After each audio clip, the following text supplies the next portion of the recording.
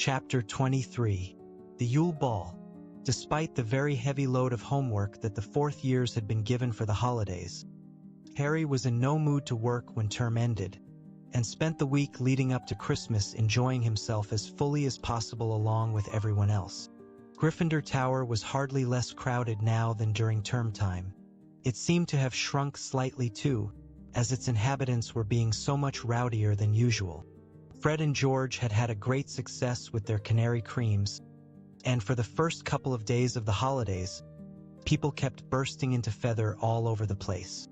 Before long, however, all the Gryffindors had learned to treat food anybody else offered them with extreme caution, in case it had a canary cream concealed in the center, and George confided to Harry that he and Fred were now working on developing something else.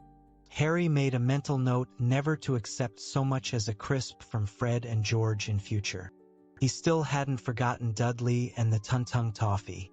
Snow was falling thickly upon the castle and its grounds now. The pale blue Beauxbatons carriage looked like a large, chilly, frosted pumpkin next to the iced gingerbread house that was Hagrid's cabin, while the Durmstrang ship's portholes were glazed with ice, the rigging white with frost.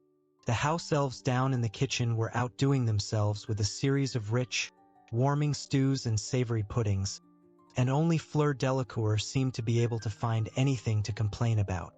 "It is too Evie all this Hogwarts food," they heard her saying grumpily as they left the great hall behind her one evening, Ron skulking behind Harry, keen not to be spotted by Fleur. "I will not fit into my dress robes." "Oh, there's a tragedy," Hermione snapped as Fleur went out into the entrance hall. "She really thinks a lot of herself, that one, doesn't she?" "Hermione, who are you going to the ball with?" said Ron. He kept springing this question on her, hoping to startle her into a response by asking it when she least expected it. However, Hermione merely frowned and said, "I'm not telling you. You'll just make fun of me." "You're joking, Weasley," said Malfoy, behind them. "You're not telling me someone's asked that to the ball? Not the long-molared mudblood." Harry and Ron both whipped around, but Hermione said loudly, waving to somebody over Malfoy's shoulder, "Hello, Professor Moody." Malfoy went pale and jumped backward, looking wildly around for Moody, but he was still up at the staff table, finishing his stew. "Twitchy little ferret, aren't you, Malfoy?" said Hermione scathingly, and she, Harry, and Ron went up the marble staircase laughing heartily. "Hermione," said Ron, looking sideways at her, suddenly frowning. "Your teeth." "What about them?" she said. "Well, they're different. I've just noticed." "Of course they are. Did you expect me to keep those fangs Malfoy gave me?" "No, I mean they're different to how they were before he put that hex on you. They're all straight and normal-sized." Hermione suddenly smiled very mischievously, and Harry noticed it too. It was a very different smile from the one he remembered. "Well, when I went up to Madame Pomfrey to get them shrunk, she held up a mirror and told me to stop her when they were back to how they normally were," she said. "And I just let her carry on a bit." She smiled even more widely. "Mum and Dad won't be too pleased. I've been trying to persuade them to let me shrink them for ages, but they wanted me to carry on with my braces. You know, they're dentists, they just don't think teeth and magic should." "Look, Pigwidgeon's back."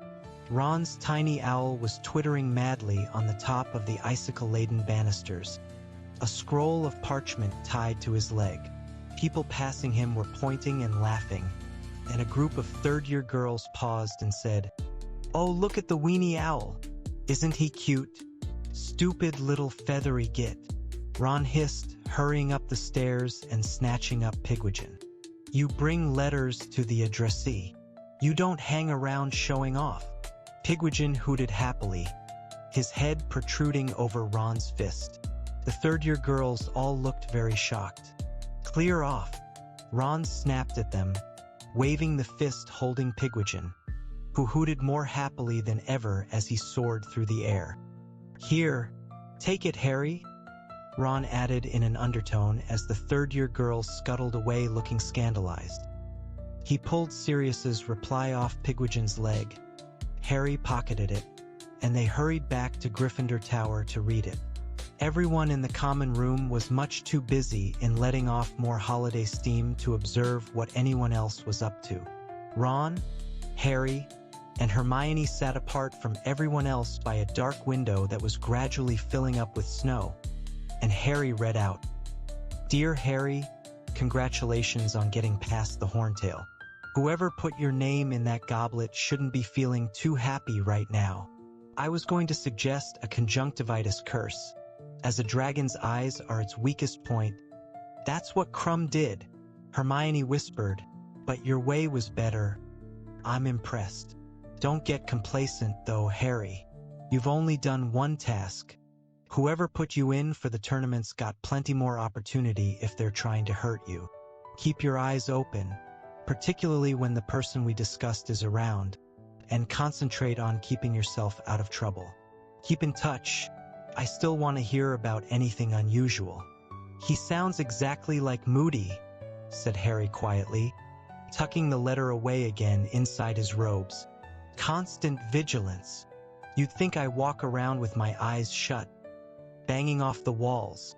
"But he's right, Harry," said Hermione. "You have still got 2 tasks to do. You really ought to have a look at that egg, and start working out what it means." "Hermione, he's got ages," snapped Ron. "Want a game of chess, Harry?" "Yeah, okay," said Harry. Then, spotting the look on Hermione's face, he said, "Come on. How am I supposed to concentrate with all this noise going on? I won't even be able to hear the egg over this lot." "Oh, I suppose not," she sighed, and she sat down to watch their chess match, which culminated in an exciting checkmate of Ron's, involving a couple of recklessly brave pawns and a very violent bishop. Harry awoke very suddenly on Christmas Day, wondering what had caused his abrupt return to consciousness. He opened his eyes and saw something with very large, round, green eyes staring back at him in the darkness, so close they were almost nose to nose. "Dobby!" Harry yelled, scrambling away from the elf so fast he almost fell out of bed. "Don't do that. Dobby is sorry, sir," squeaked Dobby anxiously, jumping backward with his long fingers over his mouth. "Dobby is only wanting to wish Harry Potter Merry Christmas and bring him a present, sir. Harry Potter did say Dobby could come and see him sometimes, sir." "It's okay," said Harry, still breathing rather faster than usual, while his heart rate returned to normal. Just prod me or something in future, all right? Don't bend over me like that." Harry pulled back the curtains around his four-poster, took his glasses from his bedside table, and put them on. His yell had awoken Ron, Seamus, Dean, and Neville. All of them were peering through the gaps in their own hangings, heavy-eyed and tousle-haired. "Someone attacking you, Harry?" Seamus asked sleepily. "No, it's just Dobby," Harry muttered. "Go back to sleep." "Nah.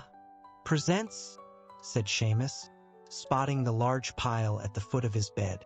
Ron, Dean, and Neville decided that now they were awake they might as well get down to some present opening too. Harry turned back to Dobby, who was now standing nervously next to Harry's bed, still looking worried that he had upset Harry. There was a Christmas bauble tied to the loop on top of his tea cozy.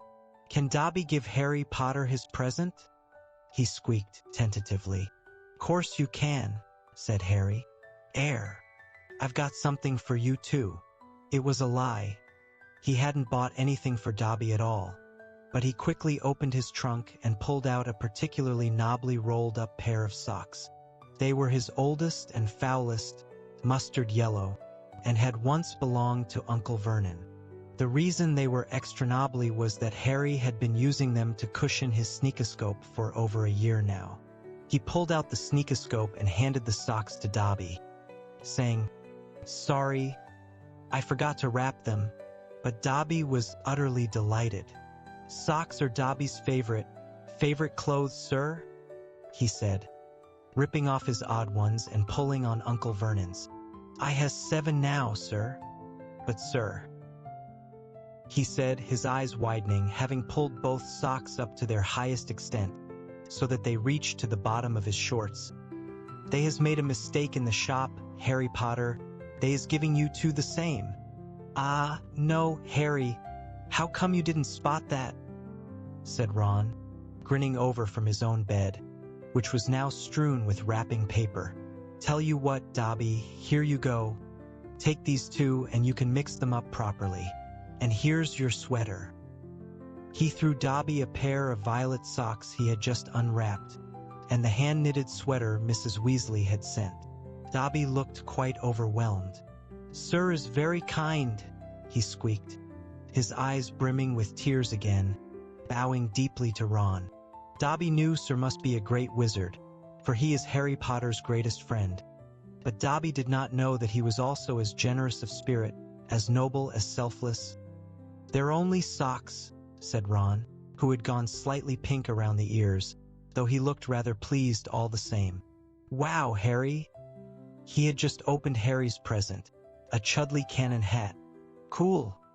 He jammed it onto his head, where it clashed horribly with his hair. Dobby now handed Harry a small package, which turned out to be socks. Dobby is making them himself, sir, the elf said happily. He is buying the wool out of his wages, sir. The left sock was bright red and had a pattern of broomsticks upon it. The right sock was green with a pattern of snitches. They're really... Well, thanks, Dobby, said Harry, and he pulled them on, causing Dobby's eyes to leak with happiness again. Dobby must go now, sir.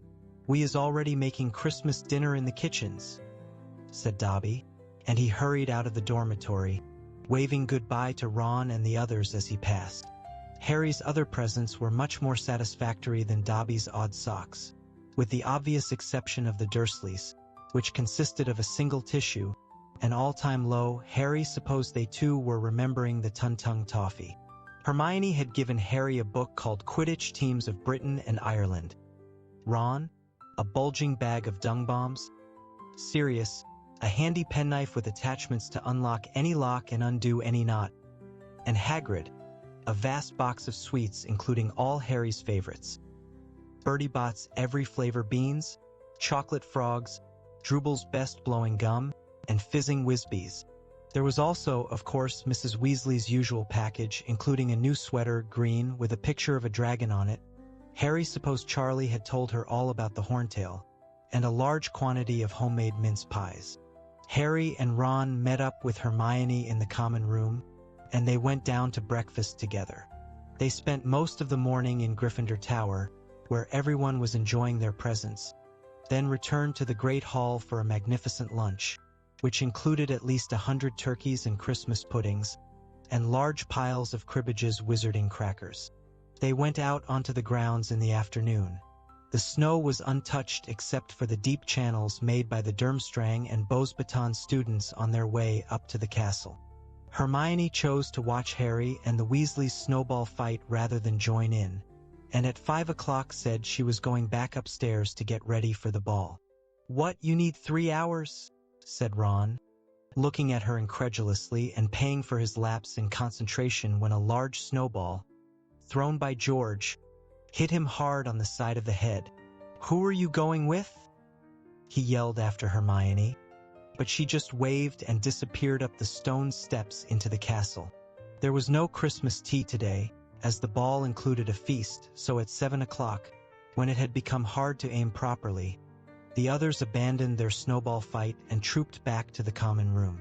The fat lady was sitting in her frame with her friend Violet from downstairs, both of them extremely tipsy, empty boxes of chocolate liqueurs littering the bottom of her picture. Larry fights, that's the one! She giggled when they gave the password, and she swung forward to let them inside. Harry, Ron, Seamus, Dean, and Neville changed into their dress robes up in their dormitory, all of them looking very self-conscious, but none as much as Ron, who surveyed himself in the long mirror in the corner with an appalled look on his face. There was just no getting around the fact that his robes looked more like a dress than anything else. In a desperate attempt to make them look more manly, he used a severing charm on the ruff and cuffs. It worked fairly well. At least he was now lace-free, although he hadn't done a very neat job, and the edges still looked depressingly frayed as the boys set off downstairs. "I still can't work out how you two got the best-looking girls in the year," muttered Dean. "Animal magnetism," said Ron gloomily, pulling stray threads out of his cuffs. The common room looked strange, full of people wearing different colors instead of the usual mass of black. Parvati was waiting for Harry at the foot of the stairs. She looked very pretty indeed, in robes of shocking pink, with her long dark plait braided with gold, and gold bracelets glimmering at her wrists. Harry was relieved to see that she wasn't giggling. "You look nice," he said awkwardly. "Thanks," she said. "Padma's going to meet you in the entrance hall," she added to Ron. "Right," said Ron, looking around. "Where's Hermione?" Parvati shrugged. "Shall we go down then, Harry?" "Okay," said Harry, wishing he could just stay in the common room. Fred winked at Harry as he passed him on the way out of the portrait hole.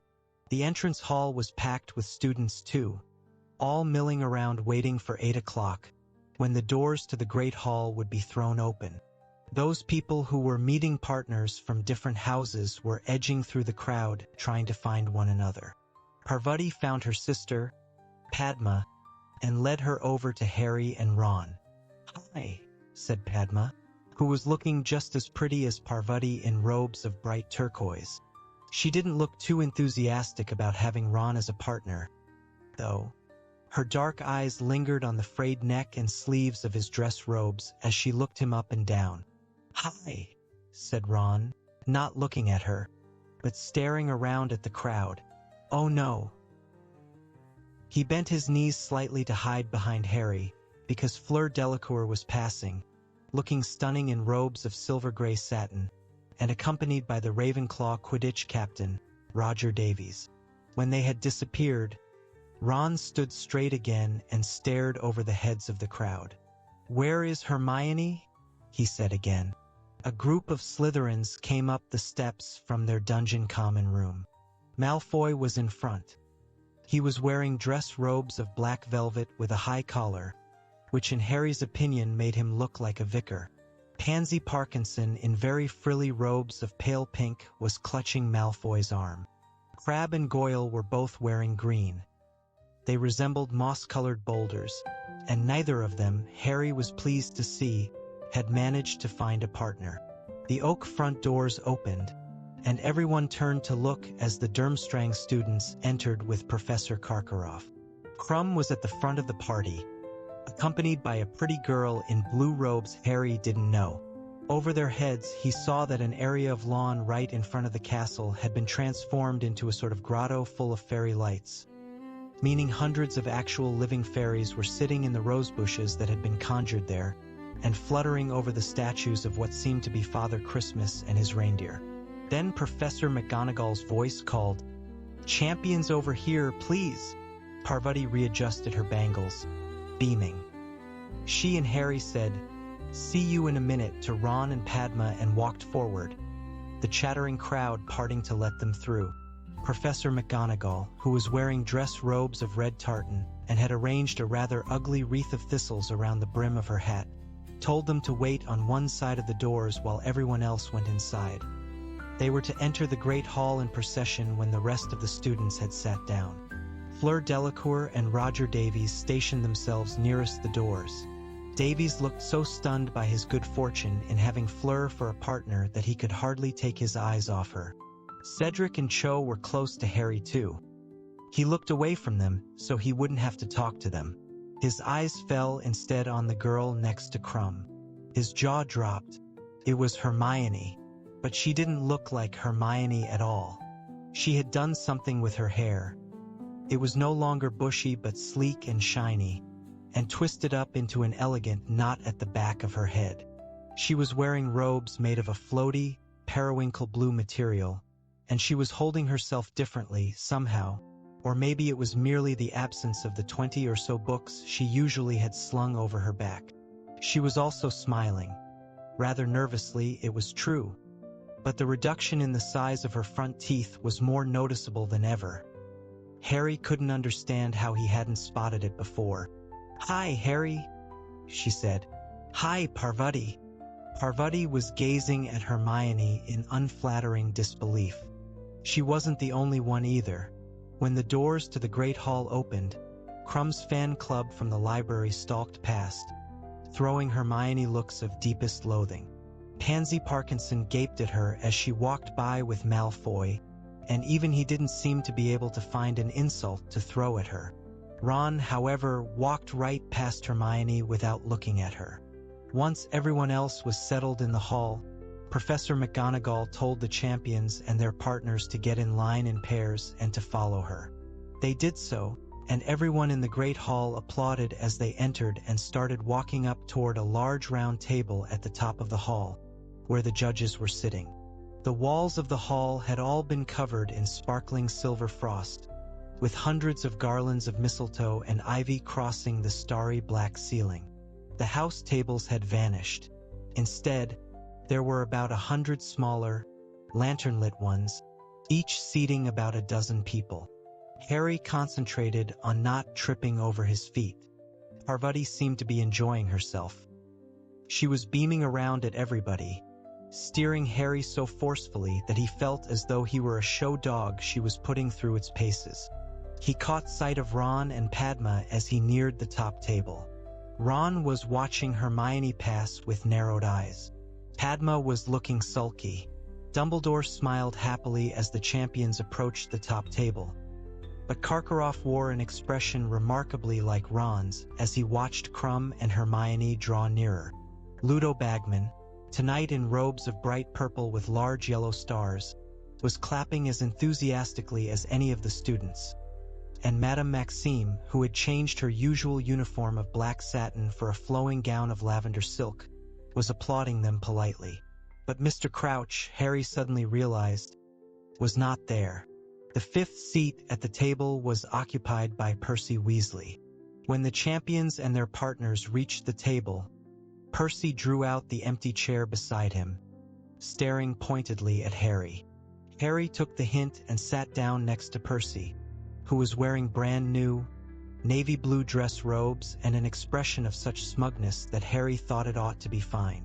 "I've been promoted," Percy said before Harry could even ask, and from his tone, he might have been announcing his election as supreme ruler of the universe. "I'm now Mr. Crouch's personal assistant, and I'm here representing him." "Why didn't he come?" Harry asked. He wasn't looking forward to being lectured on cauldron bottoms all through dinner. "I'm afraid to say Mr. Crouch isn't well. Not well at all. Hasn't been right since the World Cup. Hardly surprising, overwork. He's not as young as he was, though still quite brilliant, of course. The mind remains as great as it ever was. But the World Cup was a fiasco for the whole ministry. And then Mr. Crouch suffered a huge personal shock with the misbehavior of that house elf of his, Blinky, or whatever she was called.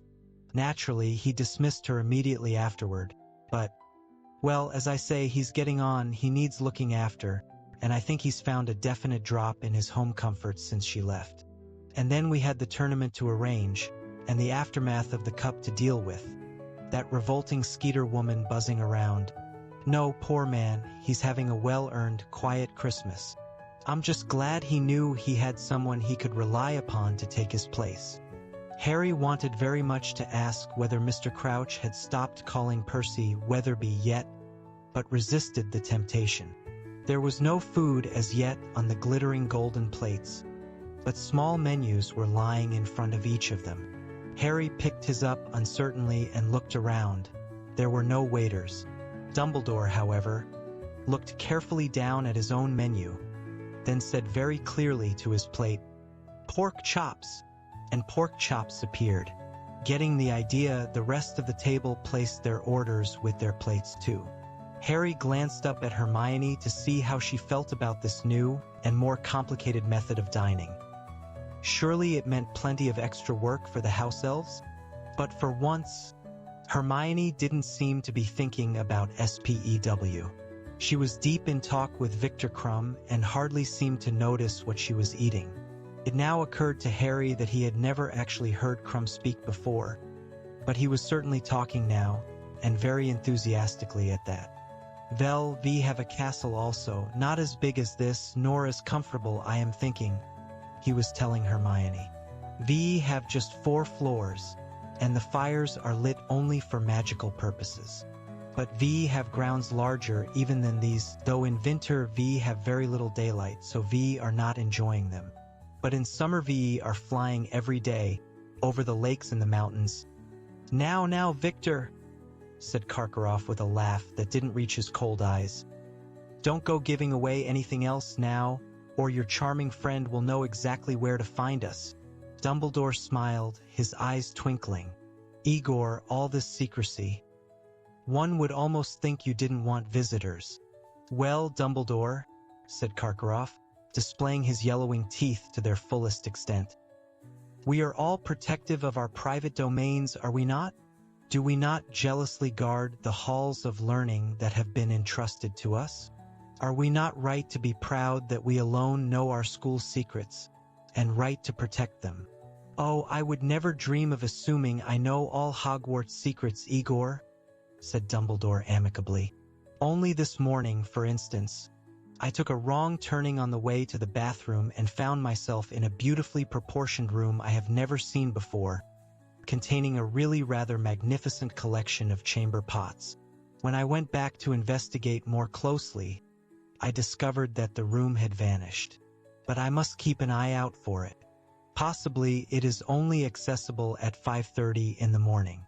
Or it may only appear at the quarter moon, or when the seeker has an exceptionally full bladder." Harry snorted into his plate of goulash. Percy frowned, but Harry could have sworn Dumbledore had given him a very small wink. Meanwhile, Fleur Delacour was criticizing the Hogwarts decorations to Roger Davies. "This is nothing," she said dismissively, looking around at the sparkling walls of the Great Hall. "At the Palace of Beauxbatons, we have ice sculptures all around the dining chamber at Christmas. They do not melt, of course. They are like huge statues of diamond, glittering around the place, and the food is simply superb. And we have choirs of wood nymphs. Oh, serenade us as we eat.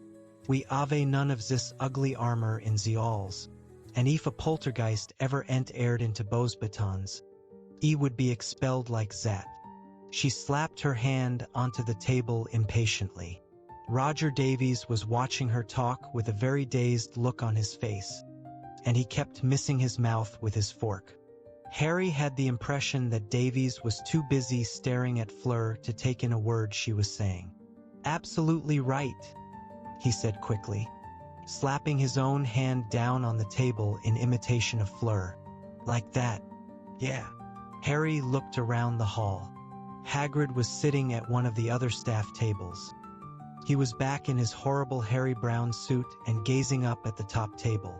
Harry saw him give a small wave, and looking around, saw Madame Maxime return it, her opals glittering in the candlelight. Hermione was now teaching Krum to say her name properly. He kept calling her Hermione. "Hermione," she said slowly and clearly. "Hermione." "Close enough," she said, catching Harry's eye and grinning. When all the food had been consumed, Dumbledore stood up and asked the students to do the same.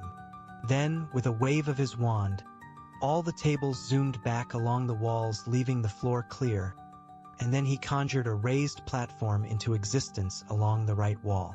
A set of drums, several guitars, a lute, a cello, and some bagpipes were set upon it. The Weird Sisters now trooped up onto the stage to wildly enthusiastic applause. They were all extremely hairy and dressed in black robes that had been artfully ripped and torn.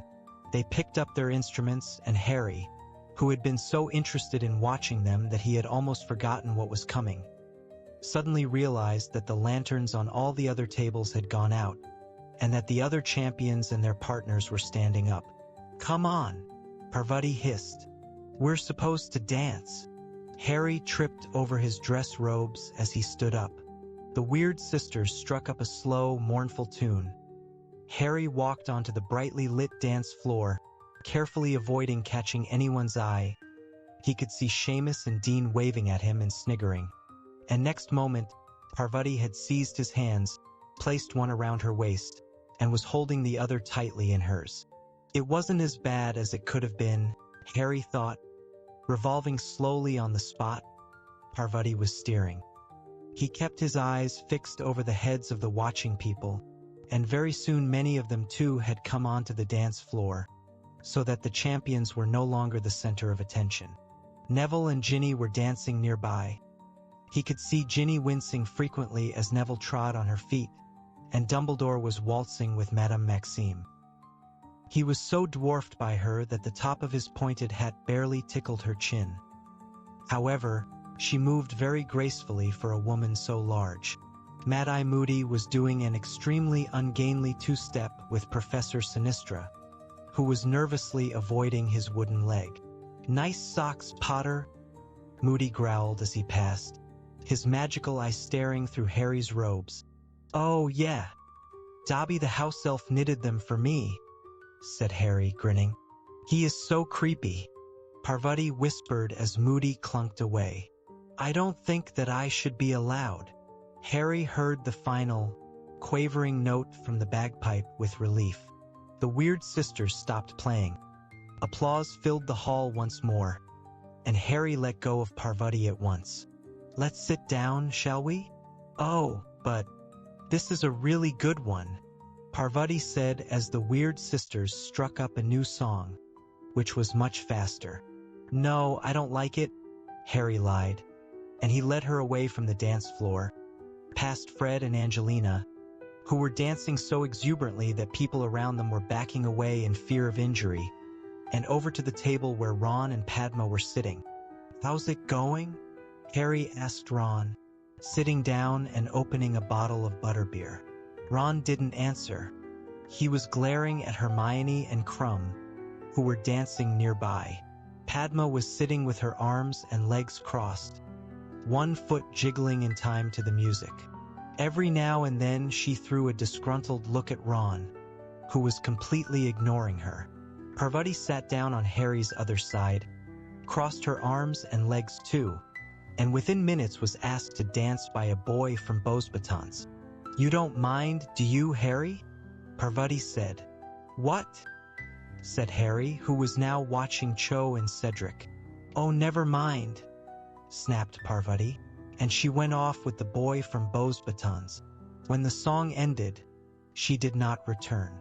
Hermione came over and sat down in Parvati's empty chair. She was a bit pink in the face from dancing. "Hi," said Harry. Ron didn't say anything. "It's hot, isn't it?" said Hermione, fanning herself with her hand. "Victor's just gone to get some drinks." Ron gave her a withering look. "Victor," he said, "hasn't he asked you to call him Vicky yet?" Hermione looked at him in surprise. "What's up with you?" she said.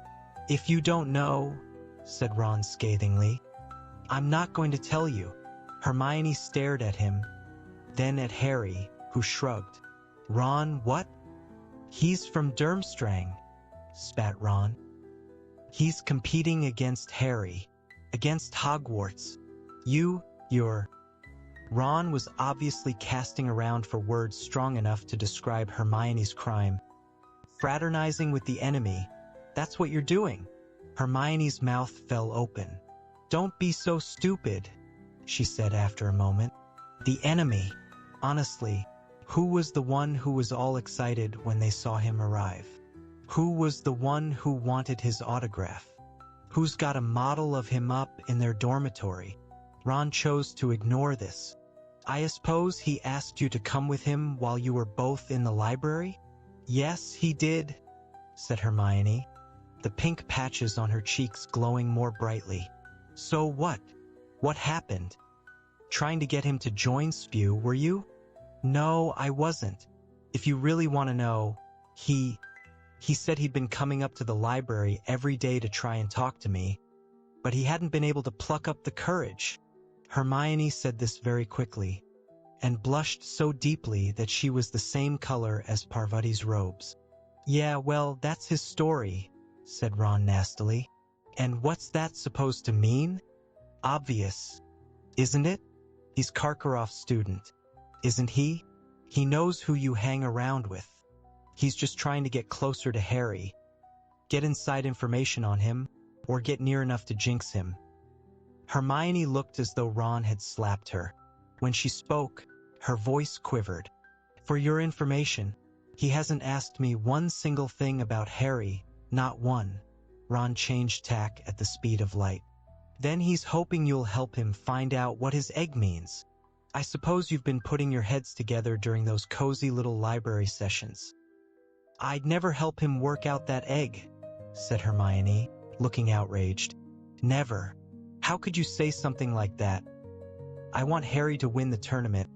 Harry knows that, don't you, Harry? You've got a funny way of showing it, sneered Ron. This whole tournament's supposed to be about getting to know foreign wizards and making friends with them, said Hermione hotly. No, it isn't, shouted Ron. It's about winning. People were starting to stare at them. Ron, said Harry quietly. I haven't got a problem with Hermione coming with Krum, but Ron ignored Harry too. Why don't you go and find Vicky? He'll be wondering where you are, said Ron. Don't call him Vicky. Hermione jumped to her feet and stormed off across the dance floor, disappearing into the crowd. Ron watched her go with a mixture of anger and satisfaction on his face. Are you going to ask me to dance at all? Padma asked him. No, said Ron, still glaring after Hermione. Fine, snapped Padma, and she got up and went to join Parvati and the Beauxbatons boy, who conjured up one of his friends to join them so fast that Harry could have sworn he had zoomed him there by a summoning charm. There is Hermione, said a voice. Krum had just arrived at their table clutching 2 butterbeers. No idea, said Ron mulishly, looking up at him. Lost her, have you? Krum was looking surly again. Vel, if you see her, tell her I have drinks, he said, and he slouched off. Made friends with Victor Krum, have you, Ron? Percy had bustled over, rubbing his hands together and looking extremely pompous. Excellent. That's the whole point, you know, international magical cooperation. To Harry's displeasure, Percy now took Padma's vacated seat.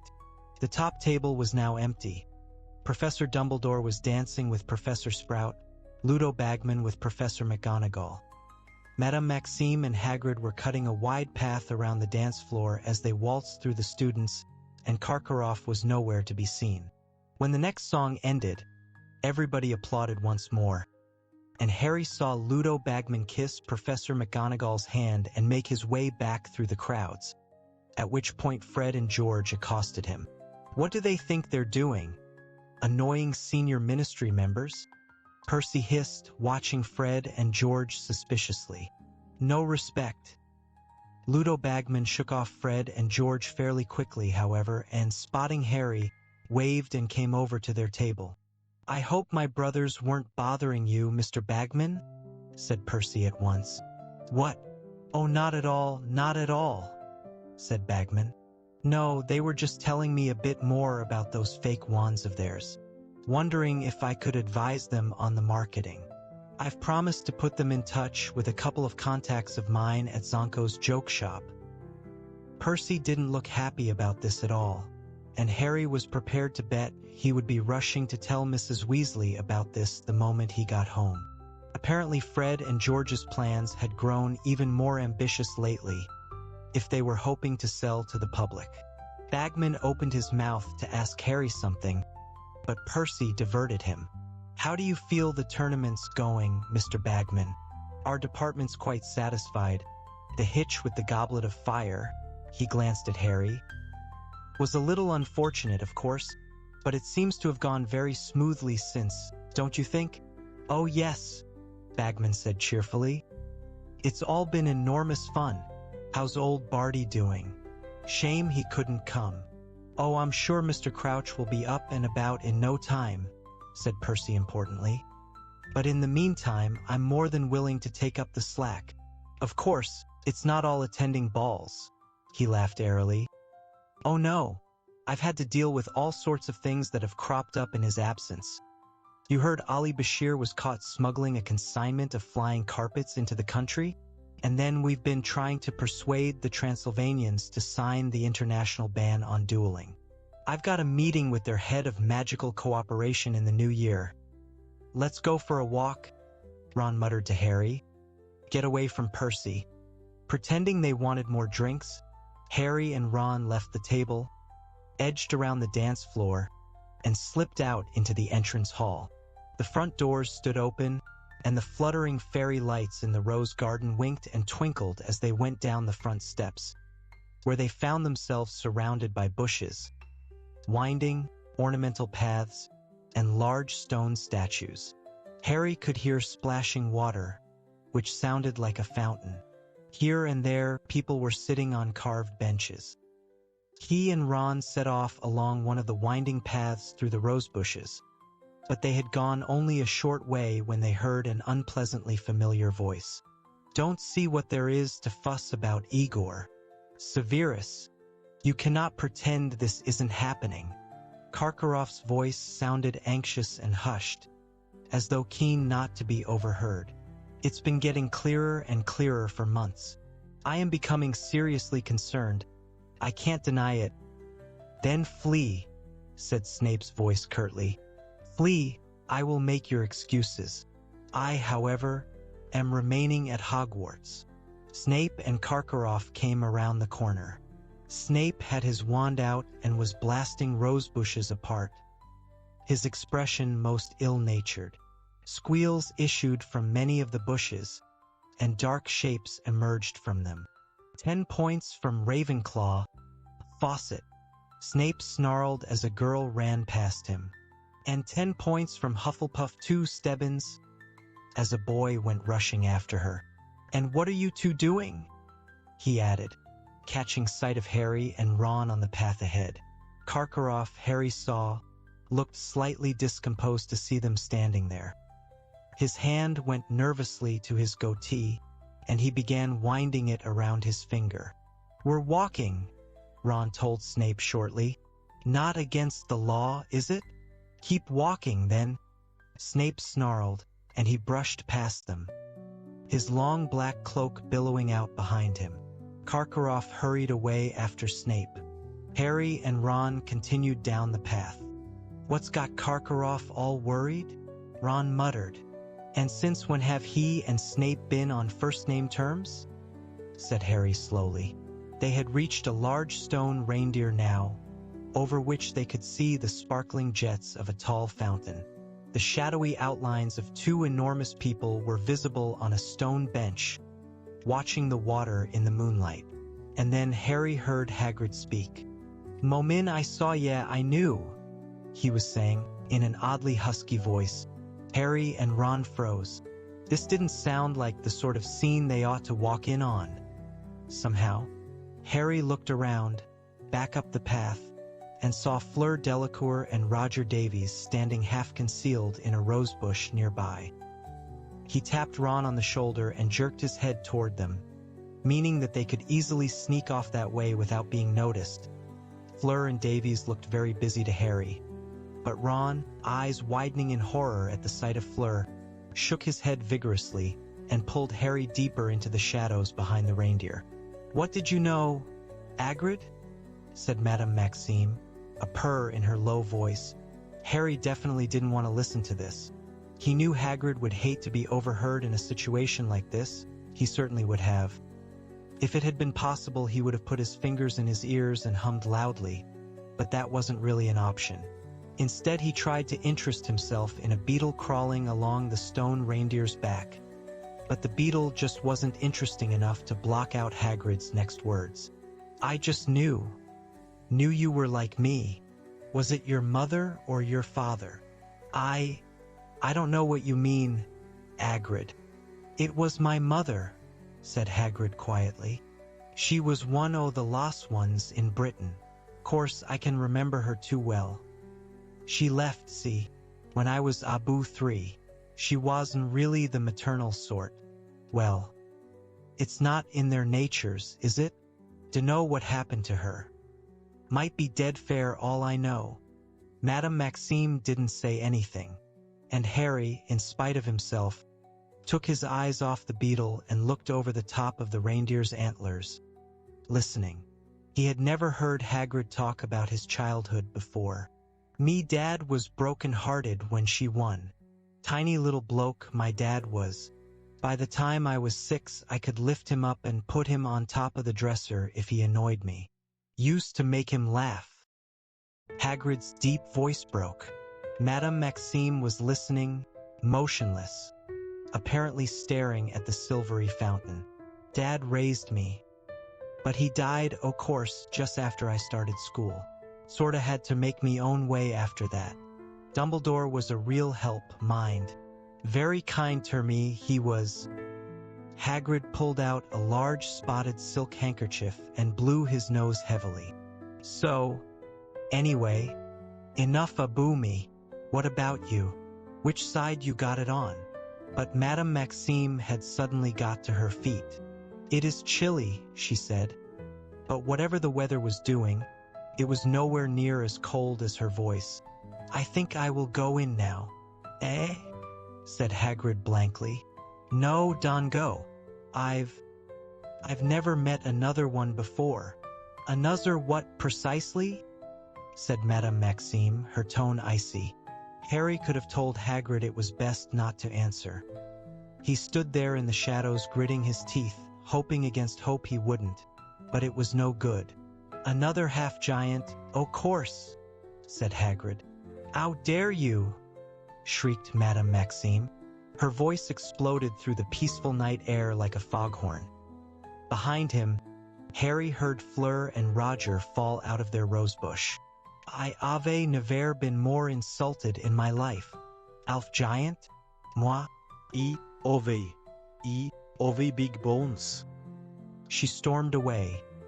Great multicolored swarms of fairies rose into the air as she passed, angrily pushing aside bushes.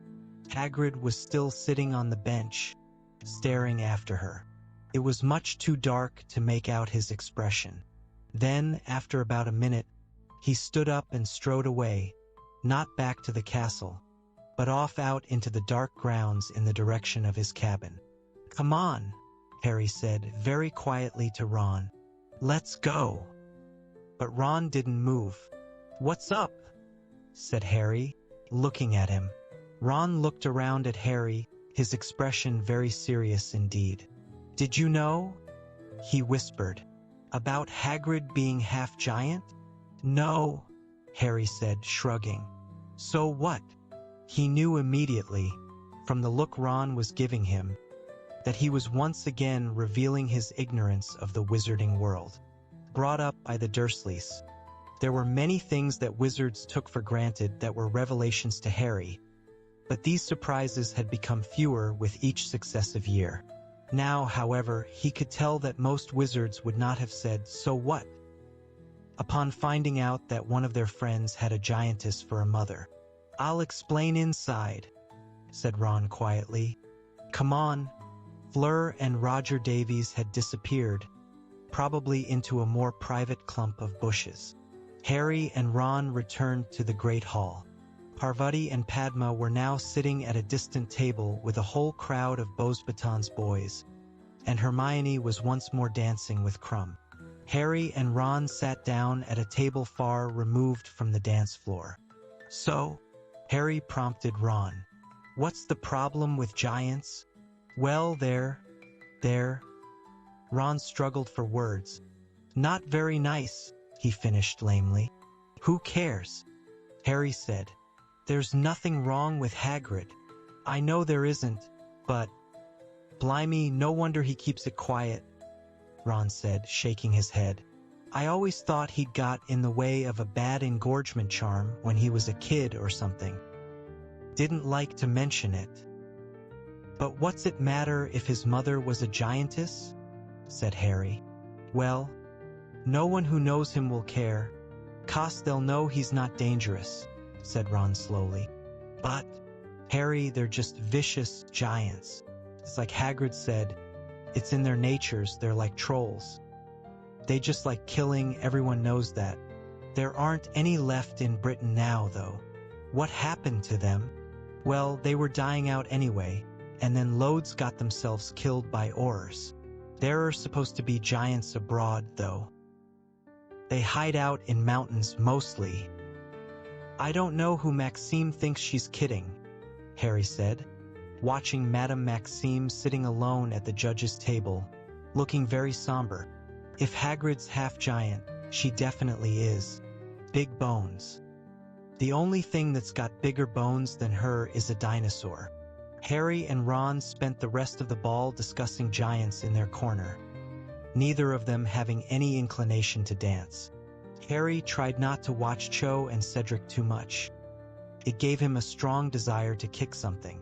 When the Weird Sisters finished playing at midnight, everyone gave them a last, loud round of applause and started to wend their way into the entrance hall.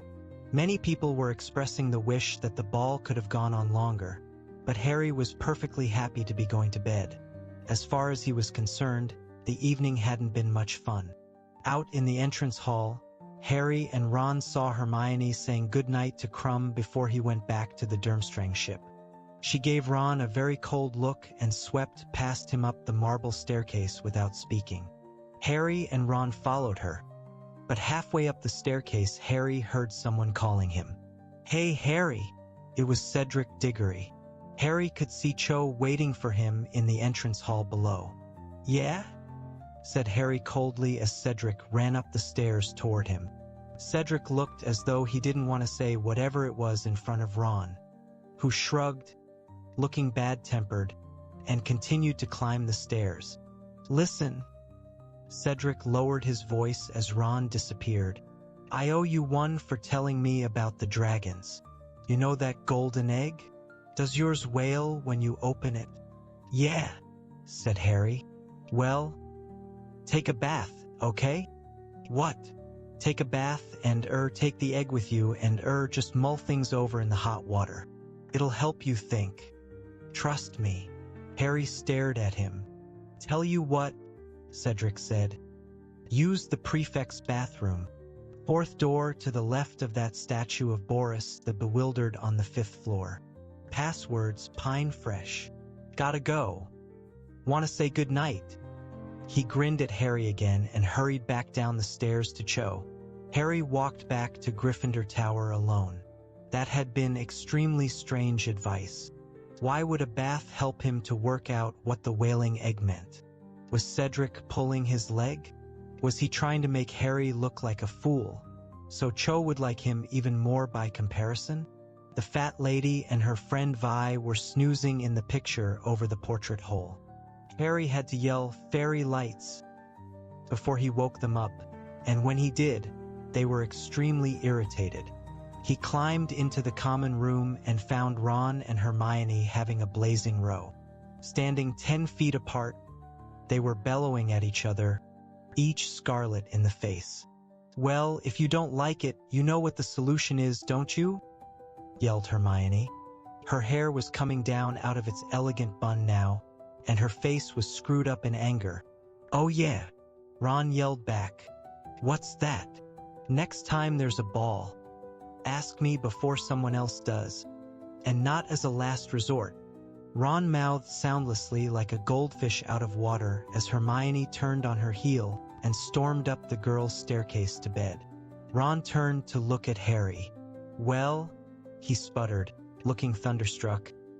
"Well, that just proves." Completely missed the point. Harry didn't say anything. He liked being back on speaking terms with Ron too much to speak his mind right now, but he somehow thought that Hermione had gotten the point much better than Ron had. Chapter 24. Rita Skeeter's Scoop. Everybody got up late on Boxing Day. The Gryffindor common room was much quieter than it had been lately. many yawns punctuating the lazy conversations. Hermione's hair was bushy again. She confessed to Harry that she had used liberal amounts of Sleekeasy's hair potion on it for the ball. "But it's way too much bother to do every day," she said matter-of-factly, scratching a purring Crookshanks behind the ears. Ron and Hermione seemed to have reached an unspoken agreement not to discuss their argument. They were being quite friendly to each other, though oddly formal. Ron and Harry wasted no time in telling Hermione about the conversation they had overheard between Madame Maxime and Hagrid. But Hermione didn't seem to find the news that Hagrid was a half-giant nearly as shocking as Ron did. "Well, I thought he must be," she said, shrugging. "I knew he couldn't be pure giant because they're about 20 feet tall. But honestly, all this hysteria about giants, they can't all be horrible. It's the same sort of prejudice that people have toward werewolves. It's just bigotry, isn't it?" Ron looked as though he would have liked to reply scathingly, but perhaps he didn't want another row, because he contented himself with shaking his head disbelievingly while Hermione wasn't looking. It was time now to think of the homework they had neglected during the first week of the holidays. Everybody seemed to be feeling rather flat now that Christmas was over. Everybody except Harry, that is, who was starting once again to feel slightly nervous. The trouble was that February the 24th looked a lot closer from this side of Christmas, and he still hadn't done anything about working out the clue inside the golden egg. He therefore started taking the egg out of his trunk every time he went up to the dormitory, opening it and listening intently, hoping that this time it would make some sense. He strained to think what the sound reminded him of, apart from 30 musical saws, but he had never heard anything else like it. He closed the egg, shook it vigorously, and opened it again to see if the sound had changed, but it hadn't. He tried asking the egg questions, shouting over all the wailing, but nothing happened. He even threw the egg across the room, though he hadn't really expected that to help. Harry had not forgotten the hint that Cedric had given him, but his less-than-friendly feelings toward Cedric just now meant that he was keen not to take his help if he could avoid it. In any case, it seemed to him that if Cedric had really wanted to give Harry a hand, he would have been a lot more explicit. He, Harry, had told Cedric exactly what was coming in the first task, and Cedric's idea of a fair exchange had been to tell Harry to take a bath. Well, he didn't need that sort of rubbishy help. Not from someone who kept walking down corridors hand in hand with Cho. Anyway, and so the first day of the new term arrived, and Harry set off to lessons, weighed down with books, parchment, and quills as usual, but also with the lurking worry of the egg heavy in his stomach, as though he were carrying that around with him too. Snow was still thick upon the grounds, and the greenhouse windows were covered in condensation so thick that they couldn't see out of them in herbology. Nobody was looking forward to care of magical creatures much in this weather, though as Ron said, the Scroots would probably warm them up nicely, either by chasing them or blasting off so forcefully that Hagrid's cabin would catch fire. When they arrived at Hagrid's cabin, however, they found an elderly witch with closely cropped gray hair and a very prominent chin standing before his front door. "Hurry up, now! The bell rang 5 minutes ago," she barked at them as they struggled toward her through the snow. "Who are you?" said Ron, staring at her. "Where's Hagrid?" "My name is Professor Grubbly Plank," she said briskly. "I am your temporary care of magical creatures teacher." "Where's Hagrid?" Harry repeated loudly. "He is indisposed," said Professor Grubbly Plank shortly. Soft and unpleasant laughter reached Harry's ears. He turned. Draco Malfoy and the rest of the Slytherins were joining the class. All of them looked gleeful, and none of them looked surprised to see Professor Grubbly Plank. "This way, please," said Professor Grubbly Plank, and she strode off around the paddock where the Beauxbatons horses were shivering. Harry, Ron, and Hermione followed her, looking back over their shoulders at Hagrid's cabin. All the curtains were closed. Was Hagrid in there, alone and ill? "What's wrong with Hagrid?" Harry said, hurrying to catch up with Professor Grubbly Plank. "Never you mind," she said as though she thought he was being nosy. "I do mind, though," said Harry hotly. "What's up with him?" Professor Grubbly-Plank acted as though she couldn't hear him. She led them past the paddock where the huge Beauxbatons horses were standing, huddled against the cold, and toward a tree on the edge of the forest, where a large and beautiful unicorn was tethered. Many of the girls "Ud" at the sight of the unicorn. "Oh, it's so beautiful," whispered Lavender Brown. "How did she get it? They're supposed to be really hard to catch." The unicorn was so brightly white it made the snow all around look gray. It was pawing the ground nervously with its golden hooves and throwing back its horned head. "Boys, keep back," barked Professor Grubbly-Plank, throwing out an arm and catching Harry hard in the chest. "They prefer the woman's touch, unicorns. Girls to the front, and approach with care. Come on, easy does it." She and the girls walked slowly forward toward the unicorn, leaving the boys standing near the paddock fence, watching. The moment Professor Grubbly-Plank was out of earshot, Harry turned to Ron. "What you reckon's wrong with him? You don't think a scrut?" "Oh, he hasn't been attacked, Potter, if that's what you're thinking," said Malfoy softly. "No, he's just too ashamed to show his big, ugly face." "What you mean?" said Harry sharply. Malfoy put his hand inside the pocket of his robes and pulled out a folded page of newsprint. "There you go," he said. "Hate to break it to you, Potter."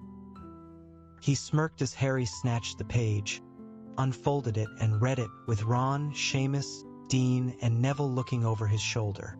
It was an article topped with a picture of Hagrid looking extremely shifty.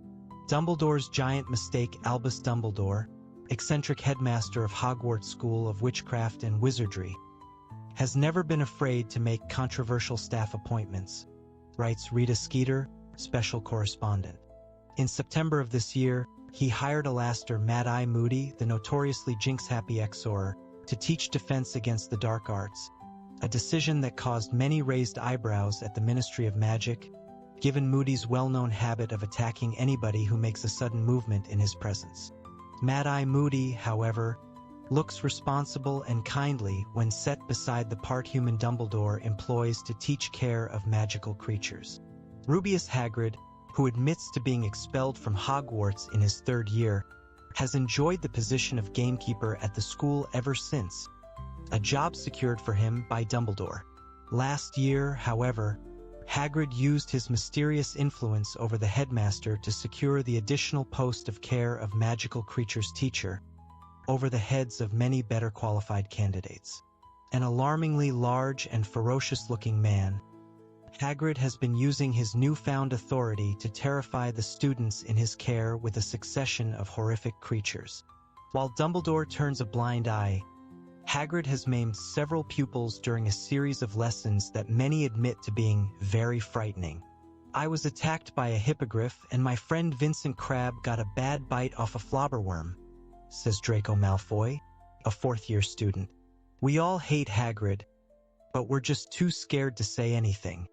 Hagrid has no intention of ceasing his campaign of intimidation, however. In conversation with a Daily Prophet reporter last month, he admitted breeding creatures he has dubbed blast-ended scruts, highly dangerous crosses between manticores and fire crabs. The creation of new breeds of magical creature is, of course, an activity usually closely observed by the Department for the Regulation and Control of Magical Creatures. Hagrid, however, considers himself to be above such petty restrictions. "I was just having some fun," he says, before hastily changing the subject.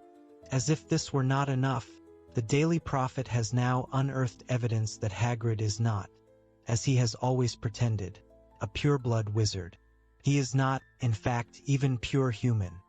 His mother, we can exclusively reveal, is none other than the giantess Verdwulfa, whose whereabouts are currently unknown.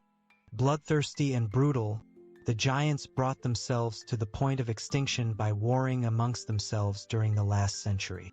The handful that remained joined the ranks of He Who Must Not Be Named, and were responsible for some of the worst mass Muggle killings of his reign of terror. While many of the giants who served He Who Must Not Be Named were killed by Aurors working against the dark side, Fridwulfa was not among them. It is possible she escaped to one of the giant communities still existing in foreign mountain ranges. If his antics during care of magical creatures' lessons are any guide, however, Fridwulfa's son appears to have inherited her brutal nature. In a bizarre twist, Hagrid is reputed to have developed a close friendship with the boy who brought around whose fall from power, thereby driving Hagrid's own mother, like the rest of whose supporters, into hiding. Perhaps Harry Potter is unaware of the unpleasant truth about his large friend. But Albus Dumbledore surely has a duty to ensure that Harry Potter, along with his fellow students, is warned about the dangers of associating with part giants. Harry finished reading and looked up at Ron, whose mouth was hanging open. "How did she find out?" he whispered. But that wasn't what was bothering Harry. "What do you mean? We all hate Hagrid?" Harry spat at Malfoy. "What's this rubbish about him?" He pointed at Crabbe. "Getting a bad bite off a flobberworm. They haven't even got teeth." Crabbe was sniggering, apparently very pleased with himself. "Well, I think this should put an end to the oaf's teaching career," said Malfoy, his eyes glinting. "Half-giant. And there was me thinking he'd just swallowed a bottle of Skilgro when he was young. None of the mummies and daddies are going to like this at all. They'll be worried he'll eat their kids. Ha ha. Are you paying attention over there?" Professor Grubbly-Plank's voice carried over to the boys. The girls were all clustered around the unicorn now, stroking it. Harry was so angry that the Daily Prophet article shook in his hands as he turned to stare unseeingly at the unicorn, whose many magical properties Professor Grubbly-Plank was now enumerating in a loud voice, so that the boys could hear too. "I hope she stays, that woman," said Parvati Patil when the lesson had ended and they were all heading back to the castle for lunch. "That's more what I thought care of magical creatures would be like. Proper creatures like unicorns, not monsters." "What about Hagrid?" Harry said angrily as they went up the steps. "What about him?" said Parvati in a hard voice. "He can still be gamekeeper, can't he?"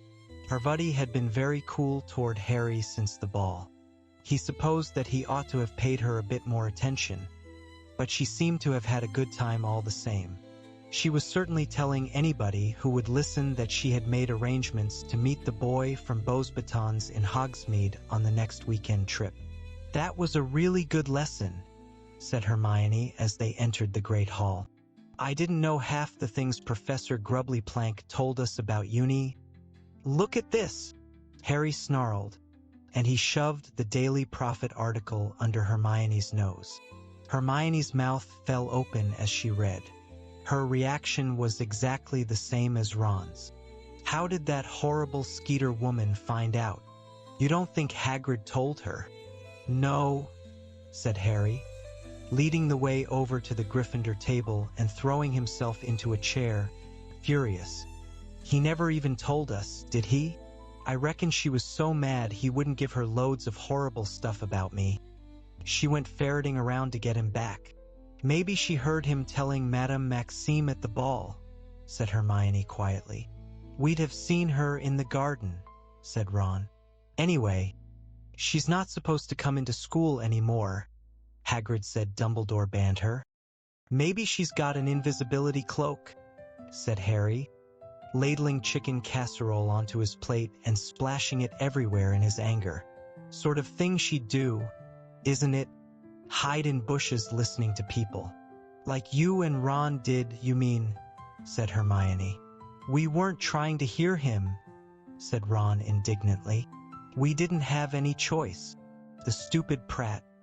Talking about his giantess mother where anyone could have heard him."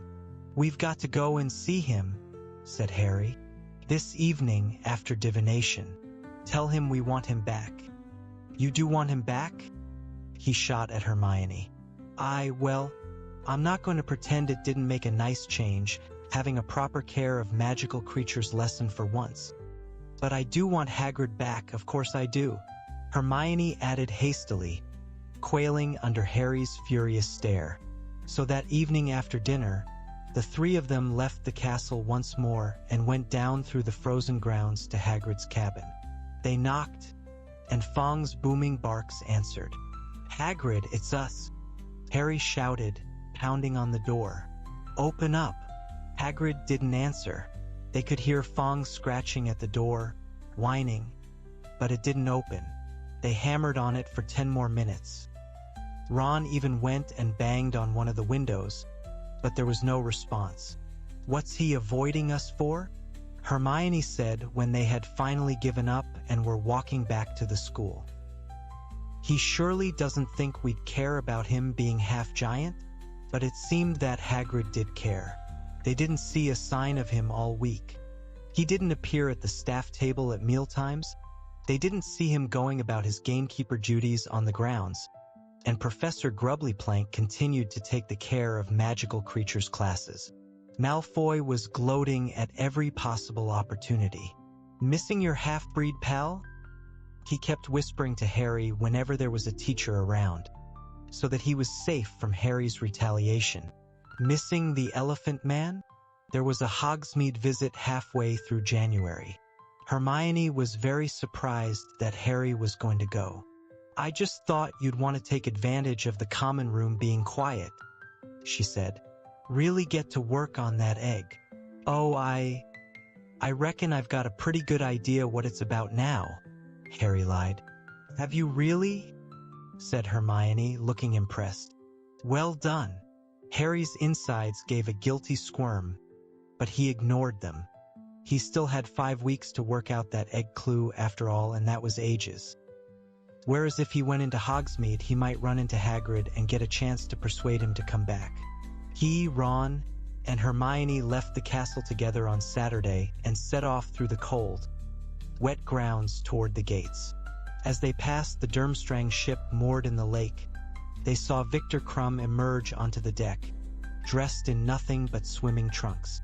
He was very skinny indeed, but apparently a lot tougher than he looked, because he climbed up onto the side of the ship, stretched out his arms, and dived right into the lake. "He's mad," said Harry, staring at Krum's dark head as it bobbed out into the middle of the lake. "It must be freezing, it's January." "It's a lot colder where he comes from," said Hermione. "I suppose it feels quite warm to him." "Yeah, but there's still the giant squid," said Ron. He didn't sound anxious. If anything, he sounded hopeful. Hermione noticed his tone of voice and frowned. "He's really nice, you know," she said. "He's not at all like you'd think, coming from Durmstrang. He likes it much better here, he told me." Ron said nothing. He hadn't mentioned Victor Krum since the ball, but Harry had found a miniature arm under his bed on Boxing Day, which had looked very much as though it had been snapped off a small model figure wearing Bulgarian Quidditch robes.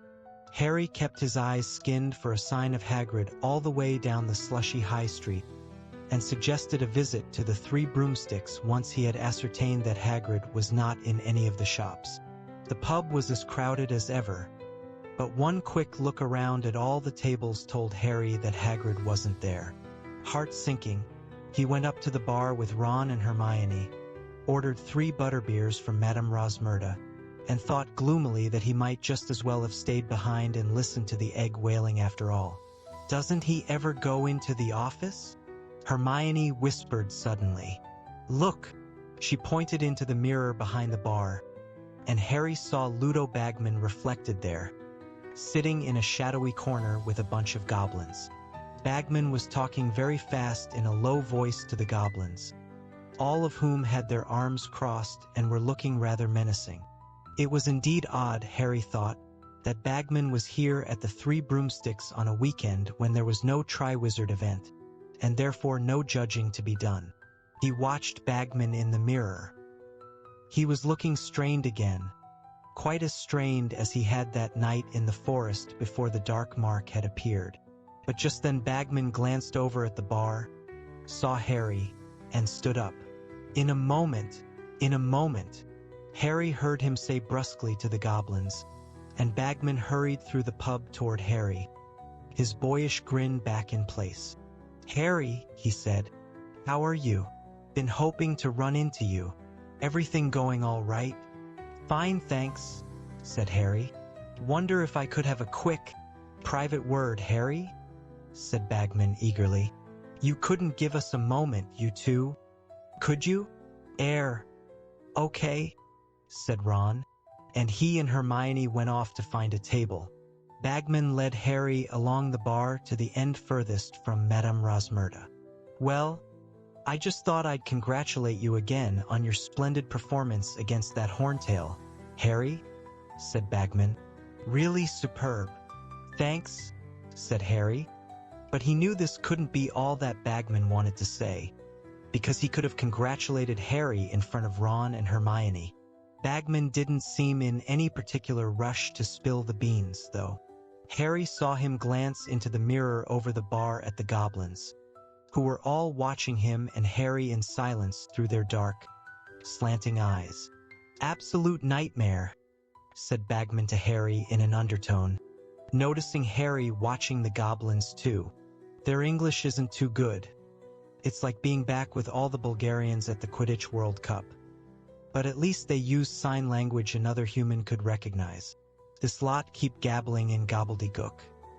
And I only know one word of gobbledygook. Bladvac. It means pickaxe. I don't like to use it in case they think I'm threatening them." He gave a short, booming laugh. "What do they want?" Harry said, noticing how the goblins were still watching Bagman very closely. Well," said Bagman, looking suddenly nervous. "They're looking for Barty Crouch." "Why are they looking for him here?" said Harry. "He's at the Ministry in London, isn't he?" As a matter of fact, I've no idea where he is," said Bagman. "He's sort of stopped coming to work. Been absent for a couple of weeks now. Young Percy, his assistant, says he's ill. Apparently he's just been sending instructions in by owl.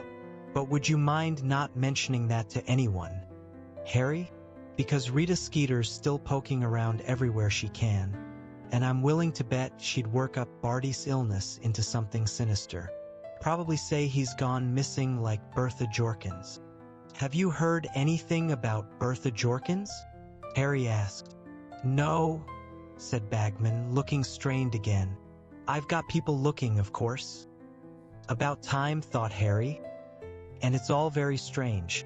She definitely arrived in Albania because she met her second cousin there. And then she left the cousin's house to go south and see an aunt. And she seems to have vanished without trace en route. Blowed if I can see where she's got to. She doesn't seem the type to elope, for instance. But still, what are we doing talking about goblins and Bertha Jorkins? I really wanted to ask you."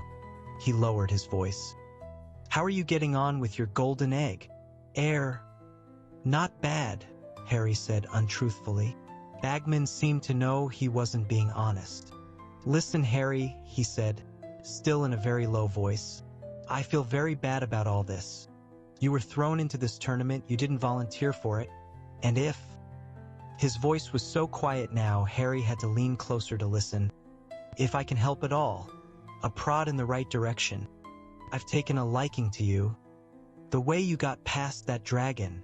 Well, just say the word." Harry stared up into Bagman's round, rosy face and his wide, baby blue eyes. "We're supposed to work out the clues alone, aren't we?" he said, careful to keep his voice casual and not sound as though he was accusing the head of the Department of Magical Games and Sports of breaking the rules. Well, yes," said Bagman impatiently. "But, come on, Harry.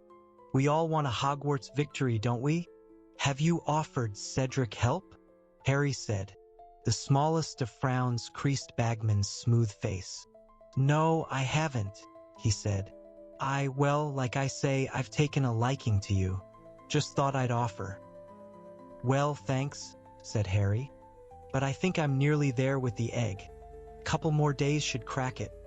He wasn't entirely sure why he was refusing Bagman's help, except that Bagman was almost a stranger to him, and accepting his assistance would feel somehow much more like cheating than asking advice from Ron, Hermione, or Sirius. Bagman looked almost affronted, but couldn't say much more as Fred and George turned up at that point. "Hello, Mr. Bagman," said Fred brightly. "Can we buy you a drink?" No, said Bagman, with a last disappointed glance at Harry. "No, thank you, boys." Fred and George looked quite as disappointed as Bagman, who was surveying Harry as though he had let him down badly. "Well, I must dash," he said. "Nice seeing you all. Good luck, Harry." He hurried out of the pub. The goblins all slid off their chairs and exited after him. Harry went to rejoin Ron and Hermione. What did he want? Ron said the moment Harry had sat down. "He offered to help me with the golden egg," said Harry. "He shouldn't be doing that," said Hermione, looking very shocked. "He's one of the judges. And anyway, you've already worked it out, haven't you?" "Nearly," said Harry. "Well, I don't think Dumbledore would like it if he knew Bagman was trying to persuade you to cheat," said Hermione, still looking deeply disapproving. "I hope he's trying to help Cedric as much." "He's not, I asked," said Harry.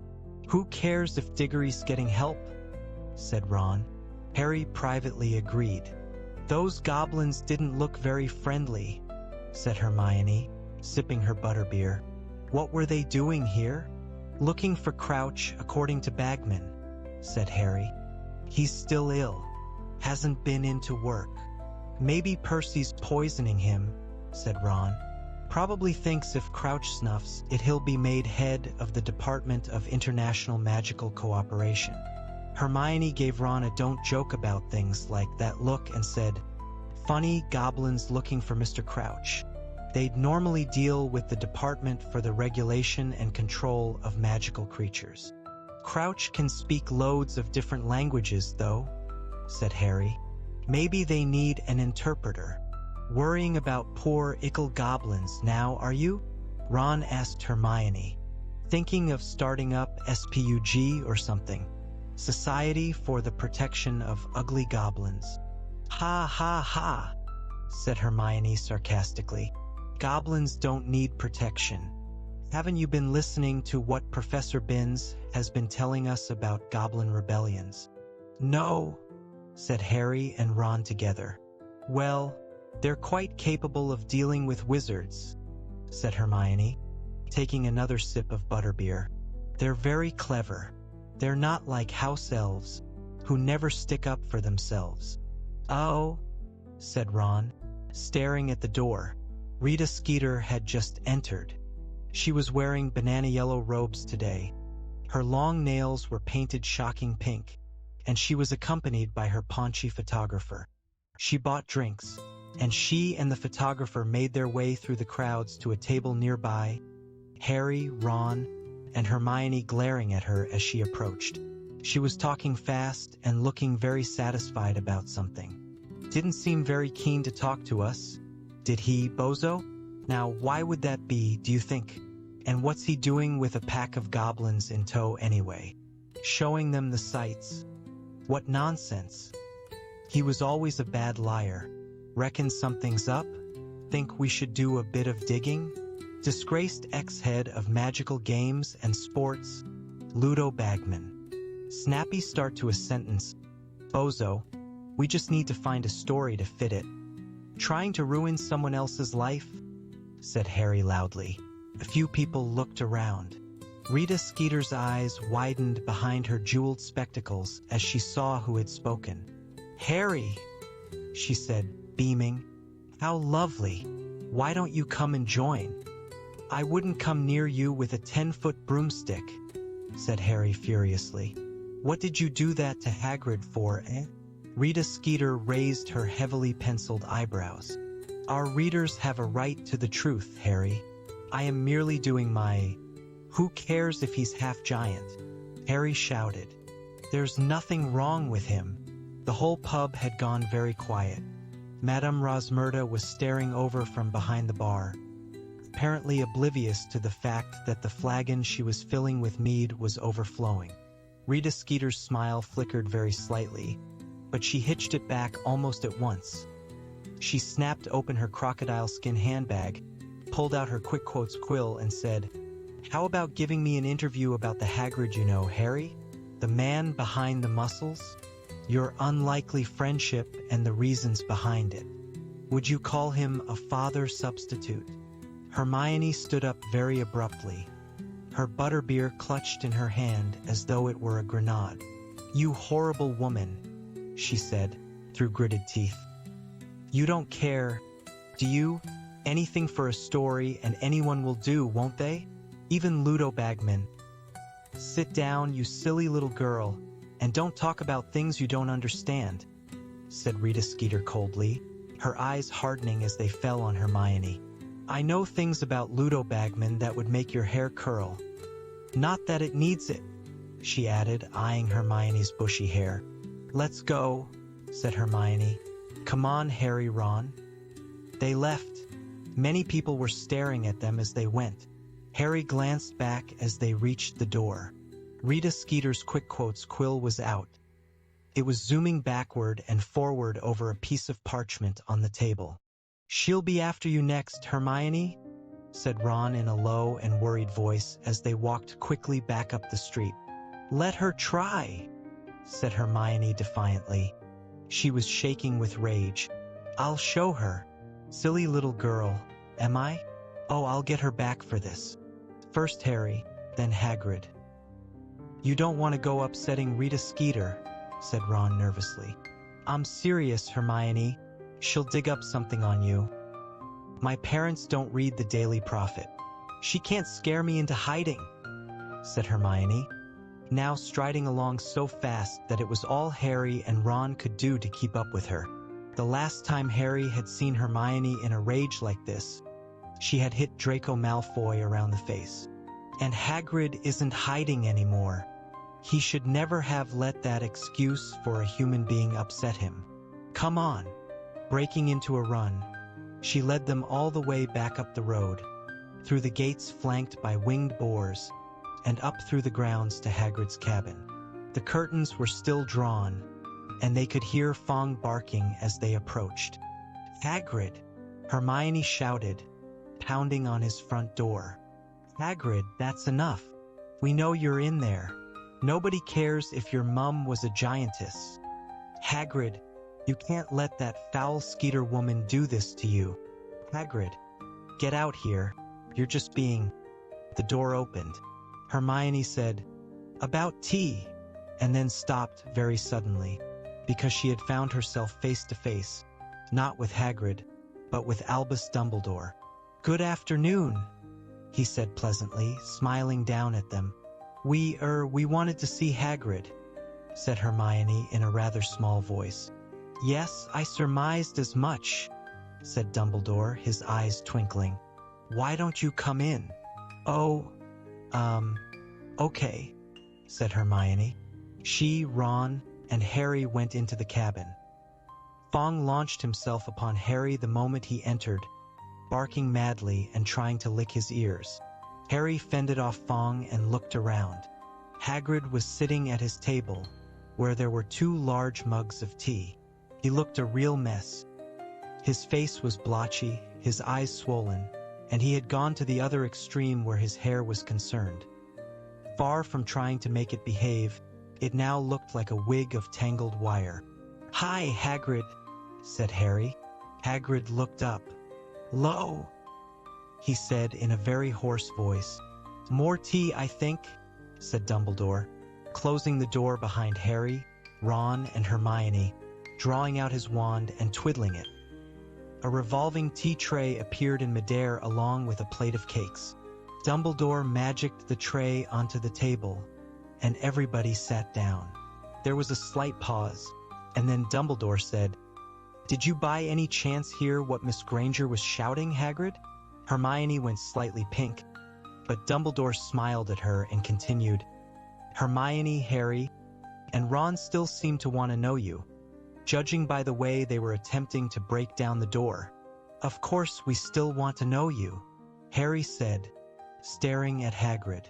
You don't think anything that Skeeter Cow, sorry, Professor, he added quickly, looking at Dumbledore. I have gone temporarily deaf and haven't any idea what you said, Harry, said Dumbledore, twiddling his thumbs and staring at the ceiling. Right, said Harry sheepishly.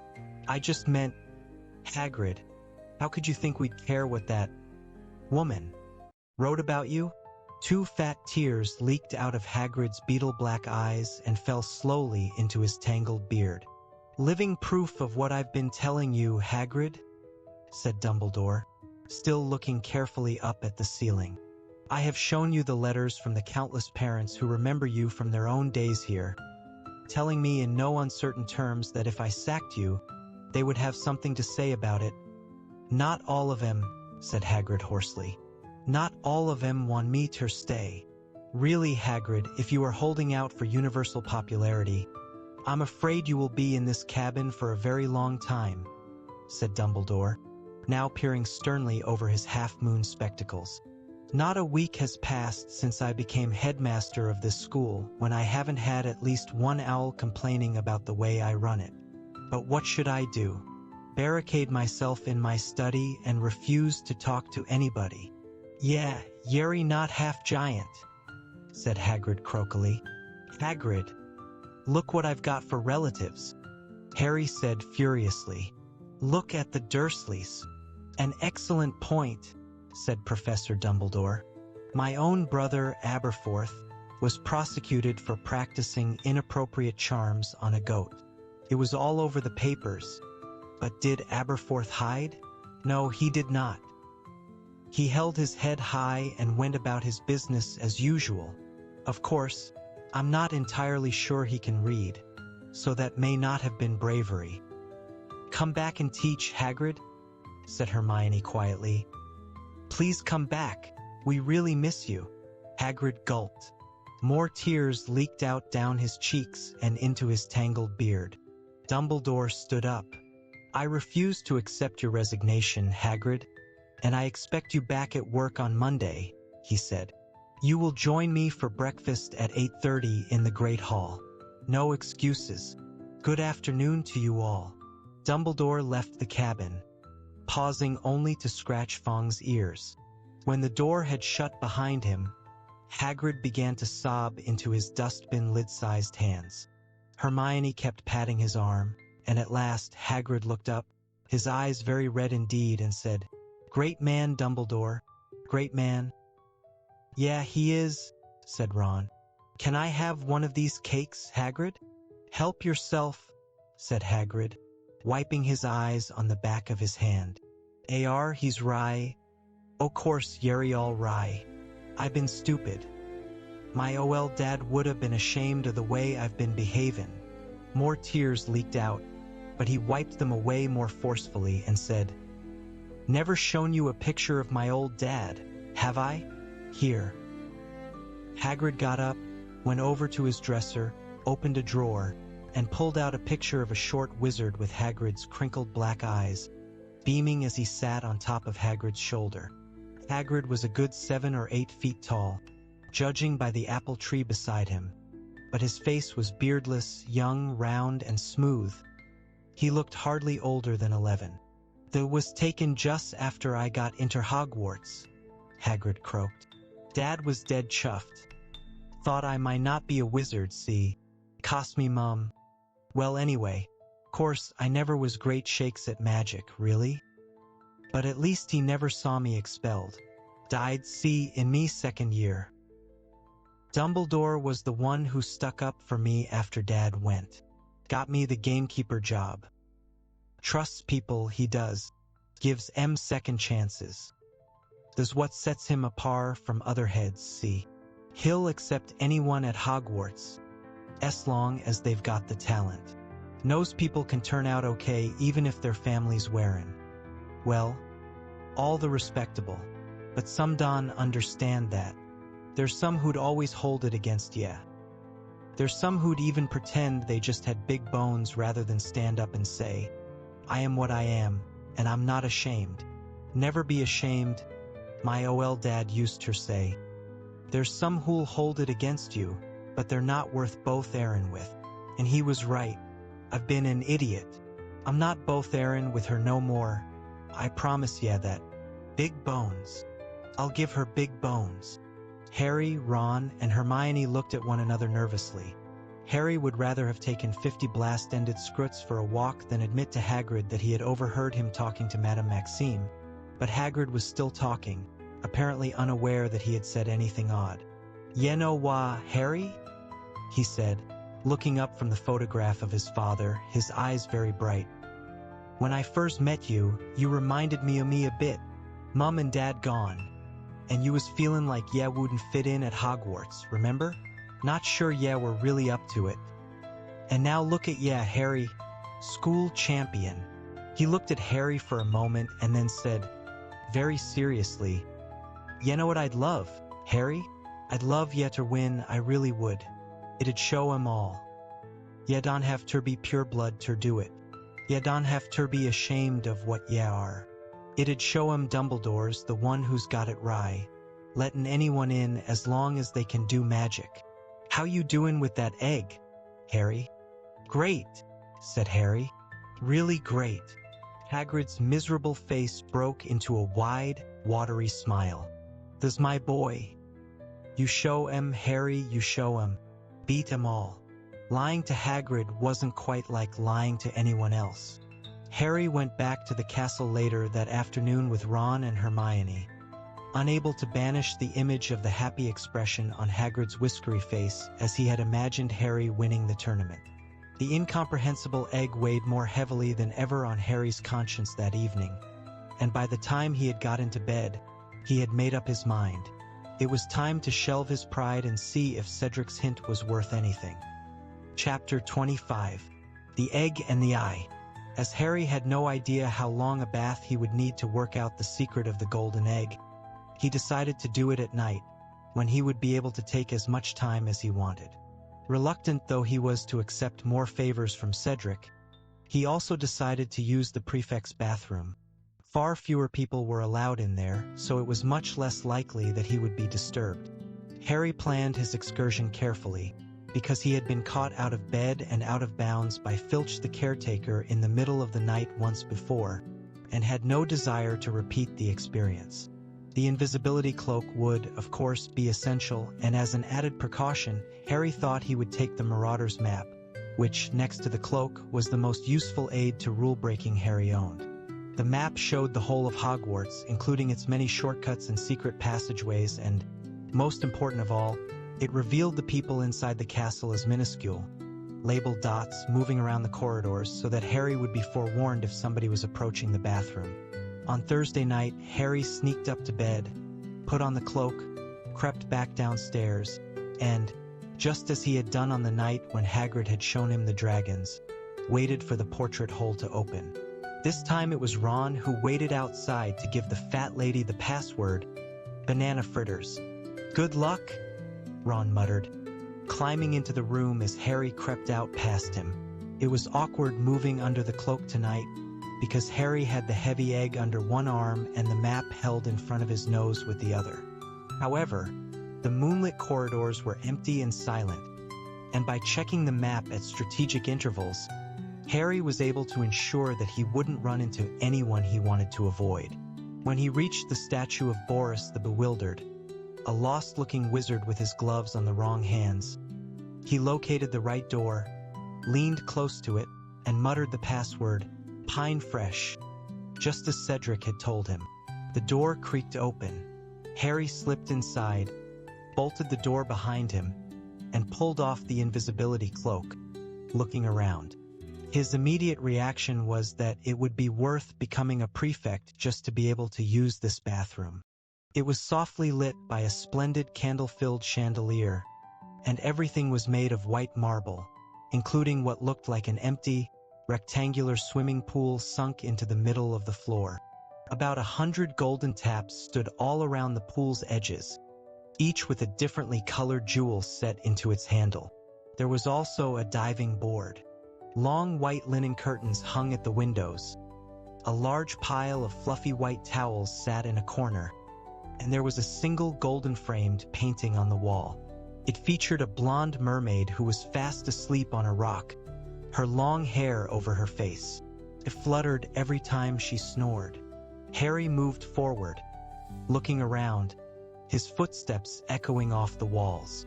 Magnificent though the bathroom was, and quite keen though he was to try out a few of those taps, now he was here, he couldn't quite suppress the feeling that Cedric might have been having him on.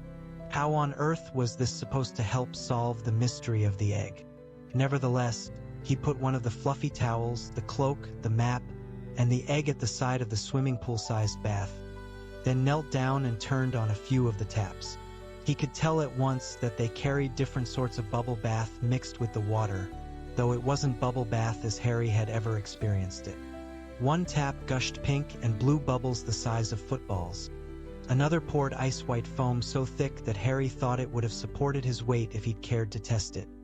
A third sent heavily perfumed purple clouds hovering over the surface of the water. Harry amused himself for a while turning the taps on and off, particularly enjoying the effect of one whose jet bounced off the surface of the water in large arcs. Then, when the deep pool was full of hot water, foam, and bubbles, which took a very short time considering its size, Harry turned off all the taps, pulled off his pajamas, slippers, and dressing gown, and slid into the water. It was so deep that his feet barely touched the bottom, and he actually did a couple of lengths before swimming back to the side and treading water, staring at the egg.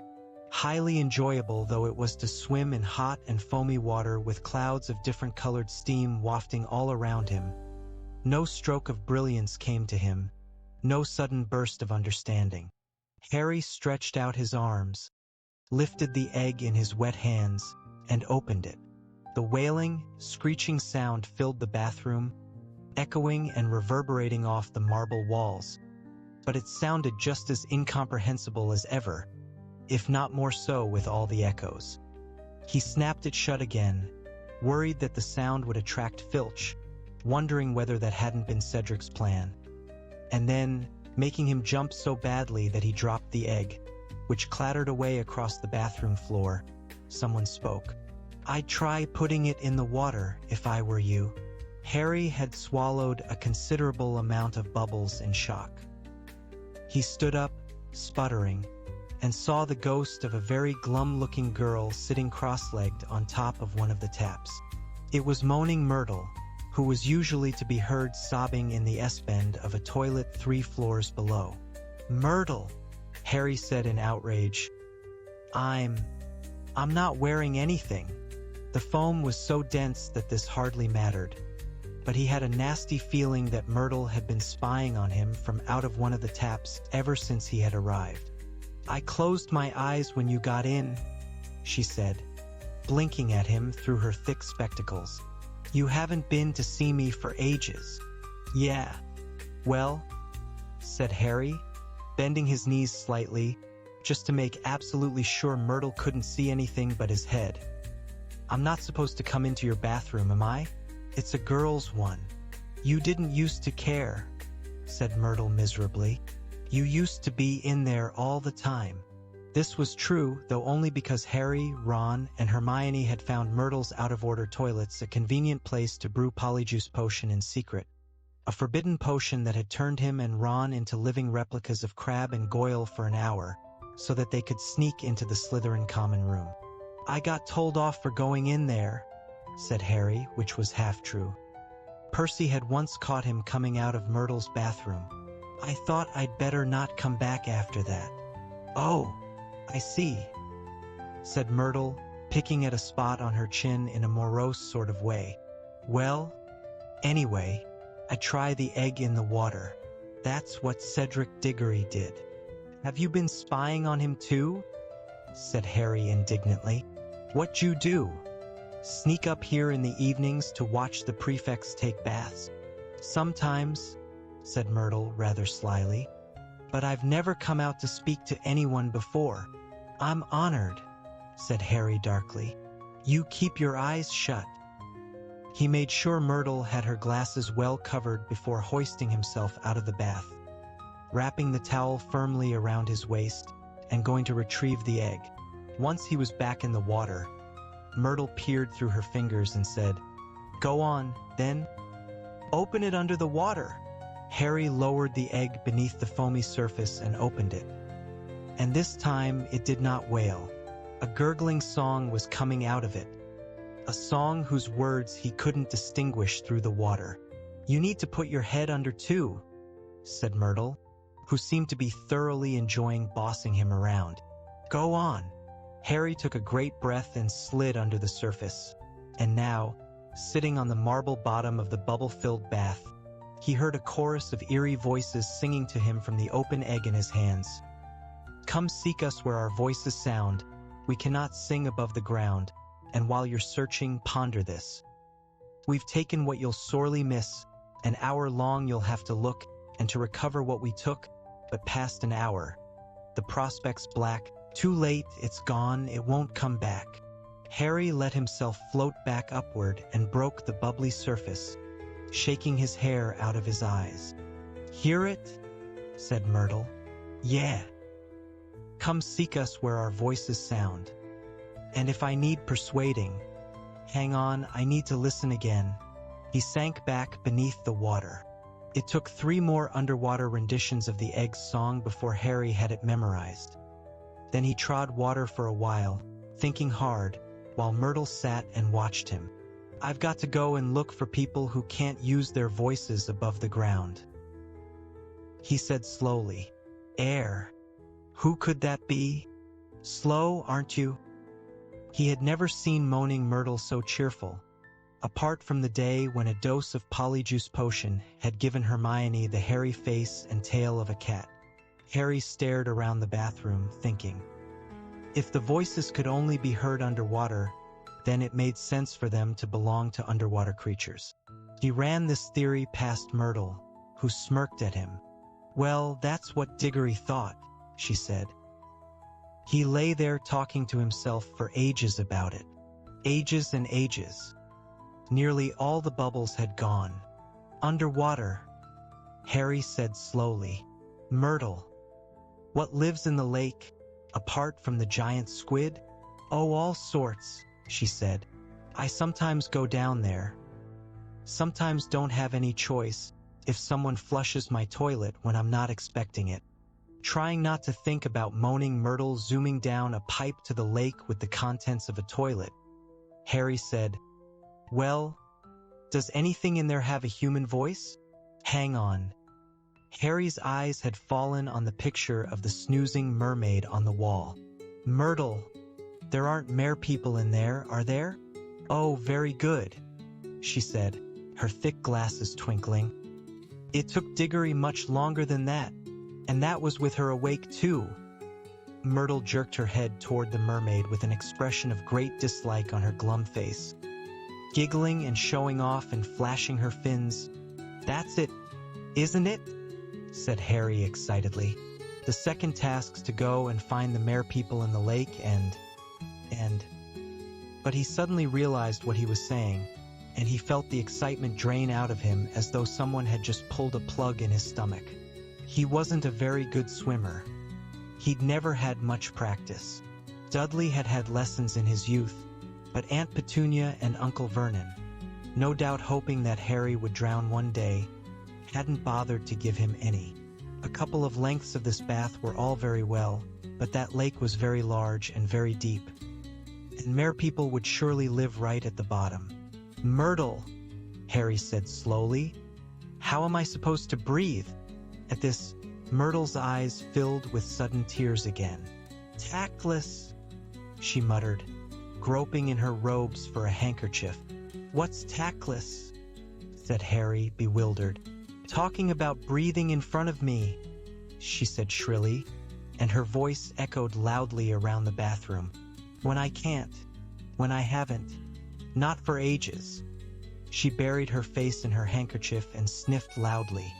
Harry remembered how touchy Myrtle had always been about being dead, but none of the other ghosts he knew made such a fuss about it.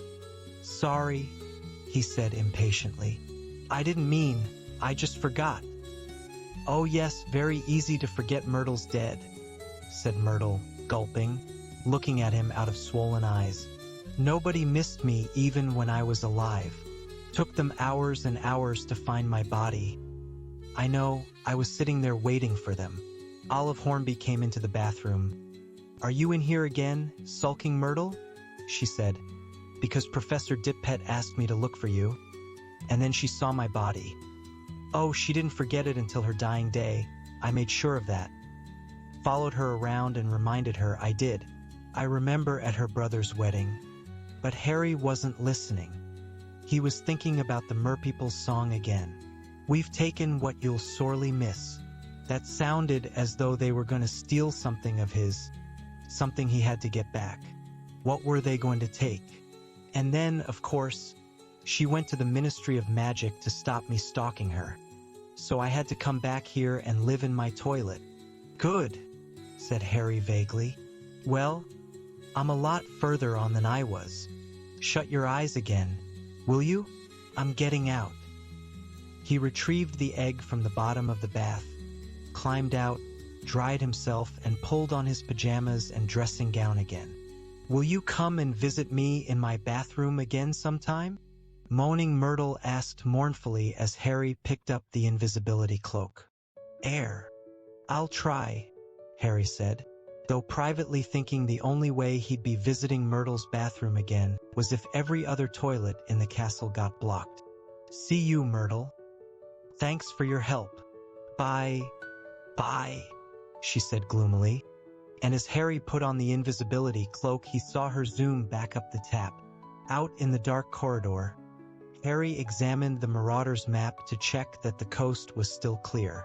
Yes, the dots belonging to Filch and his cat, Mrs. Norris, were safely in their office. Nothing else seemed to be moving apart from Peeves, though he was bouncing around the trophy room on the floor above.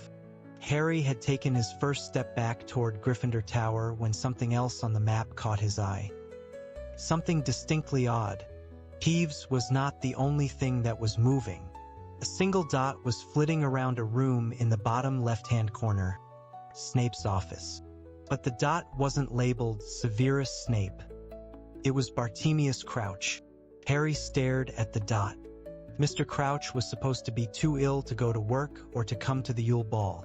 So what was he doing? Sneaking into Hogwarts at 1 o'clock in the morning?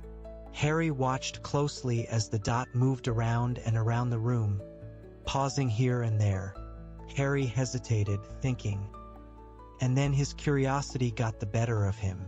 He turned and set off in the opposite direction toward the nearest staircase.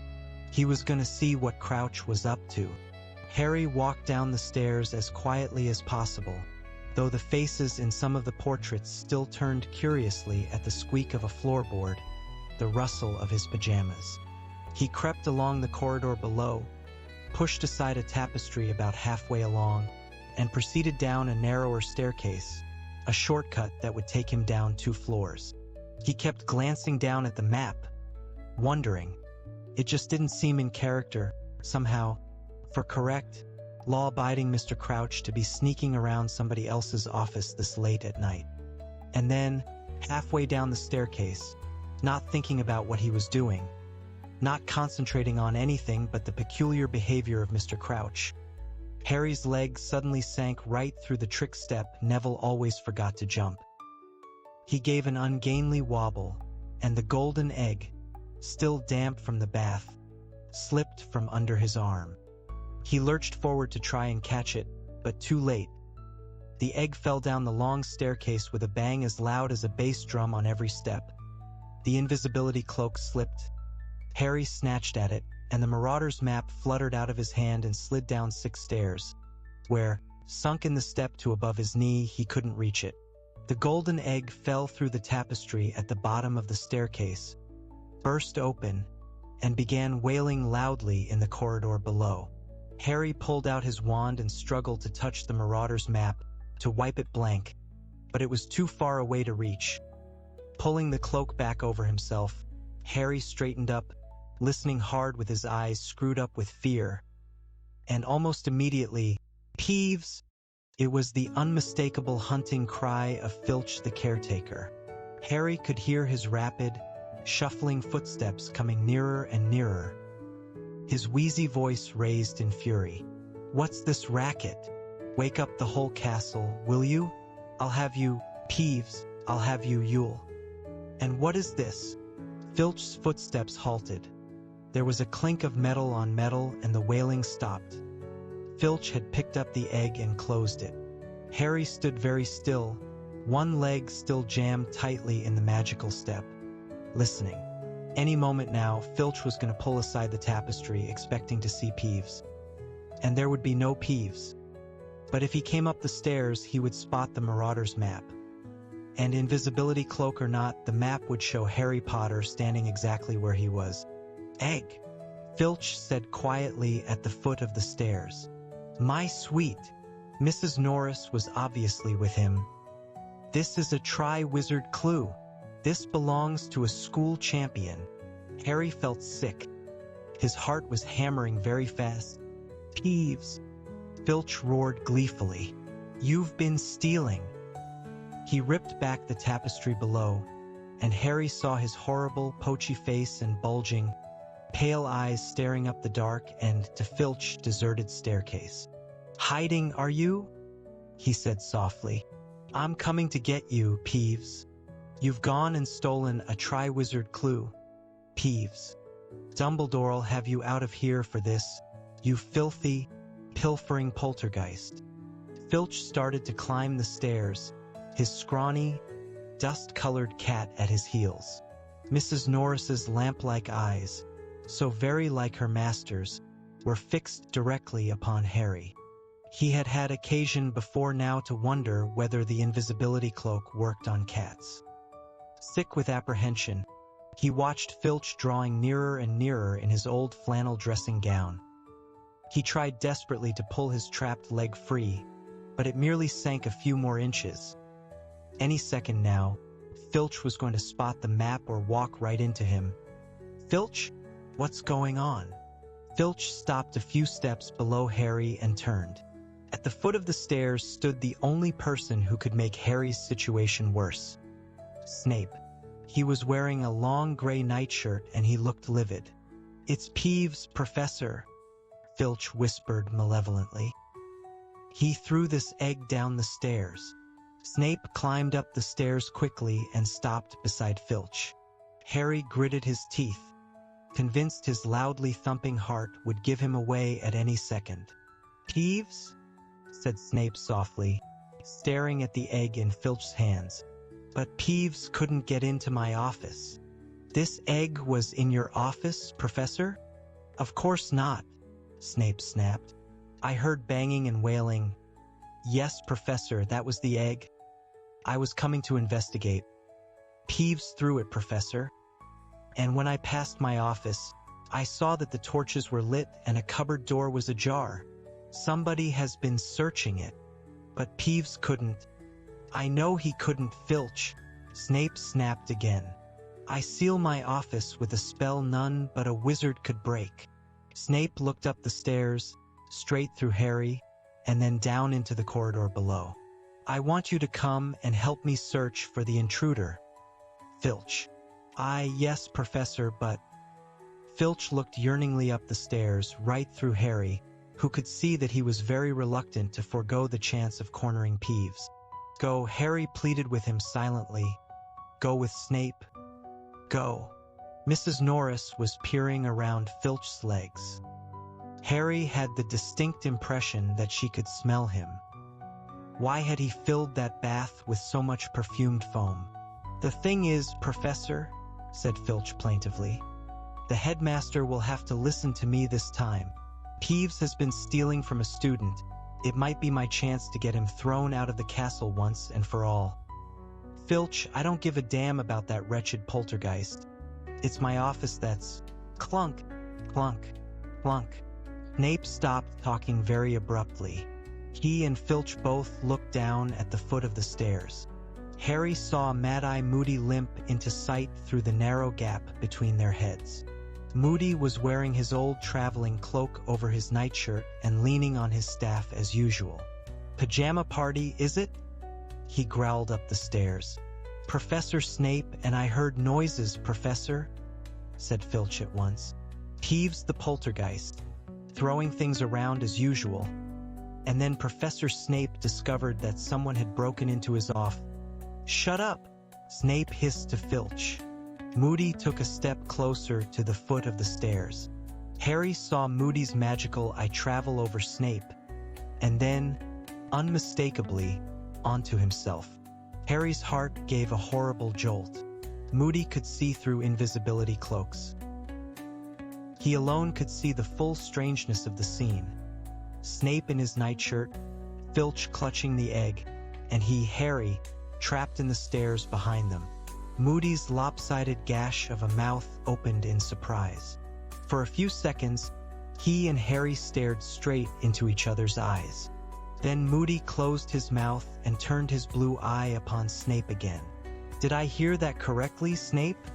he asked slowly. "Someone broke into your office?"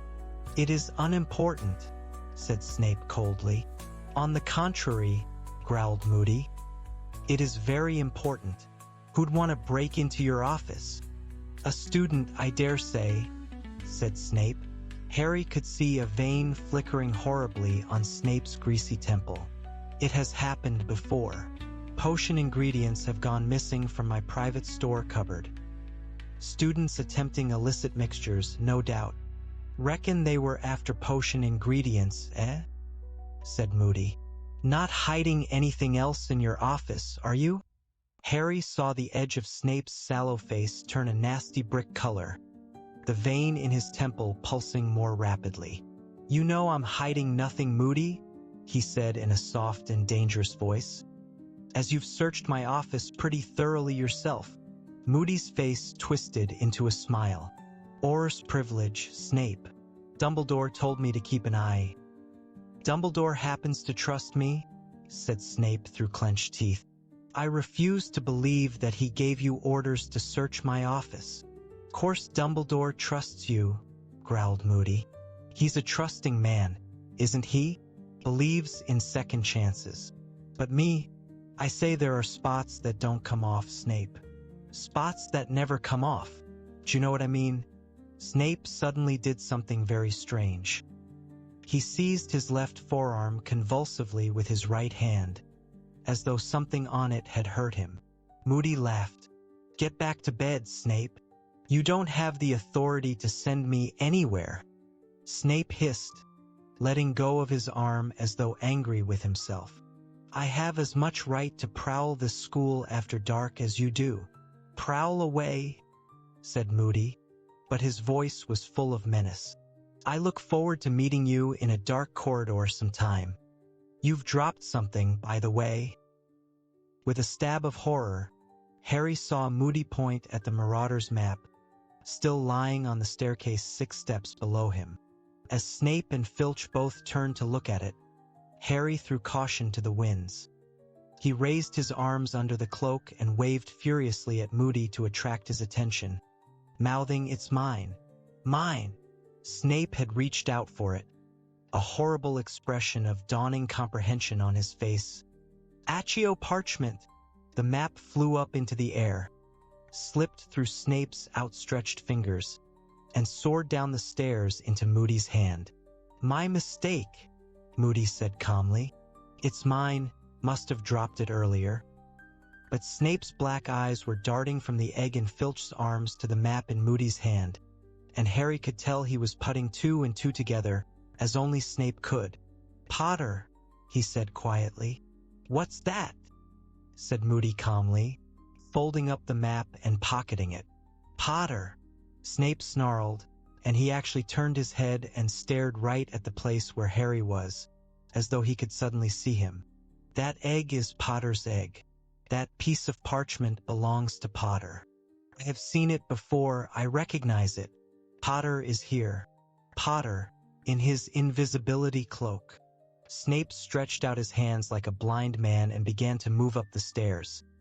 Harry could have sworn his overlarge nostrils were dilating, trying to sniff Harry out, Trapped, Harry leaned backward, trying to avoid Snape's fingertips, but any moment now. "There's nothing there, Snape," barked Moody. "But I'll be happy to tell the headmaster how quickly your mind jumped to Harry Potter." "Meaning what?" Snape turned again to look at Moody, his hands still outstretched, inches from Harry's chest. "Meaning that Dumbledore's very interested to know who's got it in for that boy," said Moody, limping nearer still to the foot of the stairs. "And so am I, Snape. Very interested." The torchlight flickered across his mangled face, so that the scars and the chunk missing from his nose looked deeper and darker than ever. Snape was looking down at Moody, and Harry couldn't see the expression on his face. For a moment, nobody moved or said anything. Then Snape slowly lowered his hands. "I merely thought," said Snape in a voice of forced calm, "that if Potter was wandering around after hours again, it's an unfortunate habit of his. He should be stopped. For his own safety." "Ah, I see," said Moody softly. "Got Potter's best interests at heart, have you?" There was a pause. Snape and Moody were still staring at each other. Mrs. Norris gave a loud meow, still peering around Filch's legs, looking for the source of Harry's bubble bath smell. "I think I will go back to bed," Snape said curtly. "Best idea you've had all night," said Moody. "Now, Filch, if you'll just give me that egg." "No," said Filch, clutching the egg as though it were his firstborn son. "Professor Moody, this is evidence of Peeves' treachery. It's the property of the champion he stole it from," said Moody. "Hand it over, now." Snape swept downstairs and past Moody without another word. Filch made a chirping noise to Mrs. Norris, who stared blankly at Harry for a few more seconds before turning and following her master. Still breathing very fast, Harry heard Snape walking away down the corridor. Filch handed Moody the egg and disappeared from view too, muttering to Mrs. Norris, "Never mind, my sweet. We'll see Dumbledore in the morning. Tell him what Peeves was up to."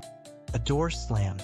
Harry was left staring down at Moody, who placed his staff on the bottommost stair and started to climb laboriously toward him. A dull clunk on every other step. "Close shave, Potter," he muttered. "Yeah. Thanks," said Harry weakly. "What is this thing?" said Moody, drawing the Marauder's map out of his pocket and unfolding it. "Map of Hogwarts," said Harry, hoping Moody was going to pull him out of the staircase soon. His leg was really hurting him. "Merlin's beard," Moody whispered, staring at the map, his magical eye going haywire. This is some map, Potter." "Yeah, it's quite useful," Harry said. His eyes were starting to water from the pain. Professor Moody, do you think you could help me?" "What? Oh, yes. Yes, of course." Moody took hold of Harry's arms and pulled. Harry's leg came free of the trick step, and he climbed onto the one above it. Moody was still gazing at the map. "Potter," he said slowly, "you didn't happen, by any chance, to see who broke into Snape's office, did you? On this map. I mean, Yeah, I did," Harry admitted. "It was Mr. Crouch." Moody's magical eye whizzed over the entire surface of the map. He looked suddenly alarmed. "Crouch?" he said. You're sure, Potter?" "Positive," said Harry. "Well, he's not here anymore," said Moody, his eye still whizzing over the map. "Crouch. That's very, very interesting." He said nothing for almost a minute, still staring at the map. Harry could tell that this news meant something to Moody and very much wanted to know what it was. He wondered whether he dared ask. Moody scared him slightly, yet Moody had just helped him avoid an awful lot of trouble. Professor Moody. Why'd you reckon Mr. Crouch wanted to look around Snape's office?" Moody's magical eye left the map and fixed, quivering, upon Harry. It was a penetrating glare, and Harry had the impression that Moody was sizing him up, wondering whether to answer or not, or how much to tell him. "Put it this way, Potter," Moody muttered finally. "They say old Madai's obsessed with catching dark wizards. But I'm nothing compared to Barty Crouch." He continued to stare at the map. Harry was burning to know more. "Professor Moody?" he said again. "D'you think? Could this have anything to do with? Maybe Mr. Crouch thinks there's something going on." "Like what?" said Moody sharply. Harry wondered how much he dare say. He didn't want Moody to guess that he had a source of information outside Hogwarts that might lead to tricky questions about Sirius. "I don't know," Harry muttered. "Odd stuff's been happening lately, hasn't it? It's been in the Daily Prophet. The Dark Mark at the World Cup and the Death Eaters and everything." Both of Moody's mismatched eyes widened. "You're a sharp boy, Potter," he said. His magical eye roved back to the Marauder's map. "Crouch could be thinking along those lines," he said slowly. "Very possible. There have been some funny rumors flying around lately, helped along by Rita Skeeter, of course. It's making a lot of people nervous, I reckon." A grim smile twisted his lopsided mouth. "Oh, if there's one thing I hate," he muttered, more to himself than to Harry, and his magical eye was fixed on the left-hand corner of the map. "It's a Death Eater who walked free." Harry stared at him. Could Moody possibly mean what Harry thought he meant? "And now I want to ask you a question, Potter," said Moody in a more businesslike tone. Harry's heart sank. He had thought this was coming. Moody was going to ask where he had got this map, which was a very dubious magical object, and the story of how it had fallen into his hands incriminated not only him, but his own father, Fred and George Weasley, and Professor Lupin, their last defense against the dark arts teacher. Moody waved the map in front of Harry, who braced himself. "Can I borrow this?" "Oh," said Harry. He was very fond of his map, but on the other hand, he was extremely relieved that Moody wasn't asking where he'd got it, and there was no doubt that he owed Moody a favor. "Yeah, okay. Good boy," growled Moody. "I can make good use of this. This might be exactly what I've been looking for. Right? Bed, Potter. Come on now." They climbed to the top of the stairs together, Moody still examining the map as though it was a treasure the like of which he had never seen before. They walked in silence to the door of Moody's office, where he stopped and looked up at Harry. "You ever thought of a career as an Auror, Potter?" "No," said Harry, taken aback. "You want to consider it?" said Moody, nodding and looking at Harry thoughtfully. "Yes, indeed. And incidentally, I'm guessing you weren't just taking that egg for a walk tonight." No," said Harry, grinning. "I've been working out the clue." Moody winked at him, his magical eye going haywire again. "Nothing like a nighttime stroll to give you ideas, Potter. See you in the morning." He went back into his office, staring down at the Marauder's map again, and closed the door behind him. Harry walked slowly back to Gryffindor Tower, lost in thought about Snape and Crouch and what it all meant. Why was Crouch pretending to be ill, if he could manage to get to Hogwarts when he wanted to? What did he think Snape was concealing in his office? And Moody thought Harry, ought to be an Auror. Interesting idea. But somehow Harry thought, as he got quietly into his four-poster 10 minutes later, the egg and the cloak now safely back in his trunk, he thought he'd like to check how scarred the rest of them were before he chose it as a career. Chapter 26. The Second Task.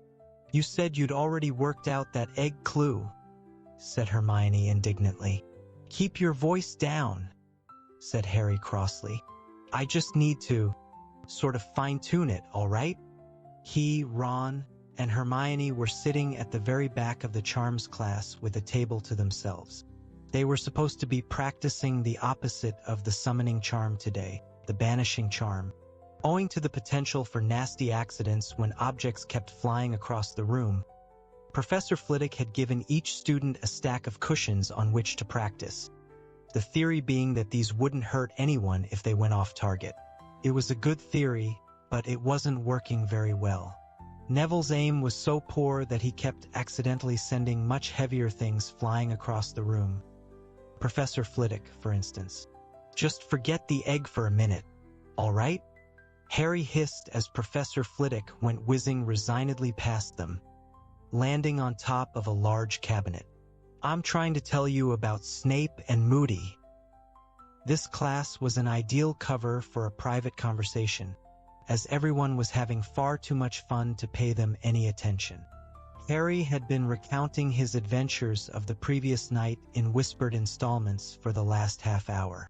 "Snape said Moody's searched his office as well?" Ron whispered, his eyes alight with interest as he banished a cushion with a sweep of his wand. It soared into the air and knocked Parvati's hat off. "What? D'you reckon Moody's here to keep an eye on Snape as well as Karkaroff?" "Well, I dunno if that's what Dumbledore asked him to do, but he's definitely doing it," said Harry, waving his wand without paying much attention, so that his cushion did an odd sort of belly flop off the desk. "Moody said Dumbledore only lets Snape stay here because he's giving him a second chance or something." "What?" said Ron, his eyes widening, his next cushion spinning high into the air, ricocheting off the chandelier and dropping heavily onto Flitwick's desk. "Harry, maybe Moody thinks Snape put your name in the Goblet of Fire." "Oh, Ron," said Hermione, shaking her head skeptically. "We thought Snape was trying to kill Harry before, and it turned out he was saving Harry's life, remember?" She banished a cushion and it flew across the room and landed in the box they were all supposed to be aiming at. Harry looked at Hermione, thinking. It was true that Snape had saved his life once, but the odd thing was Snape definitely loathed him, just as he'd loathed Harry's father when they had been at school together. Snape loved taking points from Harry, and had certainly never missed an opportunity to give him punishments, or even to suggest that he should be suspended from the school. "I don't care what Moody says," Hermione went on. "Dumbledore's not stupid. He was right to trust Hagrid and Professor Lupin, even though loads of people wouldn't have given them jobs, so why shouldn't he be right about Snape, even if Snape is a bit evil," said Ron promptly. "Come on, Hermione. Why are all these dark wizard catchers searching his office, then? Why has Mr. Crouch been pretending to be ill?" said Hermione, ignoring Ron. "It's a bit funny, isn't it, that he can't manage to come to the Yule Ball, but he can get up here in the middle of the night when he wants to? You just don't like Crouch because of that elf, Winky?" said Ron, sending a cushion soaring into the window. "You just want to think Snape's up to something?" said Hermione, sending her cushion zooming neatly into the box.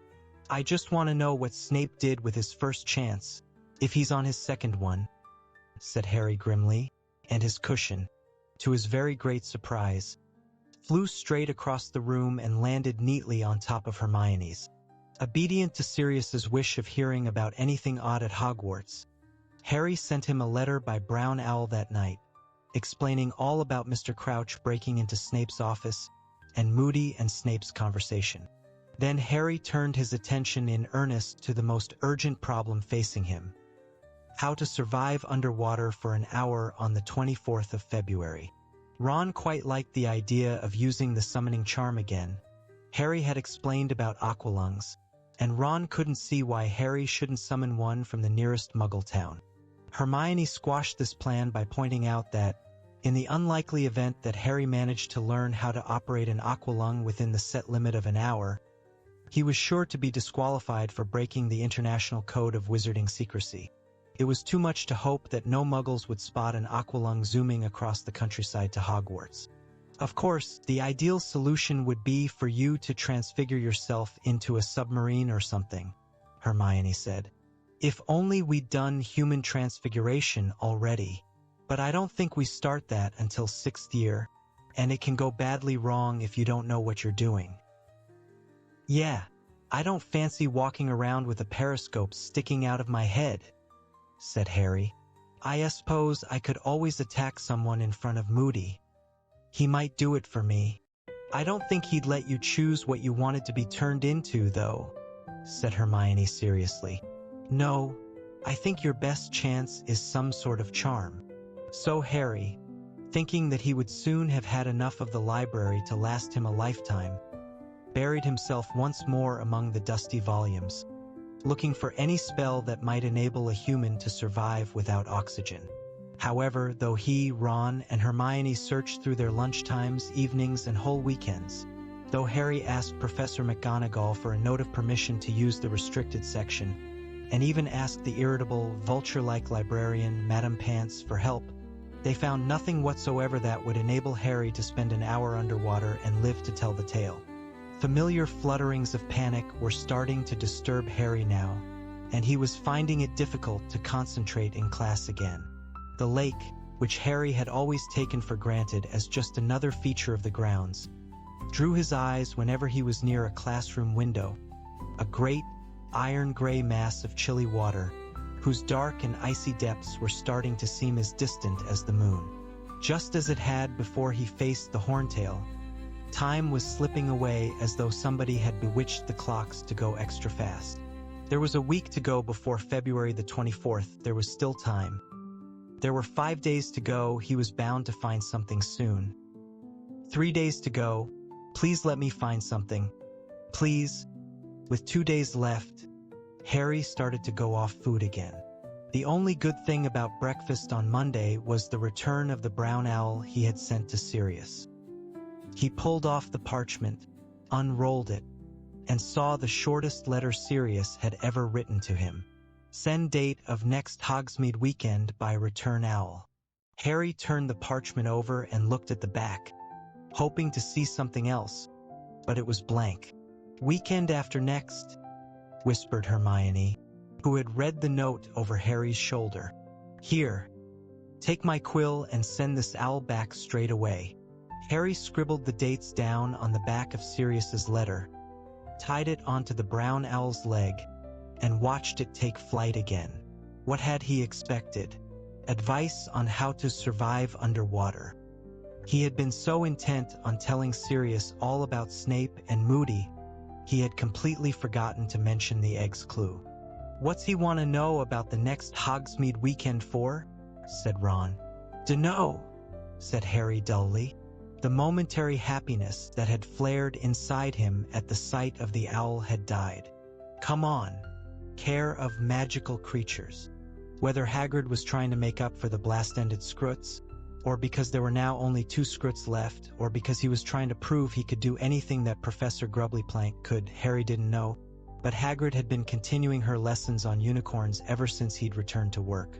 It turned out that Hagrid knew quite as much about unicorns as he did about monsters, though it was clear that he found their lack of poisonous fangs disappointing. Today he had managed to capture 2 unicorn foals. Unlike full-grown unicorns, they were pure gold. Parvati and Lavender went into transports of delight at the sight of them, and even Pansy Parkinson had to work hard to conceal how much she liked them.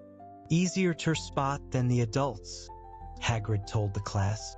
They turn silver when they're a 2 years old, and they grow horns at around 4. Don go pure white till they're full grown, round about 7. They're a bit more trustin' when they're babies. Don't mind boys so much. Come on, movin' a bit. Ya can pat 'em if ya want. Give 'em a few of these sugar lumps. You okay, Harry? Hagrid muttered, moving aside slightly, while most of the others swarmed around the baby unicorns. Yeah, said Harry. Just nervous, eh? Said Hagrid. Bit, said Harry. Harry, said Hagrid, clapping a massive hand on his shoulder, so that Harry's knees buckled under its weight. I'd have been worried before I saw ye take on the Horntail, but I know now ye can do anything ye set your mind ter. I'm not worried at all. Yerry goin' ter be fine. Got your clue worked out. Haven ye? Harry nodded, but even as he did so, an insane urge to confess that he didn't have any idea how to survive at the bottom of the lake for an hour came over him. He looked up at Hagrid. Perhaps he had to go into the lake sometimes to deal with the creatures in it? He looked after everything else on the grounds. After all, Yerry goin' ter win? Hagrid growled, patting Harry's shoulder again, so that Harry actually felt himself sink a couple of inches into the soft ground. I know it. I can feel it. Yerry goin' ter win, Harry. Harry just couldn't bring himself to wipe the happy, confident smile off Hagrid's face. Pretending he was interested in the young unicorns, he forced a smile in return and moved forward to pat them with the others. By the evening before the second task, Harry felt as though he were trapped in a nightmare. He was fully aware that even if, by some miracle, he managed to find a suitable spell, he'd have a real job mastering it overnight. How could he have let this happen? Why hadn't he got to work on the egg's clue sooner? Why had he ever let his mind wander in class? What if a teacher had once mentioned how to breathe underwater? He sat with Hermione and Ron in the library as the sun set outside, tearing feverishly through page after page of spells, hidden from one another by the massive piles of books on the desk in front of each of them. Harry's heart gave a huge leap every time he saw the word water on a page, but more often than not it was merely, take 2 pints of water, half a pound of shredded mandrake leaves, and a newt. I don't reckon it can be done, said Ron's voice flatly from the other side of the table. There's nothing. Closest was that thing to dry up puddles and ponds, that drought charm, but that was nowhere near powerful enough to drain the lake.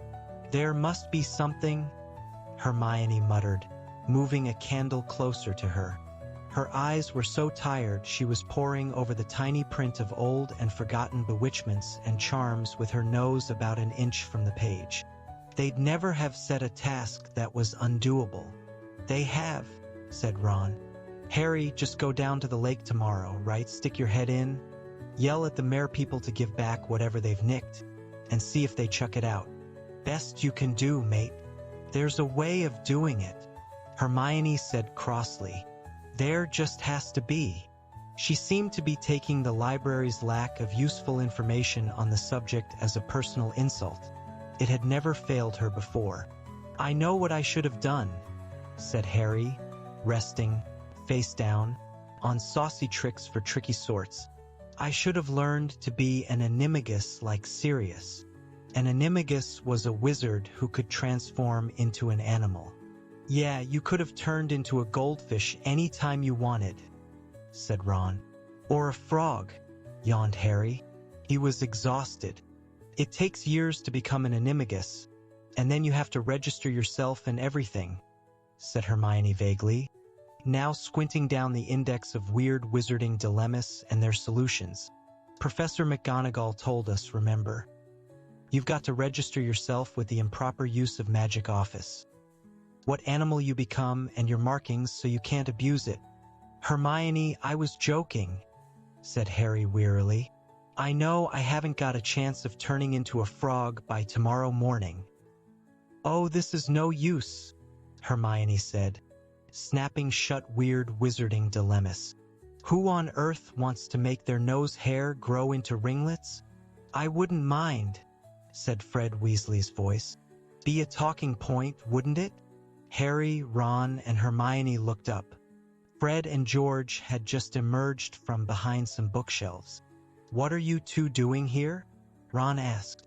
Looking for you, said George. McGonagall wants you, Ron. And you, Hermione. Why? Said Hermione, looking surprised. Dunno. She was looking a bit grim, though, said Fred. We're supposed to take you down to her office, said George. Ron and Hermione stared at Harry, who felt his stomach drop. Was Professor McGonagall about to tell Ron and Hermione off? Perhaps she'd noticed how much they were helping him, when he ought to be working out how to do the task alone. We'll meet you back in the common room, Hermione told Harry as she got up to go with Ron. Both of them looked very anxious. Bring as many of these books as you can. Okay? Right? Said Harry uneasily. By 8 o'clock, Madame Pants had extinguished all the lamps and came to chivvy Harry out of the library. Staggering under the weight of as many books as he could carry, Harry returned to the Gryffindor common room, pulled a table into a corner, and continued to search. There was nothing in madcap magic for wacky warlocks. Nothing in a guide to medieval sorcery. Not one mention of underwater exploits in an anthology of 18th century charms, or in dreadful denizens of the deep, or powers you never knew you had and what to do with them now you've wised up. Crookshanks crawled into Harry's lap and curled up, purring deeply. The common room emptied slowly around Harry. People kept wishing him luck for the next morning in cheery, confident voices like Hagrid's, all of them apparently convinced that he was about to pull off another stunning performance like the one he had managed in the first task. Harry couldn't answer them. He just nodded, feeling as though there were a golf ball stuck in his throat. By 10 to midnight, he was alone in the room with Crookshanks. He had searched all the remaining books, and Ron and Hermione had not come back. "It's over," he told himself. "You can't do it. You'll just have to go down to the lake in the morning and tell the judges." He imagined himself explaining that he couldn't do the task. He pictured Bagman's look of round-eyed surprise, Karkaroff's satisfied, yellow-toothed smile. He could almost hear Fleur Delacour saying, "I knew it. E is too young. E is only a little boy." He saw Malfoy flashing his Potter Stinks badge at the front of the crowd, saw Hagrid's crestfallen, disbelieving face. Forgetting that Crookshanks was on his lap, Harry stood up very suddenly. Crookshanks hissed angrily as he landed on the floor, gave Harry a disgusted look, and stalked away with his bottle-brush tail in the air. But Harry was already hurrying up the spiral staircase to his dormitory. He would grab the invisibility cloak and go back to the library. He'd stay there all night if he had to. "Lumos," Harry whispered 15 minutes later as he opened the library door. Wand tip alight, he crept along the bookshelves, pulling down more books. Books of hexes and charms, books on mere-people and water monsters, books on famous witches and wizards, on magical inventions, on anything at all that might include one passing reference to underwater survival. He carried them over to a table, then set to work, searching them by the narrow beam of his wand, occasionally checking his watch. 1 in the morning, 2 in the morning. The only way he could keep going was to tell himself over and over again, next book. In the next one. The next one. The mermaid in the painting in the prefect's bathroom was laughing. Harry was bobbing like a cork in bubbly water next to her rock, while she held his firebolt over his head. "Come and get it," she giggled maliciously. "Come on, jump." "I can't," Harry panted, snatching at the firebolt and struggling not to sink. "Give it to me." But she just poked him painfully in the side with the end of the broomstick, laughing at him.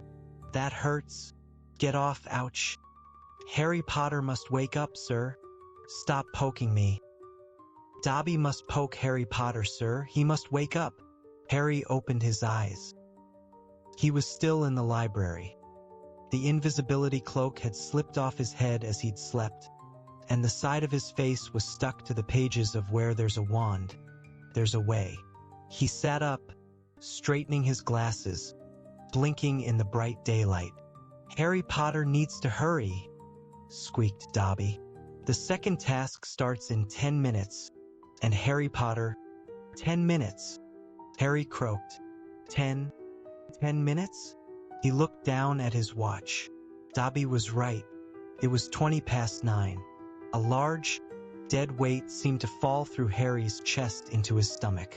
"Hurry, Harry Potter," squeaked Dobby, plucking at Harry's sleeve. "You is supposed to be down by the lake with the other champions, sir." "It's too late, Dobby," Harry said hopelessly. "I'm not doing the task. I don't know how." "Harry Potter will do the task," squeaked the elf. Dobby knew Harry had not found the right book, so Dobby did it for him. "What?" said Harry. "But you don't know what the second task is." "Dobby knows, sir." Harry Potter has to go into the lake and find his Wheezy. Find my what? And take his Wheezy back from the Mare people. What's a Wheezy? Your Wheezy, sir. Your Wheezy. Wheezy who is giving Dobby his sweater. Dobby plucked at the shrunken maroon sweater he was now wearing over his shorts. What? Harry gasped. They've got Ron? The thing Harry Potter will miss most, sir, squeaked Dobby. But past an hour. The prospect's black, Harry recited, staring horror-struck at the elf. Too late. It's gone. It won't come back. Dobby, what I got to do? You has to eat this, sir, squeaked the elf. And he put his hand in the pocket of his shorts and drew out a ball of what looked like slimy, grayish-green rat tails. Right before you go into the lake, sir. Gillyweed. What's it do? Said Harry, staring at the gillyweed.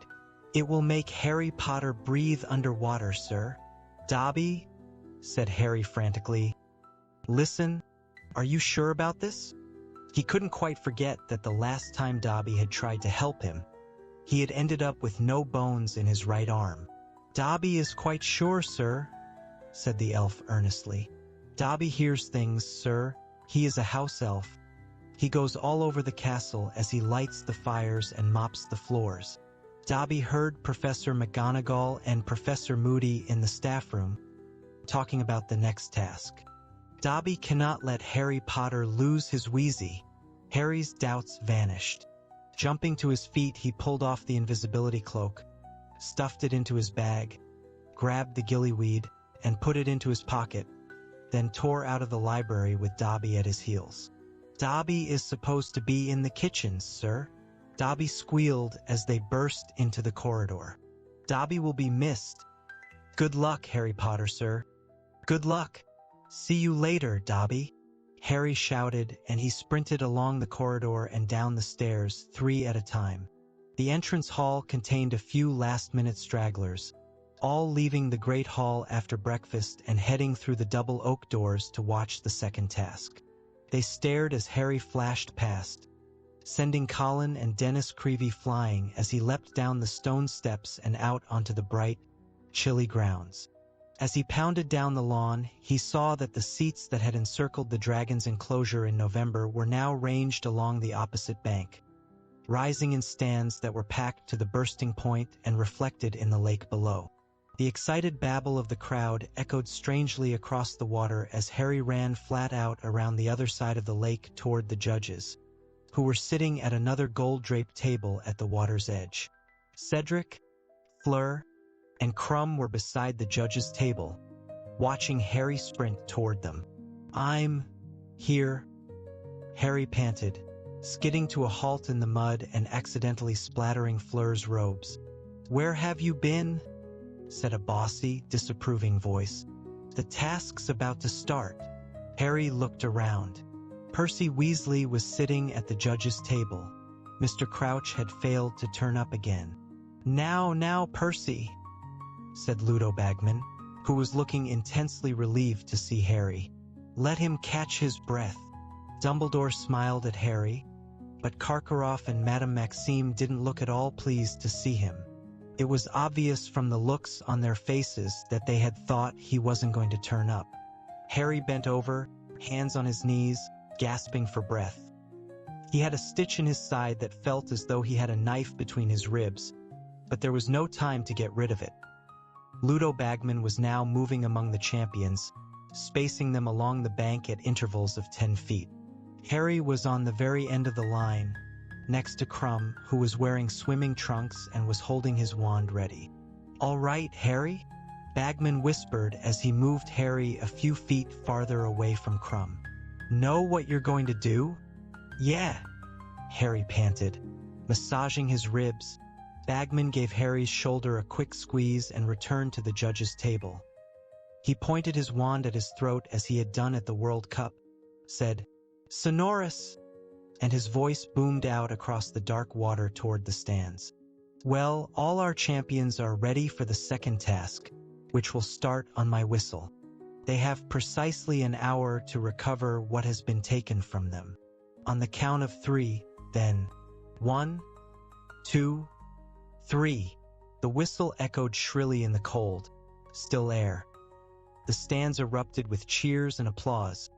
Without looking to see what the other champions were doing, Harry pulled off his shoes and socks, pulled the handful of gillyweed out of his pocket, stuffed it into his mouth, and waded out into the lake.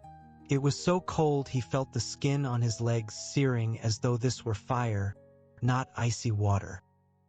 His sodden robes weighed him down as he walked in deeper. Now the water was over his knees, and his rapidly numbing feet were slipping over silt and flat, slimy stones. He was chewing the gillyweed as hard and fast as he could. It felt unpleasantly slimy and rubbery, like octopus tentacles. Waist deep in the freezing water, he stopped, swallowed, and waited for something to happen. He could hear laughter in the crowd and knew he must look stupid, walking into the lake without showing any sign of magical power. The part of him that was still dry was covered in goose pimples. Half immersed in the icy water, a cruel breeze lifting his hair, Harry started to shiver violently. He avoided looking at the stands. The laughter was becoming louder, and there were catcalls and jeering from the Slytherins. Then, quite suddenly, Harry felt as though an invisible pillow had been pressed over his mouth and nose. He tried to draw breath, but it made his head spin. His lungs were empty, and he suddenly felt a piercing pain on either side of his neck. Harry clapped his hands around his throat and felt 2 large slits just below his ears, flapping in the cold air. He had gills. Without pausing to think, he did the only thing that made sense. He flung himself forward into the water. The first gulp of icy lake water felt like the breath of life. His head had stopped spinning.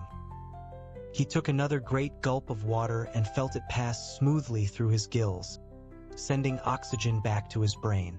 He stretched out his hands in front of him and stared at them. They looked green and ghostly under the water, and they had become webbed.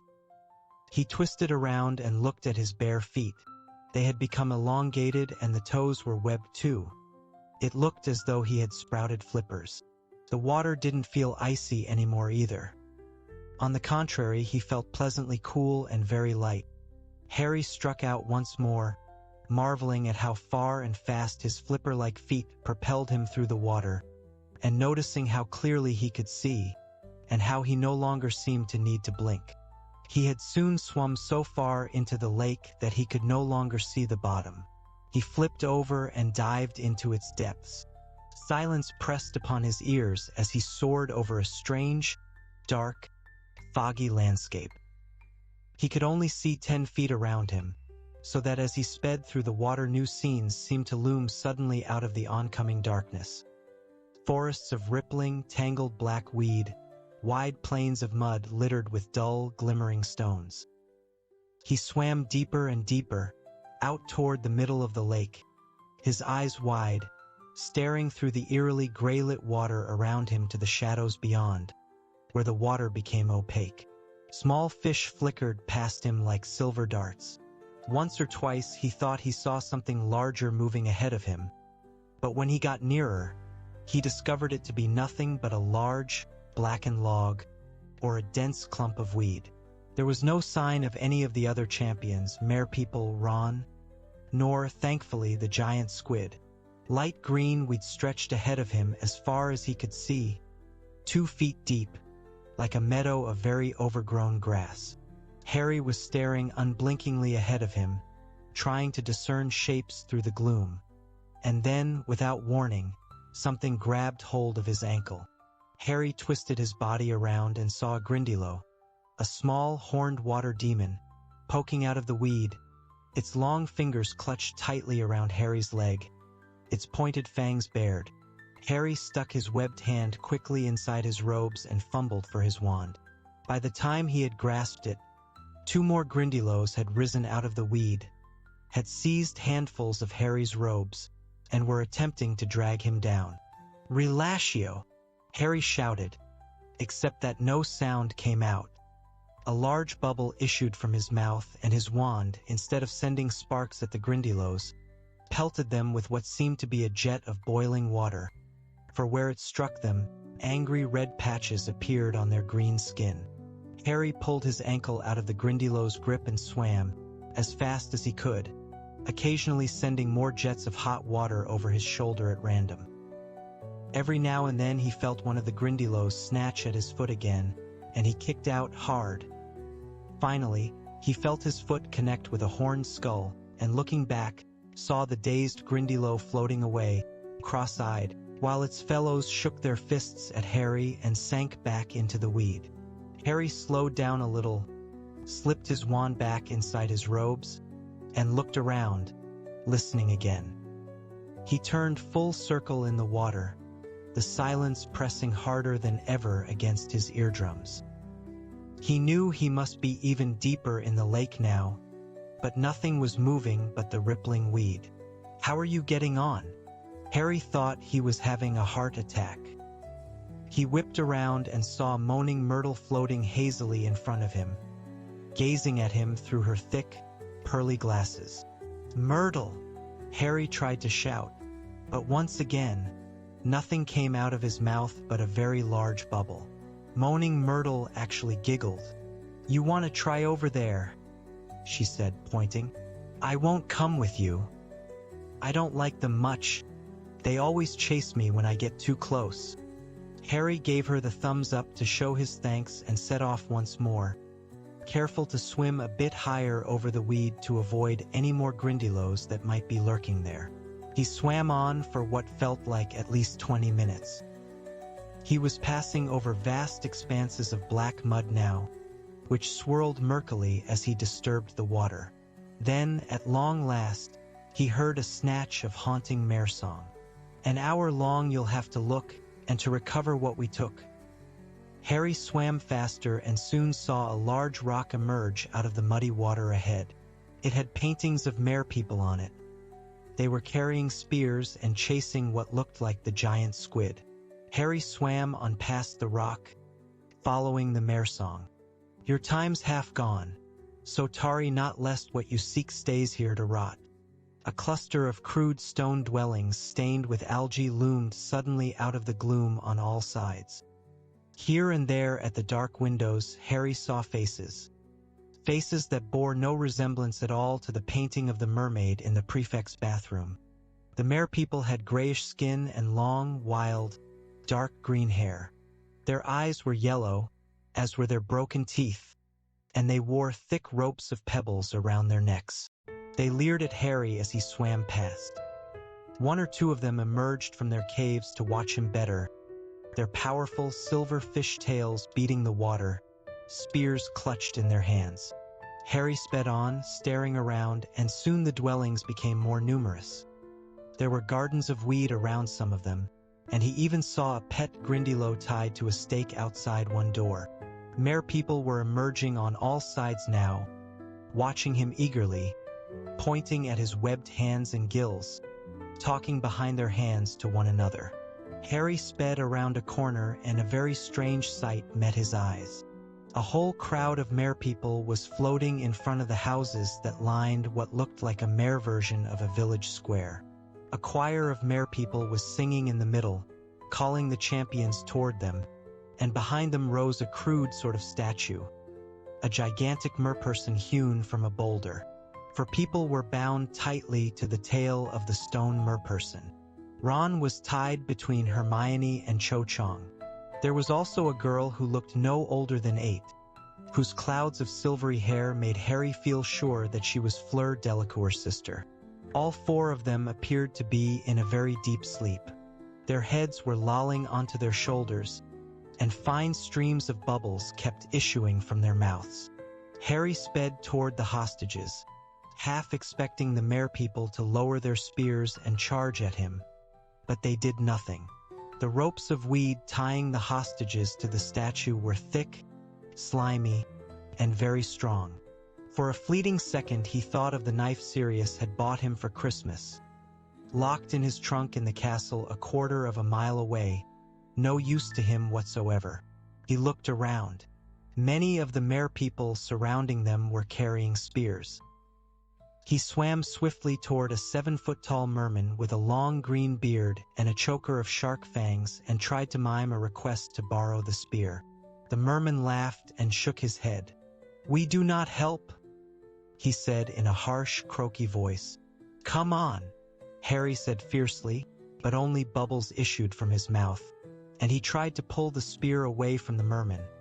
But the merman yanked it back, still shaking his head and laughing.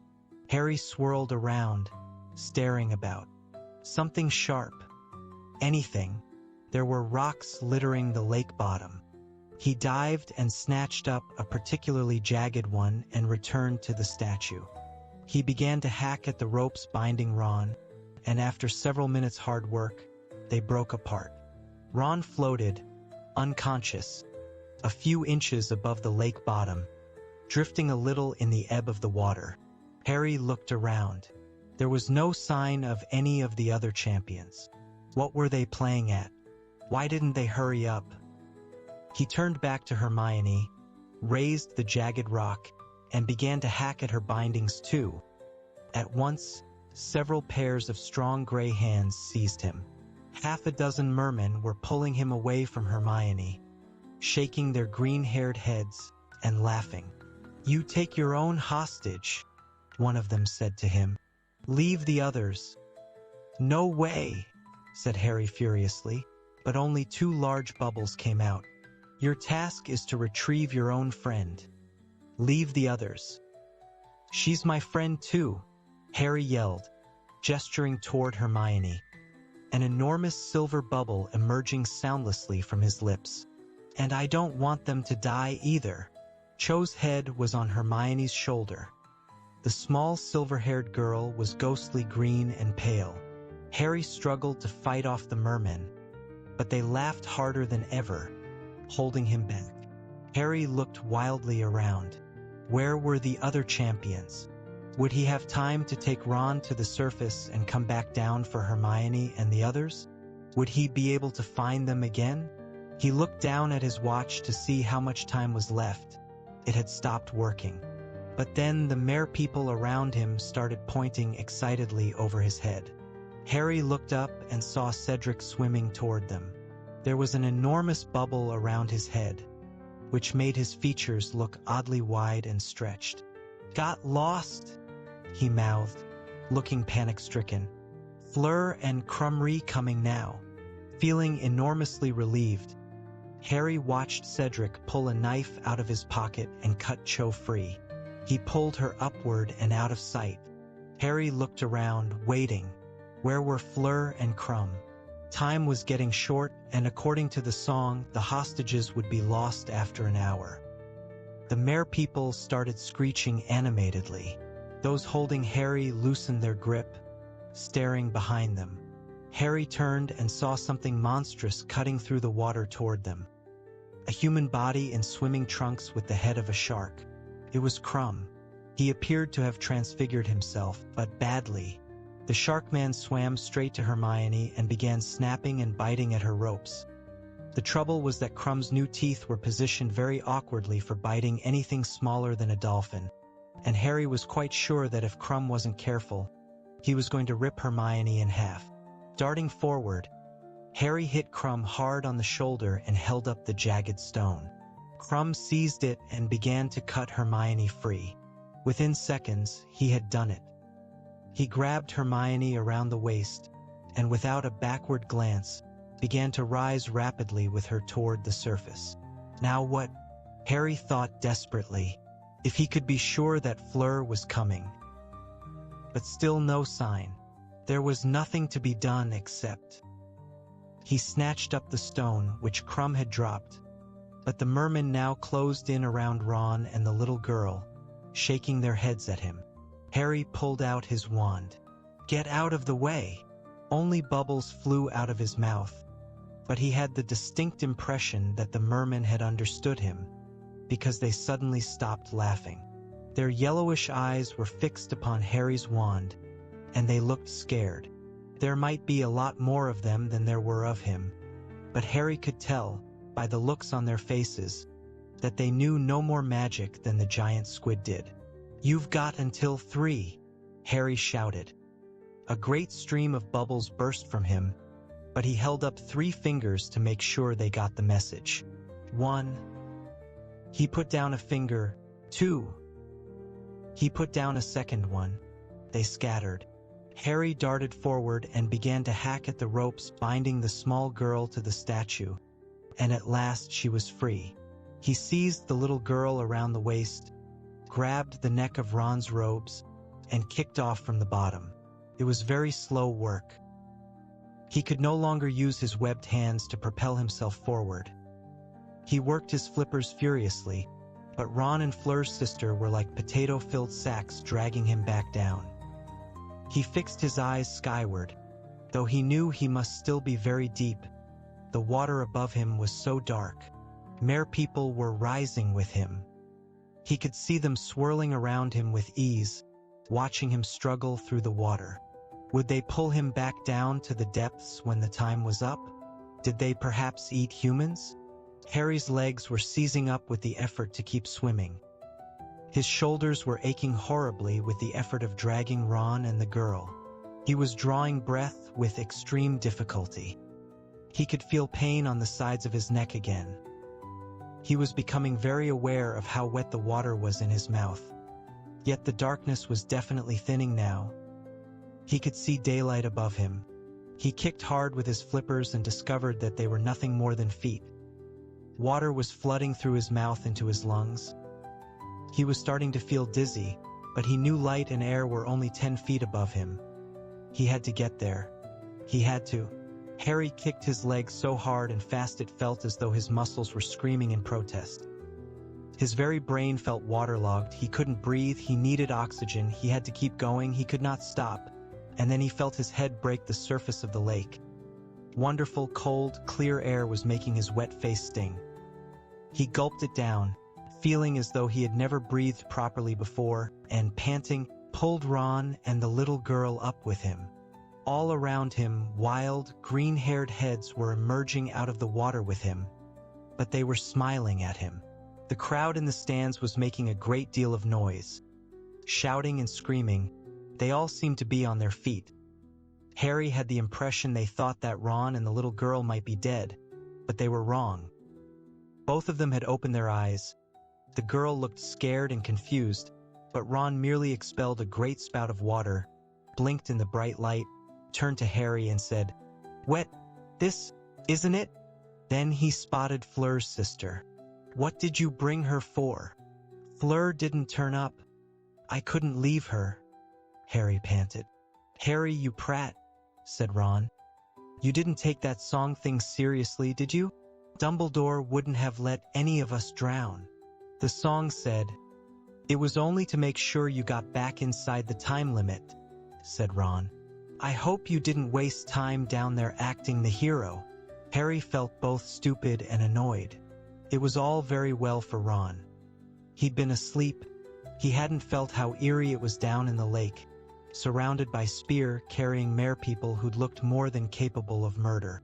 "Come on," Harry said shortly. "Help me with her. I don't think she can swim very well." They pulled Fleur's sister through the water, back toward the bank where the judges stood watching, 20 merpeople accompanying them like a guard of honor, singing their horrible screechy songs. Harry could see Madame Pomfrey fussing over Hermione, Krum, Cedric, and Cho, all of whom were wrapped in thick blankets. Dumbledore and Ludo Bagman stood beaming at Harry and Ron from the bank as they swam nearer. But Percy, who looked very white and somehow much younger than usual, came splashing out to meet them.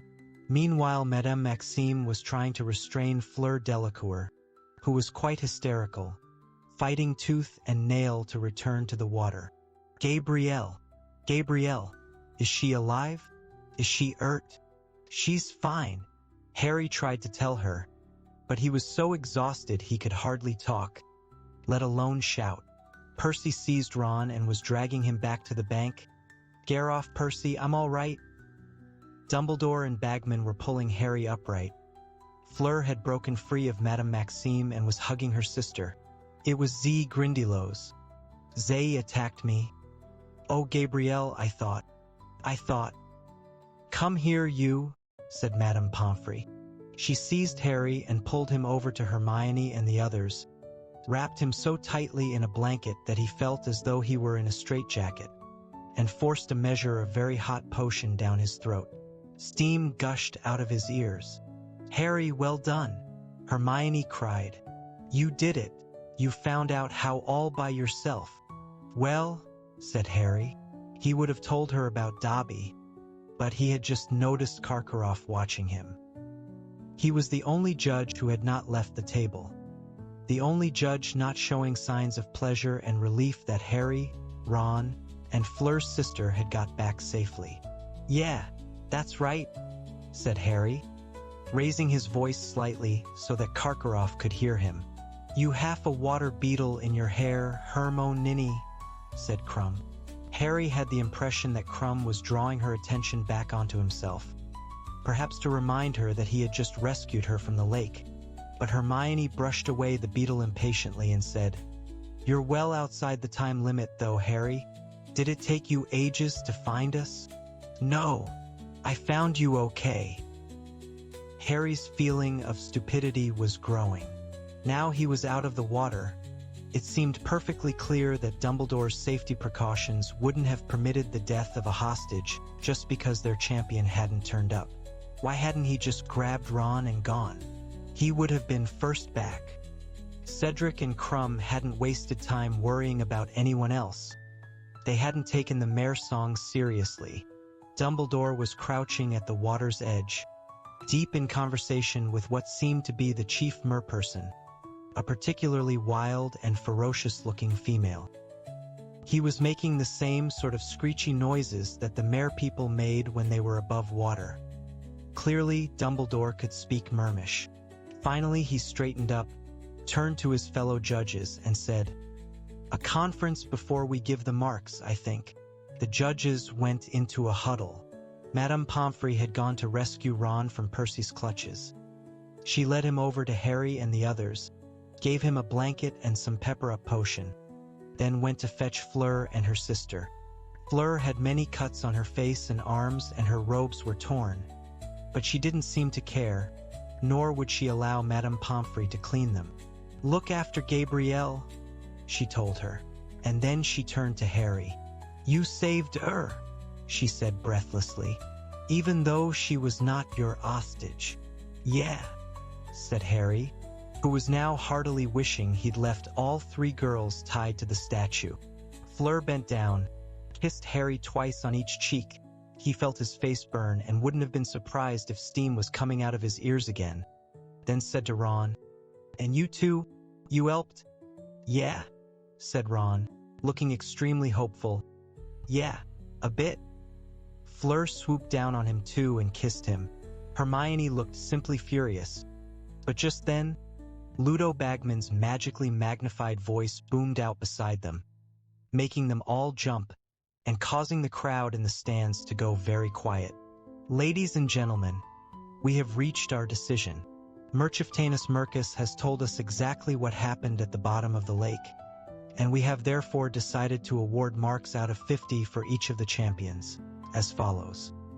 Fleur Delacour, though she demonstrated excellent use of the bubblehead charm, was attacked by Grindylows as she approached her goal and failed to retrieve her hostage. We award her 25 points. Applause from the stands. I deserved 0, said Fleur throatily, shaking her magnificent head. Cedric Diggory, who also used the bubblehead charm, was first to return with his hostage, though he returned 1 minute outside the time limit of an hour. Enormous cheers from the Hufflepuffs in the crowd. Harry saw Cho give Cedric a glowing look. We therefore award him 47 points. Harry's heart sank. If Cedric had been outside the time limit, he most certainly had been. Victor Crumb used an incomplete form of transfiguration, which was nevertheless effective, and was second to return with his hostage. We award him 40 points. Karkaroff clapped particularly hard, looking very superior. Harry Potter used gillyweed to great effect, Bagman continued. He returned last and well outside the time limit of an hour.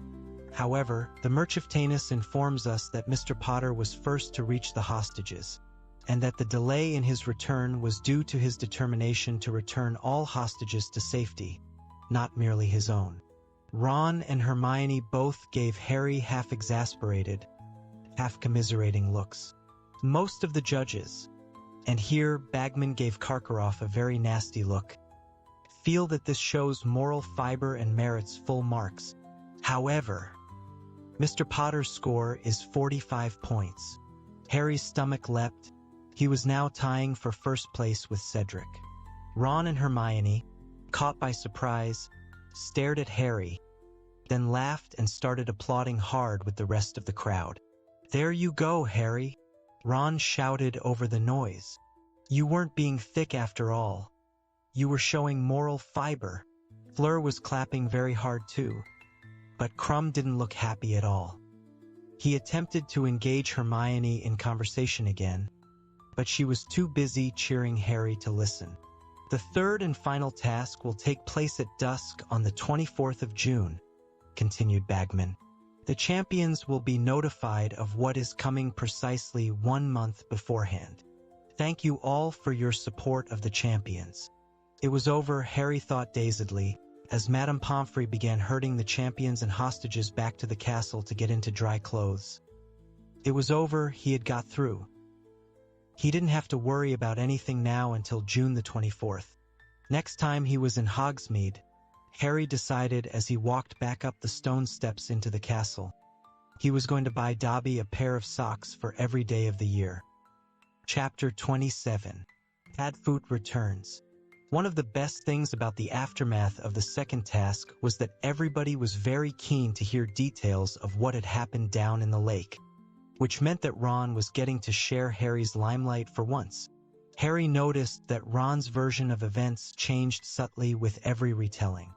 At first, he gave what seemed to be the truth. It tallied with Hermione's story anyway. Dumbledore had put all the hostages into a bewitched sleep in Professor McGonagall's office, first assuring them that they would be quite safe and would awake when they were back above the water. 1 week later, however, Ron was telling a thrilling tale of kidnap in which he struggled single-handedly against 50 heavily armed merpeople who had to beat him into submission before tying him up. "But I had my wand hidden up my sleeve," he assured Padma Patil, who seemed to be a lot keener on Ron now that he was getting so much attention and was making a point of talking to him every time they passed in the corridors. "I could have taken those Meridiots any time I wanted." "What were you going to do, snore at them?" said Hermione waspishly. People had been teasing her so much about being the thing that Victor Krum would most miss that she was in a rather tetchy mood. Ron's ears went red, and thereafter, he reverted to the bewitched sleep version of events. As they entered March, the weather became drier, but cruel winds skinned their hands and faces every time they went out onto the grounds. There were delays in the post because the owls kept being blown off course. The brown owl that Harry had sent to Sirius with the dates of the Hogsmeade weekend turned up at breakfast on Friday morning with half its feathers sticking up the wrong way. Harry had no sooner torn off Sirius's reply than it took flight, clearly afraid it was going to be sent outside again. Sirius's letter was almost as short as the previous one. "Be it style at end of road out of Hogsmeade, past Dervish and Banges, at 2 o'clock on Saturday afternoon. Bring as much food as you can." "He hasn't come back to Hogsmeade?" said Ron incredulously. "It looks like it, doesn't it?" said Hermione. "I can't believe him," said Harry tensely, "if he's caught." "Made it so far though, hasn't he?" said Ron. "And it's not like the place is swarming with Dementors anymore." Harry folded up the letter, thinking, if he was honest with himself, he really wanted to see Sirius again. He therefore approached the final lesson of the afternoon, double potions, feeling considerably more cheerful than he usually did when descending the steps to the dungeons. Malfoy, Crabbe, and Goyle were standing in a huddle outside the classroom door with Pansy Parkinson's gang of Slytherin girls. All of them were looking at something Harry couldn't see and sniggering heartily. Pansy's pug-like face peered excitedly around Goyle's broad back as Harry, Ron, and Hermione approached. "There they are! There they are!" she giggled, and the knot of Slytherins broke apart. Harry saw that Pansy had a magazine in her hands, which weakly. The moving picture on the front showed a curly-haired witch who was smiling toothily and pointing at a large sponge cake with her wand. "You might find something to interest you in there, Granger," Pansy said loudly, and she threw the magazine at Hermione, who caught it, looking startled. At that moment, the dungeon door opened, and Snape beckoned them all inside. Hermione, Harry, and Ron headed for a table at the back of the dungeon as usual. Once Snape had turned his back on them to write up the ingredients of today's potion on the blackboard, Hermione hastily rifled through the magazine under the desk. At last, in the center pages, Hermione found what they were looking for. Harry and Ron leaned in closer. A color photograph of Harry headed a short piece entitled, "Harry Potter's Secret Heartache, a boy like no other, perhaps, yet a boy suffering all the usual pangs of adolescence," writes Rita Skeeter. Deprived of love since the tragic demise of his parents, 14-year-old Harry Potter thought he had found solace in his steady girlfriend at Hogwarts, Muggle-born Hermione Granger. Little did he know that he would shortly be suffering yet another emotional blow in a life already littered with personal loss.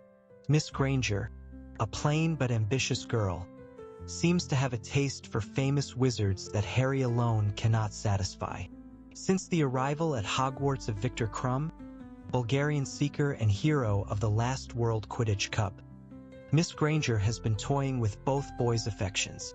Krum, who is openly smitten with the devious Miss Granger, has already invited her to visit him in Bulgaria over the summer holidays, and insists that he has never felt this way about any other girl. However, it might not be Miss Granger's doubtful natural charms that have captured these unfortunate boys' interest.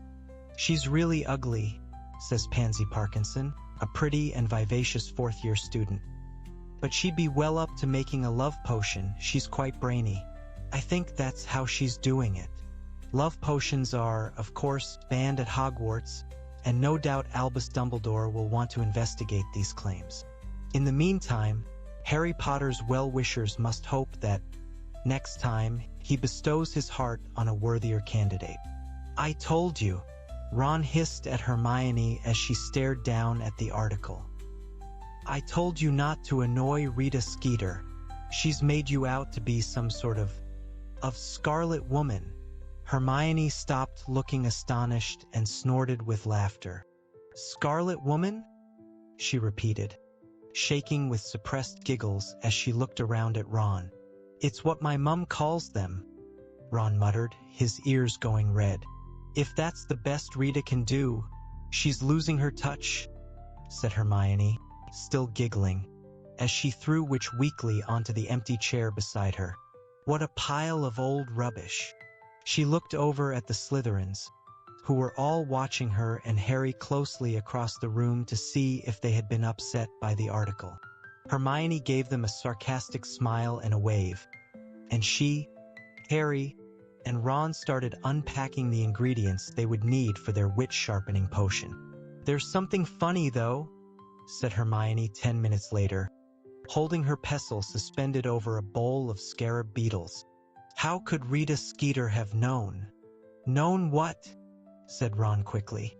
"You haven't been mixing up love potions, have you?"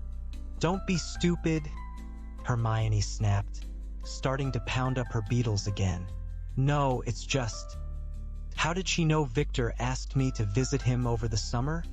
Hermione blushed scarlet as she said this and determinedly avoided Ron's eyes. "What?" said Ron, dropping his pestle with a loud clunk. "He asked me right after he'd pulled me out of the lake," Hermione muttered, "after he'd got rid of his shark's head. Madame Pomfrey gave us both blankets, and then he sort of pulled me away from the judges so they wouldn't hear, and he said, if I wasn't doing anything over the summer, would I like to..." "And what did you say?" said Ron, who had picked up his pestle and was grinding it on the desk, a good 6 inches from his bowl, because he was looking at Hermione. "And he did say he'd never felt the same way about anyone else." Hermione went on, going so red now that Harry could almost feel the heat coming from her. "But how could Rita Skeeter have heard him? She wasn't there. Or was she? Maybe she has got an invisibility cloak. Maybe she sneaked onto the grounds to watch the second task." "And what did you say?" Ron repeated, pounding his pestle down so hard that it dented the desk. "Well, I was too busy seeing whether you and Harry were okay too." "Fascinating though your social life undoubtedly is, Miss Granger," said an icy voice right behind them, and all three of them jumped. "I must ask you not to discuss it in my class." 10 points from Gryffindor. Snape had glided over to their desk while they were talking. The whole class was now looking around at them. Malfoy took the opportunity to flash Potter stinks across the dungeon at Harry. "Ah! Reading magazines under the table as well?" Snape added, snatching up the copy of Witch Weekly. A further 10 points from Gryffindor. "Oh, but of course." Snape's black eyes glittered as they fell on Rita Skeeter's article. "Potter has to keep up with his press cuttings." The dungeon rang with the Slytherin's laughter, and an unpleasant smile curled Snape's thin mouth. To Harry's fury, he began to read the article aloud. "Harry Potter's Secret Heartache. Dear, dear Potter, what's ailing you now? A boy like no other, perhaps." Harry could feel his face burning. Snape was pausing at the end of every sentence to allow the Slytherins a hearty laugh. The article sounded 10 times worse when read by Snape. Even Hermione was blushing scarlet now. Harry Potter's well-wishers must hope that, next time, he bestows his heart upon a worthier candidate. "How very touching," sneered Snape, rolling up the magazine to continued gales of laughter from the Slytherins.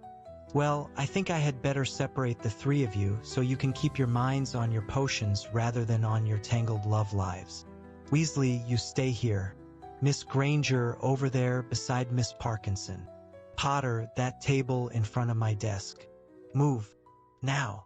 Furious, Harry threw his ingredients and his bag into his cauldron and dragged it up to the front of the dungeon to the empty table. Snape followed, sat down at his desk and watched Harry unload his cauldron. Determined not to look at Snape, Harry resumed the mashing of his scarab beetles, imagining each one to have Snape's face. "All this press attention seems to have inflated your already overlarge head, Potter," said Snape quietly, once the rest of the class had settled down again. Harry didn't answer. He knew Snape was trying to provoke him. He had done this before. No doubt he was hoping for an excuse to take around 50 points from Gryffindor before the end of the class. "You might be laboring under the delusion that the entire wizarding world is impressed with you," Snape went on, so quietly that no one else could hear him. Harry continued to pound his scarab beetles, even though he had already reduced them to a very fine powder. "But I don't care how many times your picture appears in the papers. To me, Potter, you are nothing but a nasty little boy who considers rules to be beneath him." Harry tipped the powdered beetles into his cauldron and started cutting up his ginger roots. His hands were shaking slightly out of anger, but he kept his eyes down, as though he couldn't hear what Snape was saying to him. "So I give you fair warning, Potter," Snape continued in a softer and more dangerous voice. "Pint-sized celebrity or not, if I catch you breaking into my office one more time—" "I haven't been anywhere near your office," said Harry angrily, forgetting his feigned deafness. "Don't lie to me," Snape hissed, his fathomless black eyes boring into Harry's. "Boomslong skin, gillyweed, both come from my private stores, and I know who stole them." Harry stared back at Snape, determined not to blink or to look guilty. In truth, he hadn't stolen either of these things from Snape. Hermione had taken the Boomslong skin back in their second year. They had needed it for the Polyjuice potion, and while Snape had suspected Harry at the time, he had never been able to prove it. Dobby, of course, had stolen the gillyweed. "I don't know what you're talking about," Harry lied coldly. "You were out of bed on the night my office was broken into," Snape hissed. "I know it, Potter. Now, Mad-Eye Moody might have joined your fan club, but I will not tolerate your behavior. One more nighttime stroll into my office, Potter, and you will pay. Right?" said Harry coolly, turning back to his ginger roots. "I'll bear that in mind if I ever get the urge to go in there." Snape's eyes flashed. He plunged a hand into the inside of his black robes. For one wild moment, Harry thought Snape was about to pull out his wand and curse him. Then he saw that Snape had drawn out a small crystal bottle of a completely clear potion. Harry stared at it. "Do you know what this is, Potter?" Snape said, his eyes glittering dangerously again. "No," said Harry, with complete honesty this time. "It is Veritaserum, a truth potion so powerful that 3 drops would have you spilling your innermost secrets for this entire class to hear," said Snape viciously. "Now, the use of this potion is controlled by very strict ministry guidelines. But unless you watch your step, you might just find that my hand slips." He shook the crystal bottle slightly. "Right over your evening pumpkin juice. And then, Potter. Then we'll find out whether you've been in my office or not." Harry said nothing. He turned back to his ginger roots once more, picked up his knife, and started slicing them again. He didn't like the sound of that truth potion at all, nor would he put it past Snape to slip him some. He repressed a shudder at the thought of what might come spilling out of his mouth if Snape did it. Quite apart from landing a whole lot of people in trouble, Hermione and Dobby for a start, there were all the other things he was concealing, like the fact that he was in contact with Sirius, and his insides squirmed at the thought how he felt about Cho. He tipped his ginger roots into the cauldron too, and wondered whether he ought to take a leaf out of Moody's book and start drinking only from a private hip flask. There was a knock on the dungeon door. "Enter," said Snape in his usual voice. The class looked around as the door opened. Professor Karkaroff came in. Everyone watched him as he walked up towards Snape's desk. He was twisting his finger around his goatee and looking agitated. "We need to talk," said Karkaroff abruptly when he had reached Snape. He seemed so determined that nobody should hear what he was saying that he was barely opening his lips. It was as though he were a rather poor ventriloquist. Harry kept his eyes on his ginger roots, listening hard. "I'll talk to you after my lesson, Karkaroff," Snape muttered, but Karkaroff interrupted him. "I want to talk now while you can't slip off, Severus. You've been avoiding me." "After the lesson," Snape snapped, under the pretext of holding up a measuring cup to see if he'd poured out enough armadillo bile. Harry sneaked a sidelong glance at the pair of them. Karkaroff looked extremely worried, and Snape looked angry. Karkaroff hovered behind Snape's desk for the rest of the double period. He seemed intent on preventing Snape from slipping away at the end of class. Keen to hear what Karkaroff wanted to say, Harry deliberately knocked over his bottle of armadillo bile with 2 minutes to go to the bell, which gave him an excuse to duck down behind his cauldron and mop up while the rest of the class moved noisily toward the door. "What's so urgent?" he heard Snape hiss at Karkaroff. "This," said Karkaroff, and Harry, peering around the edge of his cauldron, saw Karkaroff pull up the left-hand sleeve of his robe and show Snape something on his inner forearm. "Well?" said Karkaroff, still making every effort not to move his lips. "Do you see? It's never been this clear, never since—" "Put it away!" snarled Snape, his black eyes sweeping the classroom. "But you must have noticed," Karkaroff began in an agitated voice. "We can talk later, Karkaroff," spat Snape. "Potter, what are you doing?" "Clearing up my armadillo bile, Professor," said Harry innocently, straightening up and showing Snape the sodden rag he was holding. Karkaroff turned on his heel and strode out of the dungeon. He looked both worried and angry. Not wanting to remain alone with an exceptionally angry Snape, Harry threw his books and ingredients back into his bag and left at top speed to tell Ron and Hermione what he had just witnessed. They left the castle at noon the next day to find a weak silver sun shining down upon the grounds. The weather was milder than it had been all year, and by the time they arrived in Hogsmeade, all three of them had taken off their cloaks and thrown them over their shoulders. The food Sirius had told them to bring was in Harry's bag. They had sneaked a dozen chicken legs, a loaf of bread, and a flask of pumpkin juice from the lunch table.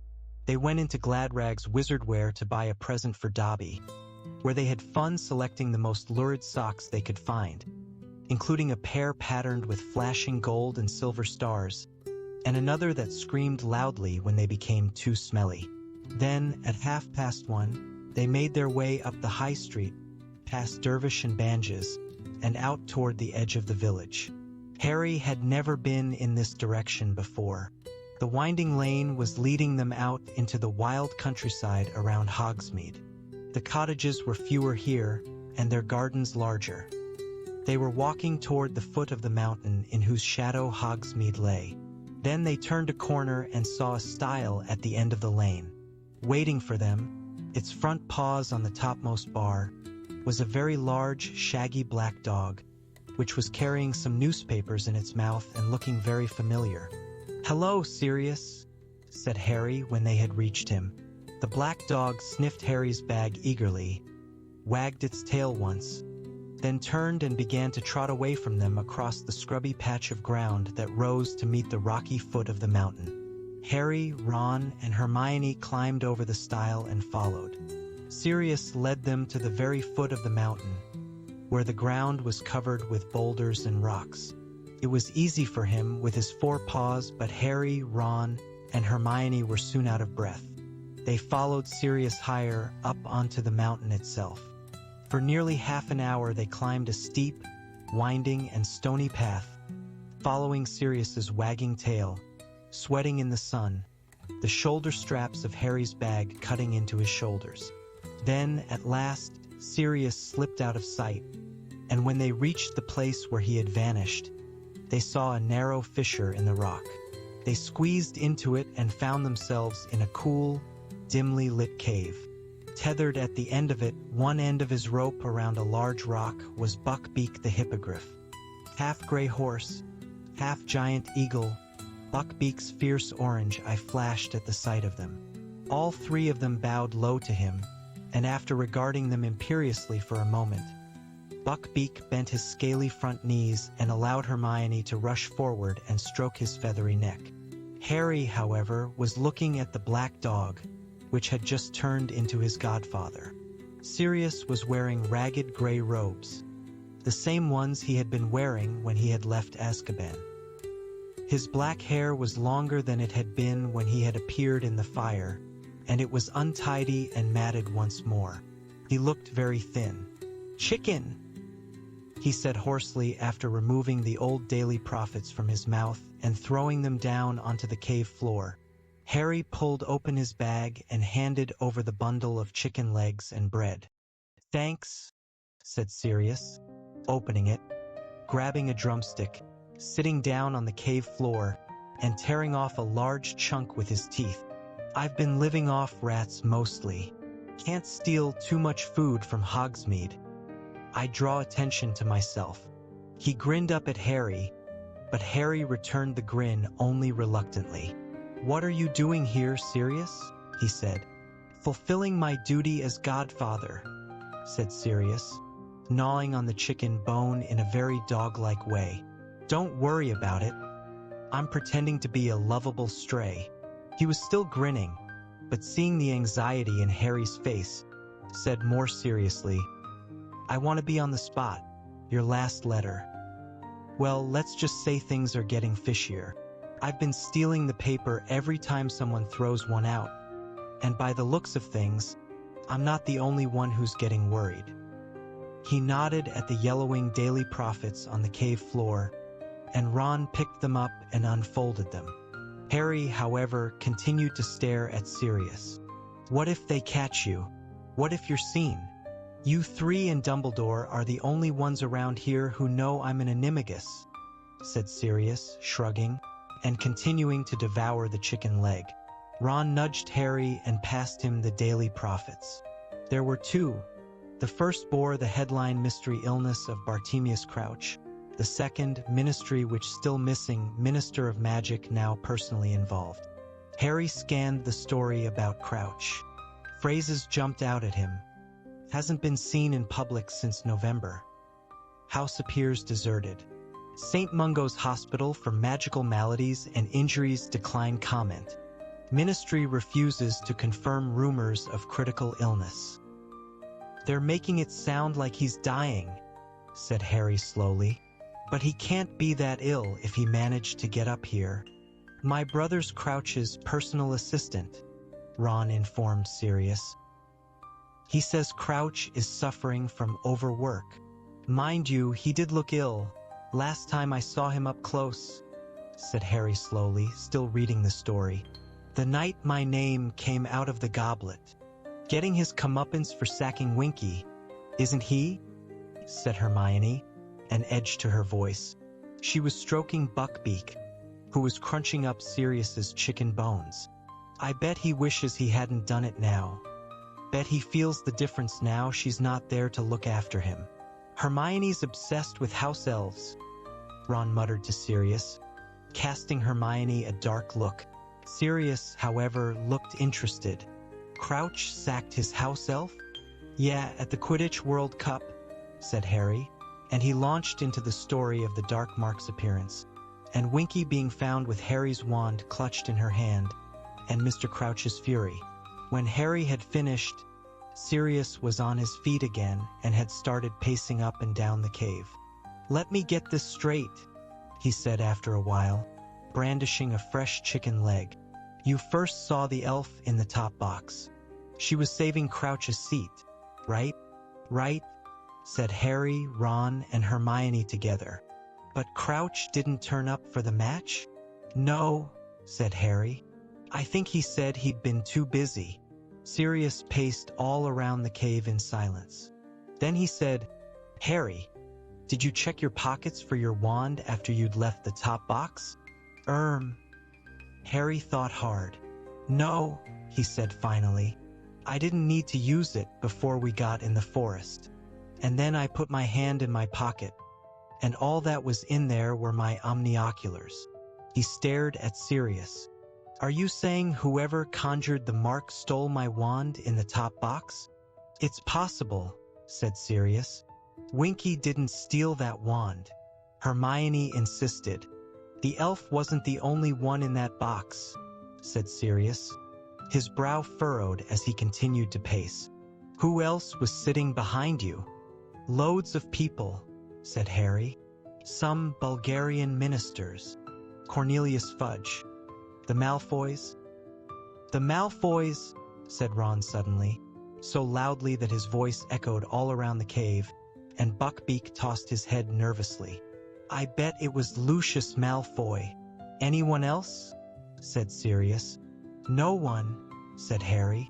Yes, there was Ludo Bagman, Hermione reminded him. Oh yeah. I don't know anything about Bagman except that he used to be beater for the Vimborn Wasps, said Sirius, still pacing. What's he like? He's okay, said Harry. He keeps offering to help me with the Triwizard Tournament. Does he now? Said Sirius, frowning more deeply. I wonder why he'd do that. Says he's taken a liking to me, said Harry. Said Sirius, looking thoughtful.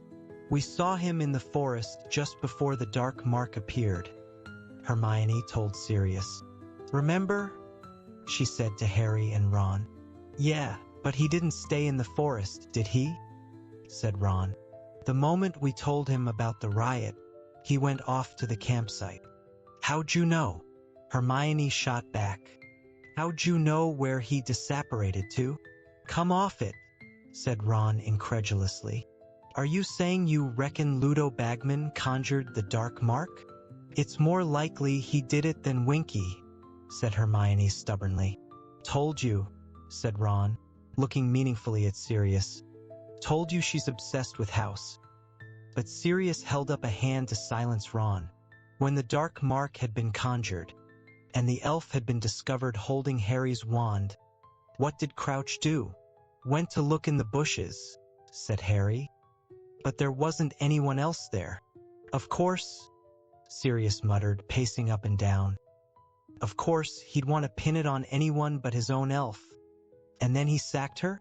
Yes, said Hermione in a heated voice. He sacked her, just because she hadn't stayed in her tent and let herself get trampled. Hermione, will you give it a rest with the elf? Said Ron. Sirius shook his head and said, She's got the measure of Crouch better than you have, Ron. If you want to know what a man's like, take a good look at how he treats his inferiors, not his equals. He ran a hand over his unshaven face, evidently thinking hard. All these absences of Barty Crouch's. He goes to the trouble of making sure his house elf saves him a seat at the Quidditch World Cup, but doesn't bother to turn up and watch. He works very hard to reinstate the Triwizard Tournament, and then stops coming to that too. Does not like Crouch. If he's ever taken a day off work because of illness before this, I'll eat Buckbeak. "Do you know Crouch then?" said Harry. Sirius's face darkened. He suddenly looked as menacing as he had the night when Harry first met him, the night when Harry still believed Sirius to be a murderer. "Oh, I know Crouch all right," he said quietly. "He was the one who gave the order for me to be sent to Azkaban, without a trial." "What?" said Ron and Hermione together. "You're kidding," said Harry. "No, I'm not," said Sirius, taking another great bite of chicken. "Crouch used to be head of the Department of Magical Law Enforcement. Didn't you know?" Harry, Ron, and Hermione shook their heads. "He was tipped for the next Minister of Magic," said Sirius. "He's a great wizard, Barty Crouch, powerfully magical, and power-hungry. Oh, never a Voldemort supporter," he said, reading the look on Harry's face. "No, Barty Crouch was always very outspoken against the dark side. But then a lot of people who were against the dark side. Well, you wouldn't understand. You're too young." "That's what my dad said at the World Cup?" said Ron, with a trace of irritation in his voice. "Try us? Why don't you?" A grin flashed across Sirius's thin face. "All right, I'll try you." He walked once up the cave, back again, and then said, "Imagine that Voldemort's powerful now. You don't know who his supporters are, you don't know who's working for him and who isn't. You know he can control people so that they do terrible things without being able to stop themselves. You're scared for yourself, and your family, and your friends. Every week, news comes of more deaths, more disappearances, more torturing. The Ministry of Magic's in disarray, they don't know what to do. They're trying to keep everything hidden from the Muggles, but meanwhile, Muggles are dying too. Terror everywhere. Panic. Confusion. That's how it used to be. Well, times like that bring out the best in some people and the worst in others. Crouch's principles might have been good in the beginning. I wouldn't know.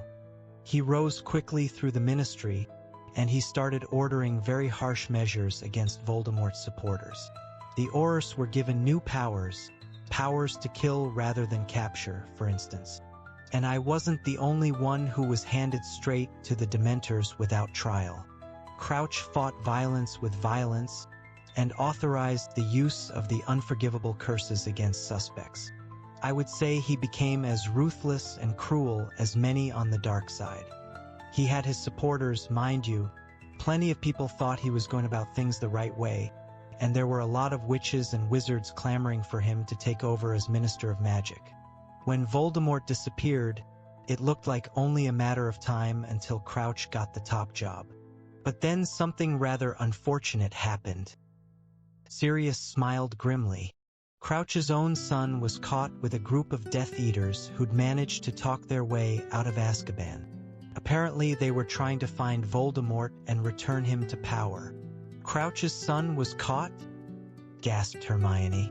Yep, said Sirius, throwing his chicken bone to Buckbeak, flinging himself back down on the ground beside the loaf of bread and tearing it in half. Nasty little shock for old Barty, I'd imagine. Should have spent a bit more time at home with his family. Shouldn't he? Ought to have left the office early once in a while. Gotten to know his own son. He began to wolf down large pieces of bread. Was his son a Death Eater? Said Harry. No idea, said Sirius, still stuffing down bread. I was in Azkaban myself when he was brought in. This is mostly stuff I've found out since I got out. The boy was definitely caught in the company of people I'd bet my life were Death Eaters, but he might have been in the wrong place at the wrong time, just like the house elf. Did Crouch try and get his son off? Hermione whispered. Sirius let out a laugh that was much more like a bark. Crouch let his son off? I thought you had the measure of him, Hermione. Anything that threatened to tarnish his reputation had to go. He had dedicated his whole life to becoming Minister of Magic. You saw him dismiss a devoted house elf because she associated him with the dark mark again. Doesn't that tell you what he's like? Crouch's fatherly affection stretched just far enough to give his son a trial, and by all accounts, it wasn't much more than an excuse for Crouch to show how much he hated the boy. Then he sent him straight to Azkaban. He gave his own son to the Dementors? Asked Harry quietly. That's right, said Sirius, and he didn't look remotely amused now. I saw the Dementors bringing him in, watched them through the bars in my cell door. He can't have been more than 19. They took him into a cell near mine. He was screaming for his mother by nightfall. He went quiet after a few days, though. They all went quiet in the end, except when they shrieked in their sleep. For a moment, the deadened look in Sirius's eyes became more pronounced than ever, as though shutters had closed behind them. So he's still in Azkaban? Harry said. No, said Sirius dully.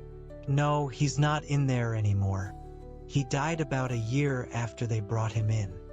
He died. He wasn't the only one, said Sirius bitterly. Most go mad in there and plenty stop eating in the end. They lose the will to live. You could always tell when a death was coming because the Dementors could sense it. They got excited. That boy looked pretty sickly when he arrived. Crouch being an important ministry member, he and his wife were allowed a deathbed visit. That was the last time I saw Barty Crouch, half carrying his wife past my cell. She died herself apparently shortly afterward. Grief wasted away just like the boy. Crouch never came for his son's body. The Dementors buried him outside the fortress. I watched them do it. Sirius threw aside the bread he had just lifted to his mouth and instead picked up the flask of pumpkin juice and drained it. So old Crouch lost it all, just when he thought he had it made. He continued, wiping his mouth with the back of his hand. One moment a hero poised to become Minister of Magic. Next, his son dead, his wife dead, the family name dishonored, and, so I've heard since I escaped, a big drop in popularity. Once the boy had died, people started feeling a bit more sympathetic toward the son and started asking how a nice young lad from a good family had gone so badly astray. The conclusion was that his father never cared much for him. So Cornelius Fudge got the top job, and Crouch was shunted sideways into the Department of International Magical Cooperation. There was a long silence. Harry was thinking of the way Crouch's eyes had bulged as he'd looked down at his disobedient house elf back in the wood at the Quidditch World Cup. This, then, must have been why Crouch had overreacted to Winky being found beneath the dark mark. It had brought back memories of his son, and the old scandal, and his fall from grace at the ministry. Moody says Crouch is obsessed with catching dark wizards, Harry told Sirius. Yeah, I've heard it's become a bit of a mania with him, said Sirius, nodding. If you ask me, he still thinks he can bring back the old popularity by catching one more Death Eater. And he sneaked up here to search Snape's office, said Ron triumphantly, looking at Hermione. Yes, and that doesn't make sense at all, said Sirius. Yeah, it does, said Ron excitedly, but Sirius shook his head. Listen, if Crouch wants to investigate Snape, why hasn't he been coming to judge the tournament?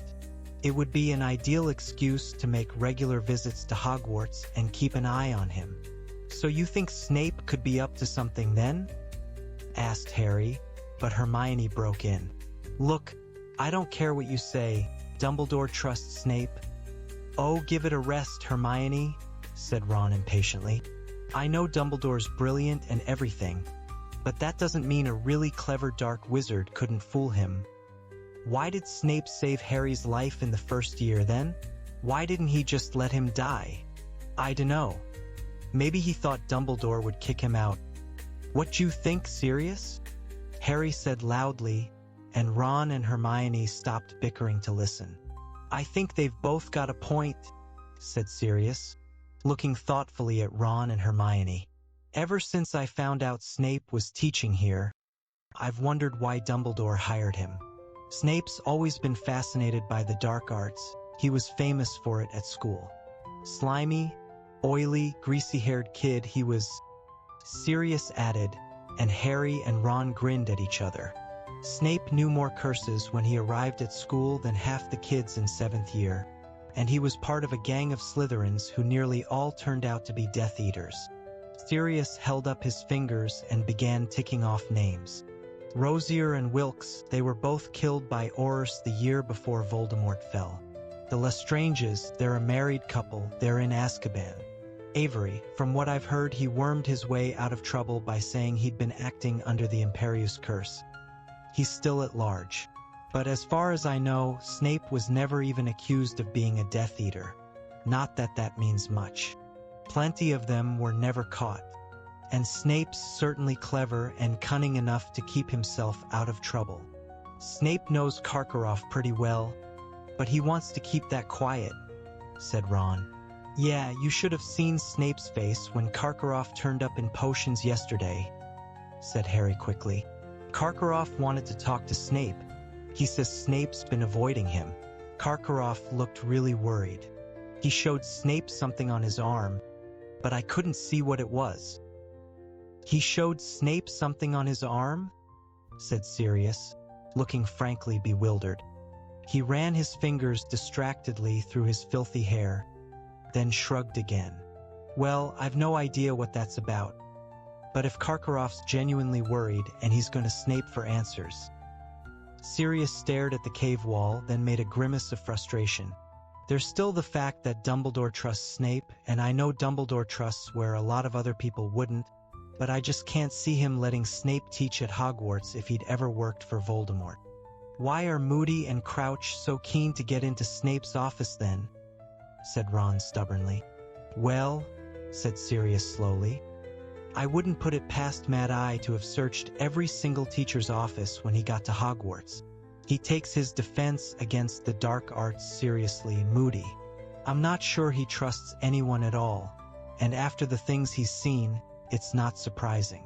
I'll say this for Moody, though, he never killed if he could help it. Always brought people in alive where possible. He was tough, but he never descended to the level of the Death Eaters. Crouch, though, he's a different matter. Is he really ill? If he is, why did he make the effort to drag himself up to Snape's office? And if he's not, what's he up to? What was he doing at the World Cup that was so important he didn't turn up in the top box? What's he been doing while he should have been judging the tournament? Sirius lapsed into silence, still staring at the cave wall. Buckbeak was ferreting around on the rocky floor, looking for bones he might have overlooked. Finally, Sirius looked up at Ron. You say your brother's Crouch's personal assistant? Any chance you could ask him if he's seen Crouch lately? I can try, said Ron doubtfully. Better not make it sound like I reckon Crouch is up to anything dodgy, though. Percy loves Crouch. And you might try and find out whether they've got any leads on Bertha Jorkins while you're at it, said Sirius, gesturing to the second copy of the Daily Prophet. Bagman told me they hadn't, said Harry. Yes, he's quoted in the article in there, said Sirius, nodding at the paper, blustering on about how bad Bertha's memory is. Well, maybe she's changed since I knew her, but the Bertha I knew wasn't forgetful at all. Quite the reverse. She was a bit dim, but she had an excellent memory for gossip. It used to get her into a lot of trouble. She never knew when to keep her mouth shut. I can see her being a bit of a liability at the Ministry of Magic. Maybe that's why Bagman didn't bother to look for her for so long. Sirius heaved an enormous sigh and rubbed his shadowed eyes. What's the time? Harry checked his watch, then remembered it hadn't been working since it had spent over an hour in the lake. It's 3:30, said Hermione. You'd better get back to school, Sirius said, getting to his feet. Now listen. He looked particularly hard at Harry. I don't want you lot sneaking out of school to see me, all right? Just send notes to me here. I still want to hear about anything odd. But you're not to go leaving Hogwarts without permission. It would be an ideal opportunity for someone to attack you. No one's tried to attack me so far, except a dragon and a couple of Grindylows, Harry said, but Sirius scowled at him. I don't care. I'll breathe freely again when this tournament's over, and that's not until June. And don't forget, if you're talking about me among yourselves, call me Snuffles. Okay? He handed Harry the empty napkin and flask and went to pat Buckbeak goodbye. I'll walk to the edge of the village with you, said Sirius. See if I can scrounge another paper. He transformed into the great black dog before they left the cave, and they walked back down the mountainside with him, across the boulder-strewn ground and back to the stile. Here he allowed each of them to pat him on the head, before turning and setting off at a run around the outskirts of the village. Harry, Ron, and Hermione made their way back into Hogsmeade and up toward Hogwarts. Wonder if Percy knows all that stuff about Crouch? Ron said as they walked up the drive to the castle. But maybe he doesn't care. It'd probably just make him admire Crouch even more. Yeah, Percy loves rules. He'd just say Crouch was refusing to break them for his own son. Percy would never throw any of his family to the Dementors, said Hermione severely. I don't know, said Ron, if he thought we were standing in the way of his career. Percy's really ambitious, you know. They walked up the stone steps into the entrance hall, where the delicious smells of dinner wafted toward them from the great hall. Poor old Snuffles, said Ron, breathing deeply. He must really like you, Harry. Imagine having to live off rats. Chapter 28. The Madness of Mr. Crouch. Harry, Ron, and Hermione went up to the Ollery after breakfast on Sunday to send a letter to Percy, asking, as Sirius had suggested, whether he had seen Mr. Crouch lately. They used Hedwig, because it had been so long since she'd had a job. When they had watched her fly out of sight through the Ollery window, they proceeded down to the kitchen to give Dobby his new socks. The house elves gave them a very cheery welcome, bowing and curtsying and bustling around making tea again. Dobby was ecstatic about his present. Harry Potter is too good to Dobby, he squeaked, wiping large tears out of his enormous eyes. You saved my life with that gillyweed, Dobby. You really did, said Harry. No chance of more of those eclairs, is there?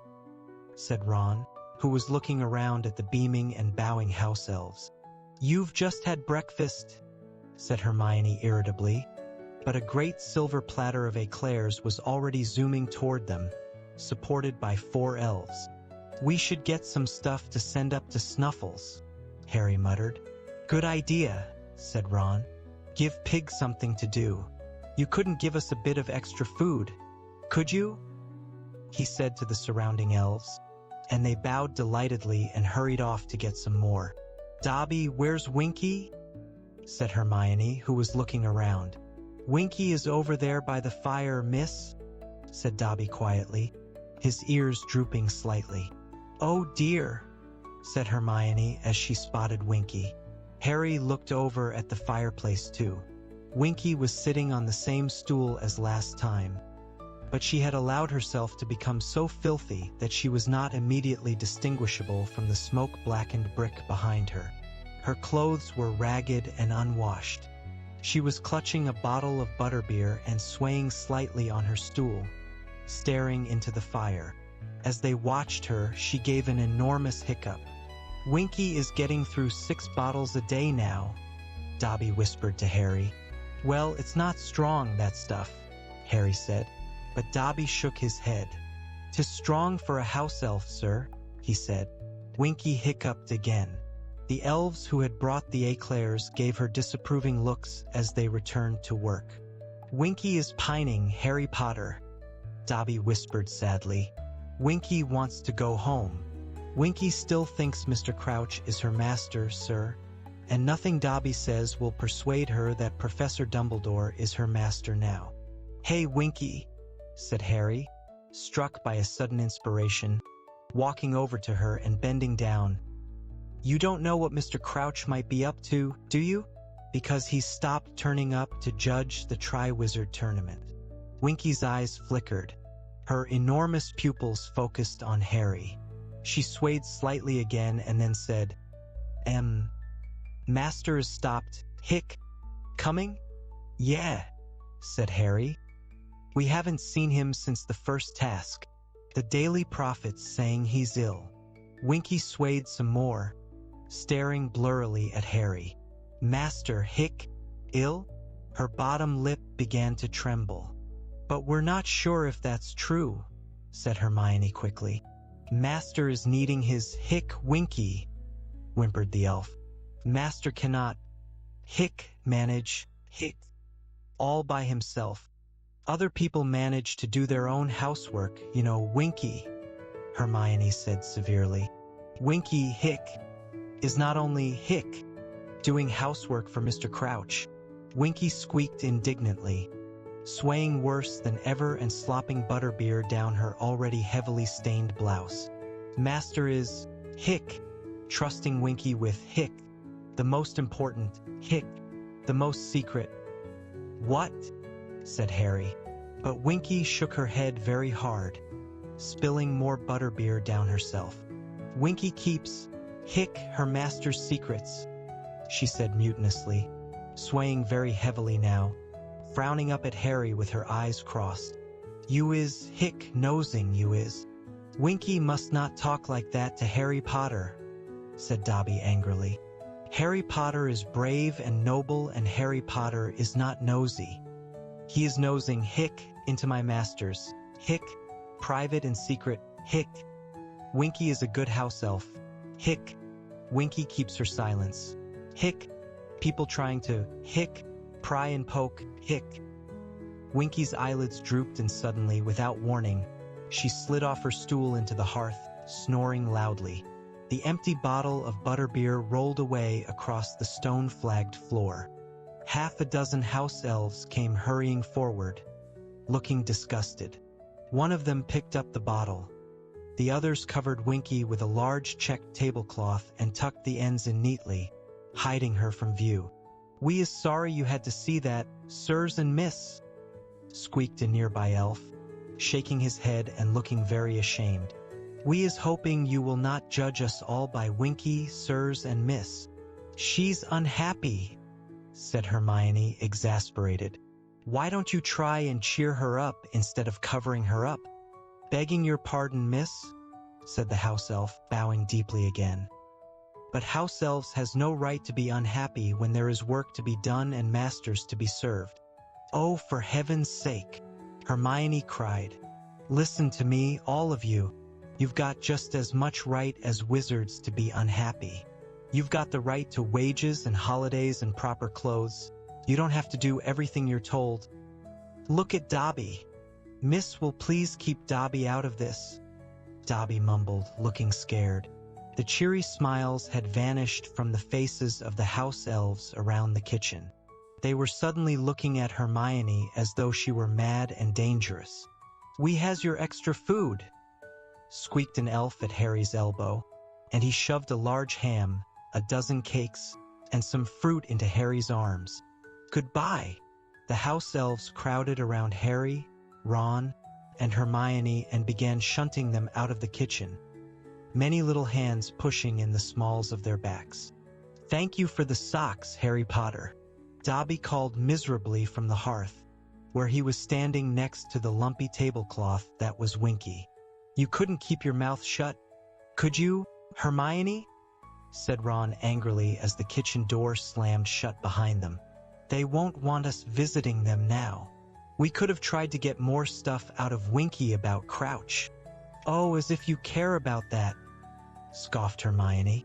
"You only like coming down here for the food." It was an irritable sort of day after that. Harry got so tired of Ron and Hermione sniping at each other over their homework in the common room that he took Sirius's food up to the Ollery that evening on his own.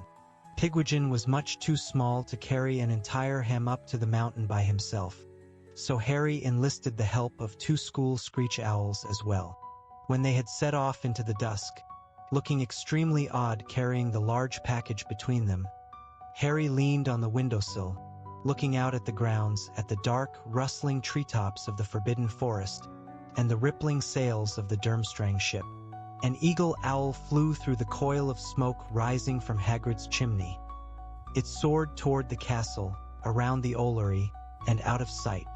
Looking down, Harry saw Hagrid digging energetically in front of his cabin. Harry wondered what he was doing.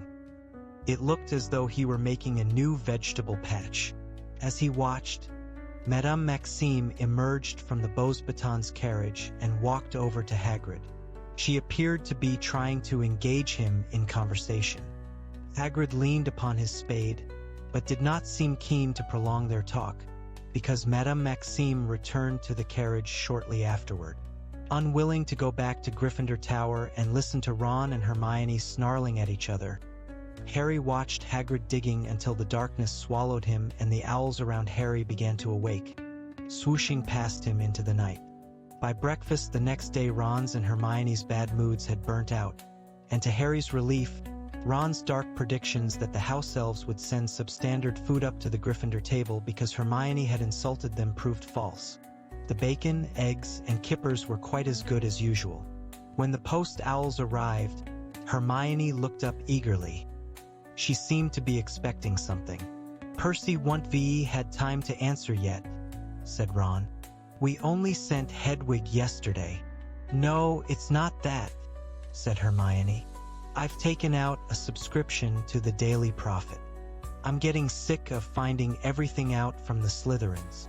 "Good thinking," said Harry, also looking up at the owls. "Hey, Hermione, I think you're in luck." A gray owl was soaring down toward Hermione. "It hasn't got a newspaper, though," she said, looking disappointed. "It's—" But to her bewilderment, the gray owl landed in front of her plate, closely followed by 4 barn owls, a brown owl and a tawny. "How many subscriptions did you take out?" said Harry, seizing Hermione's goblet before it was knocked over by the cluster of owls, all of whom were jostling close to her, trying to deliver their own letter first. "What on earth?" Hermione said, taking the letter from the gray owl, opening it and starting to read. "Oh, really?" she sputtered, going rather red. "What's up?" said Ron. "It's— oh, how ridiculous." She thrust the letter at Harry, who saw that it was not handwritten, but composed from pasted letters that seemed to have been cut out of the Daily Prophet. "You are a wicked girl. Harry Potter deserves better. Go back where you came from, Muggle." "They're all like it," said Hermione desperately, opening one letter after another. "Harry Potter can do much better than the likes of you. You deserve to be boiled in frog spawn."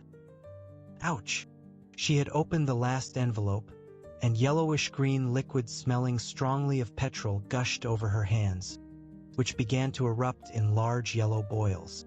"Undiluted bubotuber pus," said Ron, picking up the envelope gingerly and sniffing it. "Ow," said Hermione, tears starting in her eyes as she tried to rub the pus off her hands with a napkin. but her fingers were now so thickly covered in painful sores that it looked as though she were wearing a pair of thick, knobbly gloves. "You'd better get up to the hospital wing," said Harry as the owls around Hermione took flight. "We'll tell Professor Sprout where you've gone." "I warned her," said Ron as Hermione hurried out of the great hall, cradling her hands. "I warned her not to annoy Rita Skeeter. Look at this one." He read out one of the letters Hermione had left behind. "I read in which weekly about how you are playing Harry Potter false, and that boy has had enough hardship, and I will be sending you a curse by next post as soon as I can find a big enough envelope. Blimey, she'd better watch out for herself." Hermione didn't turn up for herbology. As Harry and Ron left the greenhouse for their Care of Magical Creatures class, they saw Malfoy, Crabbe, and Goyle descending the stone steps of the castle. Pansy Parkinson was whispering and giggling behind them with her gang of Slytherin girls. Catching sight of Harry, Pansy called, "Potter, have you split up with your girlfriend? Why was she so upset at breakfast?" Harry ignored her. He didn't want to give her the satisfaction of knowing how much trouble the Witch Weekly article had caused. Hagrid, who had told them last lesson that they had finished with unicorns, was waiting for them outside his cabin with a fresh supply of open crates at his feet. Harry's heart sank at the sight of the crates. Surely not another Skrut hatching? But when he got near enough to see inside, he found himself looking at a number of fluffy black creatures with long snouts. Their front paws were curiously flat like spades, and they were blinking up at the class, looking politely puzzled at all the attention. "These are nifflers," said Hagrid, when the class had gathered around. "Yeah, find 'em down mines mostly. They like sparkly stuff. There ye go, look." One of the nifflers had suddenly leapt up and attempted to bite Pansy Parkinson's watch off her wrist. She shrieked and jumped backward. "Useful little treasure detectors," said Hagrid happily. "Thought we'd have some fun with them today. See over there." He pointed at the large patch of freshly turned earth Harry had watched him digging from the Ollery window. "I've buried some gold coins. I've got a prize fair whoever picks the niffler that digs up most. Just take off all your valuables and choose a niffler and get ready to set 'em loose." Harry took off his watch, which he was only wearing out of habit, as it didn't work anymore, and stuffed it into his pocket. Then he picked up a niffler. It put its long snout in Harry's ear and sniffed enthusiastically. It was really quite cuddly. "Hang on," said Hagrid, looking down into the crate. "There's a spare niffler here. Who's missing?" "Where's Hermione?" "She had to go to the hospital wing," said Ron. "We'll explain later," Harry muttered. Pansy Parkinson was listening. It was easily the most fun they had ever had in Care of Magical Creatures. The nifflers dived in and out of the patch of earth as though it were water, each scurrying back to the student who had released it and spitting gold into their hands. Ron's was particularly efficient. It had soon filled his lap with coins. "Can you buy these as pets, Hagrid?" he asked excitedly as his niffler dived back into the soil, splattering his robes. "Your mum wouldn't be happy, Ron," said Hagrid, grinning. "They wreck houses, nifflers. I reckon they've nearly got the lot. Now," he added, pacing around the patch of earth while the nifflers continued to dive. "I buried 100 coins. Oh, there why are Hermione." Hermione was walking toward them across the lawn. Her hands were very heavily bandaged, and she looked miserable. Pansy Parkinson was watching her beadily. "Well, let's check how ye've done," said Hagrid. "Count your coins. And there's no point trying to steal any, Goyle," he added. His beetle-black eyes narrowed. "It's leprechaun gold. Vanishes after a few hours." Goyle emptied his pockets, looking extremely sulky. It turned out that Ron's niffler had been most successful, so Hagrid gave him an enormous slab of Honeyduke's chocolate for a prize. The bell rang across the grounds for lunch. The rest of the class set off back to the castle, but Harry, Ron, and Hermione stayed behind to help Hagrid put the Nifflers back in their boxes. Harry noticed Madame Maxime watching them out of her carriage window. "What ye done to your hands, Hermione?" said Hagrid, looking concerned. Hermione told him about the hate mail she had received that morning and the envelope full of bubotuber pus. Don't worry," said Hagrid gently, looking down at her. "I got some of those letters and all, after Rita Skeeter wrote a boomy mum. Yerry a monster and should be put down. Your mother killed innocent people, and if you had any decency you'd jump in a lake." "No," said Hermione, looking shocked. "Yeah," said Hagrid, heaving the Niffler crates over by his cabin wall. "They're just nutters, Hermione. Don't open 'em if ye get any more. Chuck 'em stray in the fire." "You missed a really good lesson," Harry told Hermione as they headed back toward the castle. "They're good Nifflers, aren't they, Ron?" Ron, however, was frowning at the chocolate Hagrid had given him. He looked thoroughly put out about something. "What's the matter?" said Harry. "Wrong flavor." "No," said Ron shortly. "Why didn't you tell me about the gold?" "What gold?" said Harry. "The gold I gave you at the Quidditch World Cup," said Ron. "The leprechaun gold I gave you for my omnioculars. In the top box. Why didn't you tell me it disappeared?" Harry had to think for a moment before he realized what Ron was talking about. "Oh," he said, the memory coming back to him at last. "I dunno. I never noticed it had gone. I was more worried about my wand, wasn't I?" They climbed the steps into the entrance hall and went into the Great Hall for lunch. "Must be nice," Ron said abruptly, when they had sat down and started serving themselves roast beef and Yorkshire puddings, "to have so much money you don't notice if a pocketful of galleons goes missing." "Listen, I had other stuff on my mind that night," said Harry impatiently. "We all did, remember? I didn't know leprechaun gold vanishes," Ron muttered. "I thought I was paying you back. You shouldn't be giving me that Chudley Cannon hat for Christmas." "Forget it, all right?" said Harry. Ron speared a roast potato on the end of his fork, glaring at it. Then he said, "I hate being poor." Harry and Hermione looked at each other. Neither of them really knew what to say. "It's rubbish," said Ron, still glaring down at his potato. "I don't blame Fred and George for trying to make some extra money. Wish I could. Wish I had a Niffler." "Well, we know what to get you next Christmas," said Hermione brightly. Then, when Ron continued to look gloomy, she said, "Come on, Ron, it could be worse. At least your fingers aren't full of pus." Hermione was having a lot of difficulty managing her knife and fork. Her fingers were so stiff and swollen. "I hate that Skeeter woman," she burst out savagely. "I'll get her back for this if it's the last thing I do." Hate mail continued to arrive for Hermione over the following week, and although she followed Hagrid's advice and stopped opening it, several of her ill-wishers sent howlers, which exploded at the Gryffindor table and shrieked insults at her for the whole hall to hear. Even those people who didn't read which weekly knew all about the supposed Harry Crumb Hermione triangle now. Harry was getting sick of telling people that Hermione wasn't his girlfriend. "It'll die down, though," he told Hermione, "if we just ignore it.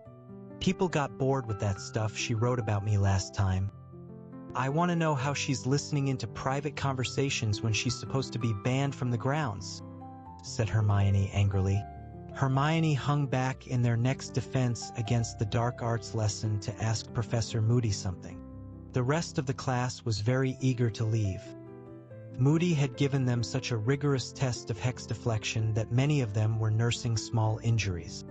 Harry had such a bad case of twitchy ears, he had to hold his hands clamped over them as he walked away from the class.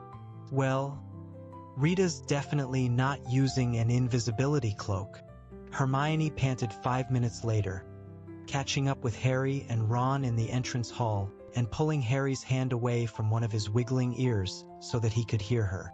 Moody says he didn't see her anywhere near the judge's table at the second task, or anywhere near the lake. Hermione, is there any point in telling you to drop this? Said Ron. No, said Hermione stubbornly. I want to know how she heard me talking to Victor, and how she found out about Hagrid's mum. Maybe she had you bugged, said Harry. Bugged? Said Ron blankly. What? Put fleas on her or something? Harry started explaining about hidden microphones and recording equipment. Ron was fascinated, but Hermione interrupted them. Aren't you two ever going to read Hogwarts? A history?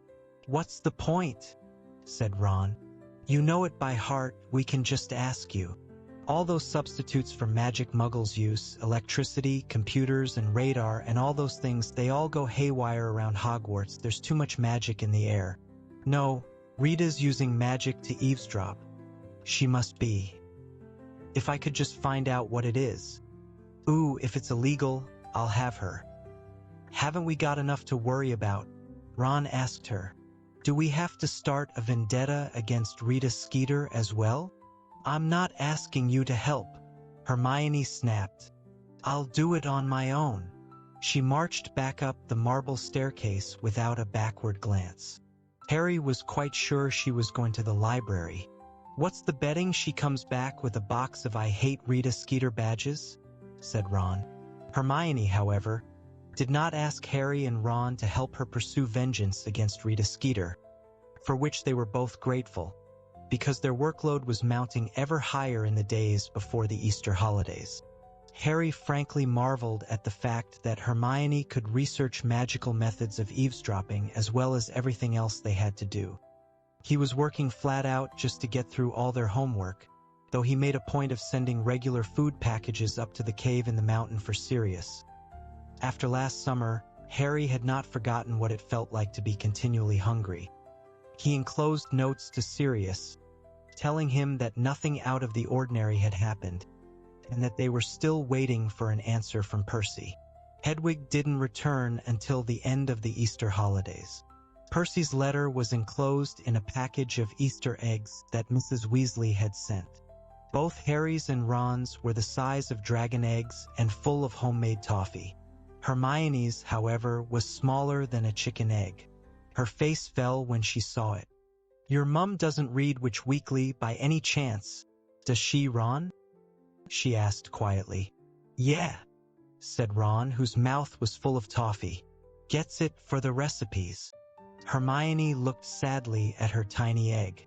Don't you want to see what Percy's written? Harry asked her hastily.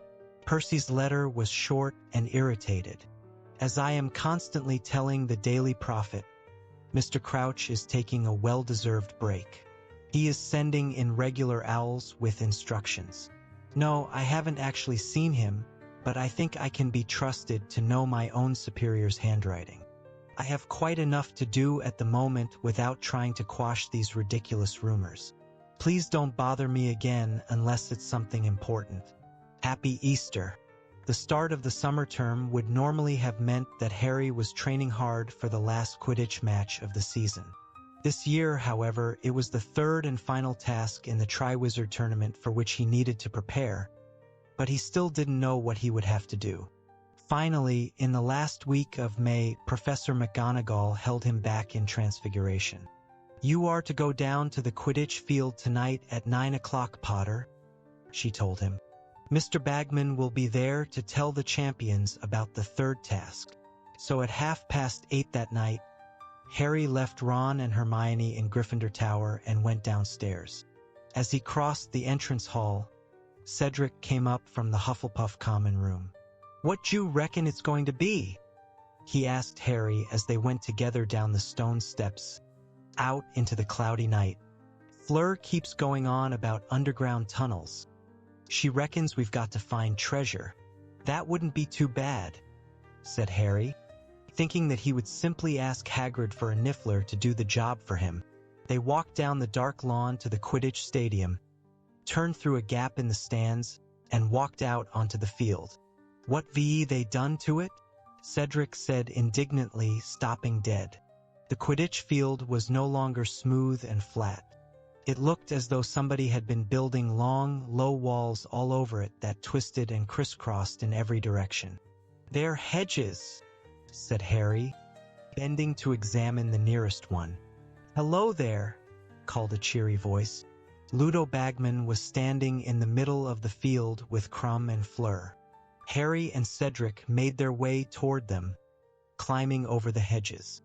Fleur beamed at Harry as he came nearer. Her attitude toward him had changed completely since he had saved her sister from the lake. "Well, what you think?" said Bagman happily as Harry and Cedric climbed over the last hedge. "Growing nicely, aren't they? Give them a month and Hagrid'll have them 20 feet high. Don't worry," he added, grinning, spotting the less than happy expressions on Harry's and Cedric's faces. "You'll have your Quidditch field back to normal once the task is over. Now, I imagine you can guess what we're making here." No one spoke for a moment. Then, "Maze," grunted Krum. "That's right," said Bagman. "A maze. The third task's really very straightforward. The Triwizard Cup will be placed in the center of the maze. The first champion to touch it will receive full marks." "We simply have to get through the maze?" said Fleur. "There will be obstacles," said Bagman happily, bouncing on the balls of his feet. "Hagrid is providing a number of creatures. Then there will be spells that must be broken. All that sort of thing, you know. Now, the champions who are leading on points will get a head start into the maze." Bagman grinned at Harry and Cedric. "Then Mr. Krum will enter. Then Miss Delacour. But you'll all be in with a fighting chance, depending how well you get past the obstacles. Should be fun, eh?" Harry, who knew only too well the kind of creatures that Hagrid was likely to provide for an event like this, thought it was unlikely to be any fun at all. However, he nodded politely like the other champions. "Very well. If you haven't got any questions, we'll go back up to the castle. Shall we? It's a bit chilly." Bagman hurried alongside Harry as they began to wend their way out of the growing maze. Harry had the feeling that Bagman was going to start offering to help him again, but just then, Krum tapped Harry on the shoulder. "Could I have a Vord?" "Yeah, all right," said Harry, slightly surprised. "Will you walk with me?" "Okay," said Harry curiously. Bagman looked slightly perturbed. "I'll wait for you, Harry, shall I?" "No, it's okay, Mr. Bagman," said Harry, suppressing a smile. "I think I can find the castle on my own, thanks." Harry and Krum left the stadium together, but Krum did not set a course for the Durmstrang ship. Instead, he walked toward the forest. "What are we going this way for?" said Harry as they passed Hagrid's cabin and the illuminated Beauxbatons carriage. "Don't want to be overheard," said Krum shortly. When at last they had reached a quiet stretch of ground a short way from the Beauxbatons' horses' paddock, Krum stopped in the shade of the trees and turned to face Harry. "I want to know," he said, glowering, "what there is between you and Hermione." Harry, who from Krum's secretive manner had expected something much more serious than this, stared up at Krum in amazement. "Nothing," he said, but Krum glowered at him, and Harry, somehow struck anew by how tall Krum was, elaborated. "We're friends. She's not my girlfriend, and she never has been. It's just that Skeeter woman making things up.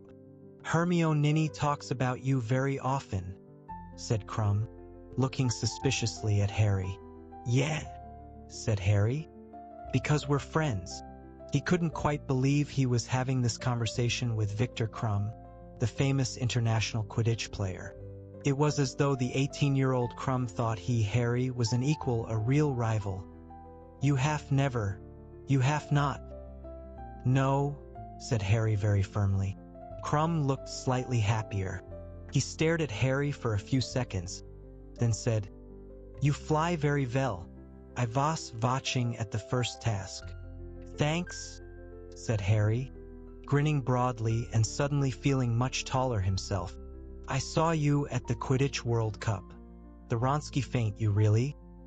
But something moved behind Krum in the trees, and Harry, who had some experience of the sort of thing that lurked in the forest, instinctively grabbed Krum's arm and pulled him around. VOT, is it? Harry shook his head, staring at the place where he'd seen movement. He slipped his hand inside his robes, reaching for his wand. Suddenly, a man staggered out from behind a tall oak. For a moment, Harry didn't recognize him. Then he realized it was Mr. Crouch. He looked as though he had been traveling for days. The knees of his robes were ripped and bloody, his face scratched. He was unshaven and gray with exhaustion. His neat hair and mustache were both in need of a wash and a trim. His strange appearance, however, was nothing to the way he was behaving. Muttering and gesticulating, Mr. Crouch appeared to be talking to someone that he alone could see. He reminded Harry vividly of an old tramp he had seen once when out shopping with the Dursleys. That man, too, had been conversing wildly with thin air. Aunt Petunia had seized Dudley's hand and pulled him across the road to avoid him. Uncle Vernon had then treated the family to a long rant about what he would like to do with beggars and vagrants. "Wasn't he a judge?" said Krum, staring at Mr. Crouch. "Isn't he with your ministry?" Harry nodded, hesitated for a moment, then walked slowly toward Mr. Crouch, who did not look at him, but continued to talk to a nearby tree. "And when you've done that, Weatherby, send an owl to Dumbledore confirming the number of Durmstrang students who will be attending the tournament. Karkaroff has just sent word there will be 12. "Mr. Crouch," said Harry cautiously. "And then send another owl to Madame Maxime because she might want to up the number of students she's bringing. Now Karkaroff's made it a round dozen. Do that, Weatherby, will you? Will you?" "Will." Mr. Crouch's eyes were bulging. He stood staring at the tree, muttering soundlessly at it. Then he staggered sideways and fell to his knees. "Mr. Crouch," Harry said loudly, "are you all right?" Crouch's eyes were rolling in his head. Harry looked around at Krum, who had followed him into the trees, and was looking down at Crouch in alarm. "VOT is wrong with him?" "No idea," Harry muttered. "Listen, you'd better go and get someone." "Dumbledore," gasped Mr. Crouch. He reached out and seized a handful of Harry's robes, dragging him closer, though his eyes were staring over Harry's head. "I need see Dumbledore." "Okay," said Harry. "If you get up, Mr. Crouch, we can go up to the I've done stupid thing." Mr. Crouch breathed. He looked utterly mad. His eyes were rolling and bulging, and a trickle of spittle was sliding down his chin. Every word he spoke seemed to cost him a terrible effort. "Must tell Dumbledore." "Get up, Mr. Crouch," said Harry loudly and clearly. "Get up. I'll take you to Dumbledore." Mr. Crouch's eyes rolled forward onto Harry. "Who? You?" he whispered. "I'm a student at the school," said Harry, looking around at Krum for some help. But Krum was hanging back, looking extremely nervous. "You're not his?" whispered Crouch, his mouth sagging. "No," said Harry, without the faintest idea what Crouch was talking about. "Dumbledore's." "That's right," said Harry. Crouch was pulling him closer. Harry tried to loosen Crouch's grip on his robes, but it was too powerful. "Warn Dumbledore." "I'll get Dumbledore if you let go of me," said Harry. "Just let go, Mr. Crouch, and I'll get him." "Thank you, Weatherby, and when you have done that, I would like a cup of tea. My wife and son will be arriving shortly. We are attending a concert tonight with Mr. and Mrs. Fudge." Crouch was now talking fluently to a tree again, and seemed completely unaware that Harry was there, which surprised Harry so much he didn't notice that Crouch had released him. "Yes, my son has recently gained 12 OWLS. Most satisfactory, yes. Thank you, yes, very proud indeed. Now, if you could bring me that memo from the Andorran Minister of Magic, I think I will have time to draft a response. You stay here with him, Harry said to Krum. I'll get Dumbledore, I'll be quicker. I know where his office is.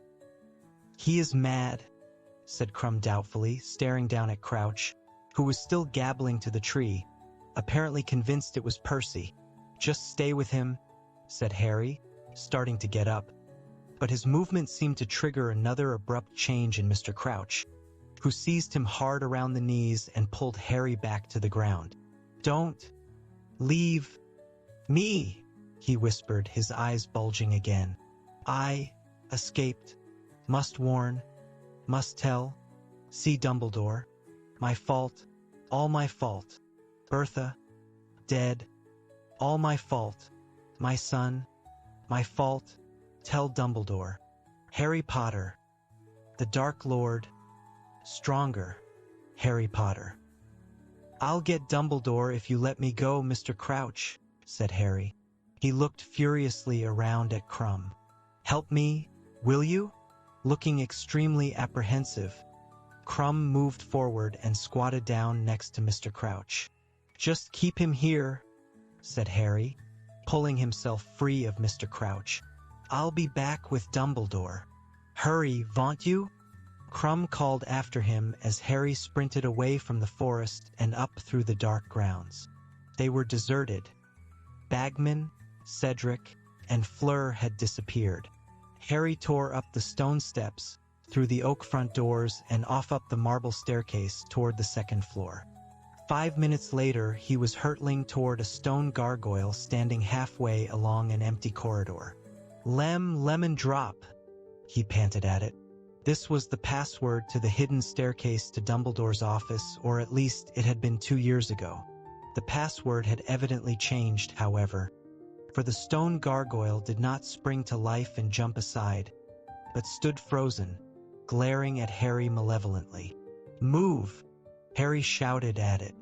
Come on! But nothing at Hogwarts had ever moved just because he shouted at it. He knew it was no good.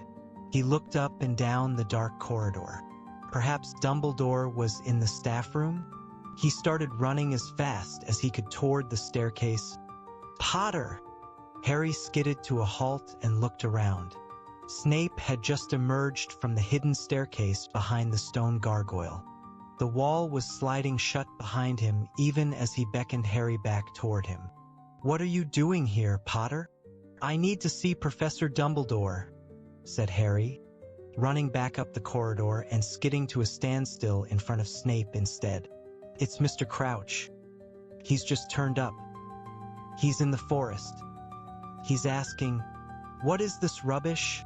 Said Snape, his black eyes glittering. What are you talking about? Mr. Crouch, Harry shouted. From the Ministry. He's ill or something. He's in the forest. He wants to see Dumbledore. Just give me the password up to. The headmaster is busy, Potter, said Snape, his thin mouth curling into an unpleasant smile. I've got to tell Dumbledore, Harry yelled. Didn't you hear me, Potter? Harry could tell Snape was thoroughly enjoying himself, denying Harry the thing he wanted when he was so panicky. Look, said Harry angrily. Crouch isn't right. He's out of his mind. He says he wants to warn. The stone wall behind Snape slid open. Dumbledore was standing there, wearing long green robes and a mildly curious expression. Is there a problem? He said, looking between Harry and Snape. Professor, Harry said, sidestepping Snape before Snape could speak. Mr. Crouch is here. He's down in the forest. He wants to speak to you. Harry expected Dumbledore to ask questions, but to his relief, Dumbledore did nothing of the sort. Lead the way, he said promptly, and he swept off along the corridor behind Harry, leaving Snape standing next to the gargoyle and looking twice as ugly. What did Mr. Crouch say, Harry? Said Dumbledore as they walked swiftly down the marble staircase. Said he wants to warn you. Said he's done something terrible. He mentioned his son, and Bertha Jorkins, and Voldemort. Something about Voldemort getting stronger. Indeed, said Dumbledore, and he quickened his pace as they hurried out into the pitch darkness. He's not acting normally, Harry said, hurrying along beside Dumbledore. He doesn't seem to know where he is. He keeps talking like he thinks Percy Weasley's there, and then he changes and says he needs to see you. I left him with Victor Krum. You did? Said Dumbledore sharply, and he began to take longer strides still, so that Harry was running to keep up. Do you know if anybody else saw Mr. Crouch? No, said Harry. Krum and I were talking. Mr. Bagman had just finished telling us about the third task. We stayed behind, and then we saw Mr. Crouch coming out of the forest. Where are they? Said Dumbledore as the Beauxbatons carriage emerged from the darkness. Over here, said Harry, moving in front of Dumbledore, leading the way through the trees. He couldn't hear Crouch's voice anymore, but he knew where he was going. It hadn't been much past the Beauxbatons carriage. Somewhere around here. Victor, Harry shouted. No one answered. They were here, Harry said to Dumbledore. They were definitely somewhere around here. Lumos, Dumbledore said, lighting his wand and holding it up. Its narrow beam traveled from black trunk to black trunk, illuminating the ground, and then it fell upon a pair of feet. Harry and Dumbledore hurried forward. Krum was sprawled on the forest floor. He seemed to be unconscious. There was no sign at all of Mr. Crouch. Dumbledore bent over Krum and gently lifted one of his eyelids. Stunned, he said softly. His half-moon glasses glittered in the wandlight as he peered around at the surrounding trees. Should I go and get someone? Said Harry. Madame Pomfrey? No, said Dumbledore swiftly. Stay here. He raised his wand into the air and pointed it in the direction of Hagrid's cabin. Harry saw something silvery dart out of it and streak away through the trees like a ghostly bird. Then Dumbledore bent over Krum again, pointed his wand at him, and muttered, Renervate. Krum opened his eyes. He looked dazed. When he saw Dumbledore, he tried to sit up, but Dumbledore put a hand on his shoulder and made him lie still. He attacked me, Krum muttered, putting a hand up to his head. The old madman attacked me. I was looking around to see where Potter had gone, and he attacked from behind. Lie still for a moment, Dumbledore said. The sound of thunderous footfalls reached them, and Hagrid came panting into sight with Fong at his heels. He was carrying his crossbow. Professor Dumbledore, he said, his eyes widening. Harry, what the? Hagrid, I need you to fetch Professor Karkaroff, said Dumbledore. His student has been attacked. When you've done that, kindly alert Professor Moody. No need, Dumbledore, said a wheezy growl. I'm here. Moody was limping toward them, leaning on his staff, his wand lit. Damn leg, he said furiously. Would have been here quicker. What's happened? Snape said something about Crouch. Crouch? Said Hagrid blankly. Karkaroff, please, Hagrid, said Dumbledore sharply. Oh yeah. Right, why are, Professor, said Hagrid, and he turned and disappeared into the dark trees, Fong trotting after him. I don't know where Barty Crouch is, Dumbledore told Moody, but it is essential that we find him. I'm on to it, growled Moody, and he raised his wand and limped off into the forest. Neither Dumbledore nor Harry spoke again until they heard the unmistakable sounds of Hagrid and Fong returning. Karkaroff was hurrying along behind them. He was wearing his sleek silver furs, and he looked pale and agitated. What is this? He cried when he saw Krum on the ground and Dumbledore and Harry beside him. What's going on? I was attacked, said Krum, sitting up now and rubbing his head. Mr. Crouch, or vote for his name. Crouch attacked you? Crouch attacked you? The Triwizard judge. Igor, Dumbledore began, but Karkaroff had drawn himself up, clutching his furs around him, looking livid. "Treachery," he bellowed, pointing at Dumbledore. "It is a plot. You and your Ministry of Magic have lured me here under false pretenses. Dumbledore, this is not an equal competition. First you sneak Potter into the tournament, though he is underage. Now one of your Ministry friends attempts to put my champion out of action. I smell double-dealing and corruption in this whole affair. And you, Dumbledore, you, with your talk of closer international wizarding links, of rebuilding old ties, of forgetting old differences. Here's what I think of you." Karkaroff spat onto the ground at Dumbledore's feet. In one swift movement, Hagrid seized the front of Karkaroff's furs, lifted him into the air, and slammed him against a nearby tree. "Apologize," Hagrid snarled as Karkaroff gasped for breath. Hagrid's massive fist at his throat, his feet dangling in midair. "Hagrid, no!" Dumbledore shouted, his eyes flashing. Hagrid removed the hand pinning Karkaroff to the tree, and Karkaroff slid all the way down the trunk and slumped in a huddle at its roots. A few twigs and leaves showered down upon his head. "Kindly escort Harry back up to the castle, Hagrid," said Dumbledore sharply. Breathing heavily, Hagrid gave Karkaroff a glowering look. "Maybe I'd better stay here, Headmaster." "You will take Harry back to school, Hagrid," Dumbledore repeated firmly. "Take him right up to Gryffindor Tower. And Harry, I want you to stay there. Anything you might want to do. Any owls you might want to send. They can wait until morning, do you understand me?" Yes," said Harry, staring at him. How had Dumbledore known that, at that very moment, he had been thinking about sending Pigwidgeon straight to Sirius to tell him what had happened? "I'll leave Fong with ya, Headmaster," Hagrid said, staring menacingly at Karkaroff, who was still sprawled at the foot of the tree, tangled in furs and tree roots. "Stay, Fong. Come on, Harry." They marched in silence past the Beauxbatons carriage and up toward the castle. "How dare he?" Hagrid growled as they strode past the lake.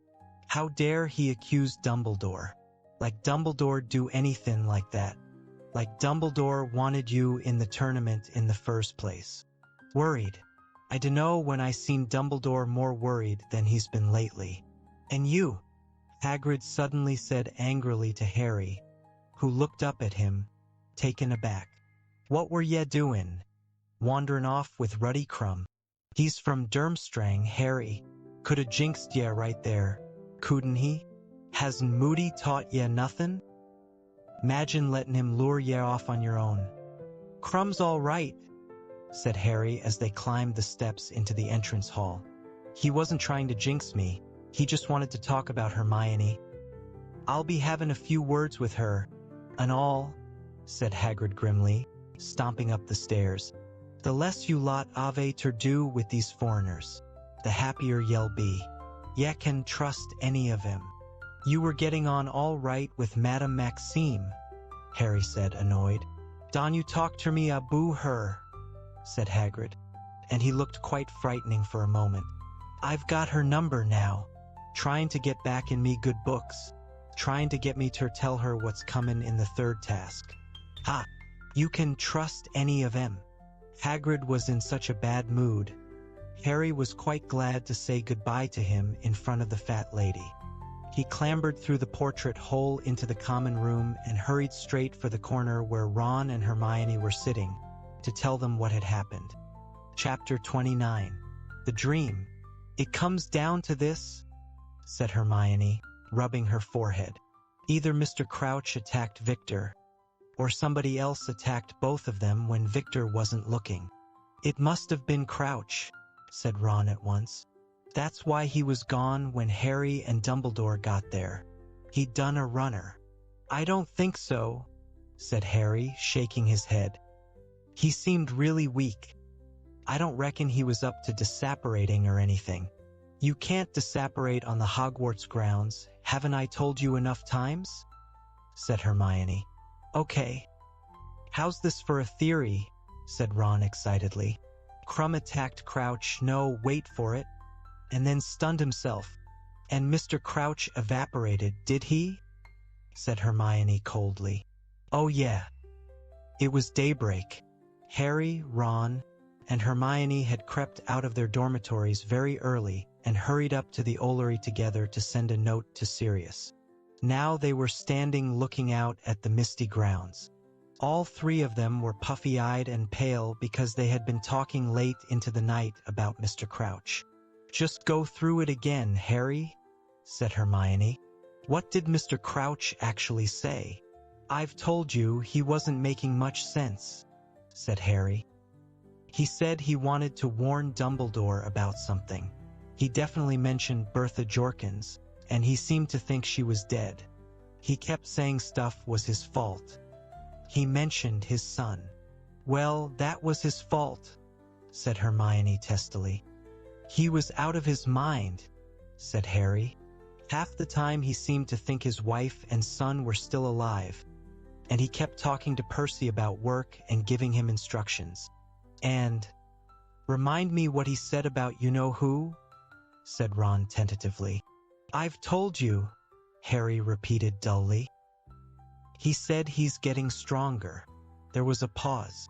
Then Ron said in a falsely confident voice, but he was out of his mind, like you said, so half of it was probably just raving. He was sanest when he was trying to talk about Voldemort, said Harry, and Ron winced at the sound of the name. He was having real trouble stringing two words together, but that was when he seemed to know where he was and know what he wanted to do. He just kept saying he had to see Dumbledore. Harry turned away from the window and stared up into the rafters.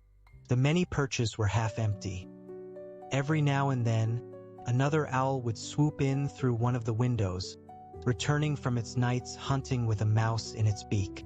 If Snape hadn't held me up, Harry said bitterly, we might have got there in time. The headmaster is busy, Potter. What's this rubbish, Potter? Why couldn't he have just got out of the way? Maybe he didn't want you to get there, said Ron quickly. Maybe, hang on. How fast d'you reckon he could have gotten down to the forest? D'you reckon he could have beaten you and Dumbledore there? Not unless he can turn himself into a bat or something, said Harry. Wouldn't put it past him, Ron muttered. We need to see Professor Moody, said Hermione. We need to find out whether he found Mr. Crouch. If he had the Marauder's map on him, it would have been easy, said Harry. Unless Crouch was already outside the grounds, said Ron. Because it only shows up to the boundaries, doesn't... Sure, said Hermione suddenly. Somebody was climbing the steps up to the Ollery. Harry could hear two voices arguing, coming closer and closer. That's blackmail, that is, we could get into a lot of trouble for that. We've tried being polite. It's time to play dirty like him. He wouldn't like the Ministry of Magic knowing what he did. I'm telling you, if you put that in writing, it's blackmail. Yeah. And you won't be complaining if we get a nice fat payoff, will you? The Ollery door banged open. Fred and George came over the threshold, then froze at the sight of Harry, Ron, and Hermione. What are you doing here? Ron and Fred said at the same time. Sending a letter, said Harry and George in unison. What, at this time? Said Hermione and Fred. Fred grinned. Fine, we won't ask you what you're doing if you don't ask us, he said. He was holding a sealed envelope in his hands. Harry glanced at it, but Fred, whether accidentally or on purpose, shifted his hand so that the name on it was covered. Well, don't let us hold you up, Fred said, making a mock bow and pointing at the door. Ron didn't move. Who are you blackmailing? He said. The grin vanished from Fred's face.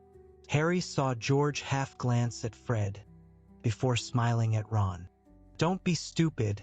I was only joking, he said easily. Didn't sound like that, said Ron. Fred and George looked at each other. Then Fred said abruptly, I've told you before, Ron. Keep your nose out if you like it the shape it is. Can't see why you would, but it's my business if you're blackmailing someone, said Ron. George is right, you could end up in serious trouble for that. Told you I was joking, said George. He walked over to Fred, pulled the letter out of his hands, and began attaching it to the leg of the nearest barn owl. You're starting to sound a bit like our dear older brother, you are, Ron. Carry on like this and you'll be made a prefect. No, I won't, said Ron hotly. George carried the barn owl over to the window and it took off. George turned around and grinned at Ron. Well, stop telling people what to do then. See you later. He and Fred left the Ollery. Harry, Ron, and Hermione stared at one another. You don't think they know something about all this, do you? Hermione whispered. About Crouch and everything? No, said Harry. If it was something that serious, they'd tell someone. They'd tell Dumbledore. Ron, however, was looking uncomfortable. What's the matter? Hermione asked him. Well, said Ron slowly, I dunno if they would. They're obsessed with making money lately. I noticed it when I was hanging around with them. When, we weren't talking. Harry finished the sentence for him. Yeah, but blackmail. It's this joke shop idea they've got, said Ron. I thought they were only saying it to annoy Mum, but they really mean it, they want to start one. They've only got a year left at Hogwarts. They keep going on about how it's time to think about their future, and Dad can't help them, and they need gold to get started. Hermione was looking uncomfortable now. Yes, but they wouldn't do anything against the law to get gold. Wouldn't they? Said Ron, looking skeptical. I dunno. They don't exactly mind breaking rules, do they? Yes, but this is the law, said Hermione, looking scared. This isn't some silly school rule. They'll get a lot more than detention for blackmail. Ron, maybe you'd better tell Percy. Are you mad? Said Ron. Tell Percy? He'd probably do a Crouch and turn them in. He stared at the window through which Fred and George's owl had departed, then said, Come on, let's get some breakfast. Do you think it's too early to go and see Professor Moody? Hermione said as they went down the spiral staircase. Yes, said Harry. He'd probably blast us through the door if we wake him at the crack of dawn. He'll think we're trying to attack him while he's asleep.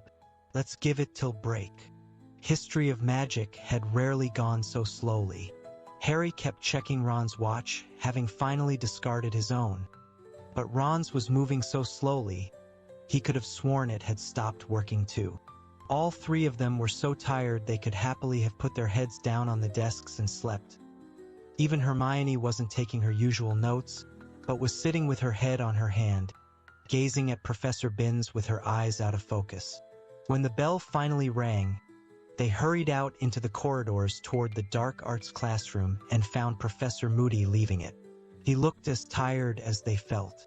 The eyelid of his normal eye was drooping, giving his face an even more lopsided appearance than usual. Professor Moody? Harry called as they made their way toward him through the crowd. Hello, Potter, growled Moody. His magical eye followed a couple of passing first years, who sped up, looking nervous. It rolled into the back of Moody's head and watched them around the corner before he spoke again. Come in here. He stood back to let them into his empty classroom, limped in after them, and closed the door. Did you find him? Harry asked without preamble. Mr. Crouch? No, said Moody. He moved over to his desk, sat down, stretched out his wooden leg with a slight groan, and pulled out his hip flask. Did you use the map? Harry said. Of course, said Moody, taking a swig from his flask. Took a leaf out of your book, Potter. Summoned it from my office into the forest. He wasn't anywhere on there. So he did disapparate? Said Ron. You can't disapparate on the grounds, Ron, said Hermione. There are other ways he could have disappeared. Aren't there, Professor? Moody's magical eye quivered as it rested on Hermione. You're another one who might think about a career as an Auror, he told her. Mind works the right way, Granger. Hermione flushed pink with pleasure. Well, he wasn't invisible, said Harry. The map shows invisible people. He must have left the grounds, then. But under his own steam, said Hermione eagerly. Or because someone made him? Yeah, someone could have pulled him onto a broom and flown off with him, couldn't they? Said Ron quickly, looking hopefully at Moody as if he too wanted to be told he had the makings of an Auror. We can't rule out kidnap, growled Moody. So, said Ron, do you reckon he's somewhere in Hogsmeade? Could be anywhere, said Moody, shaking his head. Only thing we know for sure is that he's not here. He yawned widely, so that his scars stretched, and his lopsided mouth revealed a number of missing teeth. Then he said, Now, Dumbledore's told me you three fancy yourselves as investigators, but there's nothing you can do for Crouch. The Ministry'll be looking for him now. Dumbledore's notified them. Potter, you just keep your mind on the third task. What? Said Harry. Oh yeah. He hadn't given the maze a single thought since he'd left it with Crumb the previous night. Should be right up your street, this one, said Moody, looking up at Harry and scratching his scarred and stubbly chin. From what Dumbledore said, you've managed to get through stuff like this plenty of times.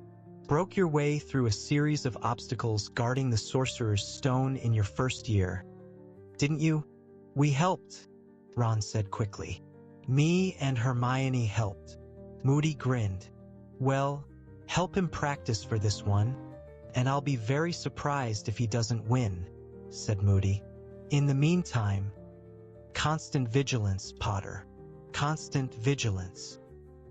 He took another long draw from his hip flask, and his magical eye swiveled onto the window. The topmost sail of the Durmstrang ship was visible through it. You too, counseled Moody, his normal eye on Ron and Hermione. You stick close to Potter, all right? I'm keeping an eye on things, but all the same, you can never have too many eyes out. Sirius sent their owl back the very next morning. It fluttered down beside Harry at the same moment that a tawny owl landed in front of Hermione, clutching a copy of the Daily Prophet in its beak. She took the newspaper, scanned the first few pages, said, Ha! She hasn't got wind of Crouch. Then joined Ron and Harry in reading what Sirius had to say on the mysterious events of the night before last. Harry, what do you think you are playing at, walking off into the forest with Victor Crumb? I want you to swear by Return Owl that you are not going to go walking with anyone else at night. There is somebody highly dangerous at Hogwarts. It is clear to me that they wanted to stop Crouch from seeing Dumbledore, and you were probably feet away from them in the dark. You could have been killed. Your name didn't get into the Goblet of Fire by accident. If someone's trying to attack you, they're on their last chance. Stay close to Ron and Hermione. Do not leave Gryffindor Tower after hours, and arm yourself for the third task. Practice stunning and disarming. A few hexes wouldn't go amiss either. There's nothing you can do about Crouch. Keep your head down and look after yourself. I'm waiting for your letter giving me your word you won't stray out of bounds again. Who's he to lecture me about being out of bounds? Said Harry in mild indignation as he folded up Sirius's letter and put it inside his robes. After all the stuff he did at school. He's worried about you, said Hermione sharply. Just like Moody and Hagrid. So listen to them. No one's tried to attack me all year, said Harry. No one's done anything to me at all. Except put your name in the Goblet of Fire, said Hermione. And they must have done that for a reason, Harry. Snuffles is right. Maybe they've been biding their time. Maybe this is the task they're going to get you. Look, said Harry impatiently. Let's say Sirius is right, and someone stunned Crumb to kidnap Crouch. Well, they would have been in the trees near us, wouldn't they? But they waited till I was out of the way until they acted, didn't they? So it doesn't look like I'm their target, does it? They couldn't have made it look like an accident if they'd murdered you in the forest, said Hermione. But if you die during a task, they didn't care about attacking Krum, did they? Said Harry. Why didn't they just polish me off at the same time? They could have made it look like Krum and I had a duel or something. Harry, I don't understand it either, said Hermione desperately. I just know there are a lot of odd things going on, and I don't like it. Moody's right, Sirius is right, you've got to get in training for the third task straight away. And you make sure you write back to Sirius and promise him you're not going to go sneaking off alone again. The Hogwarts grounds never looked more inviting than when Harry had to stay indoors. For the next few days he spent all of his free time either in the library with Hermione and Ron, looking up hexes, or else in empty classrooms, which they sneaked into to practice. Harry was concentrating on the stunning spell, which he had never used before. The trouble was that practicing it involved certain sacrifices on Ron's and Hermione's part. Can't we kidnap Mrs. Norris? Ron suggested on Monday lunchtime as he lay flat on his back in the middle of their charms classroom, having just been stunned and reawoken by Harry for the 5th time in a row. Let's stun her for a bit. Or you could use Dobby, Harry. I bet he'd do anything to help you. I'm not complaining or anything. He got gingerly to his feet, rubbing his backside. But I'm aching all over. Well, you keep missing the cushions, don't you? Said Hermione impatiently, rearranging the pile of cushions they had used for the banishing spell, which Flitwick had left in a cabinet. Just try and fall backward. Once you're stunned, you can't aim too well, Hermione, said Ron angrily. Why don't you take a turn? Well, I think Harry's got it now anyway, said Hermione hastily. And we don't have to worry about disarming, because he's been able to do that for ages. I think we ought to start on some of these hexes this evening. She looked down the list they had made in the library. I like the look of this one, she said. This impediment curse should slow down anything that's trying to attack you, Harry. We'll start with that one. The bell rang. They hastily shoved the cushions back into Flitwick's cupboard and slipped out of the classroom. See you at dinner, said Hermione, and she set off for arithmancy, while Harry and Ron headed toward North Tower and divination. Broad strips of dazzling gold sunlight fell across the corridor from the high windows. The sky outside was so brightly blue it looked as though it had been enameled. It's going to be boiling in Trelawney's room. She never puts out that fire, said Ron as they started up the staircase toward the silver ladder and the trapdoor. He was quite right. The dimly lit room was swelteringly hot. The fumes from the perfumed fire were heavier than ever. Harry's head swam as he made his way over to one of the curtained windows. While Professor Trelawney was looking the other way, disentangling her shawl from a lamp, he opened it an inch or so and settled back in his chintz armchair, so that a soft breeze played across his face. It was extremely comfortable. My dears, said Professor Trelawney, sitting down in her winged armchair in front of the class and peering around at them all with her strangely enlarged eyes. We have almost finished our work on planetary divination. Today, however, will be an excellent opportunity to examine the effects of Mars, for he is placed most interestingly at the present time. If you will all look this way, I will dim the lights. She waved her wand and the lamps went out. The fire was the only source of light now. Professor Trelawney bent down and lifted, from under her chair, a miniature model of the solar system contained within a glass dome. It was a beautiful thing. Each of the moons glimmered in place around the 9 planets and the fiery sun, all of them hanging in thin air beneath the glass. Harry watched lazily as Professor Trelawney began to point out the fascinating angle Mars was making to Neptune. The heavily perfumed fumes washed over him, and the breeze from the window played across his face. He could hear an insect humming gently somewhere behind the curtain. His eyelids began to droop. He was riding on the back of an eagle owl, soaring through the clear blue sky toward an old, ivy-covered house set high on a hillside.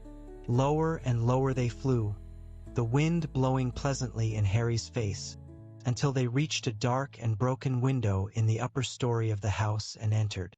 Now they were flying along a gloomy passageway to a room at the very end. Through the door they went into a dark room whose windows were boarded up. Harry had left the owl's back. He was watching now as it fluttered across the room into a chair with its back to him. There were two dark shapes on the floor beside the chair. Both of them were stirring. One was a huge snake. The other was a man. A short, balding man, a man with watery eyes and a pointed nose. He was wheezing and sobbing on the hearth rug. "You are in luck, Wormtail," said a cold, high-pitched voice from the depths of the chair in which the owl had landed. "You are very fortunate indeed. Your blunder has not ruined everything. He is dead." "My lord," gasped the man on the floor. "My lord, I am so pleased, and so sorry." "Nagini," said the cold voice. "You are out of luck. I will not be feeding Wormtail to you after all. But never mind, never mind. There is still Harry Potter." The snake hissed. Harry could see its tongue fluttering. "Now, Wormtail," said the cold voice. "Perhaps one more little reminder why I will not tolerate another blunder from you." "My lord." "No, I beg you." The tip of a wand emerged from around the back of the chair. It was pointing at Wormtail. "Crucio," said the cold voice. Wormtail screamed as though every nerve in his body were on fire. The screaming filled Harry's ears as the scar on his forehead seared with pain. He was yelling too. Voldemort would hear him, would know he was there. "Harry! Harry!" Harry opened his eyes. He was lying on the floor of Professor Trelawney's room with his hands over his face. His scar was still burning so badly that his eyes were watering. The pain had been real. The whole class was standing around him, and Ron was kneeling next to him, looking terrified. "You all right?" he said. "Of course he isn't," said Professor Trelawney, looking thoroughly excited. Her great eyes loomed over Harry, gazing at him. "What was it, Potter? A premonition? An apparition? What did you see?" "Nothing," Harry lied. He sat up. He could feel himself shaking. He couldn't stop himself from looking around, into the shadows behind him. Voldemort's voice had sounded so close. "You were clutching your scar," said Professor Trelawney. "You were rolling on the floor, clutching your scar. Come now, Potter. I have experience in these matters." Harry looked up at her. "I need to go to the hospital wing, I think," he said. "Bad headache." "My dear, you were undoubtedly stimulated by the extraordinary clairvoyant vibrations of my room," said Professor Trelawney. "If you leave now, you may lose the opportunity to see further than you have ever." "I don't want to see anything except a headache cure," said Harry. He stood up. The class backed away. They all looked unnerved. "See you later," Harry muttered to Ron, and he picked up his bag and headed for the trapdoor, ignoring Professor Trelawney, who was wearing an expression of great frustration, as though she had just been denied a real treat. When Harry reached the bottom of her stepladder, however, he did not set off for the hospital wing. He had no intention whatsoever of going there. Sirius had told him what to do if his scar hurt him again, and Harry was going to follow his advice. He was going straight to Dumbledore's office. He marched down the corridors, thinking about what he had seen in the dream. It had been as vivid as the one that had awoken him on Privet Drive. He ran over the details in his mind, trying to make sure he could remember them. He had heard Voldemort accusing Wormtail of making a blunder. But the owl had brought good news. The blunder had been repaired. Somebody was dead. So Wormtail was not going to be fed to the snake. Harry, was going to be fed to it instead. Harry had walked right past the stone gargoyle guarding the entrance to Dumbledore's office without noticing. He blinked, looked around, realized what he had done, and retraced his steps, stopping in front of it. Then he remembered that he didn't know the password. Lemon drop, he tried tentatively. The gargoyle did not move. Okay, said Harry, staring at it. Pear drop, air licorice wand, fizzing whizbee, Drooble's best blowing gum, Bertie Bott's every flavor beans. Oh no, he doesn't like them, does he? Oh, just open, can't you? He said angrily. I really need to see him. It's urgent. The gargoyle remained immovable. Harry kicked it, achieving nothing but an excruciating pain in his big toe. Chocolate frog, he yelled angrily, standing on one leg. Sugar quill, cockroach cluster. The gargoyle sprang to life and jumped aside. Harry blinked. Cockroach cluster? He said, amazed. I was only joking. He hurried through the gap in the walls and stepped onto the foot of a spiral stone staircase, which moved slowly upward as the doors closed behind him, taking him up to a polished oak door with a brass door knocker. He could hear voices from inside the office. He stepped off the moving staircase and hesitated, listening. Dumbledore, I'm afraid I don't see the connection. Don't see it at all. It was the voice of the Minister of Magic, Cornelius Fudge. Ludo says Bertha's perfectly capable of getting herself lost. I agree we would have expected to have found her by now, but all the same, we've no evidence of foul play, Dumbledore, none at all. As for her disappearance being linked with Barty Crouch's. And what do you think's happened to Barty Crouch, Minister? Said Moody's growling voice. I see two possibilities, Alastair, said Fudge. Either Crouch has finally cracked. More than likely, I'm sure you'll agree, given his personal history. Lost his mind and gone wandering off somewhere. He wandered extremely quickly, if that is the case, Cornelius, said Dumbledore calmly. Or else, well? Fudge sounded embarrassed. Well, I'll reserve judgment until after I've seen the place where he was found. But you say it was just past the Beauxbatons carriage?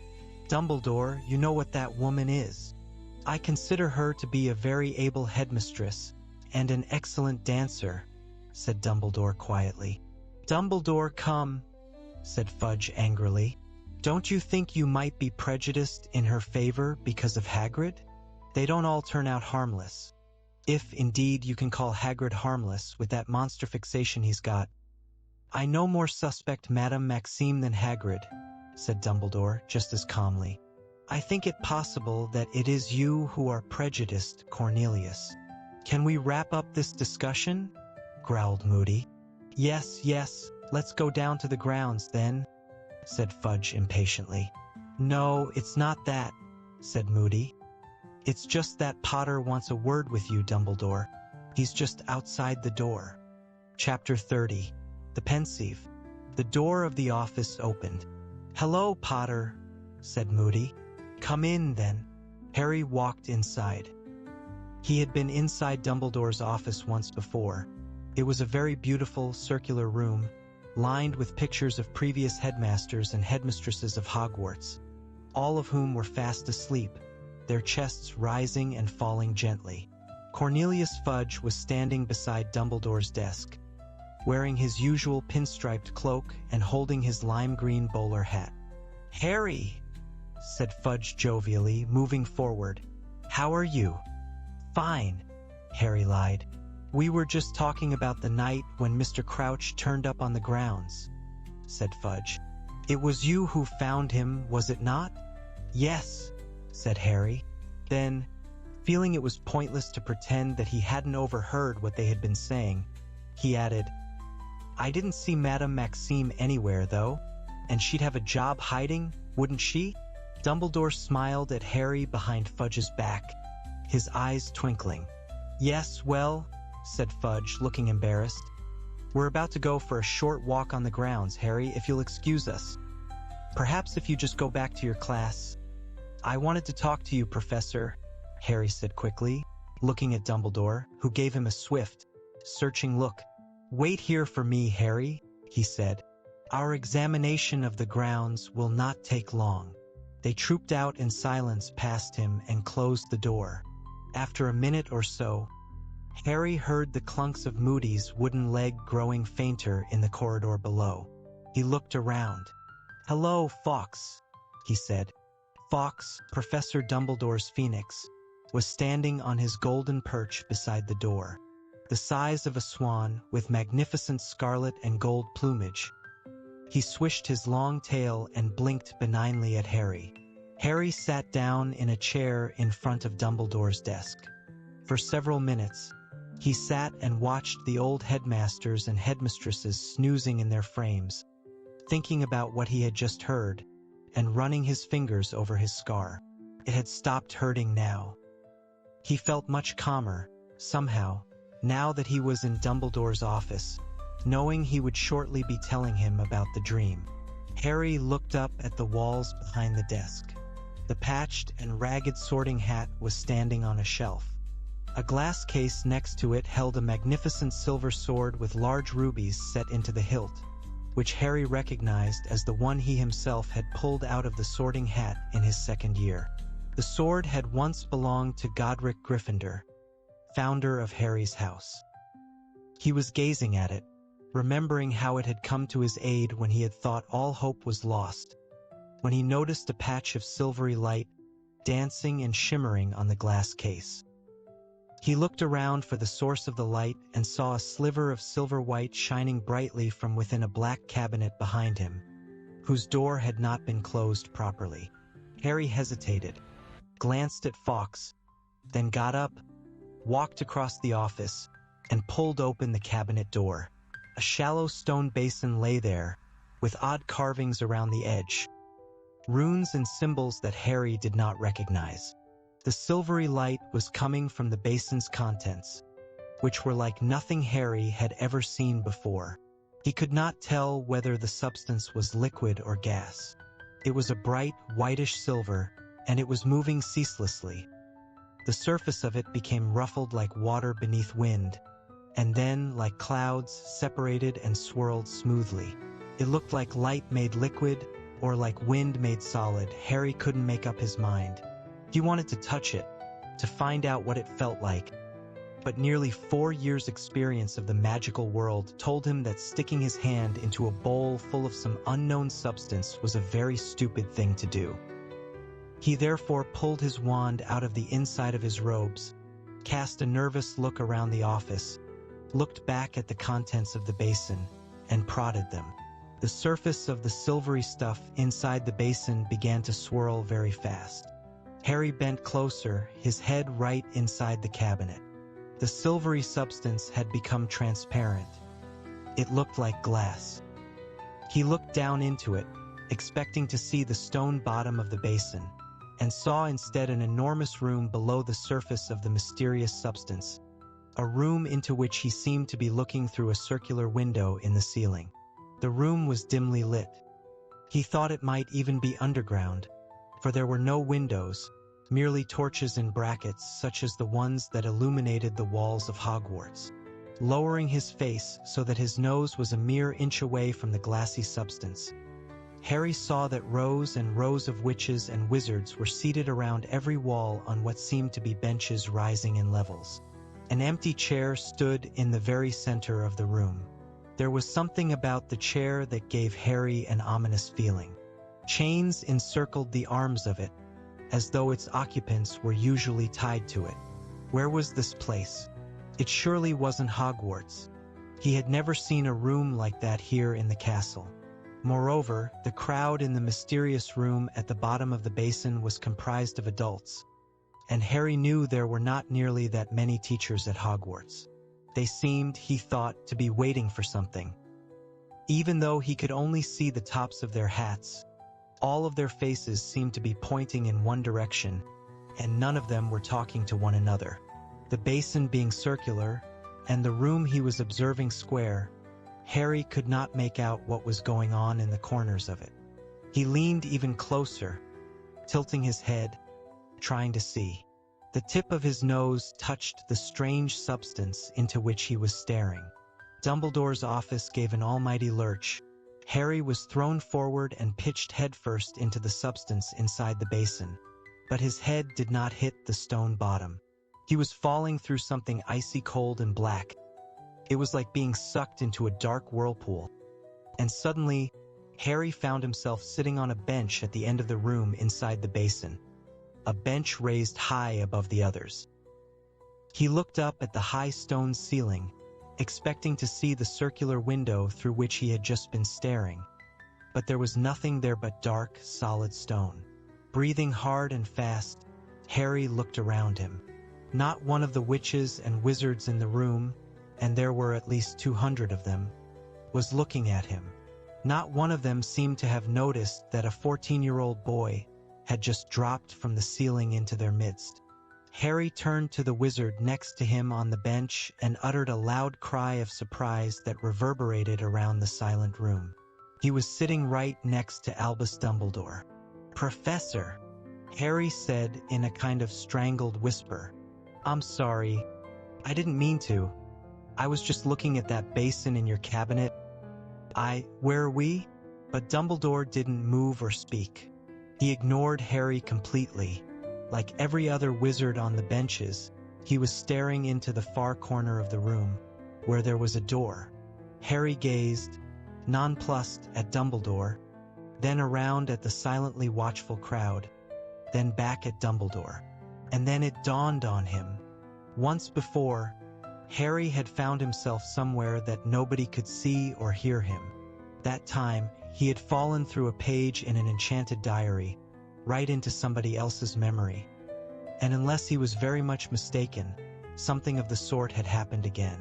Harry raised his right hand, hesitated, and then waved it energetically in front of Dumbledore's face.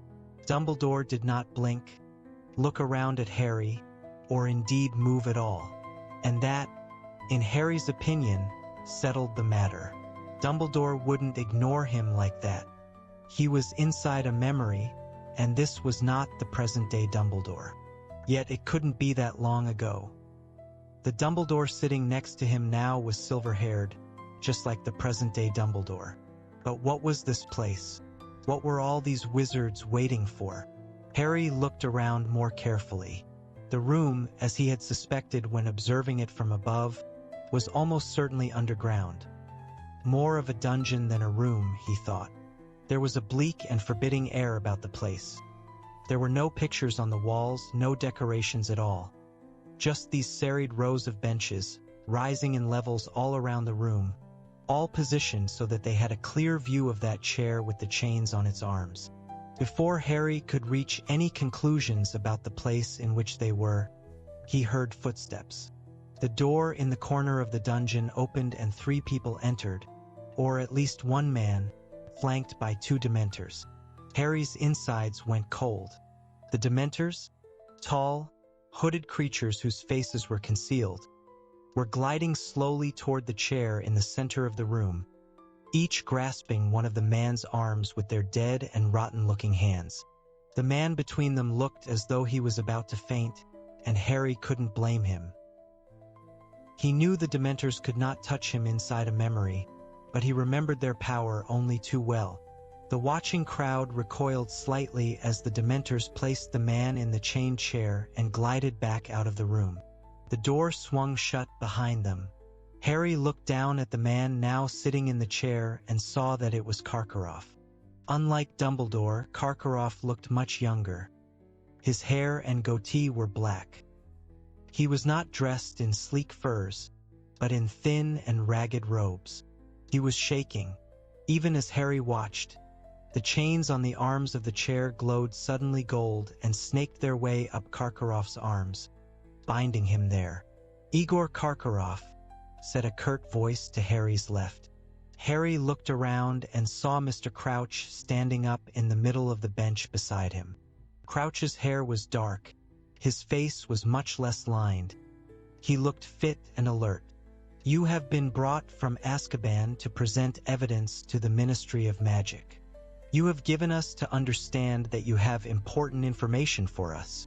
Karkaroff straightened himself as best he could, tightly bound to the chair. I have, sir, he said, and although his voice was very scared, Harry could still hear the familiar unctuous note in it. I wish to be of use to the ministry. I wish to help. I know that the ministry is trying to round up the last of the Dark Lord's supporters. I am eager to assist in any way I can. There was a murmur around the benches. Some of the wizards and witches were surveying Karkaroff with interest, others with pronounced mistrust. Then Harry heard, quite distinctly, from Dumbledore's other side, a familiar, growling voice saying, "Filth!" Harry leaned forward so that he could see past Dumbledore. Mad-Eye Moody was sitting there, except that there was a very noticeable difference in his appearance. He did not have his magical eye, but two normal ones. Both were looking down upon Karkaroff, and both were narrowed in intense dislike. Crouch is going to let him out, Moody breathed quietly to Dumbledore. He's done a deal with him. Took me 6 months to track him down, and Crouch is going to let him go if he's got enough new names. Let's hear his information, I say, and throw him straight back to the Dementors. Dumbledore made a small noise of dissent through his long, crooked nose. Ah, I was forgetting.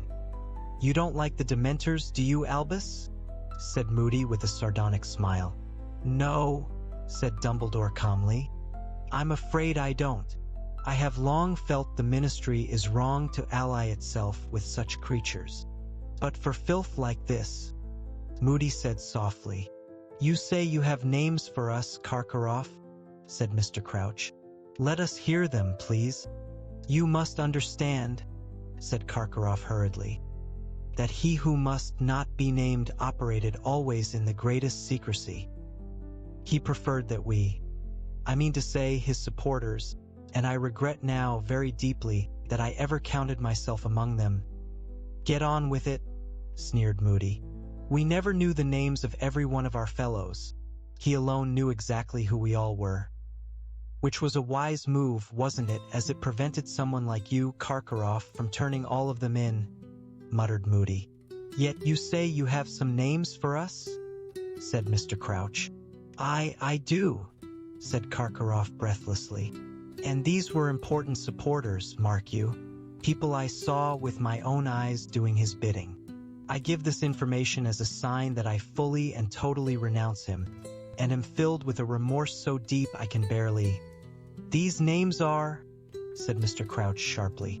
Karkaroff drew a deep breath. There was Antonin Dolohov, he said. I saw him torture countless muggles and non-supporters of the Dark Lord, and helped him do it, murmured Moody. We have already apprehended Dolohov, said Crouch. He was caught shortly after yourself. Indeed, said Karkaroff, his eyes widening. I am delighted to hear it, but he didn't look it. Harry could tell that this news had come as a real blow to him. One of his names was worthless. Any others? Said Crouch coldly. Why, yes. There was Rosier, said Karkaroff hurriedly. Evan Rosier. Rosier is dead, said Crouch. He was caught shortly after you were too. He preferred to fight rather than come quietly and was killed in the struggle. Took a bit of me with him, though, whispered Moody to Harry's right. Harry looked around at him once more and saw him indicating the large chunk out of his nose to Dumbledore. No more than Rosier deserved, said Karkaroff, a real note of panic in his voice now. Harry could see that he was starting to worry that none of his information would be of any use to the ministry. Karkaroff's eyes darted toward the door in the corner, behind which the Dementors undoubtedly still stood, waiting. Any more? Said Crouch. Yes, said Karkaroff. There was Travers. He helped murder the McKinnons. Mulciber, he specialized in the Imperious Curse, forced countless people to do horrific things. Rookwood, who was a spy, and passed he who must not be named useful information from inside the ministry itself. Harry could tell that, this time, Karkaroff had struck gold. The watching crowd was all murmuring together. "Rookwood?" said Mr. Crouch, nodding to a witch sitting in front of him, who began scribbling upon her piece of parchment. "Augustus Rookwood of the Department of Mysteries?" "The very same," said Karkaroff eagerly. "I believe he used a network of well-placed wizards, both inside the ministry and out, to collect information." "But Travers and Mulciber we have," said Mr. Crouch. "Very well, Karkaroff, if that is all, you will be returned to Azkaban while we decide." "Not yet," cried Karkaroff, looking quite desperate. "Wait, I have more." Harry could see him sweating in the torchlight, his white skin contrasting strongly with the black of his hair and beard. "Snape!" he shouted. "Severus Snape. Snape has been cleared by this council," said Crouch disdainfully. "He has been vouched for by Albus Dumbledore." "No!" shouted Karkaroff, straining at the chains that bound him to the chair. "I assure you, Severus Snape is a Death Eater." Dumbledore had gotten to his feet. "I have given evidence already on this matter," he said calmly. "Severus Snape was indeed a Death Eater. However, he rejoined our side before Lord Voldemort's downfall and turned spy for us, at great personal risk.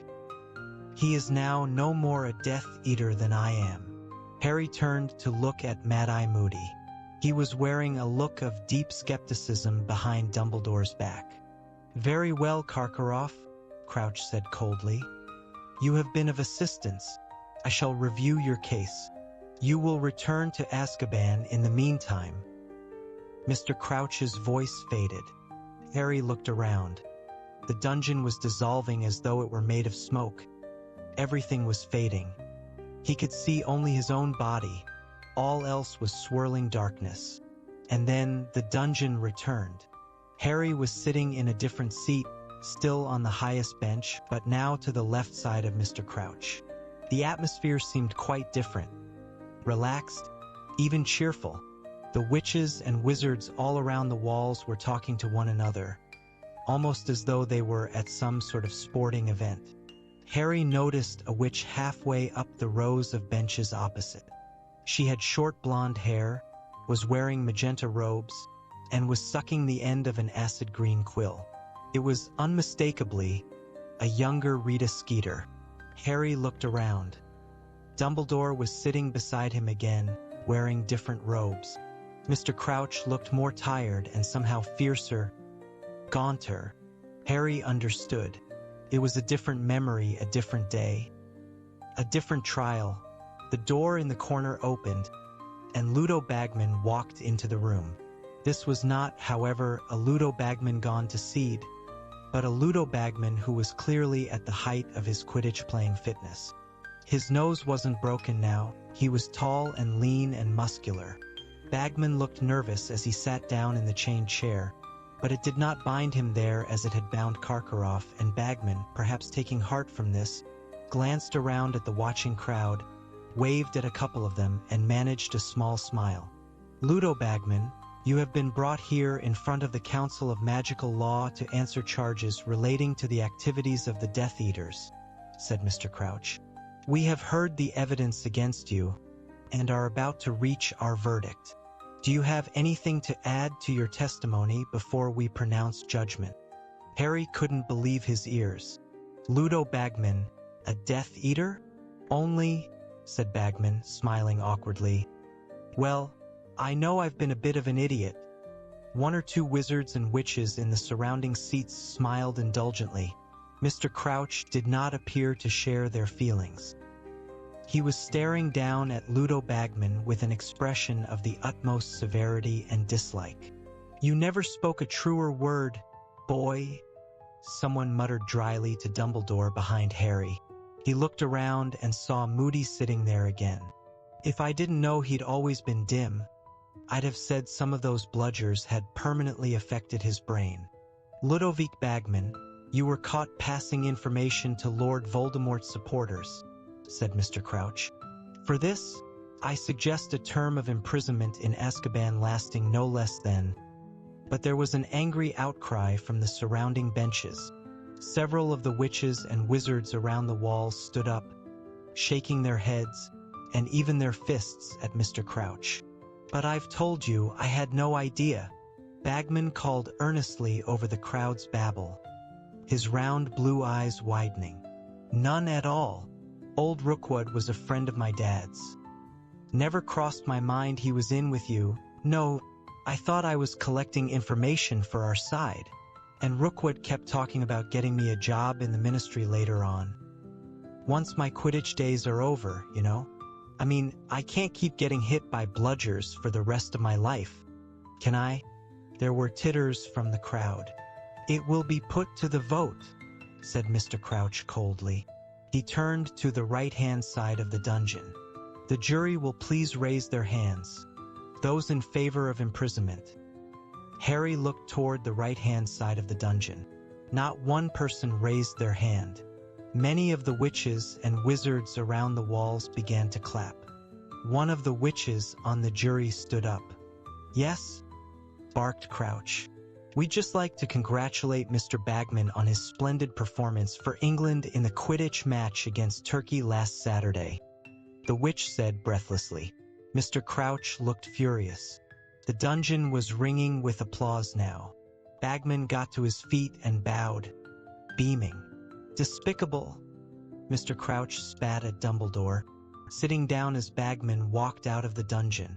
"Rookwood get him a job indeed. The day Ludo Bagman joins us will be a sad day indeed for the ministry." And the dungeon dissolved again. When it had returned, Harry looked around.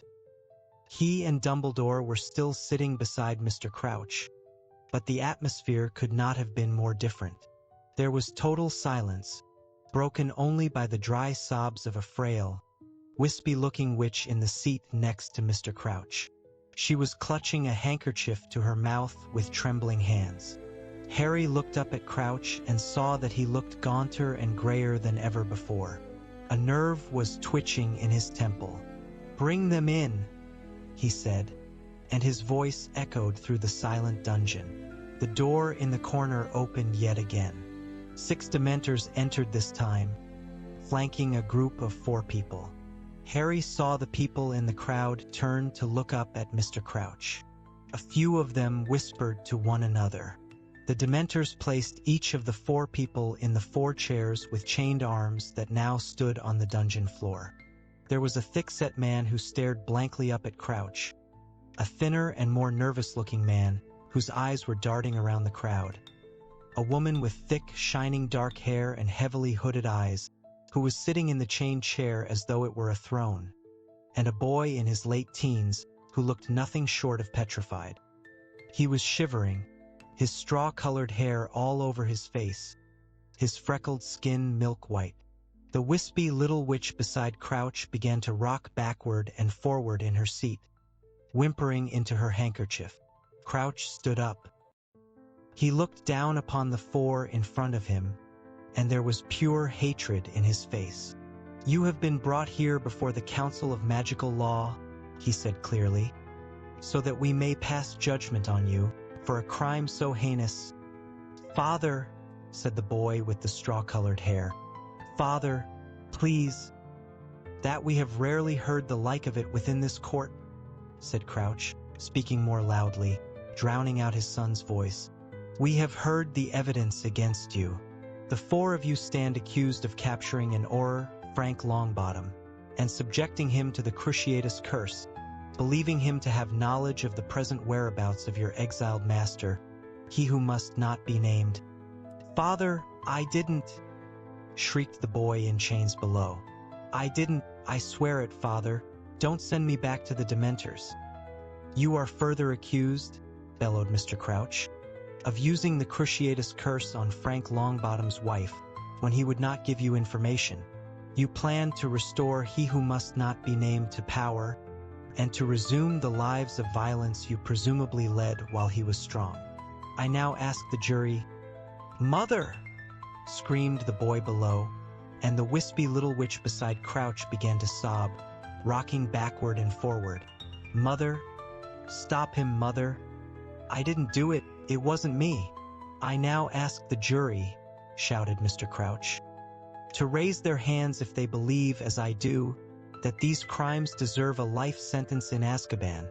In unison, the witches and wizards along the right-hand side of the dungeon raised their hands. The crowd around the walls began to clap as it had for Bagman, their faces full of savage triumph. The boy began to scream, "No, Mother, no. I didn't do it, I didn't do it, I didn't know. Don't send me there. Don't let him." The Dementors were gliding back into the room. The boy's 3 companions rose quietly from their seats. The woman with the heavy-lidded eyes looked up at Crouch and called, "The Dark Lord will rise again, Crouch. Throw us into Azkaban. We will wait. He will rise again and will come for us. He will reward us beyond any of his other supporters. We alone were faithful. We alone tried to find him." But the boy was trying to fight off the Dementors, even though Harry could see their cold, draining power starting to affect him. The crowd was jeering, some of them on their feet, as the woman swept out of the dungeon, and the boy continued to struggle. "I'm your son," he screamed up at Crouch. "I'm your son. You are no son of mine," bellowed Mr. Crouch, his eyes bulging suddenly. "I have no son." The wispy witch beside him gave a great gasp and slumped in her seat. She had fainted. Crouch appeared not to have noticed. "Take them away!" Crouch roared at the Dementors, spit flying from his mouth. "Take them away, and may they rot there. Father, Father, I wasn't involved. No, no, Father, please. I think, Harry, it is time to return to my office," said a quiet voice in Harry's ear. Harry started. He looked around. Then he looked on his other side. There was an Albus Dumbledore sitting on his right, watching Crouch's son being dragged away by the Dementors, and there was an Albus Dumbledore on his left, looking right at him. "Come," said the Dumbledore on his left, and he put his hand under Harry's elbow. Harry felt himself rising into the air. The dungeon dissolved around him. For a moment, all was blackness, and then he felt as though he had done a slow-motion somersault, suddenly landing flat on his feet, in what seemed like the dazzling light of Dumbledore's sunlit office. The stone basin was shimmering in the cabinet in front of him, and Albus Dumbledore was standing beside him. "Professor," Harry gasped, "I know I shouldn't be. I didn't mean the cabinet door was sort of open and—" "I quite understand," said Dumbledore. He lifted the basin, carried it over to his desk, placed it upon the polished top, and sat down in the chair behind it. He motioned for Harry to sit down opposite him. Harry did so, staring at the stone basin. The contents had returned to their original silvery white state, swirling and rippling beneath his gaze. "What is it?" Harry asked shakily. "This? It is called a pensieve," said Dumbledore. "I sometimes find, and I am sure you know the feeling, that I simply have too many thoughts and memories crammed into my mind." Said Harry, who couldn't truthfully say that he had ever felt anything of the sort. "At these times," said Dumbledore, indicating the stone basin, "I use the pensieve. One simply siphons the excess thoughts from one's mind, pours them into the basin, and examines them at one's leisure. It becomes easier to spot patterns and links, you understand, when they are in this form." "You mean, that stuffs your thoughts?" Harry said, staring at the swirling white substance in the basin. "Certainly," said Dumbledore. "Let me show you." Dumbledore drew his wand out of the inside of his robes and placed the tip into his own silvery hair, near his temple. When he took the wand away, hair seemed to be clinging to it, but then Harry saw that it was in fact a glistening strand of the same strange silvery white substance that filled the pensieve. Dumbledore added this fresh thought to the basin, and Harry, astonished, saw his own face swimming around the surface of the bowl. Dumbledore placed his long hands on either side of the pensieve and swirled it, rather as a gold prospector would pan for fragments of gold. And Harry saw his own face change smoothly into Snape's, who opened his mouth and spoke to the ceiling, his voice echoing slightly. "It's coming back. Karkaroff's too. Stronger and clearer than ever. A connection I could have made without assistance," Dumbledore sighed. "But never mind." He peered over the top of his half-moon spectacles at Harry, who was gaping at Snape's face, which was continuing to swirl around the bowl. "I was using the pensieve when Mr. Fudge arrived for our meeting and put it away rather hastily. Undoubtedly, I did not fasten the cabinet door properly. Naturally, it would have attracted your attention." "I'm sorry," Harry mumbled. Dumbledore shook his head. "Curiosity is not a sin," he said, "but we should exercise caution with our curiosity." "Yes, indeed." Frowning slightly, he prodded the thoughts within the basin with the tip of his wand. Instantly, a figure rose out of it, a plump, scowling girl of about 16, who began to revolve slowly, with her feet still in the basin. She took no notice whatsoever of Harry or Professor Dumbledore. When she spoke, her voice echoed as Snape's had done, as though it were coming from the depths of the stone basin. "He put a hex on me, Professor Dumbledore, and I was only teasing him, sir. I only said I'd seen him kissing Florence behind the greenhouses last Thursday." "But why, Bertha?" said Dumbledore sadly, looking up at the now silently revolving girl. "Why did you have to follow him in the first place, Bertha?" Harry whispered, looking up at her. Was that Bertha Jorkins?" "Yes," said Dumbledore, prodding the thoughts in the basin again. Bertha sank back into them, and they became silvery and opaque once more. "That was Bertha as I remember her at school." The silvery light from the pensieve illuminated Dumbledore's face, and it struck Harry suddenly how very old he was looking. He knew, of course, that Dumbledore was getting on in years, but somehow he never really thought of Dumbledore as an old man. "So, Harry," said Dumbledore quietly, "before you got lost in my thoughts, you wanted to tell me something." "Yes," said Harry. "Professor, I was in divination just now, and, I fell asleep." He hesitated here, wondering if a reprimand was coming, but Dumbledore merely said, "Quite understandable. Continue." "Well, I had a dream," said Harry. "A dream about Lord Voldemort. He was torturing Wormtail. You know who Wormtail—" "I do know," said Dumbledore promptly. "Please continue." "Voldemort got a letter from an owl. He said something like Wormtail's blunder had been repaired. He said someone was dead. Then he said Wormtail wouldn't be fed to the snake. There was a snake beside his chair. He said he'd be feeding me to it instead. Then he did the cruciatus curse on Wormtail, and my scar hurt," Harry said. "It woke me up. It hurt so badly." Dumbledore merely looked at him. "That's all," said Harry. "I see," said Dumbledore quietly. "I see. Now, has your scar hurt at any other time this year, excepting the time it woke you up over the summer?" "No, How did you know it woke me up over the summer?" said Harry, astonished.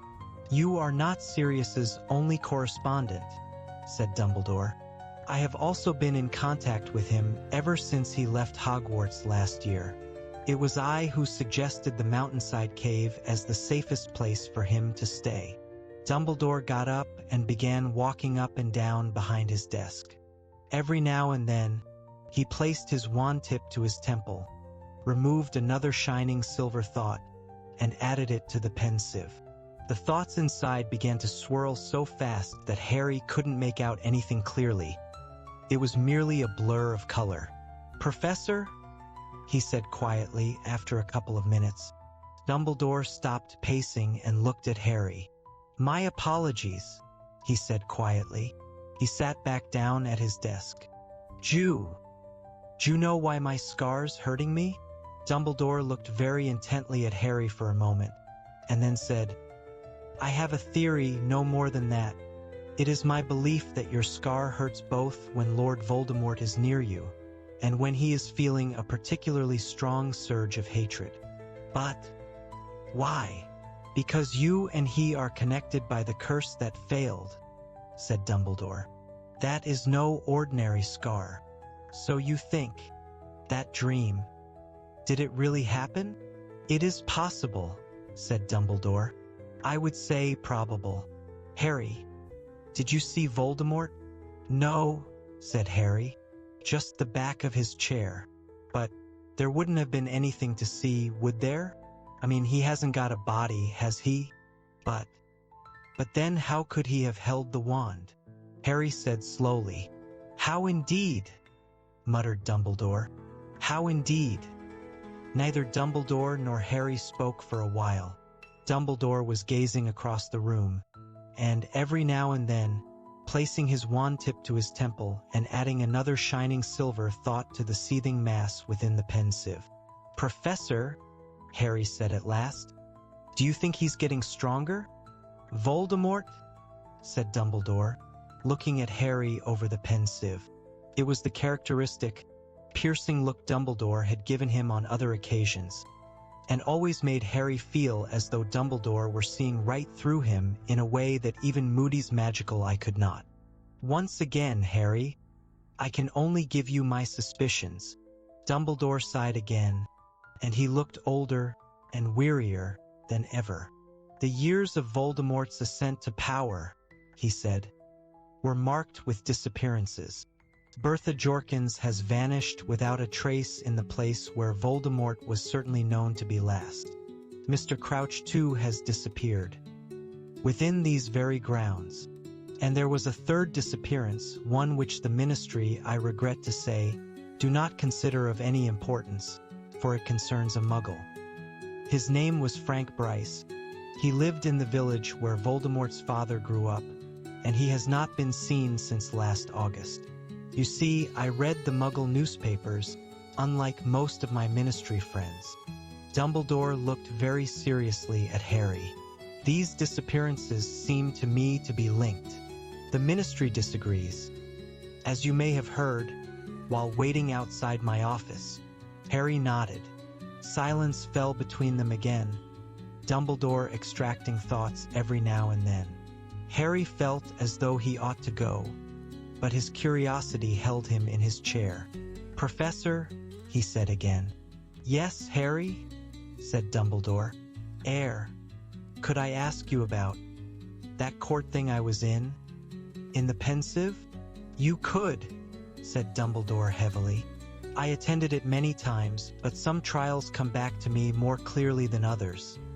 Particularly now. You know the trial you found me in? The one with Crouch's son? Well, were they talking about Neville's parents? Dumbledore gave Harry a very sharp look. Has Neville never told you why he has been brought up by his grandmother? He said. Harry shook his head, wondering as he did so, how he could have failed to ask Neville this, in almost 4 years of knowing him. Yes, they were talking about Neville's parents, said Dumbledore. His father, Frank, was an Auror just like Professor Moody. He and his wife were tortured for information about Voldemort's whereabouts after he lost his powers, as you heard. So they're dead, said Harry quietly. No, said Dumbledore, his voice full of a bitterness Harry had never heard there before. They are insane. They are both in St. Mungo's Hospital for magical maladies and injuries. I believe Neville visits them with his grandmother during the holidays. They do not recognize him. Harry sat there, horror-struck. He had never known. Never in 4 years bothered to find out. The Longbottoms were very popular, said Dumbledore. The attacks on them came after Voldemort's fall from power, just when everyone thought they were safe. Those attacks caused a wave of fury such as I have never known. The ministry was under great pressure to catch those who had done it. Unfortunately, the Longbottoms' evidence was, given their condition, none too reliable. Then Mr. Crouch's son might not have been involved? Said Harry slowly. Dumbledore shook his head. As to that, I have no idea. Harry sat in silence once more, watching the contents of the pensive swirl. There were 2 more questions he was burning to ask, but they concerned the guilt of living people. He said, Mr. Bagman has never been accused of any dark activity since, said Dumbledore calmly. Right, said Harry hastily, staring at the contents of the pensieve again, which were swirling more slowly now that Dumbledore had stopped adding thoughts. But the pensieve seemed to be asking his question for him. Snape's face was swimming on the surface again. Dumbledore glanced down into it, and then up at Harry. No more has Professor Snape, he said. Harry looked into Dumbledore's light blue eyes, and the thing he really wanted to know spilled out of his mouth before he could stop it. What made you think he'd really stopped supporting Voldemort, Professor? Dumbledore held Harry's gaze for a few seconds, and then said, That, Harry, is a matter between Professor Snape and myself. Harry knew that the interview was over. Dumbledore did not look angry, yet there was a finality in his tone that told Harry it was time to go. He stood up, and so did Dumbledore. Harry, he said as Harry reached the door, please do not speak about Neville's parents to anybody else. He has the right to let people know when he is ready. Yes, Professor, said Harry, turning to go. And Harry looked back. Dumbledore was standing over the pensieve, his face lit from beneath by its silvery spots of light, looking older than ever. He stared at Harry for a moment, and then said, Good luck with the 3rd task. Chapter 31. The 3rd task. Dumbledore reckons, who's getting stronger again as well. Ron whispered. Everything Harry had seen in the pensieve, nearly everything Dumbledore had told and shown him afterward, he had now shared with Ron and Hermione, and, of course, with Sirius, to whom Harry had sent an owl the moment he had left Dumbledore's office. Harry, Ron, and Hermione sat up late in the common room once again that night, talking it all over until Harry's mind was reeling, until he understood what Dumbledore had meant about a head becoming so full of thoughts that it would have been a relief to siphon them off. Ron stared into the common room fire. Harry thought he saw Ron shiver slightly, even though the evening was warm. And he trusts Snape? Ron said. He really trusts Snape, even though he knows he was a Death Eater? Yes, said Harry. Hermione had not spoken for 10 minutes. She was sitting with her forehead in her hands, staring at her knees. Harry thought she too looked as though she could have done with a pensieve. Rita Skeeter, she muttered finally. How can you be worrying about her now? Said Ron in utter disbelief. I'm not worrying about her, Hermione said to her knees. I'm just thinking. Remember what she said to me in the 3 Broomsticks?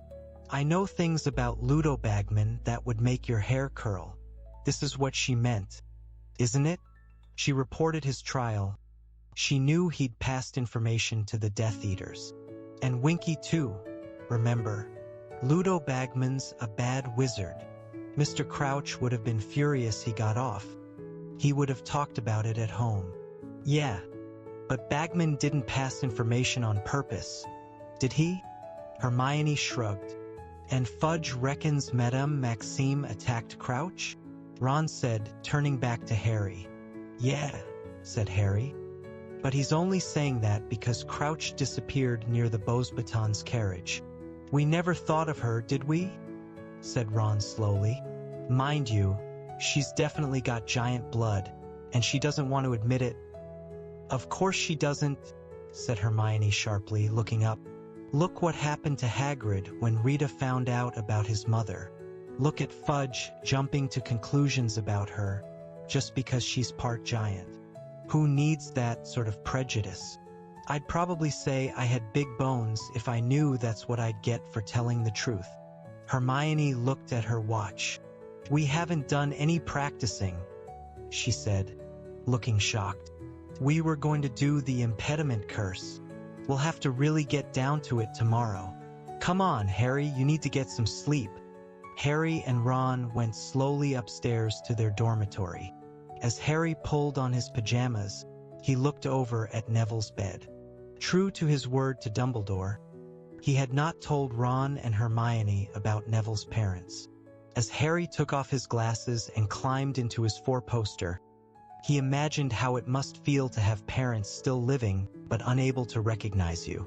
He often got sympathy from strangers for being an orphan, but as he listened to Neville's snores, he thought that Neville deserved it more than he did. Lying in the darkness, Harry felt a rush of anger and hate toward the people who had tortured Mr. and Mrs. Longbottom. He remembered the jeers of the crowd as Crouch's son and his companions had been dragged from the court by the Dementors. He understood how they had felt. Then he remembered the milk-white face of the screaming boy and realized with a jolt that he had died a year later. It was Voldemort, Harry thought, staring up at the canopy of his bed in the darkness. It all came back to Voldemort. He was the one who had torn these families apart, who had ruined all these lives. Ron and Hermione were supposed to be studying for their exams, which would finish on the day of the third task, but they were putting most of their efforts into helping Harry prepare. Don't worry about it, Hermione said shortly when Harry pointed this out to them and said he didn't mind practicing on his own for a while. At least we'll get top marks in defense against the dark arts. We'd never have found out about all these hexes in class. Good training for when we're all Aurors, said Ron excitedly, attempting the impediment curse on a wasp that had buzzed into the room and making it stop dead in midair. The mood in the castle as they entered June became excited and tense again. Everyone was looking forward to the third task, which would take place a week before the end of term. Harry was practicing hexes at every available moment. He felt more confident about this task than either of the others. Difficult and dangerous though it would undoubtedly be, Moody was right. Harry had managed to find his way past monstrous creatures and enchanted barriers before now, and this time he had some notice, some chance to prepare himself for what lay ahead. Tired of walking in on Harry, Hermione, and Ron all over the school, Professor McGonagall had given them permission to use the empty transfiguration classroom at lunchtimes. Harry had soon mastered the impediment curse, a spell to slow down and obstruct attackers, the reductor curse, which would enable him to blast solid objects out of his way, and the 4-point spell, a useful discovery of Hermione's that would make his wand point due north, therefore enabling him to check whether he was going in the right direction within the maze. He was still having trouble with the shield charm, though. This was supposed to cast a temporary, invisible wall around himself that deflected minor curses. Hermione managed to shatter it with a well-placed jelly-legs jinx, and Harry wobbled around the room for 10 minutes afterward before she had looked up the counter jinx. You're still doing really well, though, Hermione said encouragingly, looking down her list and crossing off those spells they had already learned. Some of these are bound to come in handy. Come and look at this, said Ron, who was standing by the window. He was staring down onto the grounds. What's Malfoy doing? Harry and Hermione went to see.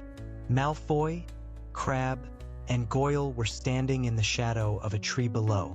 Crabbe and Goyle seemed to be keeping a lookout. Both were smirking. Malfoy was holding his hand up to his mouth and speaking into it. He looks like he's using a walkie-talkie, said Harry curiously. He can't be, said Hermione. I've told you, those sorts of things don't work around Hogwarts. Come on, Harry, she added briskly, turning away from the window and moving back into the middle of the room. Let's try that shield charm again. Sirius was sending daily owls now. Like Hermione, he seemed to want to concentrate on getting Harry through the last task before they concerned themselves with anything else. He reminded Harry in every letter that whatever might be going on outside the walls of Hogwarts was not Harry's responsibility, nor was it within his power to influence it. If Voldemort is really getting stronger again, he wrote, my priority is to ensure your safety. He cannot hope to lay hands on you while you are under Dumbledore's protection, but all the same, take no risks. Concentrate on getting through that maze safely, and then we can turn our attention to other matters.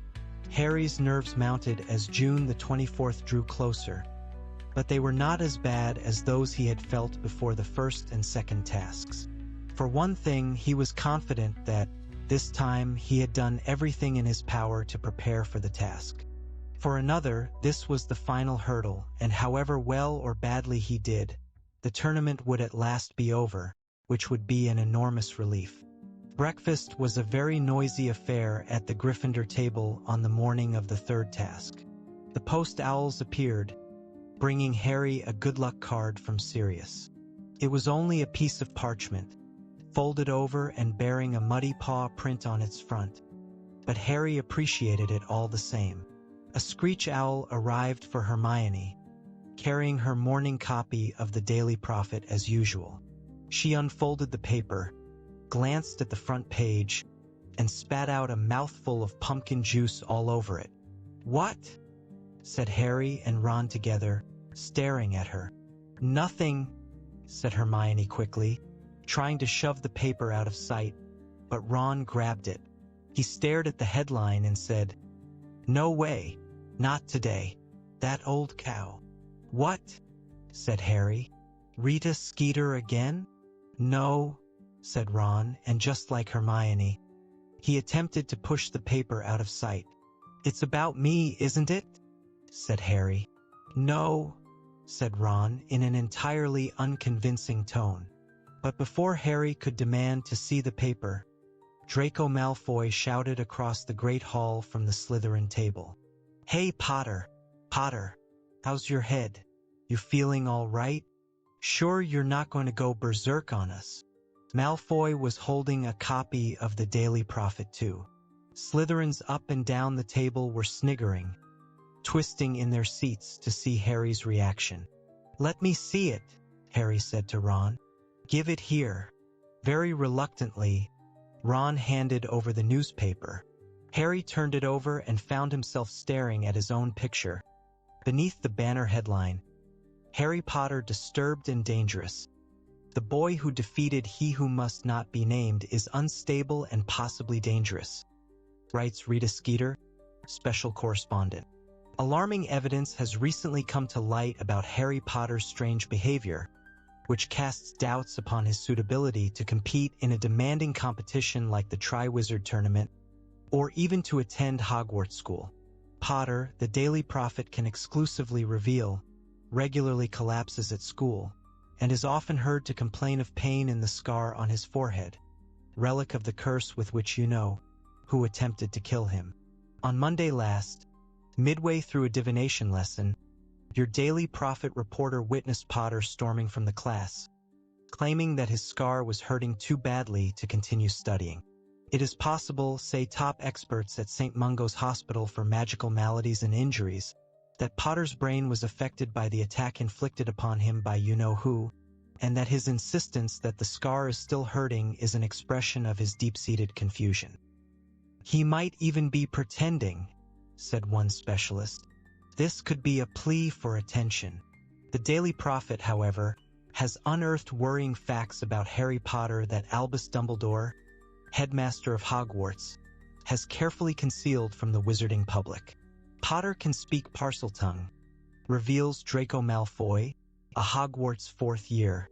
There were a lot of attacks on students a couple of years ago, and most people thought Potter was behind them after they saw him lose his temper at a dueling club and set a snake on another boy. It was all hushed up, though. But he's made friends with werewolves and giants too. We think he'd do anything for a bit of power. Parseltongue, the ability to converse with snakes, has long been considered a dark art. Indeed, the most famous Parselmouth of our times is none other than you-know-who himself. A member of the Dark Force Defense League, who wished to remain unnamed, stated that he would regard any wizard who could speak Parseltongue as worthy of investigation. Personally, I would be highly suspicious of anybody who could converse with snakes, as serpents are often used in the worst kinds of dark magic and are historically associated with evildoers. Similarly, anyone who seeks out the company of such vicious creatures as werewolves and giants would appear to have a fondness for violence. Albus Dumbledore should surely consider whether a boy such as this should be allowed to compete in the Triwizard Tournament. Some fear that Potter might resort to the dark arts in his desperation to win the tournament, the third task of which takes place this evening. "Gone off me a bit, hasn't she?" said Harry lightly, folding up the paper. Over at the Slytherin table, Malfoy, Crabbe, and Goyle were laughing at him, tapping their heads with their fingers, pulling grotesquely mad faces, and waggling their tongues like snakes. "How did she know your scar hurt in divination?" Ron said. "There's no way she was there. There's no way she could have heard." "The window was open," said Harry. "I opened it to breathe." "You were at the top of North Tower," Hermione said. "Your voice couldn't have carried all the way down to the grounds." "Well, you're the one who's supposed to be researching magical methods of bugging," said Harry. "You tell me how she did it." "I've been trying," said Hermione. But An odd, dreamy expression suddenly came over Hermione's face. She slowly raised a hand and ran her fingers through her hair. "Are you all right?" said Ron, frowning at her. "Yes," said Hermione breathlessly. She ran her fingers through her hair again, and then held her hand up to her mouth, as though speaking into an invisible walkie-talkie. Harry and Ron stared at each other. "I've had an idea," Hermione said, gazing into space. "I think I know, because then no one would be able to see, even Moody, and she'd have been able to get onto the window ledge. But she's not allowed. She's definitely not allowed. I think we've got her. Just give me 2 seconds in the library, just to make sure." With that, Hermione seized her school bag and dashed out of the Great Hall. "Oi!" Ron called after her. "We've got our History of Magic exam in 10 minutes. Blimey," he said, turning back to Harry. "She must really hate that Skeeter woman to risk missing the start of an exam. What are you going to do in Binz's class?" "Read again." Exempt from the end-of-term tests as a Triwizard champion, Harry had been sitting in the back of every exam class so far, looking up fresh hexes for the third task. "S'pose so," Harry said to Ron. But just then, Professor McGonagall came walking alongside the Gryffindor table toward him. "Potter, the champions are congregating in the chamber off the hall after breakfast," she said. "But the task's not till tonight," said Harry, accidentally spilling scrambled eggs down his front, afraid he had mistaken the time. "I'm aware of that, Potter," she said. "The champions' families are invited to watch the final task, you know. This is simply a chance for you to greet them." She moved away. Harry gaped after her. "She doesn't expect the Dursleys to turn up, does she?" he asked Ron blankly. "Dunno," said Ron. "Harry, I'd better hurry. I'm going to be late for Binz. See you later." Harry finished his breakfast in the emptying Great Hall. He saw Fleur Delacour get up from the Ravenclaw table and join Cedric as he crossed to the side chamber and entered. Crumb slouched off to join them shortly afterward. Harry stayed where he was. He really didn't want to go into the chamber. He had no family who would turn up to see him risk his life anyway. But just as he was getting up, thinking that he might as well go up to the library and do a spot more hex research, the door of the side chamber opened, and Cedric stuck his head out. "Harry, come on, they're waiting for you." Utterly perplexed, Harry got up. The Dursleys couldn't possibly be here, could they? He walked across the hall and opened the door into the chamber. Cedric and his parents were just inside the door. Victor Crumb was over in a corner, conversing with his dark-haired mother and father in rapid Bulgarian. He had inherited his father's hooked nose. On the other side of the room, Fleur was jabbering away in French to her mother. Fleur's little sister, Gabrielle, was holding her mother's hand. She waved at Harry, who waved back, grinning. Then he saw Mrs. Weasley and Bill standing in front of the fireplace, beaming at him. "Surprise!" Mrs. Weasley said excitedly as he smiled broadly and walked over to them. "Thought we'd come and watch you, Harry." She bent down and kissed him on the cheek. "You all right?" said Bill, grinning at Harry and shaking his hand. Charlie wanted to come, but he couldn't get time off. He said you were incredible against the Horntail. Fleur Delacour, Harry noticed, was eyeing Bill with great interest over her mother's shoulder. Harry could tell she had no objection whatsoever to long hair or earrings with fangs on them. "This is really nice of you," Harry muttered to Mrs. Weasley. "I thought for a moment the Dursleys—" said Mrs. Weasley, pursing her lips. She had always refrained from criticizing the Dursleys in front of Harry, but her eyes flashed every time they were mentioned. "It's great being back here," said Bill, looking around the chamber. Violet, the fat lady's friend, winked at him from her frame. "Haven't seen this place for 5 years. Is that picture of the Mad Knight still around?" Sir Cadogan? "Oh yeah," said Harry, who had met Sir Cadogan the previous year. "And the fat lady?" said Bill. "She was here in my time," said Mrs. Weasley. "She gave me such a telling off one night when I got back to the dormitory at 4 in the morning." "What were you doing out of your dormitory at 4 in the morning?" said Bill, surveying his mother with amazement. Mrs. Weasley grinned, her eyes twinkling. "Your father and I had been for a nighttime stroll," she said. "He got caught by Apollyon Pringle. He was the caretaker in those days. Your father's still got the marks." "Fancy giving us a tour, Harry?" said Bill. "Yeah, okay," said Harry, and they made their way back toward the door into the Great Hall. As they passed Amos Diggory, he looked around. "There you are you?"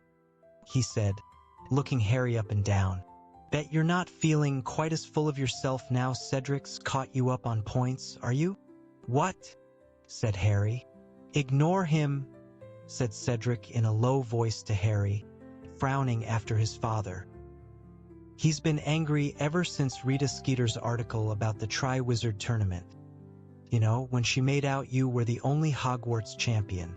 Didn't bother to correct her, though, did he?"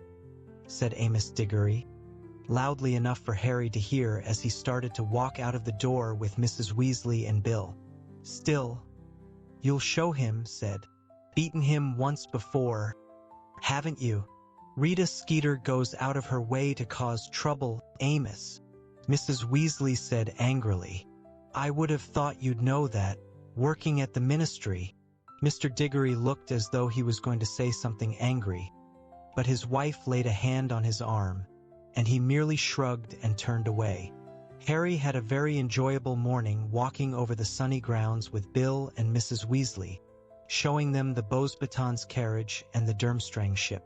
Mrs. Weasley was intrigued by the Whomping Willow, which had been planted after she had left school, and reminisced at length about the gamekeeper before Hagrid, a man called Og. "How's Percy?" Harry asked as they walked around the greenhouses. "Not good," said Bill. "He's very upset," said Mrs. Weasley, lowering her voice and glancing around. "The ministry wants to keep Mr. Crouch's disappearance quiet, but Percy's been hauled in for questioning about the instructions Mr. Crouch has been sending in. They seem to think there's a chance they weren't genuinely written by him. Percy's been under a lot of strain. They're not letting him fill in for Mr. Crouch as the 5th judge tonight. Cornelius Fudge is going to be doing it." They returned to the castle for lunch. "Mum, Bill," said Ron, looking stunned, as he joined the Gryffindor table. "What are you doing here?" "Come to watch Harry in the last task," said Mrs. Weasley brightly. "I must say, It makes a lovely change, not having to cook. How was your exam? Oh, okay, said Ron. Couldn't remember all the goblin rebels' names, so I invented a few. It's all right, he said, helping himself to a Cornish pasty, while Mrs. Weasley looked stern. They're all called stuff like Bodrod the Bearded and Urg the Unclean. It wasn't hard. Fred, George, and Ginny came to sit next to them too, and Harry was having such a good time he felt almost as though he were back at the Burrow. He had forgotten to worry about that evening's task, and not until Hermione turned up halfway through lunch did he remember that she had had a brainwave about Rita Skeeter. Are you going to tell us? Hermione shook her head warningly and glanced at Mrs. Weasley. Hello, Hermione, said Mrs. Weasley, much more stiffly than usual. Hello, said Hermione, her smile faltering at the cold expression on Mrs. Weasley's face. Harry looked between them, then said, Mrs. Weasley, you didn't believe that rubbish Rita Skeeter wrote in Witch Weekly, did you? Because Hermione's not my girlfriend. Oh, said Mrs. Weasley. No, of course I didn't. But she became considerably warmer toward Hermione after that. Harry, Bill, and Mrs. Weasley whiled away the afternoon with a long walk around the castle, and then returned to the great hall for the evening feast. Ludo Bagman and Cornelius Fudge had joined the staff table now. Bagman looked quite cheerful, but Cornelius Fudge, who was sitting next to Madame Maxime, looked stern and was not talking. Madame Maxime was concentrating on her plate, and Harry thought her eyes looked red. Hagrid kept glancing along the table at her. There were more courses than usual, but Harry, who was starting to feel really nervous now, didn't eat much. As the enchanted ceiling overhead began to fade from blue to a dusky purple, Dumbledore rose to his feet at the staff table, and silence fell. Ladies and gentlemen, in 5 minutes' time, I will be asking you to make your way down to the Quidditch field for the third and final task of the Triwizard Tournament. Will the champions please follow Mr. Bagman down to the stadium now? Harry got up. The Gryffindors all along the table were applauding him. The Weasleys and Hermione all wished him good luck, and he headed off out of the Great Hall with Cedric, Fleur, and Victor. Feeling all right, Harry? Bagman asked as they went down the stone steps onto the grounds. Confident. I'm okay, said Harry. It was sort of true. He was nervous, but he kept running over all the hexes and spells he had been practicing in his mind as they walked, and the knowledge that he could remember them all made him feel better. They walked onto the Quidditch field, which was now completely unrecognizable. A 20-foot-high hedge ran all the way around the edge of it. There was a gap right in front of them, the entrance to the vast maze. The passage beyond it looked dark and creepy. 5 minutes later, the stands had begun to fill. The air was full of excited voices and the rumbling of feet as the hundreds of students filed into their seats. The sky was a deep, clear blue now, and the first stars were starting to appear. Hagrid, Professor Moody, Professor McGonagall, and Professor Flitwick came walking into the stadium and approached Bagman and the champions. They were wearing large, red, luminous stars on their hats, all except Hagrid, who had his on the back of his moleskin vest. We are going to be patrolling the outside of the maze, said Professor McGonagall to the champions. If you get into difficulty and wish to be rescued, send red sparks into the air, and one of us will come and get you. Do you understand? The champions nodded. Off you go, then, said Bagman brightly to the 4 patrollers. Good luck, Harry, Hagrid whispered, and the 4 of them walked away in different directions to station themselves around the maze. Bagman now pointed his wand at his throat, muttered, Sonorous, and his magically magnified voice echoed into the stands. Ladies and gentlemen, the third and final task of the Triwizard Tournament is about to begin. Let me remind you how the points currently stand. Tied in first place with 85 points each, Mr. Cedric Diggory and Mr. Harry Potter, both of Hogwarts School.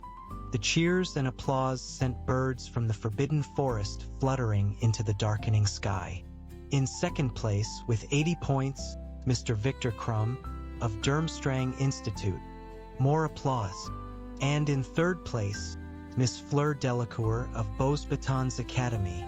Harry could just make out Mrs. Weasley, Bill, Ron, and Hermione applauding Fleur politely, halfway up the stands. He waved up at them, and they waved back, beaming at him. "So, on my whistle, Harry and Cedric," said Bagman. 3, 2, 1. He gave a short blast on his whistle, and Harry and Cedric hurried forward into the maze. The towering hedges cast black shadows across the path, and, whether because they were so tall and thick or because they had been enchanted, the sound of the surrounding crowd was silenced the moment they entered the maze. Harry felt almost as though he were underwater again. He pulled out his wand, muttered, "Lumos," and heard Cedric do the same just behind him. After about 50 yards, they reached a fork. They looked at each other. "See you," Harry said, and he took the left one, while Cedric took the right. Harry heard Bagman's whistle for the second time. Crumb had entered the maze. Harry sped up. His chosen path seemed completely deserted. He turned right and hurried on, holding his wand high over his head, trying to see as far ahead as possible. Still, there was nothing in sight. Bagman's whistle blew in the distance for the third time. All of the champions were now inside. Harry kept looking behind him. The old feeling that he was being watched was upon him. The maze was growing darker with every passing minute as the sky overhead deepened to navy. He reached a second fork. "Point me," he whispered to his wand, holding it flat in his palm. The wand spun around once and pointed toward his right into solid hedge. That way was north, and he knew that he needed to go northwest for the center of the maze. The best he could do was to take the left fork and go right again as soon as possible. The path ahead was empty too, and when Harry reached a right turn and took it, he again found his way unblocked. Harry didn't know why, but the lack of obstacles was unnerving him. Surely he should have met something by now? It felt as though the maze were luring him into a false sense of security. Then he heard movement right behind him. He held out his wand, ready to attack, but its beam fell only upon Cedric, who had just hurried out of a path on the right-hand side. Cedric looked severely shaken. The sleeve of his robe was smoking. "Hagrid's blast-ended scroots," he hissed. "They're enormous. I only just got away." He shook his head and dived out of sight, along another path. Keen to put plenty of distance between himself and the scroots, Harry hurried off again. Then, as he turned a corner, he saw a Dementor gliding toward him, 12 feet tall, its face hidden by its hood, its rotting, scabbed hands outstretched. It advanced, sensing its way blindly toward him. Harry could hear its rattling breath. He felt clammy coldness stealing over him, but knew what he had to do. He summoned the happiest thought he could, concentrated with all his might on the thought of getting out of the maze and celebrating with Ron and Hermione, raised his wand and cried, "Expecto Patronum!" A silver stag erupted from the end of Harry's wand and galloped toward the Dementor, which fell back and tripped over the hem of its robes. Harry had never seen a Dementor stumble. "Hang on," he shouted, advancing in the wake of his silver Patronus. "You're a boggart. Ridiculous."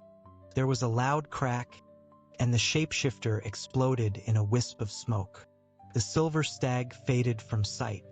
Harry wished it could have stayed. He could have used some company. But he moved on, quickly and quietly as possible, listening hard, his wand held high once more. Left, right, left again. Twice he found himself facing dead ends. He did the 4-point spell again and found that he was going too far east. He turned back, took a right turn, and saw an odd golden mist floating ahead of him. Harry approached it cautiously, pointing the wand's beam at it. This looked like some kind of enchantment. He wondered whether he might be able to blast it out of the way. "Reducto," he said. The spell shot straight through the mist, leaving it intact. He supposed he should have known better. The reductor curse was for solid objects. What would happen if he walked through the mist? Was it worth chancing it, or should he double back? He was still hesitating when a scream shattered the silence. "Fleur!" Harry yelled. There was silence. He stared all around him. What had happened to her? Her scream seemed to have come from somewhere ahead. He took a deep breath and ran through the enchanted mist. The world turned upside down. Harry was hanging from the ground, with his hair on end, his glasses dangling off his nose, threatening to fall into the bottomless sky. He clutched them to the end of his nose and hung there, terrified. It felt as though his feet were glued to the grass, which had now become the ceiling. Below him, the dark, star-spangled heavens stretched endlessly. He felt as though if he tried to move one of his feet, he would fall away from the earth completely.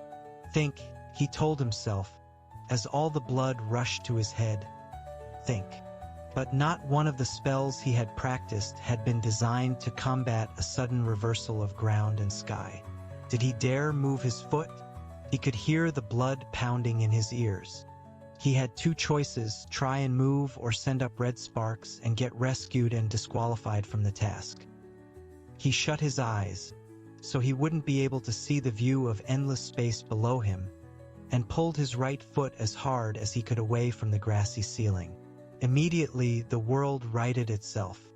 Harry fell forward onto his knees onto the wonderfully solid ground. He felt temporarily limp with shock. He took a deep, steadying breath, then got up again and hurried forward, looking back over his shoulder as he ran away from the golden mist, which twinkled innocently at him in the moonlight. He paused at a junction of two paths and looked around for some sign of Fleur. He was sure it had been she who had screamed. What had she met? Was she all right? There was no sign of red sparks. Did that mean she had got herself out of trouble? Or was she in such trouble that she couldn't reach her wand? Harry took the right fork with a feeling of increasing unease. But at the same time, he couldn't help thinking, one champion down. The cup was somewhere close by, and it sounded as though Fleur was no longer in the running. He got this far, hadn't he? What if he actually managed to win? Fleetingly, and for the first time since he'd found himself champion, he saw again that image of himself, raising the Triwizard Cup in front of the rest of the school. He met nothing for 10 minutes, but kept running into dead ends. Twice he took the same wrong turning. Finally, he found a new route and started to jog along it, his wand light waving, making his shadow flicker and distort on the hedge walls. Then he rounded another corner and found himself facing a blast-ended scrut. Cedric was right, it was enormous. 10 feet long. It looked more like a giant scorpion than anything. Its long sting was curled over its back. Its thick armor glinted in the light from Harry's wand, which he pointed at it. Stupefy! The spell hit the scrut's armor and rebounded. Harry ducked just in time, but could smell burning hair. It had singed the top of his head. The scrut issued a blast of fire from its end and flew forward toward him. Impedimenta! Harry yelled. The spell hit the scrut's armor again and ricocheted off. Harry staggered back a few paces and fell over. Impedimenta! The scrut was inches from him when it froze. He had managed to hit it on its fleshy, shell-less underside. Panting, Harry pushed himself away from it and ran, hard in the opposite direction. The impediment curse was not permanent. The scrut would be regaining the use of its legs at any moment. He took a left path and hit a dead end, a right and hit another. Forcing himself to stop, heart hammering, he performed the 4-point spell again, backtracked, and chose a path that would take him northwest. He had been hurrying along the new path for a few minutes, when he heard something in the path running parallel to his own that made him stop dead. "What are you doing?" yelled Cedric's voice. "What the hell do you think you're doing?" And then Harry heard Crumb's voice. "Crucio." The air was suddenly full of Cedric's yells. Horrified, Harry began sprinting up his path, trying to find a way into Cedric's. When none appeared, he tried the reductor curse again. It wasn't very effective, but it burned a small hole in the hedge through which Harry forced his leg, kicking at the thick brambles and branches until they broke and made an opening. He struggled through it, tearing his robes, and looking to his right, saw Cedric jerking and twitching on the ground, Crumb standing over him. Harry pulled himself up and pointed his wand at Crumb just as Crumb looked up. Crumb turned and began to run. "Stupefy!" Harry yelled. The spell hit Crumb in the back.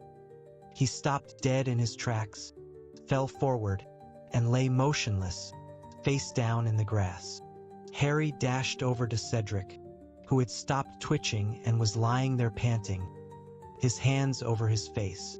"Are you all right?" Harry said roughly, grabbing Cedric's arm. "Yeah," panted Cedric. "Yeah." "I don't believe it." He crept up behind me. I heard him. I turned around, and he had his wand on me. Cedric got up. He was still shaking. He and Harry looked down at Crumb. "I can't believe this. I thought he was all right," Harry said, staring at Crumb. "So did I," said Cedric. "Did you hear Fleur scream earlier?" said Harry. "Yeah," said Cedric. "You don't think Crumb got her too?" "I don't know," said Harry slowly. "Should we leave him here?" Cedric muttered. "No," said Harry. "I reckon we should send up red sparks. Someone'll come and collect him. Otherwise he'll probably be eaten by a scrut."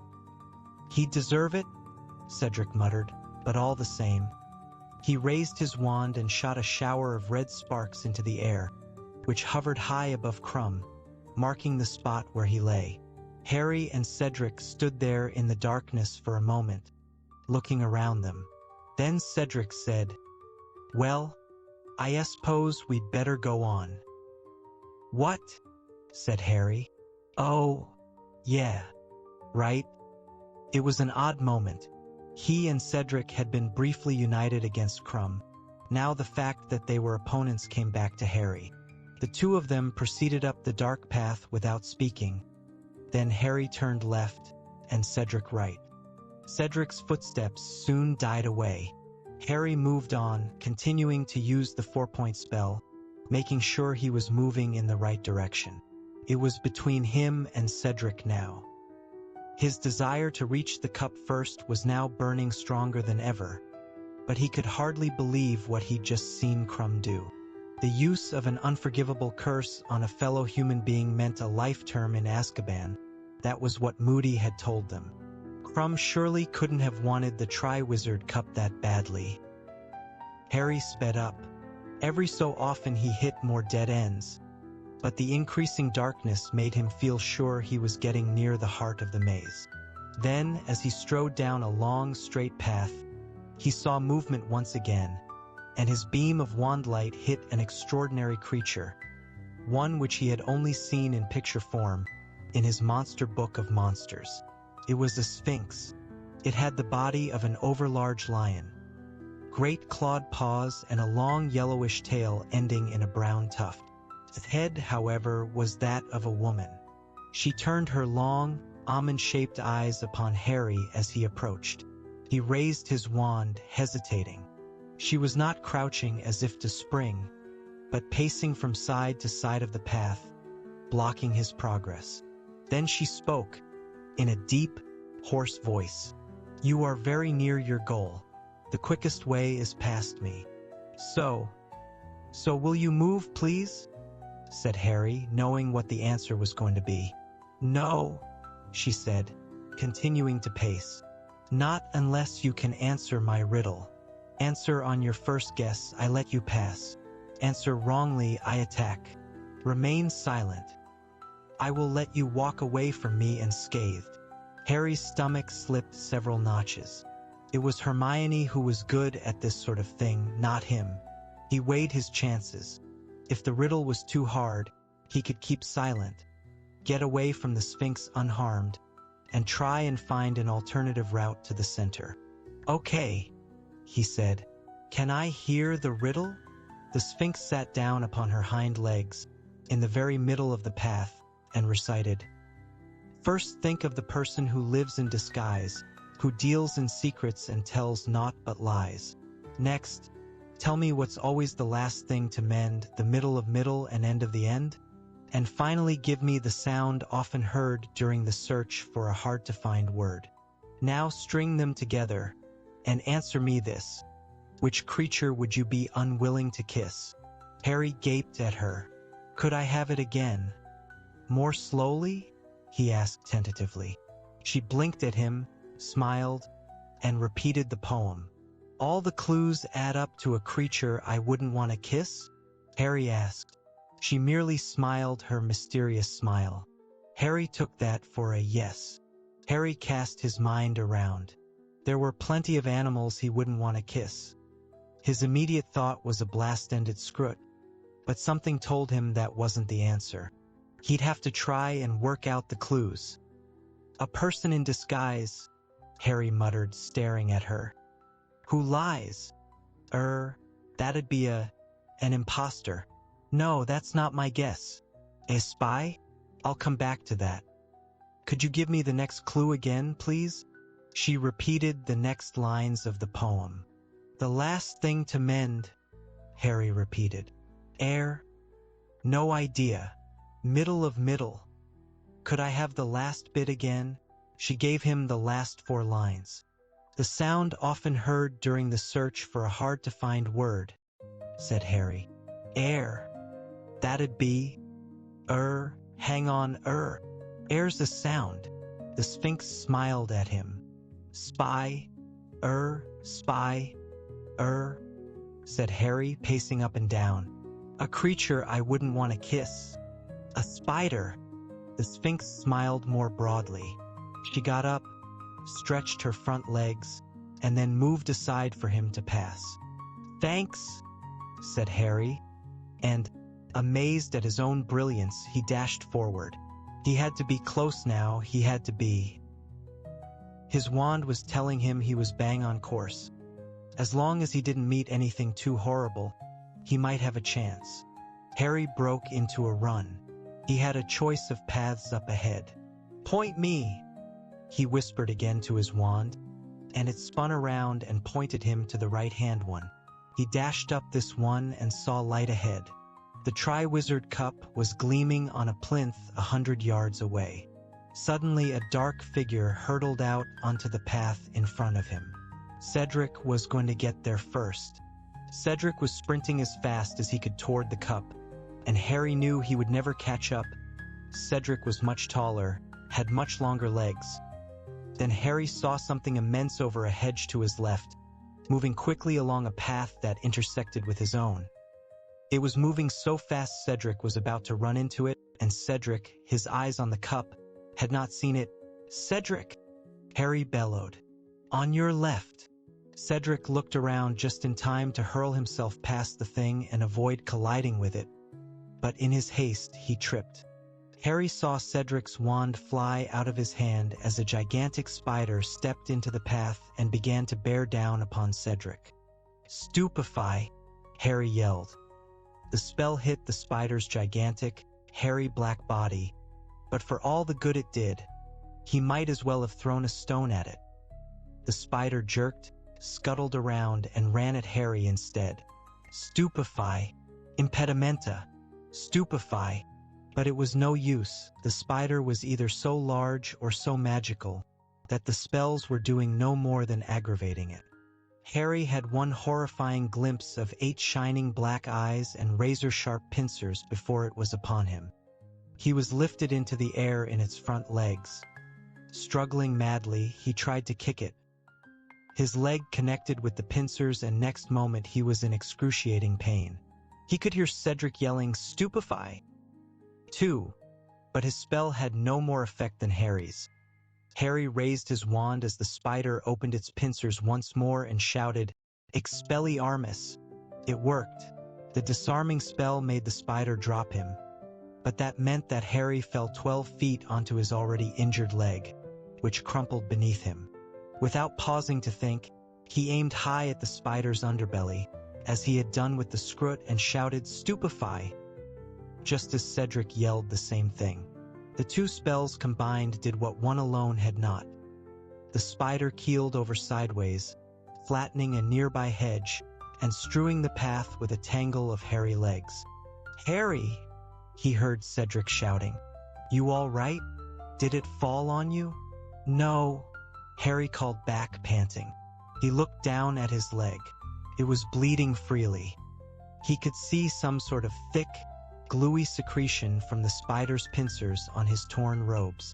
He tried to get up, but his leg was shaking badly and did not want to support his weight. He leaned against the hedge, gasping for breath, and looked around. Cedric was standing feet from the Triwizard cup, which was gleaming behind him.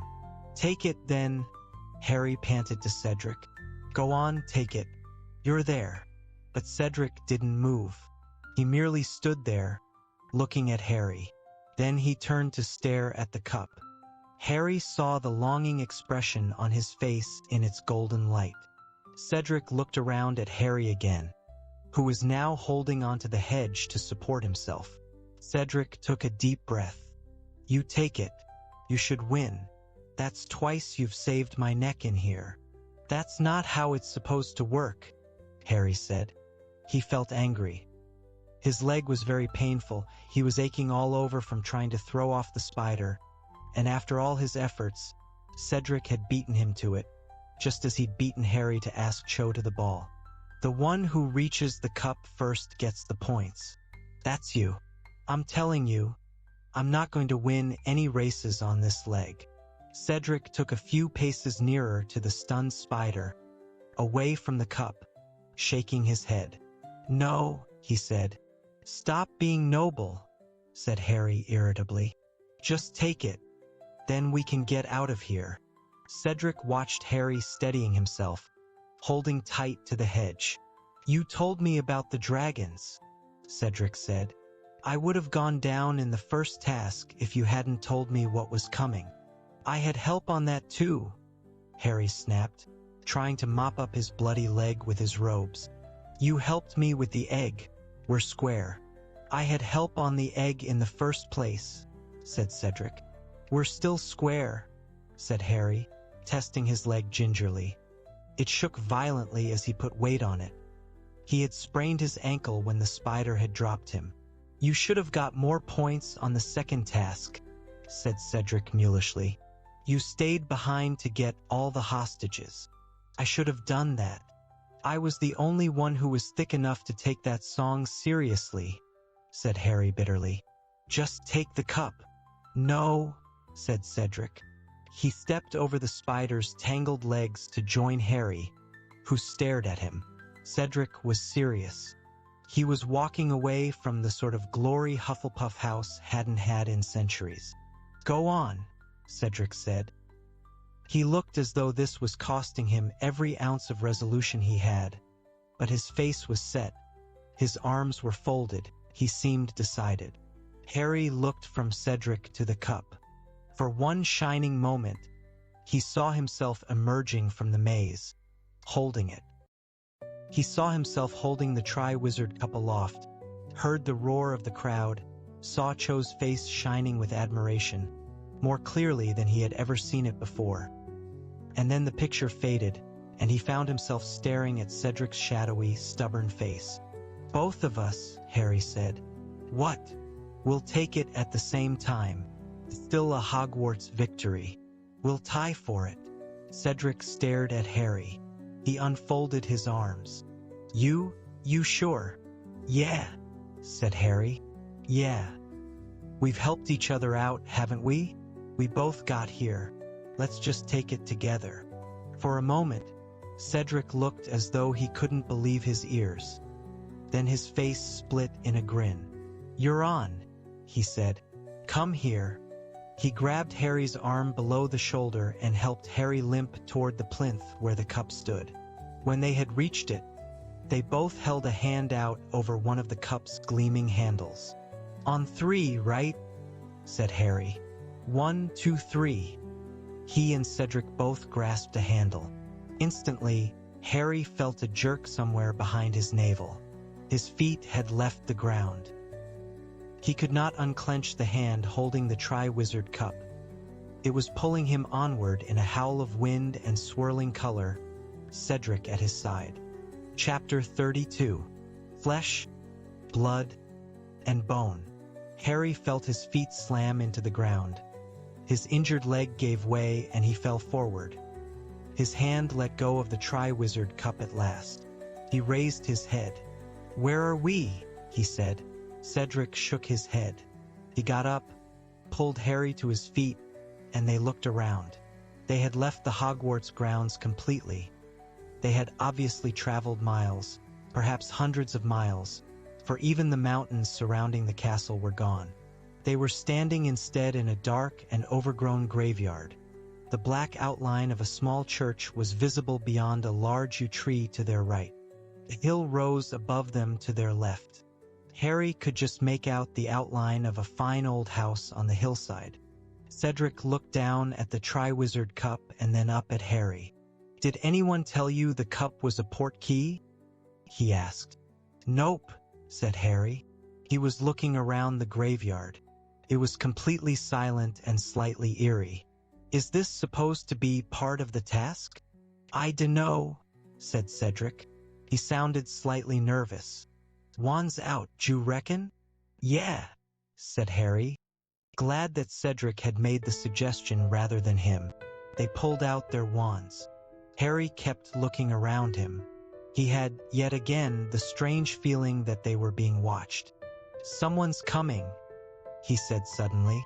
Squinting tensely through the darkness, they watched the figure drawing nearer, walking steadily toward them between the graves. Harry couldn't make out a face, but from the way it was walking and holding its arms, he could tell that it was carrying something.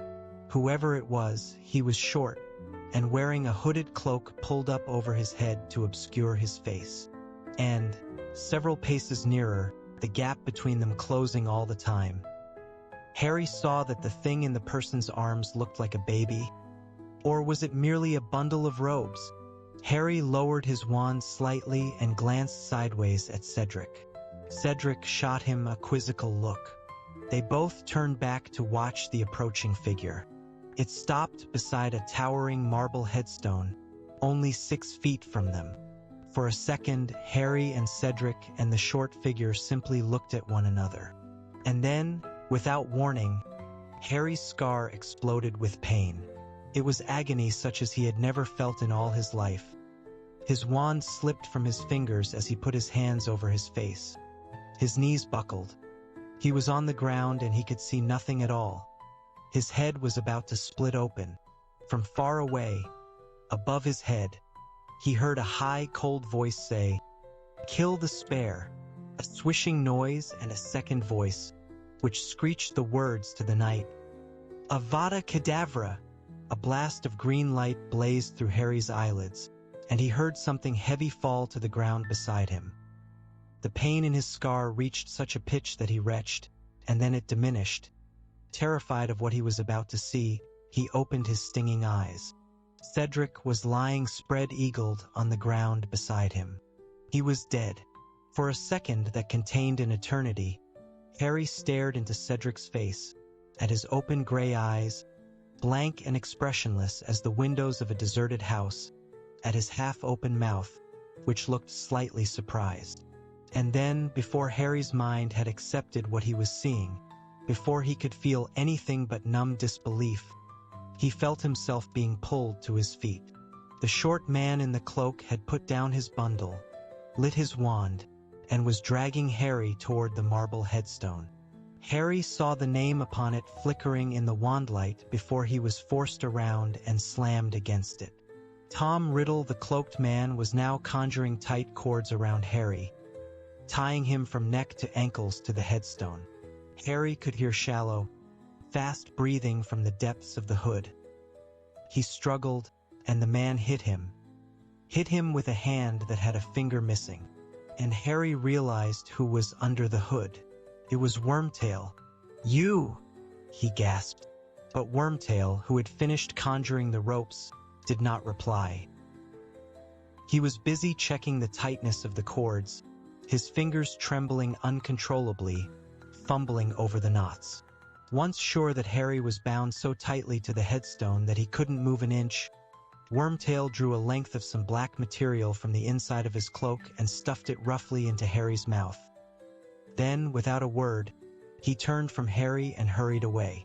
Harry couldn't make a sound, nor could he see where Wormtail had gone. He couldn't turn his head to see beyond the headstone. He could see only what was right in front of him. Cedric's body was lying some 20 feet away. Some way beyond him, glinting in the starlight, lay the Triwizard cup. Harry's wand was on the ground at Cedric's feet. The bundle of robes that Harry had thought was a baby was close by, at the foot of the grave. It seemed to be stirring fretfully. Harry watched it, and his scar seared with pain again. And he suddenly knew that he didn't want to see what was in those robes. He didn't want that bundle opened. He could hear noises at his feet. He looked down and saw a gigantic snake slithering through the grass, circling the headstone where he was tied.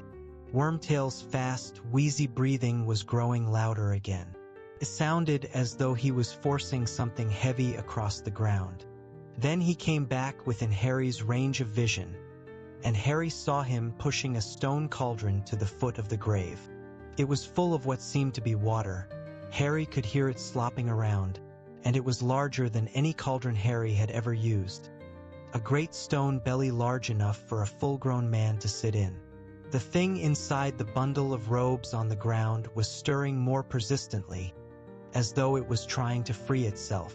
Now Wormtail was busying himself at the bottom of the cauldron with a wand. Suddenly there were crackling flames beneath it. The large snake slithered away into the darkness. The liquid in the cauldron seemed to heat very fast. The surface began not only to bubble, but to send out fiery sparks, as though it were on fire.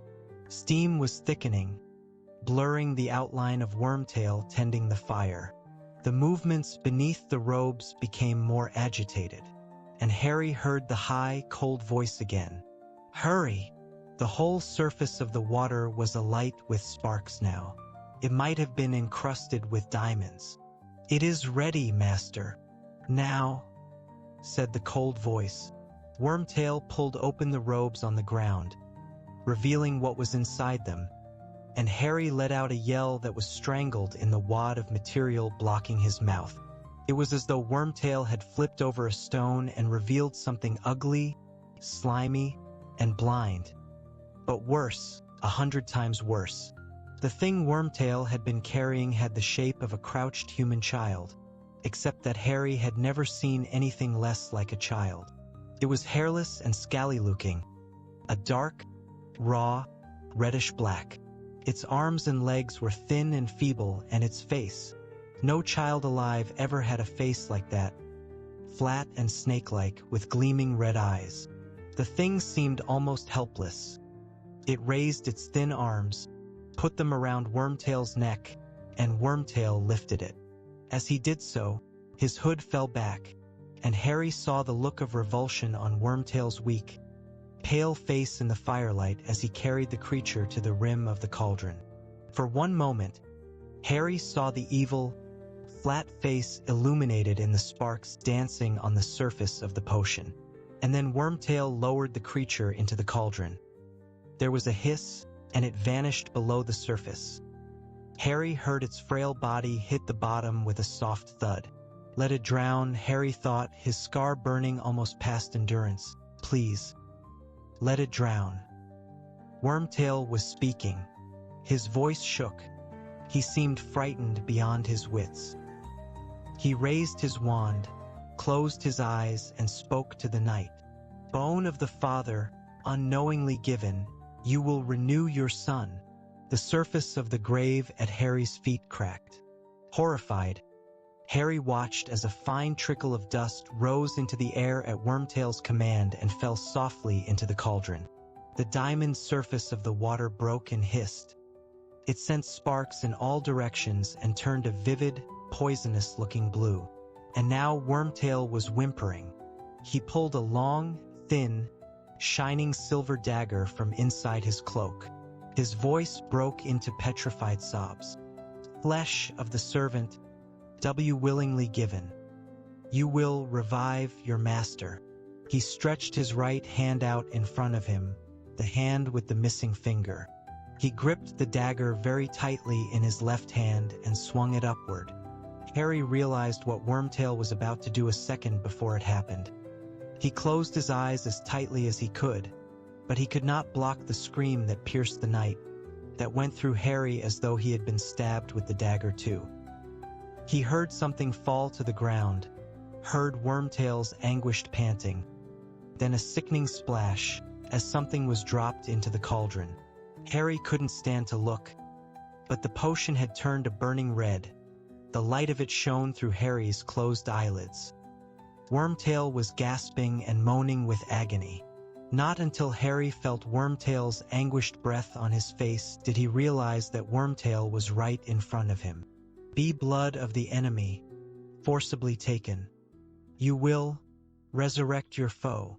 Harry could do nothing to prevent it. He was tied too tightly.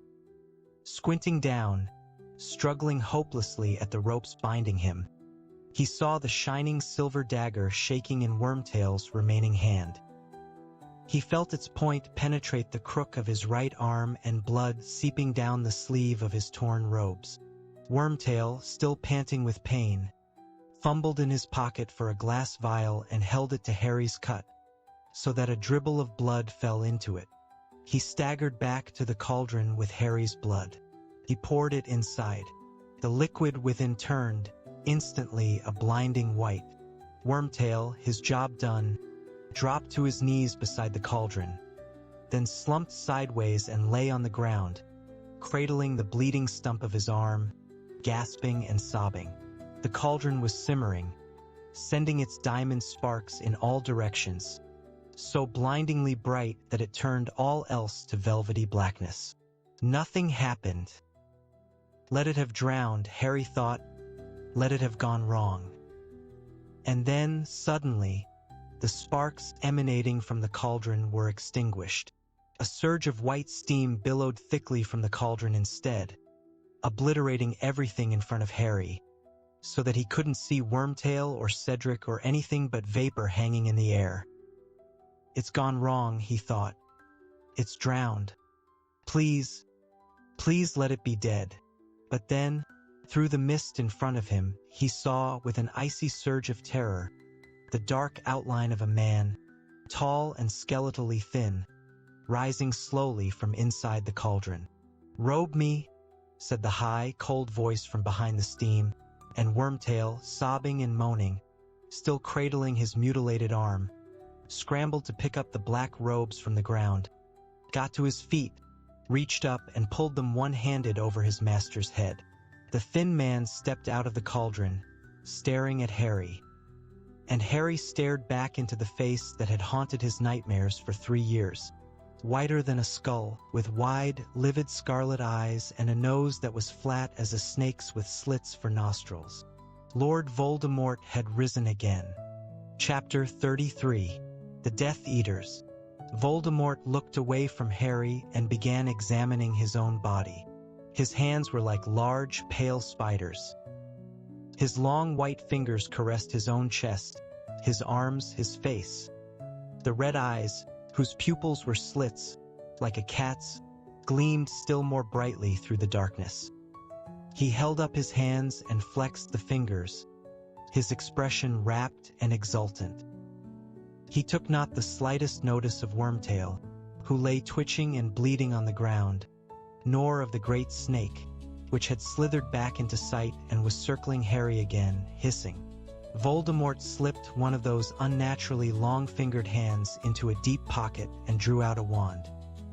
He caressed it gently too, and then he raised it and pointed it at Wormtail, who was lifted off the ground and thrown against the headstone where Harry was tied. He fell to the foot of it and lay there, crumpled up and crying. Voldemort turned his scarlet eyes upon Harry, laughing a high, cold, mirthless laugh. Wormtail's robes were shining with blood now. He had wrapped the stump of his arm in them. "My lord," he choked. "My lord, you promised. You did promise." "Hold out your arm," said Voldemort lazily. "Oh, master. Thank you, master." He extended the bleeding stump, but Voldemort laughed again. "The other arm, Wormtail. Master, please. Please." Voldemort bent down and pulled out Wormtail's left arm. He forced the sleeve of Wormtail's robes up past his elbow, and Harry saw something upon the skin there, something like a vivid red tattoo. A skull with a snake protruding from its mouth. The image that had appeared in the sky at the Quidditch World Cup. The dark mark. Voldemort examined it carefully, ignoring Wormtail's uncontrollable weeping. "It is back," he said softly. "They will all have noticed it, and now we shall see. Now we shall know." He pressed his long white forefinger to the brand on Wormtail's arm. The scar on Harry's forehead seared with a sharp pain again, and Wormtail let out a fresh howl. Voldemort removed his fingers from Wormtail's mark, and Harry saw that it had turned jet black. A look of cruel satisfaction on his face, Voldemort straightened up, threw back his head, and stared around at the dark graveyard. "How many will be brave enough to return when they feel it?" he whispered, his gleaming red eyes fixed upon the stars. "And how many will be foolish enough to stay away?" He began to pace up and down before Harry and Wormtail, eyes sweeping the graveyard all the while. After a minute or so, he looked down at Harry again, a cruel smile twisting his snake-like face. "You stand, Harry Potter, upon the remains of my late father," he hissed softly. "A muggle and a fool. Very like your dear mother. But they both had their uses, did they not? Your mother died to defend you as a child. And I killed my father, and see how useful he has proved himself in death." Voldemort laughed again. Up and down he paced, looking all around him as he walked, and the snake continued to circle in the grass. "You see that house upon the hillside, Potter? My father lived there. My mother, a witch who lived here in this village, fell in love with him. But he abandoned her when she told him what she was. He didn't like magic, my father. He left her and returned to his muggle parents before I was even born, Potter, and she died giving birth to me, leaving me to be raised in a muggle orphanage. But I vowed to find him. I revenged myself upon him, that fool who gave me his name, Tom Riddle." Still he paced, his red eyes darting from grave to grave. "Listen to me, reliving family history," he said quietly. "Why, I am growing quite sentimental. But look, Harry, my true family returns." The air was suddenly full of the swishing of cloaks. Between graves, behind the yew tree, in every shadowy space, wizards were operating. All of them were hooded and masked, and one by one they moved forward. Slowly, cautiously, as though they could hardly believe their eyes. Voldemort stood in silence, waiting for them. Then one of the Death Eaters fell to his knees, crawled toward Voldemort, and kissed the hem of his black robes. "Master, Master," he murmured. The Death Eaters behind him did the same, each of them approaching Voldemort on his knees and kissing his robes, before backing away and standing up, forming a silent circle, which enclosed Tom Riddle's grave, Harry, Voldemort, and the sobbing and twitching heap that was Wormtail. Yet they left gaps in the circle, as though waiting for more people. Voldemort, however, did not seem to expect more. He looked around at the hooded faces, and though there was no wind, a rustling seemed to run around the circle, as though it had shivered. "Welcome, Death Eaters," said Voldemort quietly. 13 years. 13 years since last we met. Yet you answer my call as though it were yesterday. We are still united under the dark mark, then. Or are we? He put back his terrible face and sniffed, his slit-like nostrils widening. I smell guilt, he said. There is a stench of guilt upon the air. A second shiver ran around the circle, as though each member of it longed, but did not dare to step back from him. I see you all, whole and healthy, with your powers intact, such prompt appearances, and I ask myself, why did this band of wizards never come to the aid of their master, to whom they swore eternal loyalty? No one spoke. No one moved except Wormtail, who was upon the ground, still sobbing over his bleeding arm. And I answer myself, whispered Voldemort. They must have believed me broken. They thought I was gone. They slipped back among my enemies, and they pleaded innocence and ignorance and bewitchment. And then I ask myself, but how could they have believed I would not rise again? They, who knew the steps I took long ago to guard myself against mortal death? They, who had seen proofs of the immensity of my power in the times when I was mightier than any wizard living.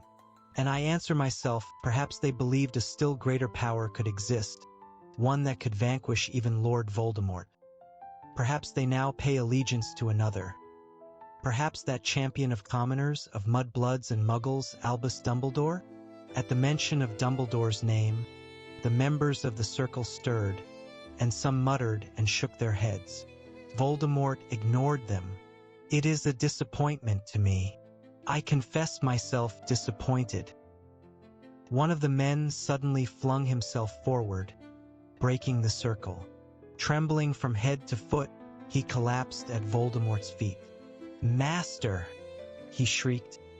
"Master, forgive me. Forgive us all."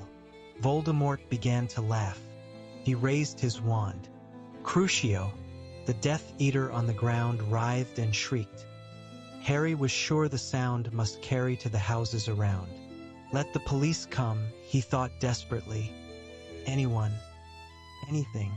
Voldemort raised his wand. The tortured Death Eater lay flat upon the ground, gasping. "Get up, Avery," said Voldemort softly. "Stand up. You ask for forgiveness? I do not forgive. I do not forget. 13 long years. I want 13 years repayment before I forgive you. Wormtail here has paid some of his debt already. Have you not, Wormtail?" He looked down at Wormtail, who continued to sob. "You returned to me not out of loyalty, but out of fear of your old friends. You deserve this pain, Wormtail. You know that, don't you?" "Yes, master," moaned Wormtail. "Please, master, please." "Yet you helped return me to my body," said Voldemort coolly, watching Wormtail sob on the ground. "Worthless and traitorous as you are, you helped me, and Lord Voldemort rewards his helpers." Voldemort raised his wand again and whirled it through the air. A streak of what looked like molten silver hung shining in the wand's wake. Momentarily shapeless, it writhed and then formed itself into a gleaming replica of a human hand, bright as moonlight, which soared downward and fixed itself upon Wormtail's bleeding wrist. Wormtail's sobbing stopped abruptly, his breathing harsh and ragged. He raised his head and stared in disbelief at the silver hand, now attached seamlessly to his arm, as though he were wearing a dazzling glove.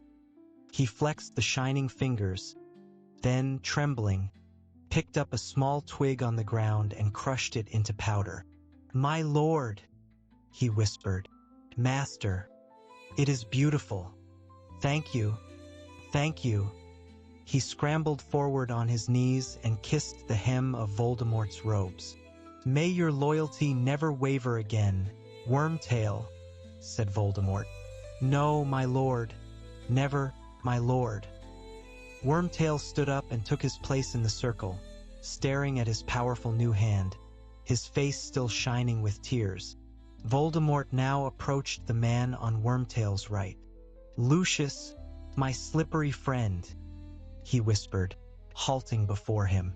"I am told that you have not renounced the old ways, though to the world you present a respectable face. You are still ready to take the lead in a spot of Muggle torture, I believe. Yet you never tried to find me, Lucius.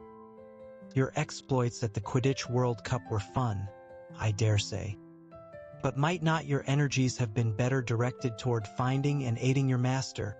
My lord, I was constantly on the alert," came Lucius Malfoy's voice swiftly from beneath the hood. "Had there been any sign from you, any whisper of your whereabouts, I would have been at your side immediately. Nothing could have prevented me. And yet you ran from my mark when a faithful Death Eater sent it into the sky last summer?" said Voldemort lazily, and Mr. Malfoy stopped talking abruptly. "Yes, I know all about that, Lucius. You have disappointed me. I expect more faithful service in the future." "Of course, my lord, of course. You are merciful. Thank you." Voldemort moved on and stopped, staring at the space, large enough for two people, that separated Malfoy and the next man. "The Lestranges should stand here," said Voldemort quietly. "But they are entombed in Azkaban. They were faithful. They went to Azkaban rather than renounce me. When Azkaban is broken open, the Lestranges will be honored beyond their dreams. The Dementors will join us. They are our natural allies. We will recall the banished giants. I shall have all my devoted servants return to me, and an army of creatures whom all fear." He walked on. Some of the Death Eaters he passed in silence, but he paused before others and spoke to them. "McNair, destroying dangerous beasts for the Ministry of Magic now, Wormtail tells me? You shall have better victims than that soon, McNair. Lord Voldemort will provide." "Thank you, Master." "Thank you," murmured McNair. "And here," Voldemort moved on to the two largest hooded figures. "We have Crabbe. You will do better this time, will you not, Crabbe? And you, Goyle?" They bowed clumsily, muttering dully. "Yes, Master." "We will, Master."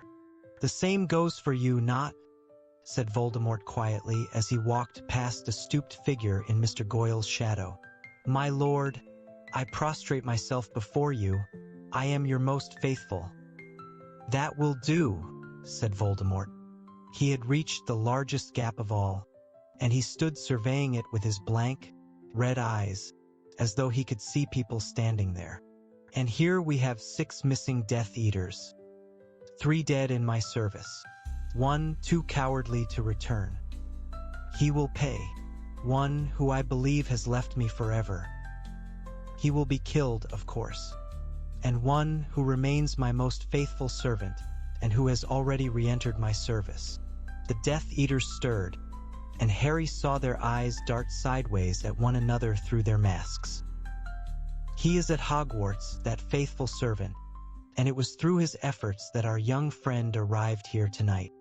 "Yes," said Voldemort, a grin curling his lipless mouth as the eyes of the circle flashed in Harry's direction. "Harry Potter has kindly joined us for my rebirthing party. One might go so far as to call him my guest of honor." There was a silence. Then the Death Eater to the right of Wormtail stepped forward, and Lucius Malfoy's voice spoke from under the mask. "Master, we crave to know. We beg you to tell us how you have achieved this miracle, how you managed to return to us." "Ah, what a story it is, Lucius," said Voldemort. "And it begins and ends with my young friend here." He walked lazily over to stand next to Harry, so that the eyes of the whole circle were upon the two of them. The snake continued to circle. "You know, of course, that they have called this boy my downfall?" Voldemort said softly, his red eyes upon Harry, whose scar began to burn so fiercely that he almost screamed in agony. "You all know that on the night I lost my powers and my body. I tried to kill him. His mother died in the attempt to save him, and unwittingly provided him with a protection I admit I had not foreseen. I could not touch the boy. Voldemort raised one of his long white fingers and put it very close to Harry's cheek. His mother left upon him the traces of her sacrifice. This is old magic. I should have remembered it. I was foolish to overlook it. But no matter, I can touch him now. Harry felt the cold tip of the long white finger touch him, and thought his head would burst with the pain. Voldemort laughed softly in his ear, then took the finger away and continued addressing the Death Eaters. I miscalculated, my friends, I admit it. My curse was deflected by the woman's foolish sacrifice, and it rebounded upon myself. Ah! Pain beyond pain, my friends. Nothing could have prepared me for it. I was ripped from my body. I was less than spirit, less than the meanest ghost. But still I was alive. What I was, even I do not know. I, who have gone further than anybody along the path that leads to immortality. You know my goal, to conquer death. And now I was tested, and it appeared that one or more of my experiments had worked. For I had not been killed, though the curse should have done it. Nevertheless, I was as powerless as the weakest creature alive, and without the means to help myself. For I had no body, and every spell that might have helped me required the use of a wand. I remember only forcing myself, sleeplessly, endlessly, second by second, to exist. I settled in a faraway place, in a forest, and I waited. Surely one of my faithful Death Eaters would try and find me. One of them would come and perform the magic I could not, to restore me to a body. But I waited in vain. The shiver ran once more around the circle of listening Death Eaters. Voldemort let the silence spiral horribly before continuing. Only one power remained to me. I could possess the bodies of others. But I dared not go where other humans were plentiful, for I knew that the Aurors were still abroad and searching for me. I sometimes inhabited animals, snakes of course being my preference, but I was little better off inside them than as pure spirit, for their bodies were ill-adapted to perform magic, and my possession of them shortened their lives. None of them lasted long. Then, 4 years ago, the means for my return seemed assured. A wizard, young, foolish, and gullible, wandered across my path in the forest I had made my home. Oh, he seemed the very chance I had been dreaming of, for he was a teacher at Dumbledore's school. He was easy to bend to my will. He brought me back to this country, and after a while I took possession of his body to supervise him closely as he carried out my orders. But my plan failed. I did not manage to steal the Sorcerer's Stone. I was not to be assured immortal life. I was thwarted. Thwarted once again by Harry Potter. Silence once more. Nothing was stirring, not even the leaves on the yew tree. The Death Eaters were quite motionless, the glittering eyes in their masks fixed upon Voldemort and upon Harry. The servant died when I left his body, and I was left as weak as ever I had been. Voldemort continued. I returned to my hiding place far away, and I will not pretend to you that I didn't then fear that I might never regain my powers. Yes, that was perhaps my darkest hour. I could not hope that I would be sent another wizard to possess. And I had given up hope now that any of my Death Eaters cared what had become of me. 1 or 2 of the masked wizards in the circle moved uncomfortably, but Voldemort took no notice. And then, not even a year ago, when I had almost abandoned hope, it happened at last. A servant returned to me. Wormtail here, who had faked his own death to escape justice, was driven out of hiding by those he had once counted friends, and decided to return to his master. He sought me in the country where it had long been rumored I was hiding, helped, of course, by the rats he met along the way. Wormtail has a curious affinity with rats, do you not, Wormtail? His filthy little friends told him there was a place, deep in an Albanian forest, that they avoided, where small animals like themselves had met their deaths by a dark shadow that possessed them. But his journey back to me was not smooth. Was it Wormtail? For, hungry one night, on the edge of the very forest where he had hoped to find me, he foolishly stopped at an inn for some food. And who should he meet there but one Bertha Jorkins, a witch from the Ministry of Magic. Now see the way that fate favors Lord Voldemort. This might have been the end of Wormtail, and of my last hope for regeneration. But Wormtail, displaying a presence of mind I would never have expected from him, convinced Bertha Jorkins to accompany him on a nighttime stroll. He overpowered her.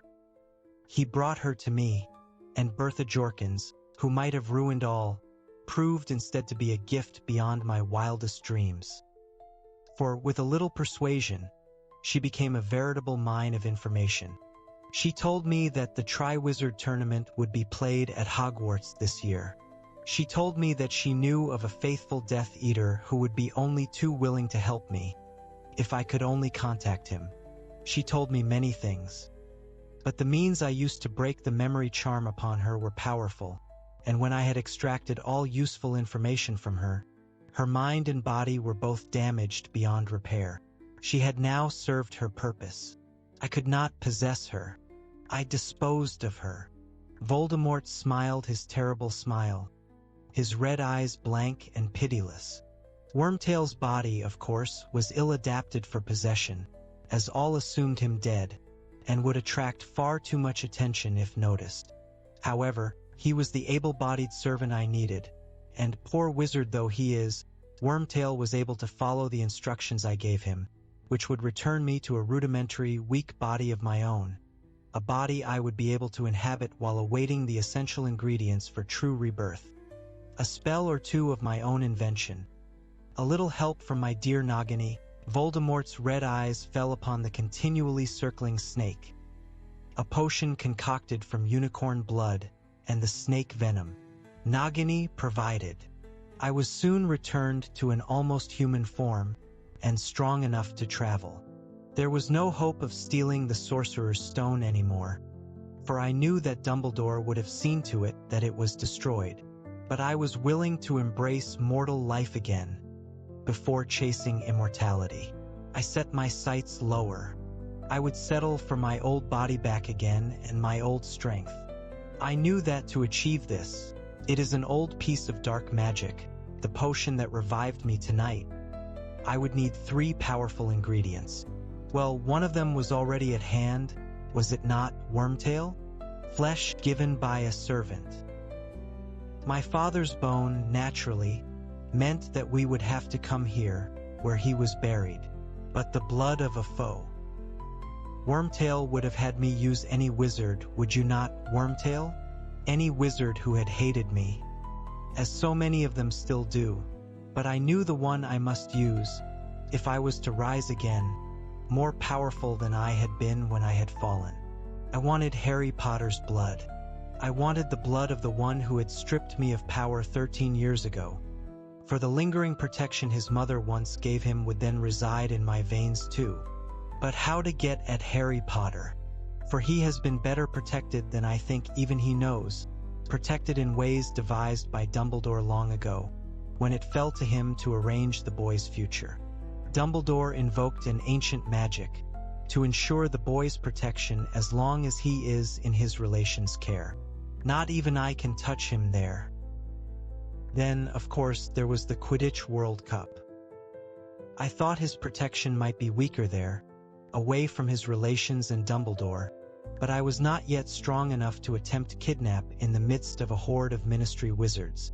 And then, the boy would return to Hogwarts, where he is under the crooked nose of that muggle-loving fool from morning until night. So how could I take him? Why? By using Bertha Jorkins's information, of course.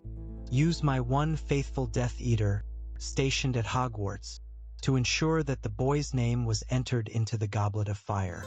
Use my Death Eater to ensure that the boy won the tournament, that he touched the Triwizard Cup first, the cup which my Death Eater had turned into a portkey, which would bring him here, beyond the reach of Dumbledore's help and protection, and into my waiting arms. And here he is. The boy you all believed had been my downfall. Voldemort moved slowly forward and turned to face Harry. He raised his wand. Crucio. It was pain beyond anything Harry had ever experienced. His very bones were on fire. His head was surely splitting along his scar. His eyes were rolling madly in his head. He wanted it to end, to black out, to die, and then it was gone. He was hanging limply in the ropes binding him to the headstone of Voldemort's father, looking up into those bright red eyes through a kind of mist. The night was ringing with the sound of the Death Eater's laughter. You see, I think, how foolish it was to suppose that this boy could ever have been stronger than me, said Voldemort. But I want there to be no mistake in anybody's mind. Harry Potter escaped me by a lucky chance, and I am now going to prove my power by killing him, here and now, in front of you all, when there is no Dumbledore to help him and no mother to die for him. I will give him his chance. He will be allowed to fight, and you will be left in no doubt which of us is the stronger. Just a little longer, Nagini, he whispered, and the snake glided away through the grass to where the Death Eaters stood watching. Now untie him, Wormtail, and give him back his wand. Chapter 34. Priori Incantatem. Wormtail approached Harry, who scrambled to find his feet, to support his own weight before the ropes were untied. Wormtail raised his new silver hand, pulled out the wad of material gagging Harry, and then, with one swipe, cut through the bonds tying Harry to the gravestone. There was a split second, perhaps, when Harry might have considered running for it, but his injured leg shook under him as he stood on the overgrown grave, as the Death Eaters closed ranks, forming a tighter circle around him and Voldemort, so that the gaps where the missing Death Eaters should have stood were filled. Wormtail walked out of the circle to the place where Cedric's body lay and returned with Harry's wand, which he thrust roughly into Harry's hand without looking at him. Then Wormtail resumed his place in the circle of watching Death Eaters. "You have been taught how to duel, Harry Potter?" said Voldemort softly, his red eyes glinting through the darkness. At these words Harry remembered, as though from a former life, the dueling club at Hogwarts he had attended briefly 2 years ago. All he had learned there was the disarming spell, Expelliarmus. And what use would it be to deprive Voldemort of his wand, even if he could, when he was surrounded by Death Eaters, outnumbered by at least 30 to 1? He had never learned anything that could possibly fit him for this. He knew he was facing the thing against which Moody had always warned, the unblockable Avada Kedavra curse, and Voldemort was right. His mother was not here to die for him this time. He was quite unprotected. "We bow to each other, Harry," said Voldemort, bending a little, but keeping his snake-like face upturned to Harry. "Come, the niceties must be observed. Dumbledore would like you to show manners. Bow to death, Harry." The Death Eaters were laughing again. Voldemort's lipless mouth was smiling. Harry did not bow. He was not going to let Voldemort play with him before killing him. He was not going to give him that satisfaction. "I said, bow," Voldemort said, raising his wand, and Harry felt his spine curve as though a huge, invisible hand were bending him ruthlessly forward, and the Death Eaters laughed harder than ever. "Very good," said Voldemort softly, and as he raised his wand, the pressure bearing down upon Harry lifted too. "And now you face me, like a man, straight-backed and proud, the way your father died. And now we duel." Voldemort raised his wand, and before Harry could do anything to defend himself, before he could even move, he had been hit again by the Cruciatus curse. The pain was so intense, so all-consuming, that he no longer knew where he was. White-hot knives were piercing every inch of his skin. His head was surely going to burst with pain. He was screaming more loudly than he'd ever screamed in his life, and then it stopped. Harry rolled over and scrambled to his feet. He was shaking as uncontrollably as Wormtail had done when his hand had been cut off. He staggered sideways into the wall of watching Death Eaters, and they pushed him away, back toward Voldemort. "A little break," said Voldemort, the slit-like nostrils dilating with excitement. "A little pause. That hurt, didn't it, Harry? You don't want me to do that again, do you?" Harry didn't answer. He was going to die like Cedric. Those pitiless red eyes were telling him so. He was going to die, and there was nothing he could do about it. But he wasn't going to play along. He wasn't going to obey Voldemort. He wasn't going to beg. "I asked you whether you want me to do that again," said Voldemort softly. "Answer me, Imperio." And Harry felt, for the third time in his life, the sensation that his mind had been wiped of all thought. It was bliss not to think. It was as though he were floating, dreaming. "Just answer no. Say no. Just answer no."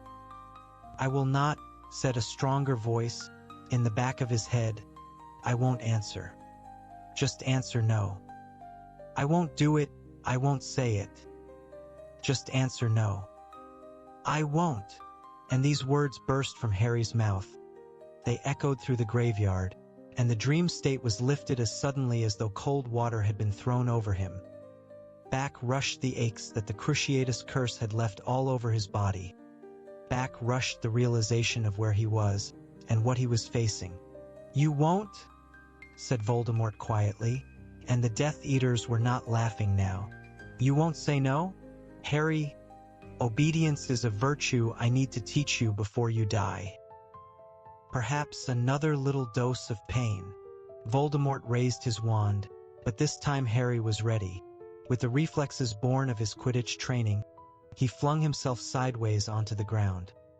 He rolled behind the marble headstone of Voldemort's father, and he heard it crack as the curse missed him. "We are not playing hide and seek, Harry," said Voldemort's soft, cold voice, drawing nearer as the Death Eaters laughed. "You cannot hide from me.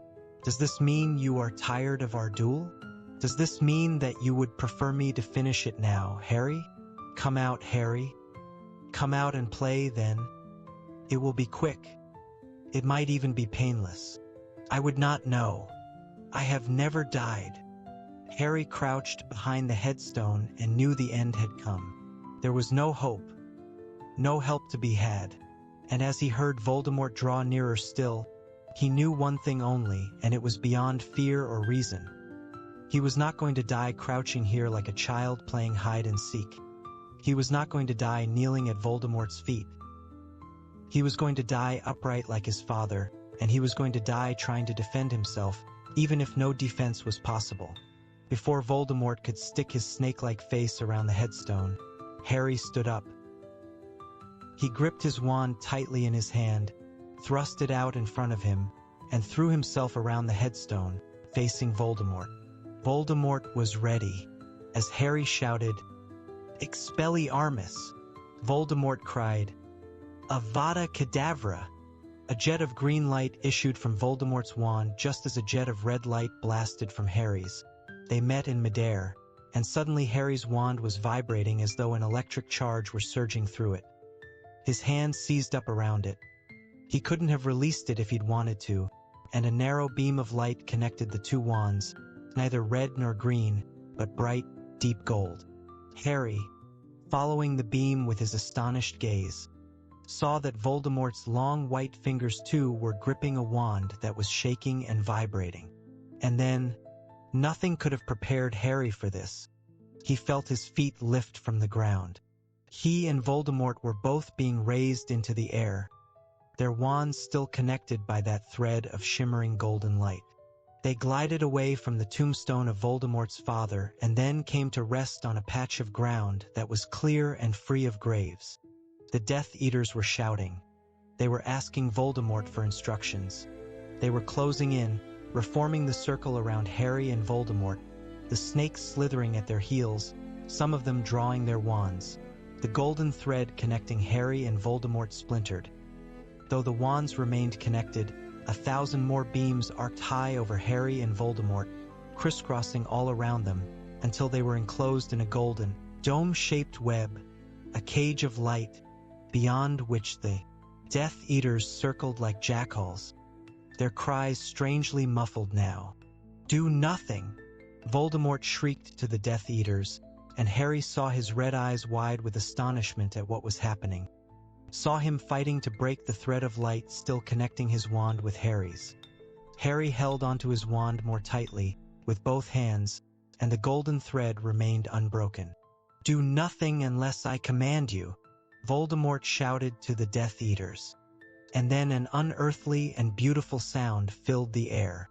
It was coming from every thread of the light-spun web vibrating around Harry and Voldemort. It was a sound Harry recognized, though he had heard it only once before in his life. Phoenix Song. It was the sound of hope to Harry, the most beautiful and welcome thing he had ever heard in his life. He felt as though the song were inside him instead of just around him. It was the sound he connected with Dumbledore, and it was almost as though a friend were speaking in his ear. "Don't break the connection. I know," Harry told the music, "I know I mustn't." But no sooner had he thought it, than the thing became much harder to do. His wand began to vibrate more powerfully than ever, and now the beam between him and Voldemort changed too. It was as though large beads of light were sliding up and down the thread connecting the wands. Harry felt his wand give a shudder under his hand as the light beads began to slide slowly and steadily his way. The direction of the beam's movement was now toward him, from Voldemort, and he felt his wand shudder angrily. As the closest bead of light moved nearer to Harry's wand tip, the wood beneath his fingers grew so hot, he feared it would burst into flame. The closer that bead moved, the harder Harry's wand vibrated. He was sure his wand would not survive contact with it. It felt as though it was about to shatter under his fingers. He concentrated every last particle of his mind upon forcing the bead back toward Voldemort, his ears full of Phoenix Song, his eyes furious, fixed. And slowly, very slowly, the beads quivered to a halt, and then, just as slowly, they began to move the other way. And it was Voldemort's wand that was vibrating extra hard now. Voldemort, who looked astonished and almost fearful. One of the beads of light was quivering, inches from the tip of Voldemort's wand.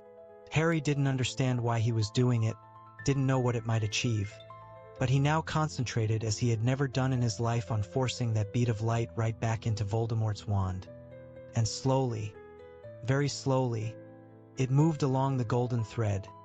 It trembled for a moment, and then it connected. At once, Voldemort's wand began to emit echoing screams of pain. Then Voldemort's red eyes widened with shock. A dense, smoky hand flew out of the tip of it and vanished. The ghost of the hand he had made Wormtail. More shouts of pain. And then something much larger began to blossom from Voldemort's wand tip, a great grayish something that looked as though it were made of the solidest, densest smoke. It was a head. Now a chest and arms. The torso of Cedric Diggory. If ever Harry might have released his wand from shock, it would have been then, but instinct kept him clutching his wand tightly, so that the thread of golden light remained unbroken. Even though the thick gray ghost of Cedric Diggory, was it a ghost? It looked so solid, emerged in its entirety from the end of Voldemort's wand, as though it were squeezing itself out of a very narrow tunnel. And this shade of Cedric stood up and looked up and down the golden thread of light and spoke. "Hold on, Harry," it said. Its voice was distant and echoing. Harry looked at Voldemort. His wide red eyes were still shocked. He had no more expected this than Harry had, and very dimly Harry heard the frightened yells of the Death Eaters prowling around the edges of the golden dome. More screams of pain from the wand. And then something else emerged from its tip. The dense shadow of a second head, quickly followed by arms and torso. An old man Harry had seen only in a dream was now pushing himself out of the end of the wand just as Cedric had done. And his ghost, or his shadow, or whatever it was, fell next to Cedric's, and surveyed Harry and Voldemort and the golden web and the connected wands with mild surprise, leaning on his walking stick. "He was a real wizard then?" the old man said, his eyes on Voldemort. "Killed me, that one did. You fight him, boy. But already, yet another head was emerging. And this head, gray as a smoky statue, was a woman's. Harry, both arms shaking now as he fought to keep his wand still, saw her drop to the ground and straighten up like the others, staring. The shadow of Bertha Jorkins surveyed the battle before her with wide eyes. "Don't let go now," she cried, and her voice echoed like Cedric's as though from very far away. "Don't let him get you, Harry. Don't let go." She and the other two shadowy figures began to pace around the inner walls of the golden web, while the Death Eaters flitted around the outside of it. And Voldemort's dead victims whispered as they circled the duelers, whispered words of encouragement to Harry, and hissed words Harry couldn't hear to Voldemort. And now another head was emerging from the tip of Voldemort's wand. And Harry knew when he saw it who it would be. He knew as though he had expected it from the moment when Cedric had appeared from the wand. Knew because the woman appearing was the one he'd thought of more than any other tonight. The smoky shadow of a young woman with long hair fell to the ground as Bertha had done, straightened up and looked at him.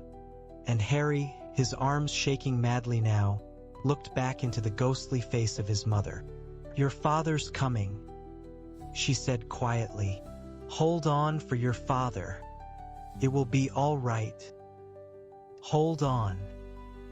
And he came. First his head, then his body. Tall and untidy-haired like Harry, the smoky, shadowy form of James Potter blossomed from the end of Voldemort's wand, fell to the ground, and straightened like his wife. He walked close to Harry, looking down at him, and he spoke in the same distant, echoing voice as the others, but quietly, so that Voldemort, his face now livid with fear as his victims prowled around him, could not hear. "When the connection is broken, we will linger for only moments. But we will give you time. You must get to the port key. It will return you to Hogwarts. Do you understand, Harry?" "Yes," Harry gasped, fighting now to keep a hold on his wand, which was slipping and sliding beneath his fingers. "Harry," whispered the figure of Cedric, "take my body back, will you? Take my body back to my parents." "I will," said Harry, his face screwed up with the effort of holding the wand. "Do it now," whispered his father's voice. "Be ready to run. Do it now. Now!" Harry yelled. He didn't think he could have held on for another moment anyway. He pulled his wand upward with an almighty wrench, and the golden thread broke. The cage of light vanished, the phoenix song died. But the shadowy figures of Voldemort's victims did not disappear. They were closing in upon Voldemort, shielding Harry from his gaze, and Harry ran as he had never run in his life, knocking two stunned Death Eaters aside as he passed. He zigzagged behind headstones, feeling their curses following him, hearing them hit the headstones. He was dodging curses and graves, pelting towards Cedric's body, no longer aware of the pain in his leg, his whole being concentrated on what he had to do.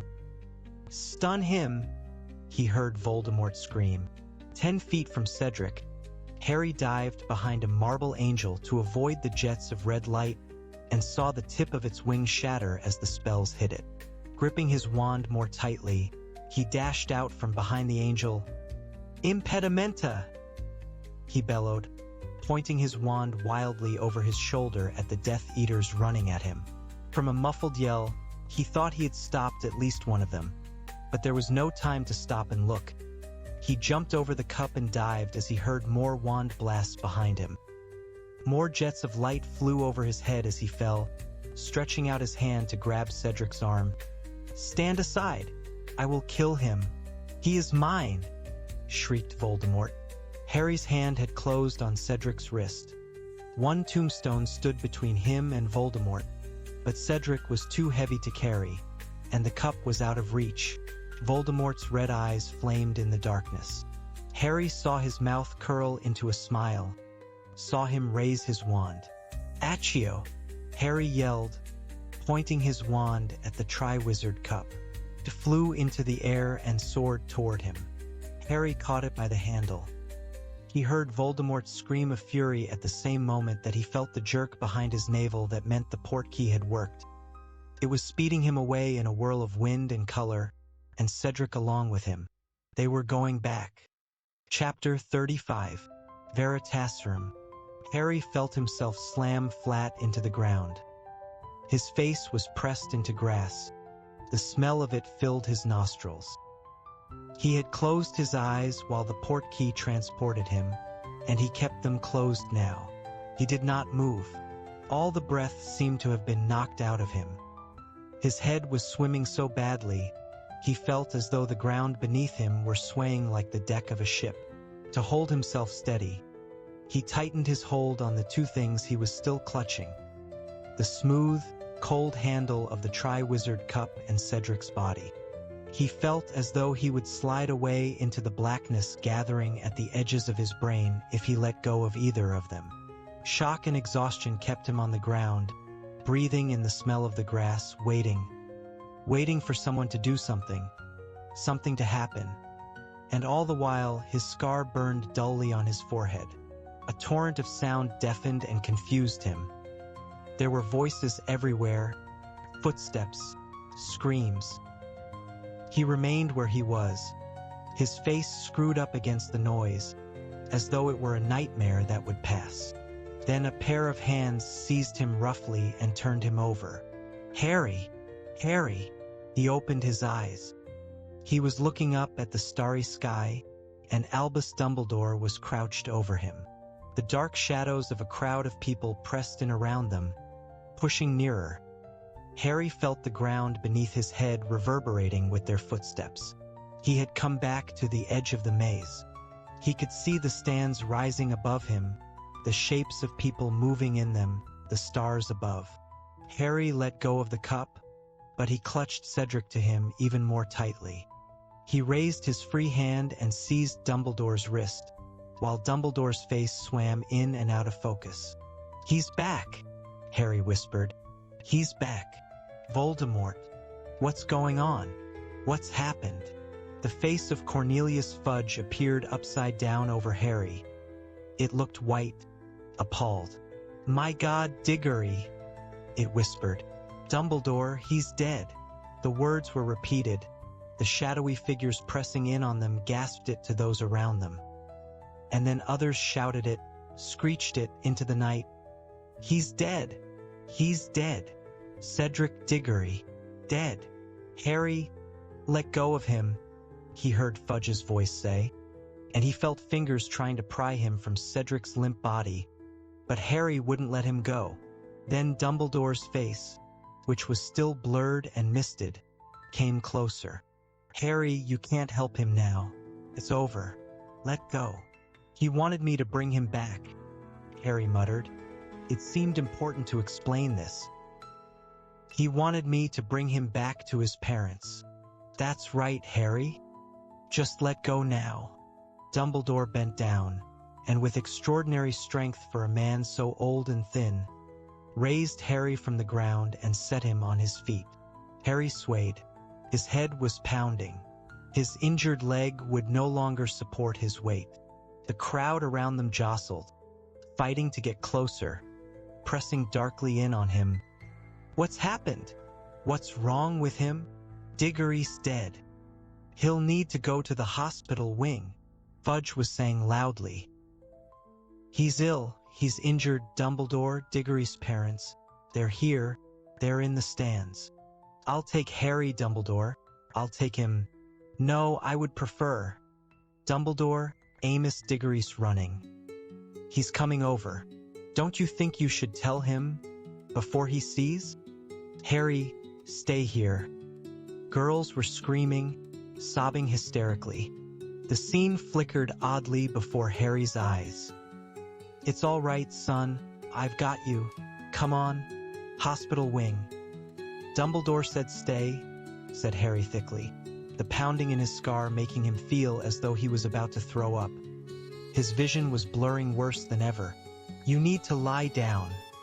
Come on now." Someone larger and stronger than he was half pulling, half carrying him through the frightened crowd. Harry heard people gasping, screaming, and shouting as the man supporting him pushed a path through them, taking him back to the castle. Across the lawn, past the lake and the Durmstrang ship, Harry heard nothing but the heavy breathing of the man helping him walk. "What happened, Harry?" the man asked at last as he lifted Harry up the stone steps. Clunk, clunk, clunk. It was Mad-Eye Moody. "Up was a port key," said Harry as they crossed the entrance hall. "Took me and Cedric to a graveyard. And Voldemort was there. Lord Voldemort." Clunk, clunk, clunk. Up the marble stairs. "The Dark Lord was there? What happened then?" "Killed Cedric." "They killed Cedric. And then," clunk, clunk, clunk, "along the corridor. Made a potion. Got his body back. The Dark Lord got his body back? He's returned. And the Death Eaters came. And then we dueled." "You dueled with the Dark Lord?" "Got away. My wand. Did something funny. I saw my mum and dad. They came out of his wand. In here, Harry. In here and sit down.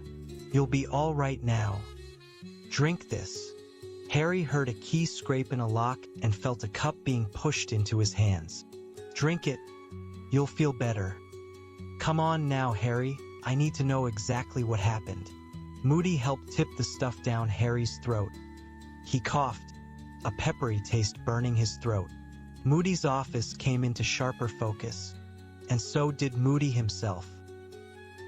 He looked as white as Fudge had looked, and both eyes were fixed unblinkingly upon Harry's face. "Voldemort's back, Harry? You're sure he's back? How did he do it?" "He took stuff from his father's grave and from Wormtail and me," said Harry. His head felt clearer. His scar wasn't hurting so badly. He could now see Moody's face distinctly, even though the office was dark. He could still hear screaming and shouting from the distant Quidditch field. "What did the Dark Lord take from you?" said Moody. "Blood," said Harry, raising his arm. His sleeve was ripped where Wormtail's dagger had torn it. Moody let out his breath in a long, low hiss. "And the Death Eaters? They returned." "Yes," said Harry. "Loads of them." "How did he treat them?" Moody asked quietly. "Did he forgive them?" But Harry had suddenly remembered. He should have told Dumbledore. He should have said it straight away. "There's a Death Eater at Hogwarts. There's a Death Eater here. They put my name in the Goblet of Fire. They made sure I got through to the end." Harry tried to get up, but Moody pushed him back down. "I know who the Death Eater is," he said quietly. "Karkaroff?" said Harry wildly. "Where is he? Have you got him? Is he locked up?" "Karkaroff?" said Moody with an odd laugh. "Karkaroff fled tonight, when he felt the dark mark burn upon his arm. He betrayed too many faithful supporters of the Dark Lord to wish to meet them, but I doubt he will get far. The Dark Lord has ways of tracking his enemies. Karkaroff's gone. He ran away, but then he didn't put my name in the goblet." "No," said Moody slowly. "No, he didn't. It was I who did that." Harry heard but didn't believe. "No, you didn't," he said. "You didn't do that. You can't have done." "I assure you I did," said Moody, and his magical eye swung around and fixed upon the door, and Harry knew he was making sure that there was no one outside it. At the same time, Moody drew out his wand and pointed it at Harry. "He forgave them then?" he said. "The Death Eaters who went free? The ones who escaped Azkaban?" "What?" said Harry. He was looking at the wand Moody was pointing at him. This was a bad joke, it had to be. "I asked you," said Moody quietly, "whether he forgave the scum who never even went to look for him, those treacherous cowards who wouldn't even brave Azkaban for him. The faithless, worthless bits of filth who were brave enough to cavort in masks at the Quidditch World Cup. but fled at the sight of the dark mark when I fired it into the sky. You fired? What are you talking about? I told you, Harry. I told you. If there's one thing I hate more than any other, it's a Death Eater who walked free. They turned their backs on my master when he needed them most. I expected him to punish them. I expected him to torture them. Tell me he hurt them, Harry. Moody's face was suddenly lit with an insane smile. Tell me he told them that I alone remained faithful, prepared to risk everything to deliver to him the one thing he wanted above all. You didn't. It can't be you. Who put your name in the Goblet of Fire under the name of a different school? I did. Who frightened off every person I thought might try to hurt you or prevent you from winning the tournament? I did. Who nudged Hagrid into showing you the dragons? I did. Who helped you see the only way you could beat the dragon? I did. Moody's magical eye had now left the door. It was fixed upon Harry. His lopsided mouth leered more widely than ever. It hasn't been easy, Harry, guiding you through these tasks without arousing suspicion. I have had to use every ounce of cunning I possess, so that my hand would not be detectable in your success. Dumbledore would have been very suspicious if you had managed everything too easily. As long as you got into that maze, preferably with a decent head start, then I knew I would have a chance of getting rid of the other champions and leaving your way clear. But I also had to contend with your stupidity, the second task. That was when I was most afraid we would fail. I was keeping watch on you, Potter. I knew you hadn't worked out the egg's clue, so I had to give you another hint.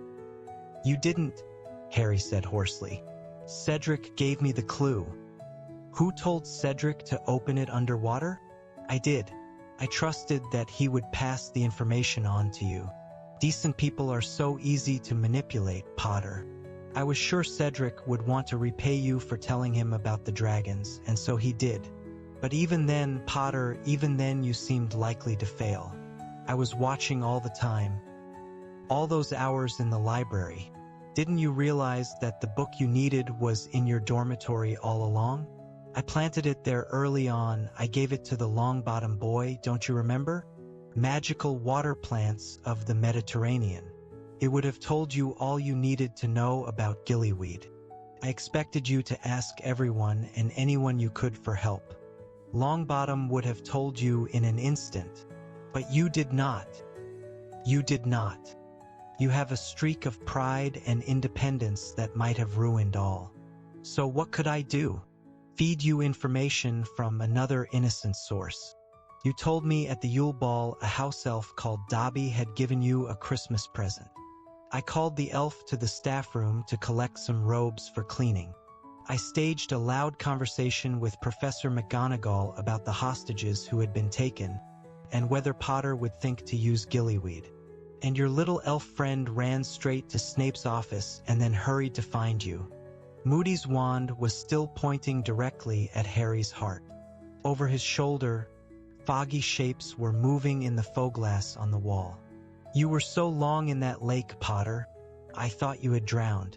But luckily, Dumbledore took your idiocy for nobility and marked you high for it. I breathed again.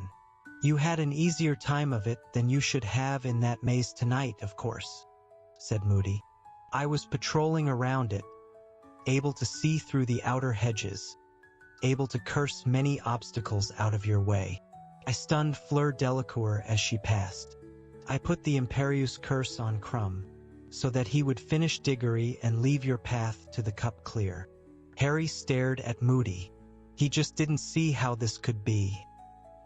Dumbledore's friend, the famous Auror, the one who had caught so many Death Eaters. It made no sense. No sense at all. The foggy shapes in the fogglass were sharpening, had become more distinct. Harry could see the outlines of 3 people over Moody's shoulder, moving closer and closer. But Moody wasn't watching them. His magical eye was upon Harry. The Dark Lord didn't manage to kill you, Potter, and he so wanted to, whispered Moody. Imagine how he will reward me when he finds I have done it for him. I gave you to him, the thing he needed above all to regenerate, and then I killed you for him. I will be honored beyond all other Death Eaters. I will be his dearest, his closest supporter, closer than a son. Moody's normal eye was bulging, the magical eye fixed upon Harry. The door was barred, and Harry knew he would never reach his own wand in time. "The Dark Lord and I," said Moody, and he looked completely insane now, towering over Harry, leering down at him. "Have much in common. Both of us, for instance, had very disappointing fathers. Very disappointing indeed. Both of us suffered the indignity, Harry, of being named after those fathers. And both of us had the pleasure, the very great pleasure, of killing our fathers to ensure the continued rise of the Dark Order." "You're mad," Harry said. He couldn't stop himself. "You're mad." "Mad, am I?" said Moody, his voice rising uncontrollably. "We'll see. We'll see who's mad. Now that the Dark Lord has returned, with me at his side. He is back, Harry Potter. You did not conquer him. And now, I conquer you." Moody raised his wand. He opened his mouth. Harry plunged his own hand into his robes. Stupefy! There was a blinding flash of red light, and with a great splintering and crashing, the door of Moody's office was blasted apart. Moody was thrown backward onto the office floor. Harry, still staring at the place where Moody's face had been, saw Albus Dumbledore, Professor Snape, and Professor McGonagall looking back at him out of the faux glass. He looked around and saw the three of them standing in the doorway, Dumbledore in front, his wand outstretched. At that moment, Harry fully understood for the first time why people said Dumbledore was the only wizard Voldemort had ever feared. The look upon Dumbledore's face as he stared down at the unconscious form of Mad-Eye Moody was more terrible than Harry could have ever imagined. There was no benign smile upon Dumbledore's face, no twinkle in the eyes behind the spectacles. There was cold fury in every line of the ancient face. A sense of power radiated from Dumbledore as though he were giving off burning heat.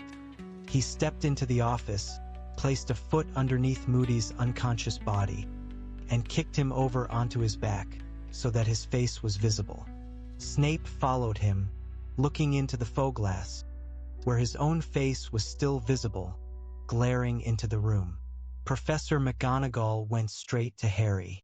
"Come along, Potter," she whispered.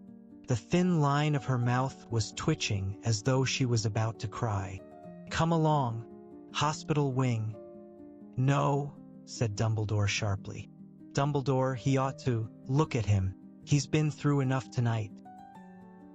He will stay, Minerva, because he needs to understand," said Dumbledore curtly. "Understanding is the first step to acceptance, and only with acceptance can there be recovery. He needs to know who has put him through the ordeal he has suffered tonight, and why." "Moody," Harry said.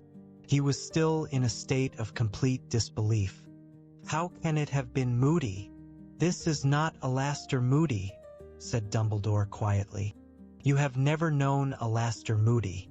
The real Moody would not have removed you from my sight after what happened tonight. The moment he took you, I knew, and I followed." Dumbledore bent down over Moody's limp form and put a hand inside his robes. He pulled out Moody's hip flask and a set of keys on a ring. Then he turned to Professors McGonagall and Snape. "Severus, please fetch me the strongest truth potion you possess, and then go down to the kitchens and bring up the house elf called Winky. Minerva, kindly go down to Hagrid's house, where you will find a large black dog sitting in the pumpkin patch. Take the dog up to my office. Tell him I will be with him shortly. Then come back here." If either Snape or McGonagall found these instructions peculiar, they hid their confusion. Both turned at once and left the office. Dumbledore walked over to the trunk with 7 locks, fitted the first key in the lock, and opened it. Contained a mass of spellbooks. Dumbledore closed the trunk, placed a second key in the second lock, and opened the trunk again. The spellbooks had vanished. This time it contained an assortment of broken sneakoscopes, some parchment and quills, and what looked like a silvery invisibility cloak. Harry watched, astounded, as Dumbledore placed the third, fourth, fifth, and sixth keys in their respective locks, reopening the trunk, and each time revealing different contents. Then he placed the seventh key in the lock, threw open the lid, and Harry let out a cry of amazement. He was looking down into a kind of pit, an underground room, and lying on the floor some 10 feet below, apparently fast asleep, thin and starved in appearance, was the real Mad-Eye Moody. His wooden leg was gone. The socket that should have held the magical eye looked empty beneath its lid, and chunks of his grizzled hair were missing. Harry stared, thunderstruck, between the sleeping Moody in the trunk and the unconscious Moody lying on the floor of the office. Dumbledore climbed into the trunk, lowered himself, and fell lightly onto the floor beside the sleeping Moody. He bent over him, stunned, controlled by the Imperious curse, very weak, he said. Of course, they would have needed to keep him alive. Harry, throw down the impostor's cloak. He's freezing.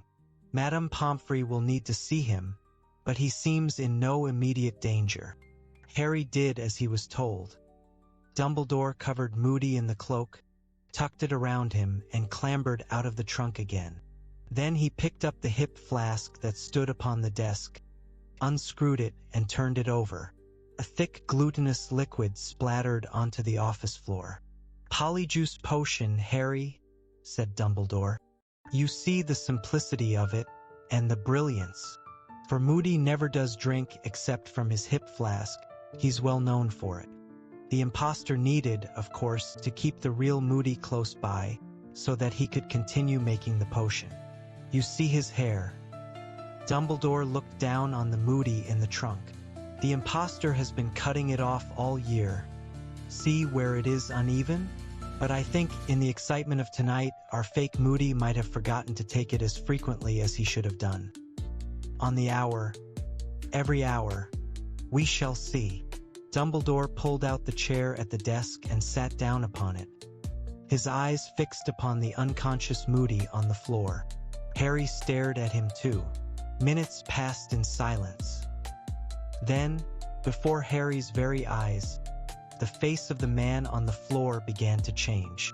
The scars were disappearing, the skin was becoming smooth, the mangled nose became whole and started to shrink. The long mane of grizzled gray hair was withdrawing into the scalp and turning the color of straw. Suddenly, with a loud clunk, the wooden leg fell away as a normal leg regrew in its place. Next moment, the magical eyeball had popped out of the man's face as a real eye replaced it. It rolled away across the floor and continued to swivel in every direction. Harry saw a man lying before him, pale-skinned, slightly freckled, with a mop of fair hair. He knew who he was. He had seen him in Dumbledore's pensieve, had watched him being led away from court by the Dementors, trying to convince Mr. Crouch that he was innocent. But he was lined around the eyes now and looked much older. There were hurried footsteps outside in the corridor. Snape had returned with Winky at his heels. Professor McGonagall was right behind them. "Crouch," Snape said, stopping dead in the doorway. "Barty Crouch." "Good heavens," said Professor McGonagall, stopping dead and staring down at the man on the floor. Filthy, disheveled. Winky peered around Snape's legs. Her mouth opened wide and she let out a piercing shriek. Master Barty, what is you doing here?" She flung herself forward onto the young man's chest. "You is killed him. You is killed him. You is killed Master's son." "He is simply stunned, Winky," said Dumbledore. "Step aside, please. Severus, you have the potion." Snape handed Dumbledore a small glass bottle of completely clear liquid, the Veritaserum with which he had threatened Harry in class. Dumbledore got up, bent over the man on the floor, and pulled him into a sitting position against the wall beneath the faux glass, in which the reflections of Dumbledore, Snape, and McGonagall were still glaring down upon them all. Winky remained on her knees, trembling, her hands over her face. Dumbledore forced the man's mouth open and poured 3 drops inside it. Then he pointed his wand at the man's chest and said, "Renervate." Crouch's son opened his eyes. His face was slack, his gaze unfocused. Dumbledore knelt before him so that their faces were level.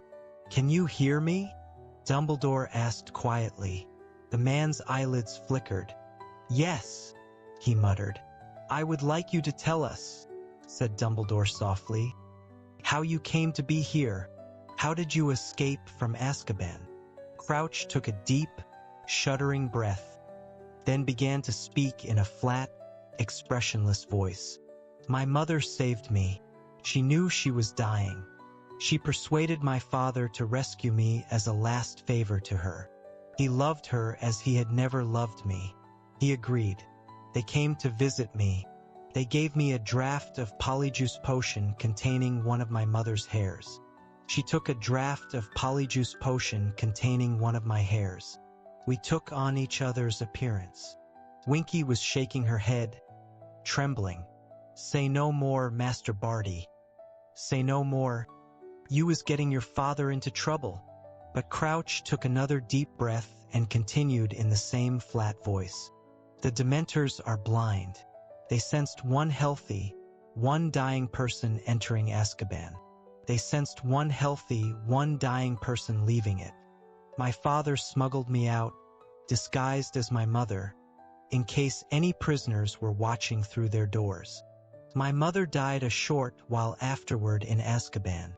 She was careful to drink polyjuice potion until the end. She was buried under my name and bearing my appearance. Everyone believed her to be me." The man's eyelids flickered. "And what did your father do with you when he had got you home?" said Dumbledore quietly. "Staged my mother's death. A quiet, private funeral. That grave is empty. The house elf nursed me back to health. Then I had to be concealed. I had to be controlled.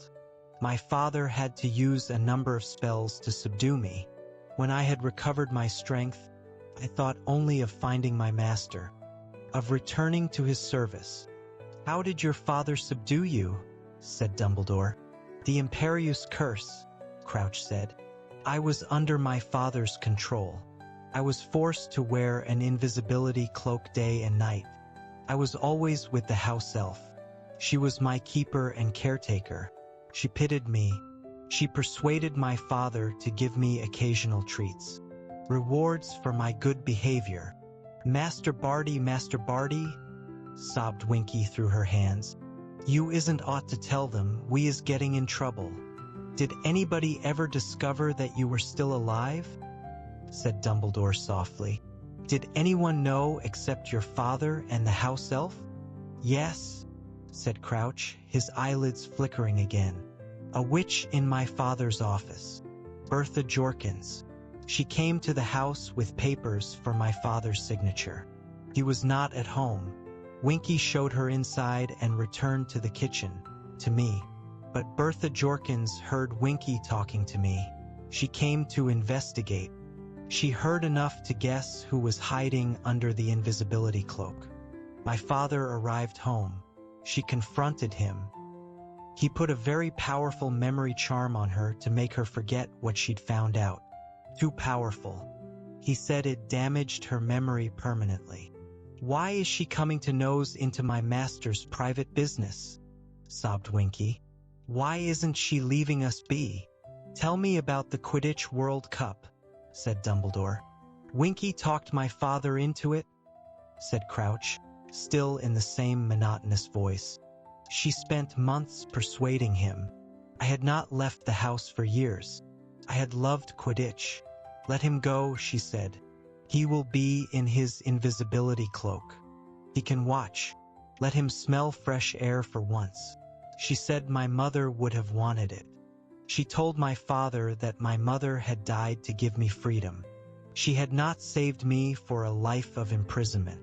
He agreed in the end. It was carefully planned. My father led me and Winky up to the top box early in the day. Winky was to say that she was saving a seat for my father. I was to sit there, invisible. When everyone had left the box, we would emerge. Winky would appear to be alone. Nobody would ever know. But Winky didn't know that I was growing stronger. I was starting to fight my father's imperious curse. There were times when I was almost myself again. There were brief periods when I seemed outside his control. It happened there in the top box. It was like waking from a deep sleep. I found myself out in public, in the middle of the match, and I saw, in front of me, a wand sticking out of a boy's pocket. I had not been allowed a wand since before Azkaban. I stole it. Winky didn't know. Winky is frightened of heights. She had her face hidden. "Master Barty, you bad boy," whispered Winky, tears trickling between her fingers. "So you took the wand," said Dumbledore. "And what did you do with it?" "We went back to the tent," said Crouch. "Then we heard them. We heard the Death Eaters. The ones who had never been to Azkaban. The ones who had never suffered for my master. They had turned their backs on him. They were not enslaved as I was. They were free to seek him, but they did not. They were merely making sport of muggles. The sound of their voices awoke me. My mind was clearer than it had been in years. I was angry. I had the wand. I wanted to attack them for their disloyalty to my master. My father had left the tent. He had gone to free the muggles. Winky was afraid to see me so angry. She used her own brand of magic to bind me to her. She pulled me from the tent, pulled me into the forest, away from the Death Eaters. I tried to hold her back. I wanted to return to the campsite. I wanted to show those Death Eaters what loyalty to the Dark Lord meant, and to punish them for their lack of it. I used the stolen wand to cast the dark mark into the sky. Ministry wizards arrived. They shot stunning spells everywhere. One of the spells came through the trees where Winky and I stood. The bond connecting us was broken. We were both stunned. When Winky was discovered, my father knew I must be nearby. He searched the bushes where she had been found and felt me lying there. He waited until the other ministry members had left the forest. He put me back under the imperious curse and took me home. He dismissed Winky. She had failed him. She had let me acquire a wand. She had almost let me escape. Winky let out a wail of despair. Now it was just father and I, alone in the house. And then, Crouch's head rolled on his neck, and an insane grin spread across his face. My master came for me. He arrived at our house late one night in the arms of his servant Wormtail. My master had found out that I was still alive. He had captured Bertha Jorkins in Albania. He had tortured her. She told him a great deal. She told him about the Triwizard Tournament. She told him the old Auror Moody was going to teach at Hogwarts. He tortured her until he broke through the memory charm my father had placed upon her. She told him I had escaped from Azkaban. She told him my father kept me imprisoned to prevent me from seeking my master. And so my master knew that I was still his faithful servant, perhaps the most faithful of all. My master conceived a plan based upon the information Bertha had given him. He needed me. He arrived at our house near midnight. My father answered the door. The smile spread wider over Crouch's face, as though recalling the sweetest memory of his life. Winky's petrified brown eyes were visible through her fingers. She seemed too appalled to speak. It was very quick. My father was placed under the imperious curse by my master. Now my father was the one imprisoned, controlled. My master forced him to go about his business as usual, to act as though nothing was wrong. And I was released. I awoke. I was myself again. alive as I hadn't been in years. "And what did Lord Voldemort ask you to do?" said Dumbledore. "He asked me whether I was ready to risk everything for him. I was ready. It was my dream, my greatest ambition, to serve him, to prove myself to him. He told me he needed to place a faithful servant at Hogwarts, a servant who would guide Harry Potter through the Triwizard Tournament without appearing to do so, a servant who would watch over Harry Potter, ensure he reached the Triwizard Cup, turn the cup into a portkey, which would take the first person to touch it to my master. But first, you needed a Laster Moody," said Dumbledore. His blue eyes were blazing, though his voice remained calm. "Wormtail and I did it.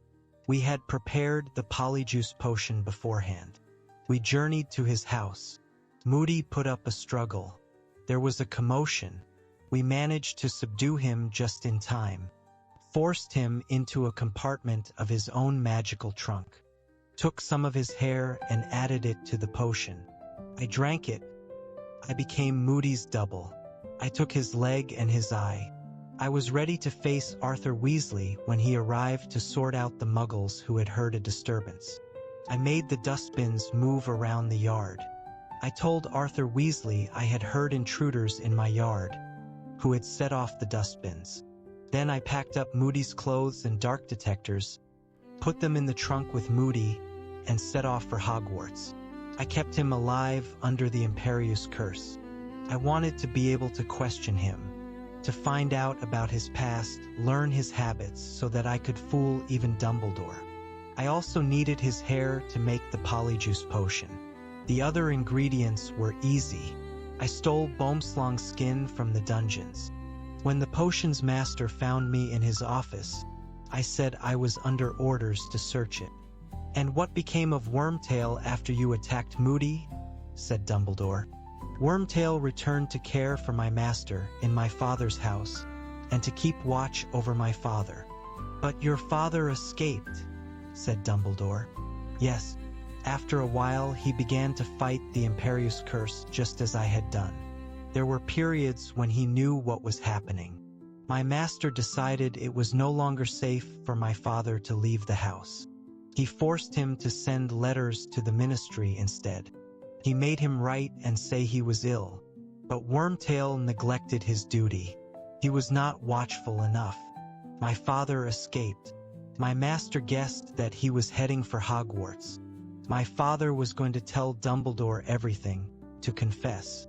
He was going to admit that he had smuggled me from Azkaban. My master sent me word of my father's escape. He told me to stop him at all costs, so I waited and watched. I used the map I had taken from Harry Potter, the map that had almost ruined everything. "Map?" said Dumbledore quickly. "What map is this?" "Potter's map of Hogwarts. Potter saw me on it. Potter saw me stealing more ingredients for the polyjuice potion from Snape's office one night. He thought I was my father. We have the same first name. I took the map from Potter that night. I told him my father hated dark wizards. Potter believed my father was after Snape. For a week, I waited for my father to arrive at Hogwarts. At last, one evening, the map showed my father entering the grounds. I pulled on my invisibility cloak and went down to meet him. He was walking around the edge of the forest. Then Potter came and Crumb. I waited. I could not hurt Potter. My master needed him. Potter ran to get Dumbledore. I stunned Crumb. I killed my father." "No!" wailed Winky. Master Barty, what is you saying?" "You killed your father," Dumbledore said in the same soft voice. "What did you do with the body?" "Carried it into the forest. Covered it with the invisibility cloak. I had the map with me. I watched Potter run into the castle. He met Snape. Dumbledore joined them. I watched Potter bringing Dumbledore out of the castle. I walked back out of the forest, doubled around behind them, went to meet them. I told Dumbledore Snape had told me where to come. Dumbledore told me to go and look for my father. I went back to my father's body, watched the map. When everyone was gone, I transfigured my father's body. He became a bone. I buried it, while wearing the invisibility cloak, in the freshly dug earth in front of Hagrid's cabin. There was complete silence now, except for Winky's continued sobs. Then Dumbledore said, "And tonight, I offered to carry the Triwizard Cup into the maze before dinner," whispered Barty Crouch. "Turned it into a portkey. My master's plan worked. He is returned to power, and I will be honored by him beyond the dreams of wizards." The insane smile lit his features once more, and his head drooped onto his shoulder as Winky wailed and sobbed at his side. Chapter 36. The Parting of the Ways. Dumbledore stood up.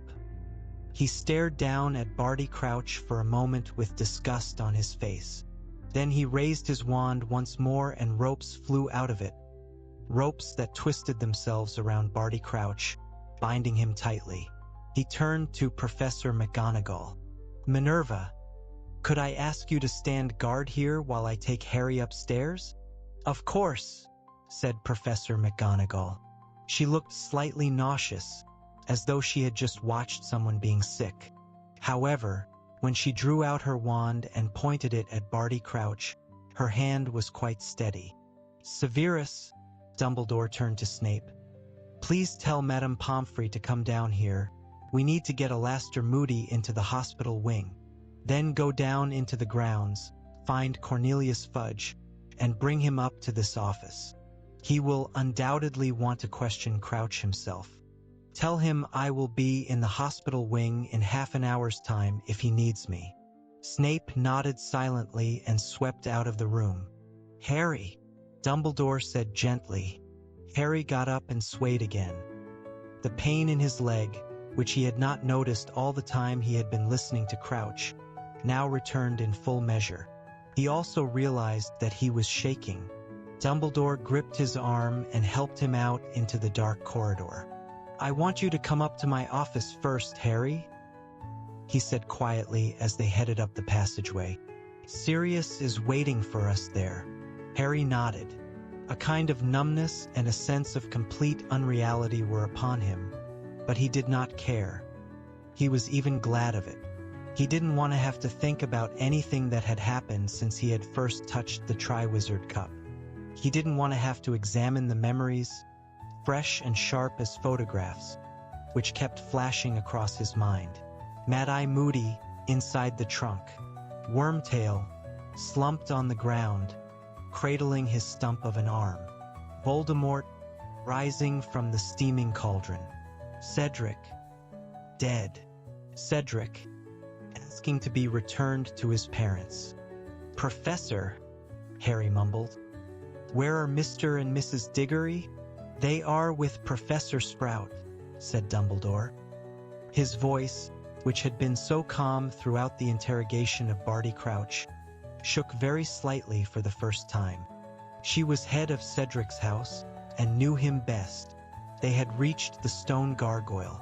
Dumbledore gave the password, it sprang aside, and he and Harry went up the moving spiral staircase to the oak door. Dumbledore pushed it open. Sirius was standing there. His face was white and gaunt as it had been when he had escaped Azkaban. In one swift moment, he had crossed the room. "Harry, are you all right?" "I knew it.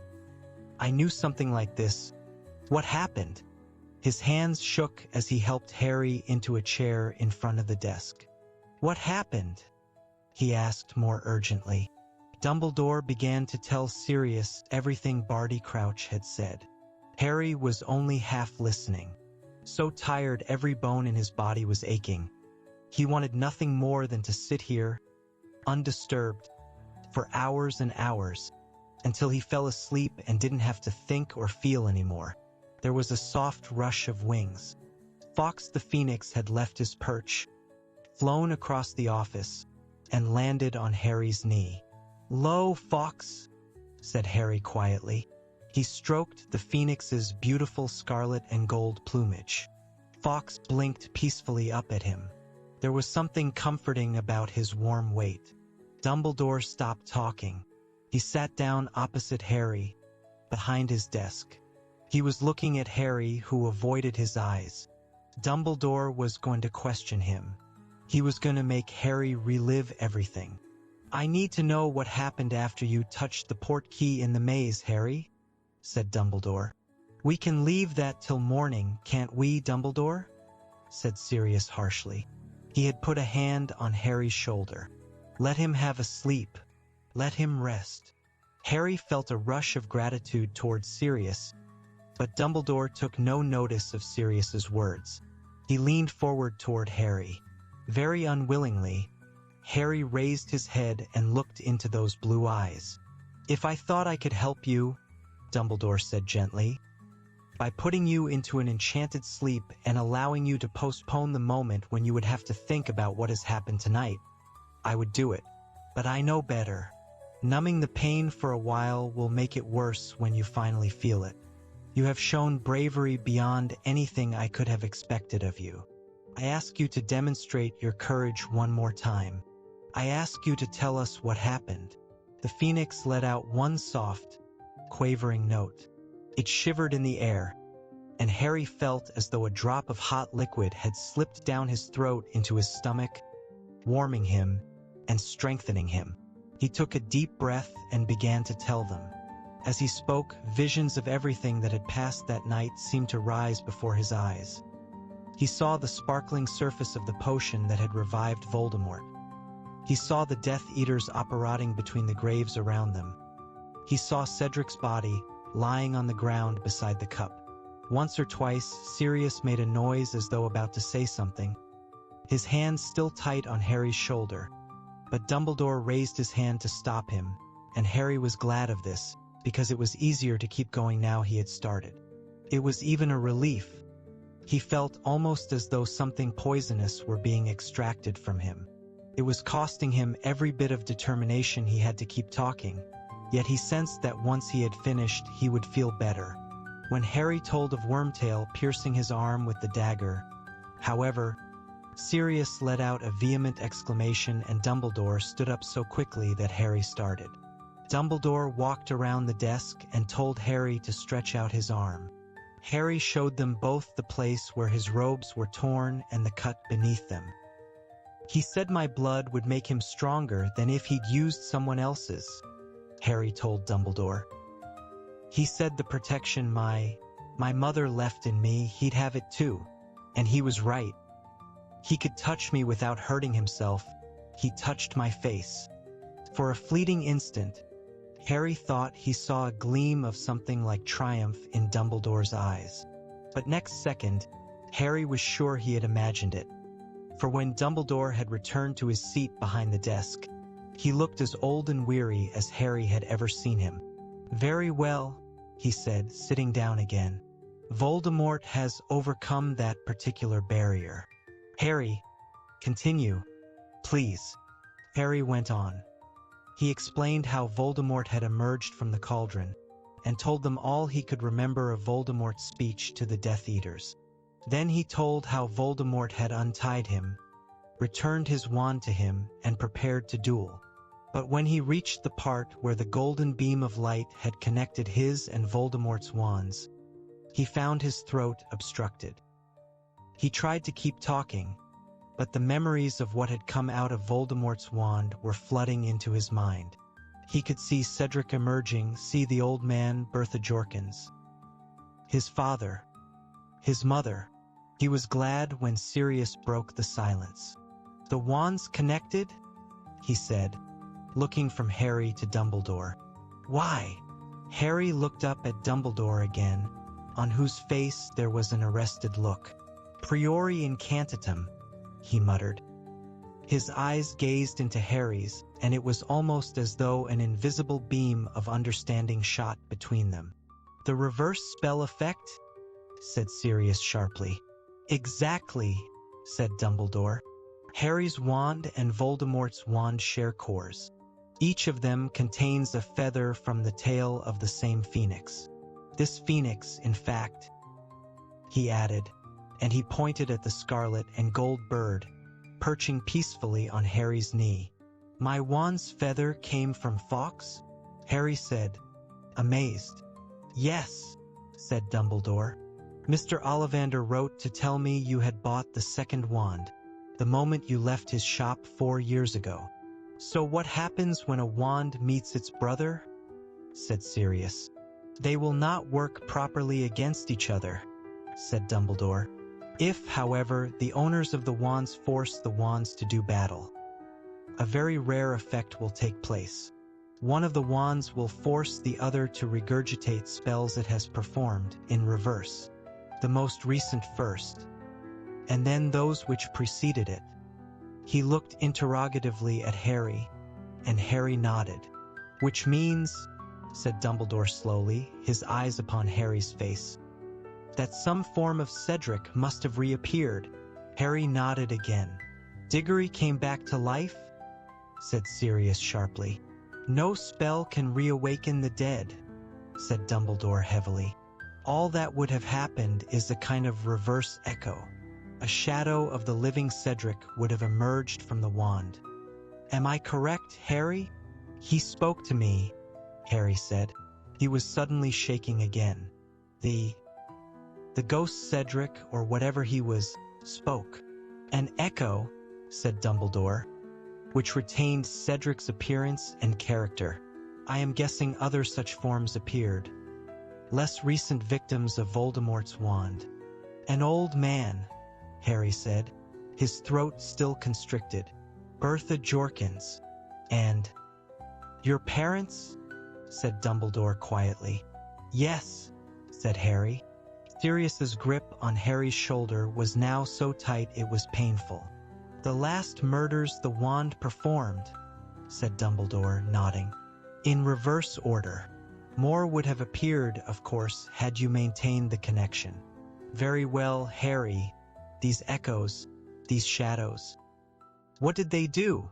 Harry described how the figures that had emerged from the wand had prowled the edges of the golden web, how Voldemort had seemed to fear them, how the shadow of Harry's father had told him what to do, how Cedric's had made its final request. At this point, Harry found he could not continue. He looked around at Sirius and saw that he had his face in his hands. Harry suddenly became aware that Fawkes had left his knee. The phoenix had fluttered to the floor. It was resting its beautiful head against Harry's injured leg, and thick, pearly tears were falling from its eyes onto the wound left by the spider. The pain vanished.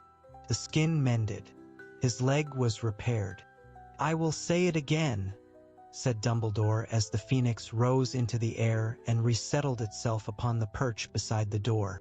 You have shown bravery beyond anything I could have expected of you tonight, Harry. You have shown bravery equal to those who died fighting Voldemort at the height of his powers. You have shouldered a grown wizard's burden and found yourself equal to it. And you have now given us all that we have a right to expect. You will come with me to the hospital wing. I do not want you returning to the dormitory tonight. A sleeping potion and some peace. Sirius, would you like to stay with him? Sirius nodded and stood up. He transformed back into the great black dog and walked with Harry and Dumbledore out of the office, accompanying them down a flight of stairs to the hospital wing. When Dumbledore pushed open the door, Harry saw Mrs. Weasley, Bill, Ron, and Hermione grouped around a harassed-looking Madame Pomfrey. They appeared to be demanding to know where Harry was and what had happened to him. All of them whipped around as Harry, Dumbledore, and the black dog entered, and Mrs. Weasley let out a kind of muffled scream. Harry! Oh, Harry! She started to hurry toward him, but Dumbledore moved between them. Molly, he said, holding up a hand, please listen to me for a moment. Harry has been through a terrible ordeal tonight. He has just had to relive it for me. What he needs now is sleep and peace and quiet. If he would like you all to stay with him, he added, looking around at Ron, Hermione, and Bill too, you may do so, but I do not want you questioning him until he is ready to answer, and certainly not this evening. Mrs. Weasley nodded. She was very white. She rounded on Ron, Hermione, and Bill as though they were being noisy and hissed. "Did you hear? He needs quiet." "Headmaster," said Madame Pomfrey, staring at the great black dog that was serious. "May I ask what?" "This dog will be remaining with Harry for a while," said Dumbledore simply. "I assure you he is extremely well trained. Harry, I will wait while you get into bed." Harry felt an inexpressible sense of gratitude to Dumbledore for asking the others not to question him. It wasn't as though he didn't want them there. But the thought of explaining it all over again, the idea of reliving it one more time, was more than he could stand. "I will be back to see you as soon as I have met with Fudge, Harry," said Dumbledore. "I would like you to remain here tomorrow until I have spoken to the school." He left. As Madame Pomfrey led Harry to a nearby bed, he caught sight of the real Moody lying motionless in a bed at the far end of the room. His wooden leg and magical eye were lying on the bedside table. "Is he okay?" Harry asked. "He'll be fine," said Madame Pomfrey, giving Harry some pajamas and pulling screens around him. He took off his robes, pulled on the pajamas, and got into bed. Ron, Hermione, Bill, Mrs. Weasley, and the black dog came around the screen and settled themselves in chairs on either side of him. Ron and Hermione were looking at him almost cautiously, as though scared of him. "I'm all right," he told them. "Just tired." Mrs. Weasley's eyes filled with tears as she smoothed his bed covers unnecessarily. Madame Pomfrey, who had bustled off to her office, returned holding a small bottle of some purple potion and a goblet. "You'll need to drink all of this, Harry," she said. "It's a potion for dreamless sleep." Harry took the goblet and drank a few mouthfuls. He felt himself becoming drowsy at once. Everything around him became hazy. The lamps around the hospital wing seemed to be winking at him in a friendly way through the screen around his bed. His body felt as though it was sinking deeper into the warmth of the feather mattress. Before he could finish the potion, before he could say another word, his exhaustion had carried him off to sleep. Harry woke up, so warm, so very sleepy, that he didn't open his eyes, wanting to drop off again. The room was still dimly lit. He was sure it was still nighttime and had a feeling that he couldn't have been asleep very long. Then he heard whispering around him. "They'll wake him if they don't shut up. What are they shouting about? Nothing else can have happened. Can it?" Harry opened his eyes blearily. Someone had removed his glasses. He could see the fuzzy outlines of Mrs. Weasley and Bill close by. Mrs. Weasley was on her feet. "That's Fudge's voice," she whispered. "And that's Minerva McGonagall's, isn't it? But what are they arguing about?" Now Harry could hear them too. People shouting and running toward the hospital wing. "Regrettable, but all the same, Minerva," Cornelius Fudge was saying loudly. "You should never have brought it inside the castle," yelled Professor McGonagall. When Dumbledore finds out, Harry heard the hospital doors burst open, unnoticed by any of the people around his bed, all of whom were staring at the door as Bill pulled back the screens. Harry sat up and put his glasses back on. Fudge came striding up the ward. Professors McGonagall and Snape were at his heels. "Where's Dumbledore?" Fudge demanded of Mrs. Weasley. "He's not here," said Mrs. Weasley angrily. "This is a hospital wing, Minister. Don't you think you'd do better to?" But the door opened and Dumbledore came sweeping up the ward.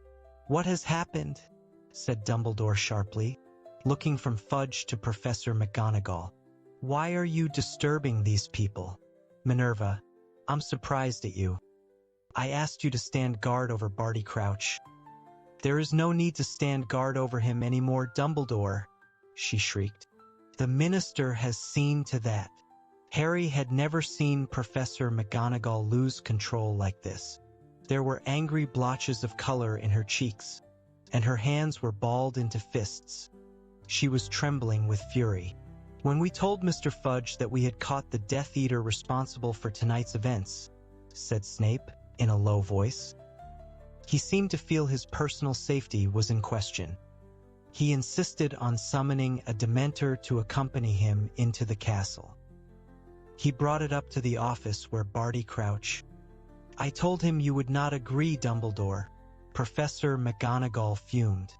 "I told him you would never allow Dementors to set foot inside the castle, but—" "My dear woman," roared Fudge, who likewise looked angrier than Harry had ever seen him. "As Minister of Magic, it is my decision whether I wish to bring protection with me when interviewing a possibly dangerous." But Professor McGonagall's voice drowned Fudge's. "The moment that thing entered the room," she screamed, pointing at Fudge, trembling all over. It swooped down on Crouch and Harry felt a chill in his stomach as Professor McGonagall struggled to find words to describe what had happened. He did not need her to finish her sentence. He knew what the Dementor must have done. It had administered its fatal kiss to Barty Crouch. It had sucked his soul out through his mouth. He was worse than dead. "By all accounts, he is no loss," blustered Fudge. "It seems he has been responsible for several deaths. But he cannot now give testimony, Cornelius," said Dumbledore. He was staring hard at Fudge, as though seeing him plainly for the first time. "He cannot give evidence about why he killed those people. Why he killed them. Well, that's no mystery, is it?"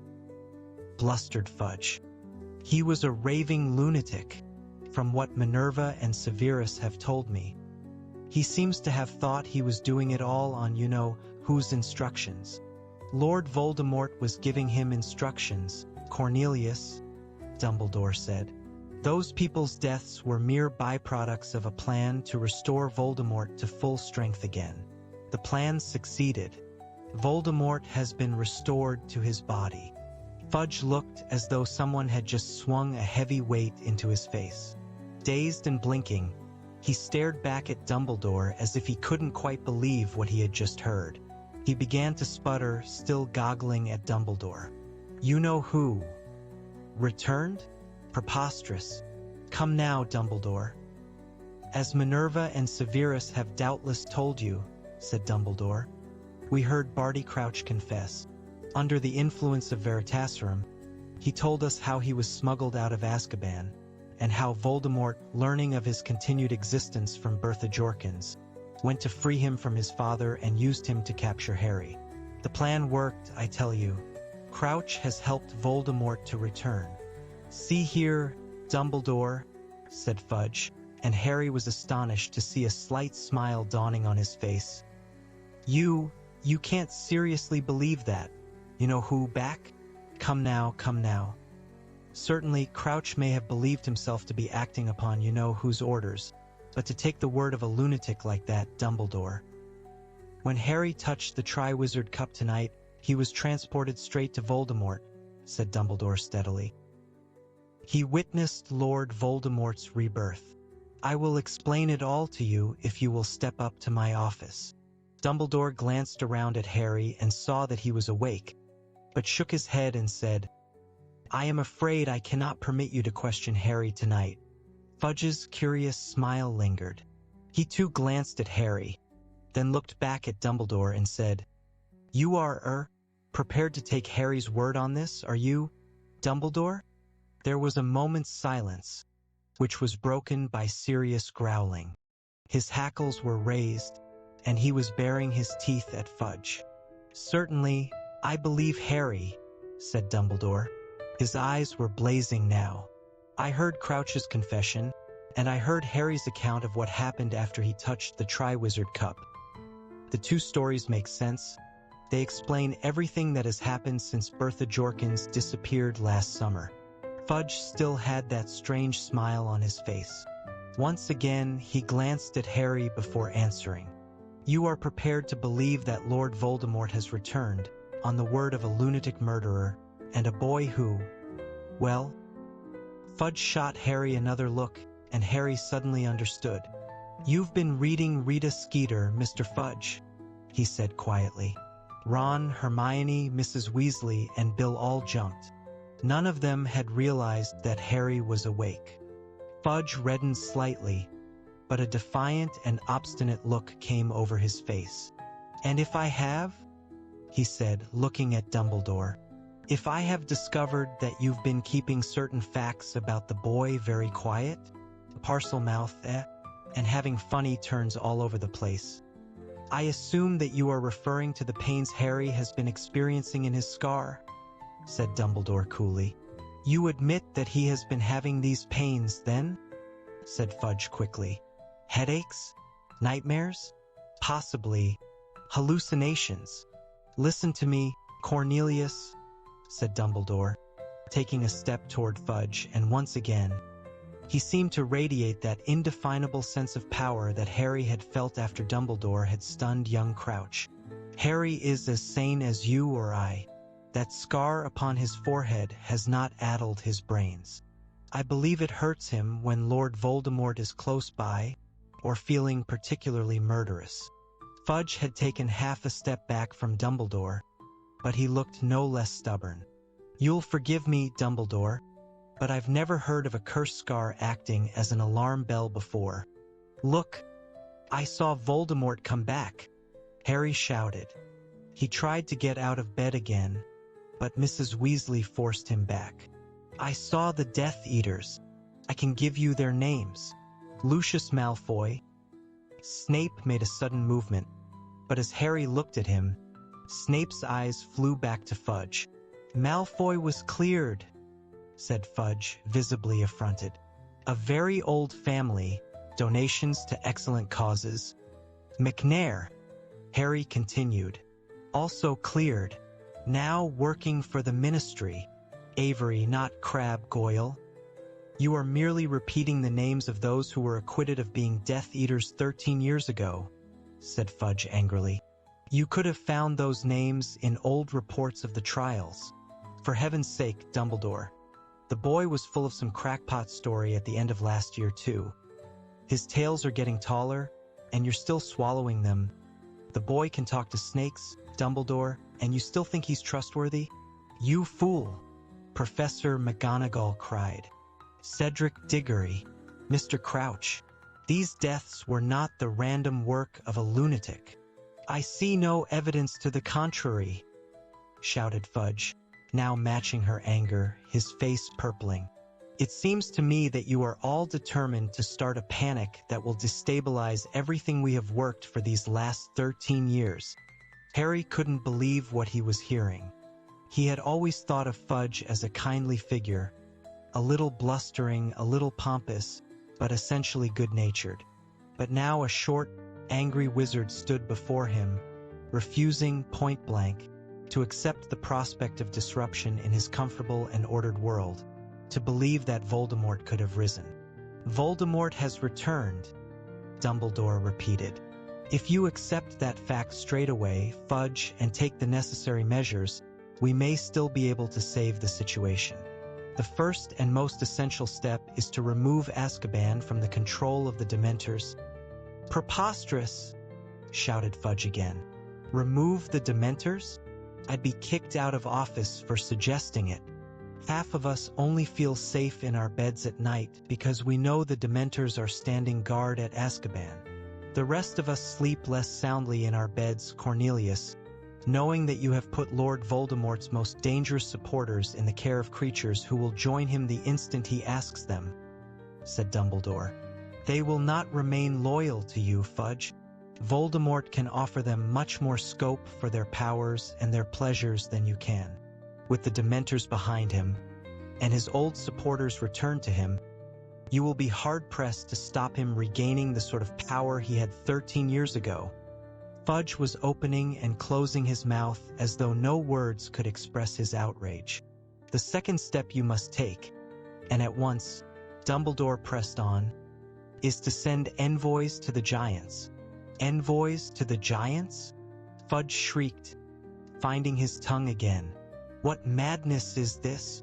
Extend them the hand of friendship now before it is too late," said Dumbledore. "Or Voldemort will persuade them, as he did before, that he alone among wizards will give them their rights and their freedom." You cannot be serious," Fudge gasped, shaking his head and retreating further from Dumbledore. If the magical community got wind that I had approached the giants, people hate them, Dumbledore. End of my career. You are blinded, said Dumbledore, his voice rising now, the aura of power around him palpable, his eyes blazing once more. By the love of the office you hold, Cornelius, you place too much importance, and you always have done, on the so-called purity of blood. You fail to recognize that it matters not what someone is born, but what they grow to be. Your Dementor has just destroyed the last remaining member of a pure-blood family as old as any, and see what that man chose to make of his life. I tell you now, take the steps I have suggested, and you will be remembered, in office or out, as one of the bravest and greatest ministers of magic we have ever known. Fail to act, and history will remember you as the man who stepped aside and allowed Voldemort a second chance to destroy the world we have tried to rebuild. Insane? Whispered Fudge, still backing away. Mad. And then there was silence. Madame Pomfrey was standing frozen at the foot of Harry's bed, her hands over her mouth. Mrs. Weasley was still standing over Harry, her hand on his shoulder to prevent him from rising. Bill, Ron, and Hermione were staring at Fudge. If your determination to shut your eyes will carry you as far as this, Cornelius, said Dumbledore, we have reached a parting of the ways. You must act as you see fit, and I shall act as I see fit. Dumbledore's voice carried no hint of a threat. It sounded like a mere statement, but Fudge bristled as though Dumbledore were advancing upon him with a wand. Now, see here, Dumbledore, he said, waving a threatening finger.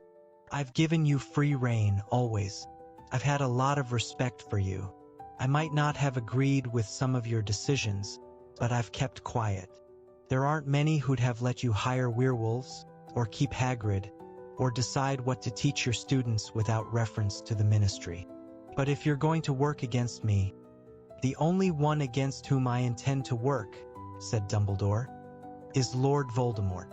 If you are against him, then we remain, Cornelius, on the same side. It seemed Fudge could think of no answer to this.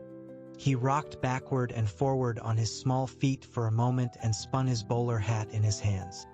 Finally, he said, with a hint of a plea in his voice, He can't be back, Dumbledore, he just can't be. Snape strode forward past Dumbledore, pulling up the left sleeve of his robes as he went. He stuck out his forearm and showed it to Fudge, who recoiled. There, said Snape harshly. There, the dark mark. It is not as clear as it was an hour or so ago, when it burned black, but you can still see it. Every Death Eater had the sign burned into him by the Dark Lord. It was a means of distinguishing one another, and his means of summoning us to him. When he touched the mark of any Death Eater, we were to disapparate and apparate instantly at his side. This mark has been growing clearer all year. Karkaroff's too. Why do you think Karkaroff fled tonight? We both felt the mark burn. We both knew he had returned. Karkaroff fears the Dark Lord's vengeance. He betrayed too many of his fellow Death Eaters to be sure of a welcome back into the fold. Fudge stepped back from Snape too. He was shaking his head. He did not seem to have taken in a word Snape had said.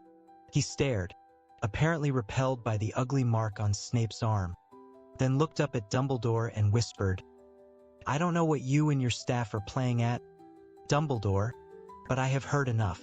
I have no more to add. I will be in touch with you tomorrow, Dumbledore, to discuss the running of this school. I must return to the ministry. He had almost reached the door when he paused. He turned around, strode back down the dormitory, and stopped at Harry's bed. Your winnings, he said shortly, taking a large bag of gold out of his pocket and dropping it onto Harry's bedside table. 1,000 galleons. There should have been a presentation ceremony, but under the circumstances. He crammed his bowler hat onto his head and walked out of the room, slamming the door behind him. The moment he had disappeared, Dumbledore turned to look at the group around Harry's bed. "There is work to be done," he said. "Molly, am I right in thinking that I can count on you and Arthur?" "Of course you can," said Mrs. Weasley. She was white to the lips, but she looked resolute. "We know what fudge is. It's Arthur's fondness for muggles that has held him back at the Ministry all these years. Fudge thinks he lacks proper wizarding pride." "Then I need to send a message to Arthur," said Dumbledore. "All those that we can persuade of the truth must be notified immediately, and he is well placed to contact those at the Ministry who are not as short-sighted as Cornelius." "I'll go to Dad," said Bill, standing up. "I'll go now." "Excellent," said Dumbledore. "Tell him what has happened.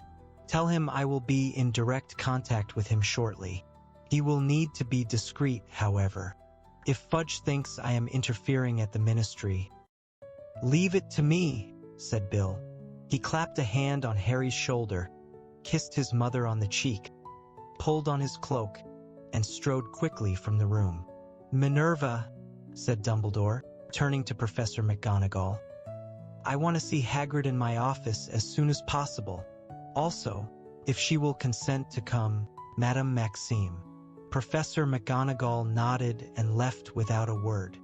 "Poppy," Dumbledore said to Madame Pomfrey, "would you be very kind and go down to Professor Moody's office, where I think you will find a house elf called Winky in considerable distress. Do what you can for her and take her back to the kitchens. I think Dobby will look after her for us." "Very, very well," said Madame Pomfrey, looking startled, and she too left. Dumbledore made sure that the door was closed and that Madame Pomfrey's footsteps had died away before he spoke again. "And now," he said, "it is time for two of our number to recognize each other for what they are. Sirius, if you could resume your usual form." The great black dog looked up at Dumbledore, then, in an instant, turned back into a man. Mrs. Weasley screamed and leapt back from the bed. "Sirius Black!" she shrieked, pointing at him. "Mom, shut up!" Ron yelled. "It's okay." Snape had not yelled or jumped backward, but the look on his face was one of mingled fury and horror. "Him!" he snarled, staring at Sirius, whose face showed equal dislike.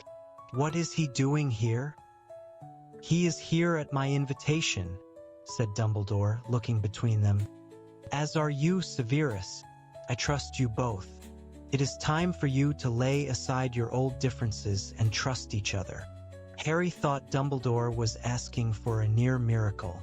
Sirius and Snape were eyeing each other with the utmost loathing. "I will settle in the short term," said Dumbledore, with a bite of impatience in his voice. "For a lack of open hostility, you will shake hands. You are on the same side now. Time is short, and unless the few of us who know the truth stand united, there is no hope for any of us."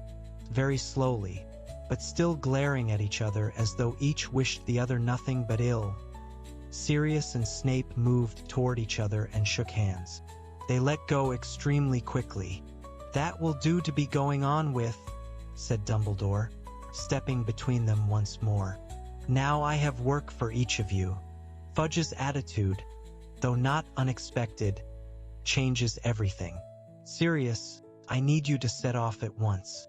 You are to alert Remus Lupin, Arabella Figg, Mundungus Fletcher, the old crowd.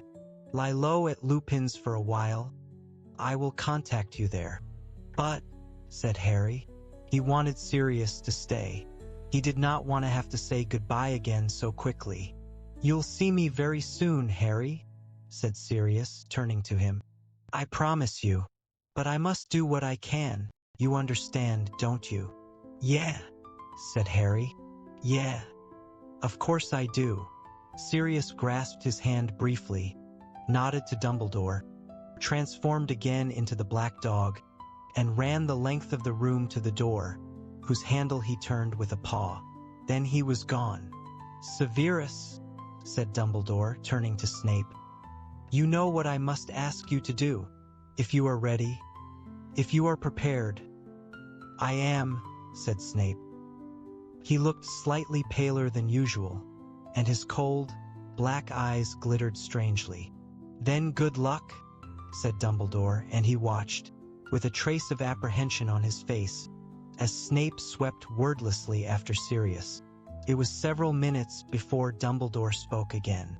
I must go downstairs, he said finally. I must see the Diggories. Harry, take the rest of your potion.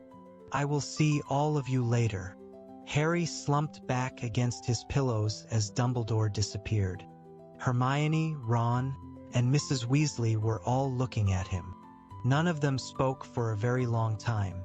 You've got to take the rest of your potion, Harry, Mrs. Weasley said at last. Her hand nudged the sack of gold on his bedside cabinet as she reached for the bottle and the goblet. You have a good long sleep. Try and think about something else for a while. Think about what you're going to buy with your winnings. I don't want that gold, said Harry in an expressionless voice. You have it. Anyone can have it. I shouldn't have won it. It should have been Cedric's. The thing against which he had been fighting on and off ever since he had come out of the maze was threatening to overpower him. He could feel a burning, prickling feeling in the inner corners of his eyes. He blinked and stared up at the ceiling. It wasn't your fault, Harry, Mrs. Weasley whispered. I told him to take the cup with me, said Harry. Now the burning feeling was in his throat too. He wished Ron would look away. Mrs. Weasley set the potion down on the bedside cabinet, bent down and put her arms around Harry. He had no memory of ever being hugged like this, as though by a mother. The full weight of everything he had seen that night seemed to fall in upon him as Mrs. Weasley held him to her. His mother's face, his father's voice, the sight of Cedric, dead on the ground, all started spinning in his head until he could hardly bear it, until he was screwing up his face against the howl of misery fighting to get out of him. There was a loud slamming noise, and Mrs. Weasley and Harry broke apart. Hermione was standing by the window. She was holding something tight in her hand. Sorry, she whispered. Your potion, Harry, said Mrs. Weasley quickly, wiping her eyes on the back of her hand. Harry drank it in one gulp. The effect was instantaneous. Heavy, irresistible waves of dreamless sleep broke over him. He fell back onto his pillows and thought no more. Chapter 37. The beginning. When he looked back, even a month later, Harry found he had only scattered memories of the next few days. It was as though he had been through too much to take in any more. The recollections he did have were very painful. The worst, perhaps, was the meeting with the Diggories that took place the following morning. They did not blame him for what had happened. On the contrary, both thanked him for returning Cedric's body to them. Mr. Diggory sobbed through most of the interview. Mrs. Diggory's grief seemed to be beyond tears. He suffered very little then, she said, when Harry had told her how Cedric had died. And after all, Amos. He died just when he'd won the tournament. He must have been happy. When they got to their feet, she looked down at Harry and said, You look after yourself now. Harry seized the sack of gold on the bedside table. You take this, he muttered to her. It should have been Cedric's. He got there first, you take it. But she backed away from him. Oh no, it's yours, dear, I couldn't. You keep it. Harry returned to Gryffindor Tower the following evening. From what Hermione and Ron told him, Dumbledore had spoken to the school that morning at breakfast. He had merely requested that they leave Harry alone, that nobody ask him questions or badger him to tell the story of what had happened in the maze. Most people, he noticed, were skirting him in the corridors, avoiding his eyes. Some whispered behind their hands as he passed. He guessed that many of them had believed Rita Skeeter's article about how disturbed and possibly dangerous he was. Perhaps they were formulating their own theories about how Cedric had died. He found he didn't care very much. He liked it best when he was with Ron and Hermione and they were talking about other things, or else letting him sit in silence while they played chess. He felt as though all three of them had reached an understanding they didn't need to put into words, that each was waiting for some sign, some word of what was going on outside Hogwarts, and that it was useless to speculate about what might be coming until they knew anything for certain. The only time they touched upon the subject was when Ron told Harry about a meeting Mrs. Weasley had had with Dumbledore before going home. "She went to ask him if you could come straight to us this summer," he said. "But he wants you to go back to the Dursleys, at least at first." "Why?" said Harry. "She said Dumbledore's got his reasons," said Ron, shaking his head darkly. "I suppose we've got to trust him, haven't we?" The only person apart from Ron and Hermione that Harry felt able to talk to was Hagrid. As there was no longer a defense against the dark arts teacher, they had those lessons free. They used the one on Thursday afternoon to go down and visit Hagrid in his cabin. It was a bright and sunny day. Fong bounded out of the open door as they approached, barking and wagging his tail madly. "Who's that?" called Hagrid, coming to the door. "Harry." He strode out to meet them, pulled Harry into a one-armed hug, ruffled his hair, and said, "Good ter see ya, mate. Good ter see ya." They saw 2 bucket-sized cups and saucers on the wooden table in front of the fireplace when they entered Hagrid's cabin. "Been havin' a cuppa with Olymp," Hagrid said. "She's just left." "Who?" said Ron curiously. "Madame Maxime." "O' course," said Hagrid. "You two made up, have you?" said Ron. "Dunno what yerry talkin' about," said Hagrid airily, fetching more cups from the dresser. When he had made tea and offered around a plate of doughy cookies, he leaned back in his chair and surveyed Harry closely through his beetle-black eyes. "You all right?"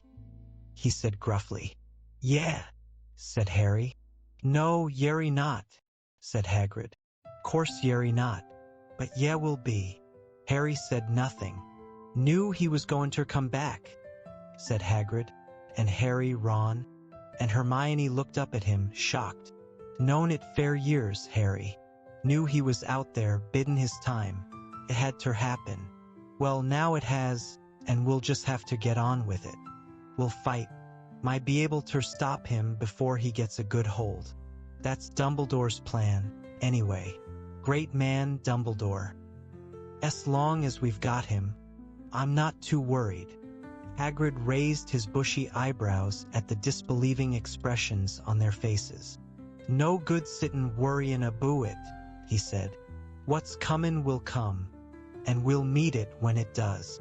Dumbledore told me what you did, Harry." Hagrid's chest swelled as he looked at Harry.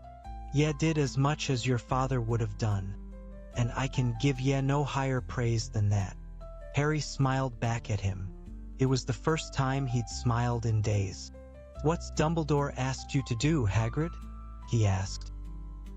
"He sent Professor McGonagall to ask you and Madame Maxime to meet him that night. Got a little job fair me over the summer," said Hagrid. "Secret, though. I'm not as posed ter talk aboo it, no, not even ter you lot. Olymp, Madame Maxime ter you, might be comin' with me. I think she will. Think I got her persuaded. Is it to do with Voldemort?" Hagrid flinched at the sound of the name. "My be," he said evasively. "Now, who'd like ter come and visit the lost scrut with me? I was jokin', he added hastily, seeing the looks on their faces. It was with a heavy heart that Harry packed his trunk up in the dormitory on the night before his return to Privet Drive. He was dreading the leaving feast, which was usually a cause for celebration, when the winner of the Interhouse Championship would be announced. He had avoided being in the Great Hall when it was full ever since he had left the hospital wing, preferring to eat when it was nearly empty to avoid the stares of his fellow students. When he, Ron, and Hermione entered the hall, they saw at once that the usual decorations were missing. The Great Hall was normally decorated with the winning house's colors for the leaving feast.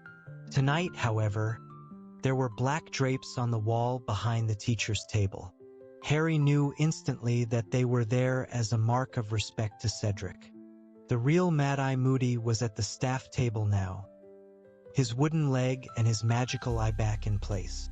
He was extremely twitchy, jumping every time someone spoke to him. Harry couldn't blame him.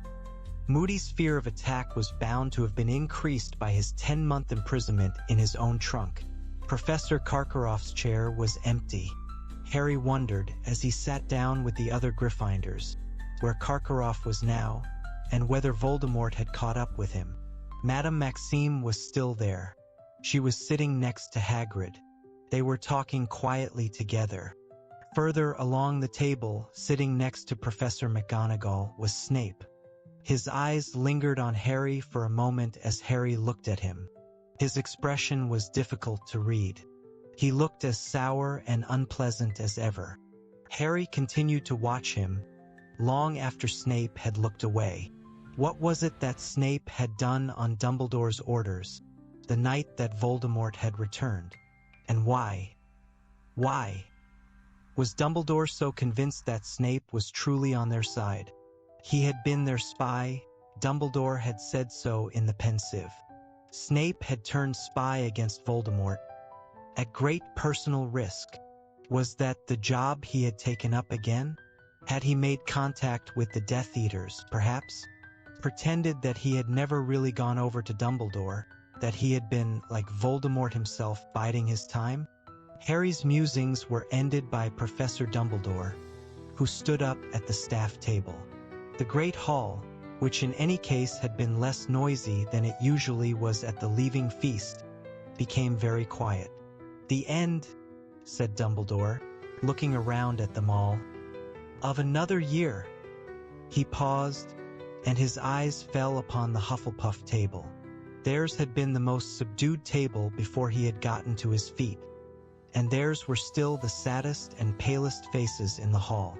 "There is much that I would like to say to you all tonight," said Dumbledore, "but I must first acknowledge the loss of a very fine person who should be sitting here," he gestured toward the Hufflepuffs, "enjoying our feast with us. I would like you all, please, to stand and raise your glasses to Cedric Diggory." They did it, all of them. The benches scraped as everyone in the hall stood, and raised their goblets, and echoed, in one loud, low, rumbling voice, "Cedric Diggory." Harry caught a glimpse of Cho through the crowd. There were tears pouring silently down her face. He looked down at the table as they all sat down again. Cedric was a person who exemplified many of the qualities that distinguish Hufflepuff House, Dumbledore continued. He was a good and loyal friend, a hard worker. He valued fair play. His death has affected you all, whether you knew him well or not. I think that you have the right, therefore, to know exactly how it came about.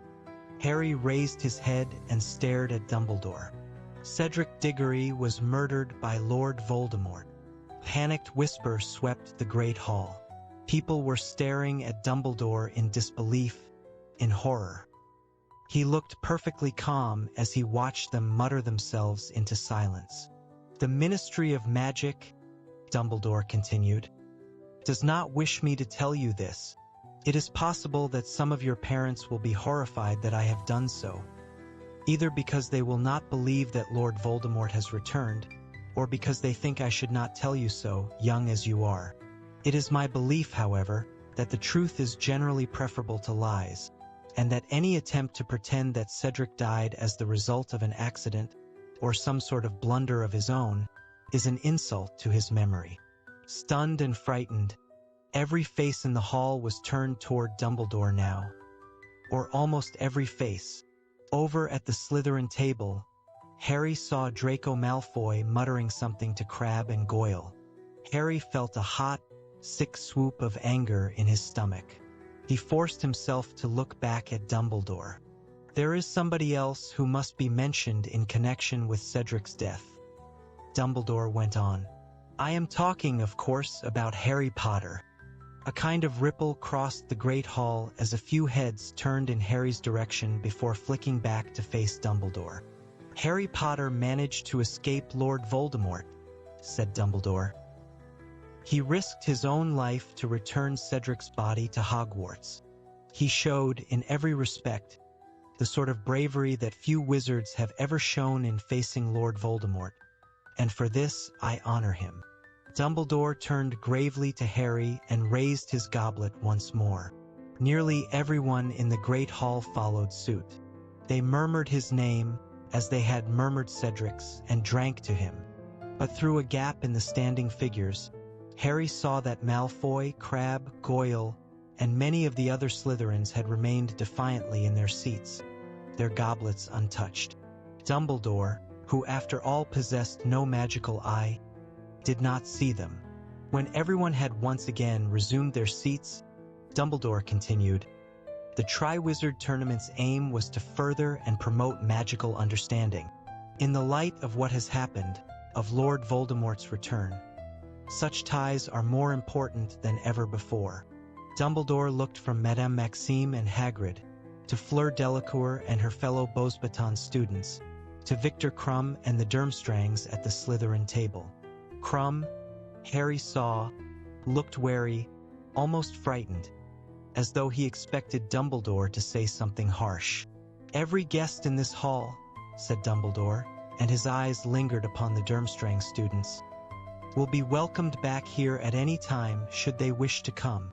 I say to you all once again, in the light of Lord Voldemort's return, we are only as strong as we are united, as weak as we are divided. Lord Voldemort's gift for spreading discord and enmity is very great. We can fight it only by showing an equally strong bond of friendship and trust.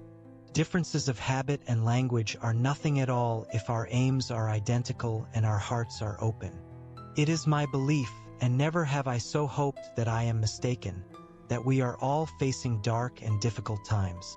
Some of you in this hall have already suffered directly at the hands of Lord Voldemort. Many of your families have been torn asunder. A week ago, a student was taken from our midst. Remember Cedric. Remember, if the time should come when you have to make a choice between what is right and what is easy, remember what happened to a boy who was good and kind and brave because he strayed across the path of Lord Voldemort. Remember Cedric Diggory. Harry's trunk was packed. Hedwig was back in her cage on top of it. He, Ron, and Hermione were waiting in the crowded entrance hall with the rest of the fourth years for the carriages that would take them back to Hogsmeade Station. It was another beautiful summer's day. He supposed that Privet Drive would be hot and leafy, its flower beds a riot of color, when he arrived there that evening. The thought gave him no pleasure at all. "Airy!" He looked around. Fleur Delacour was hurrying up the stone steps into the castle.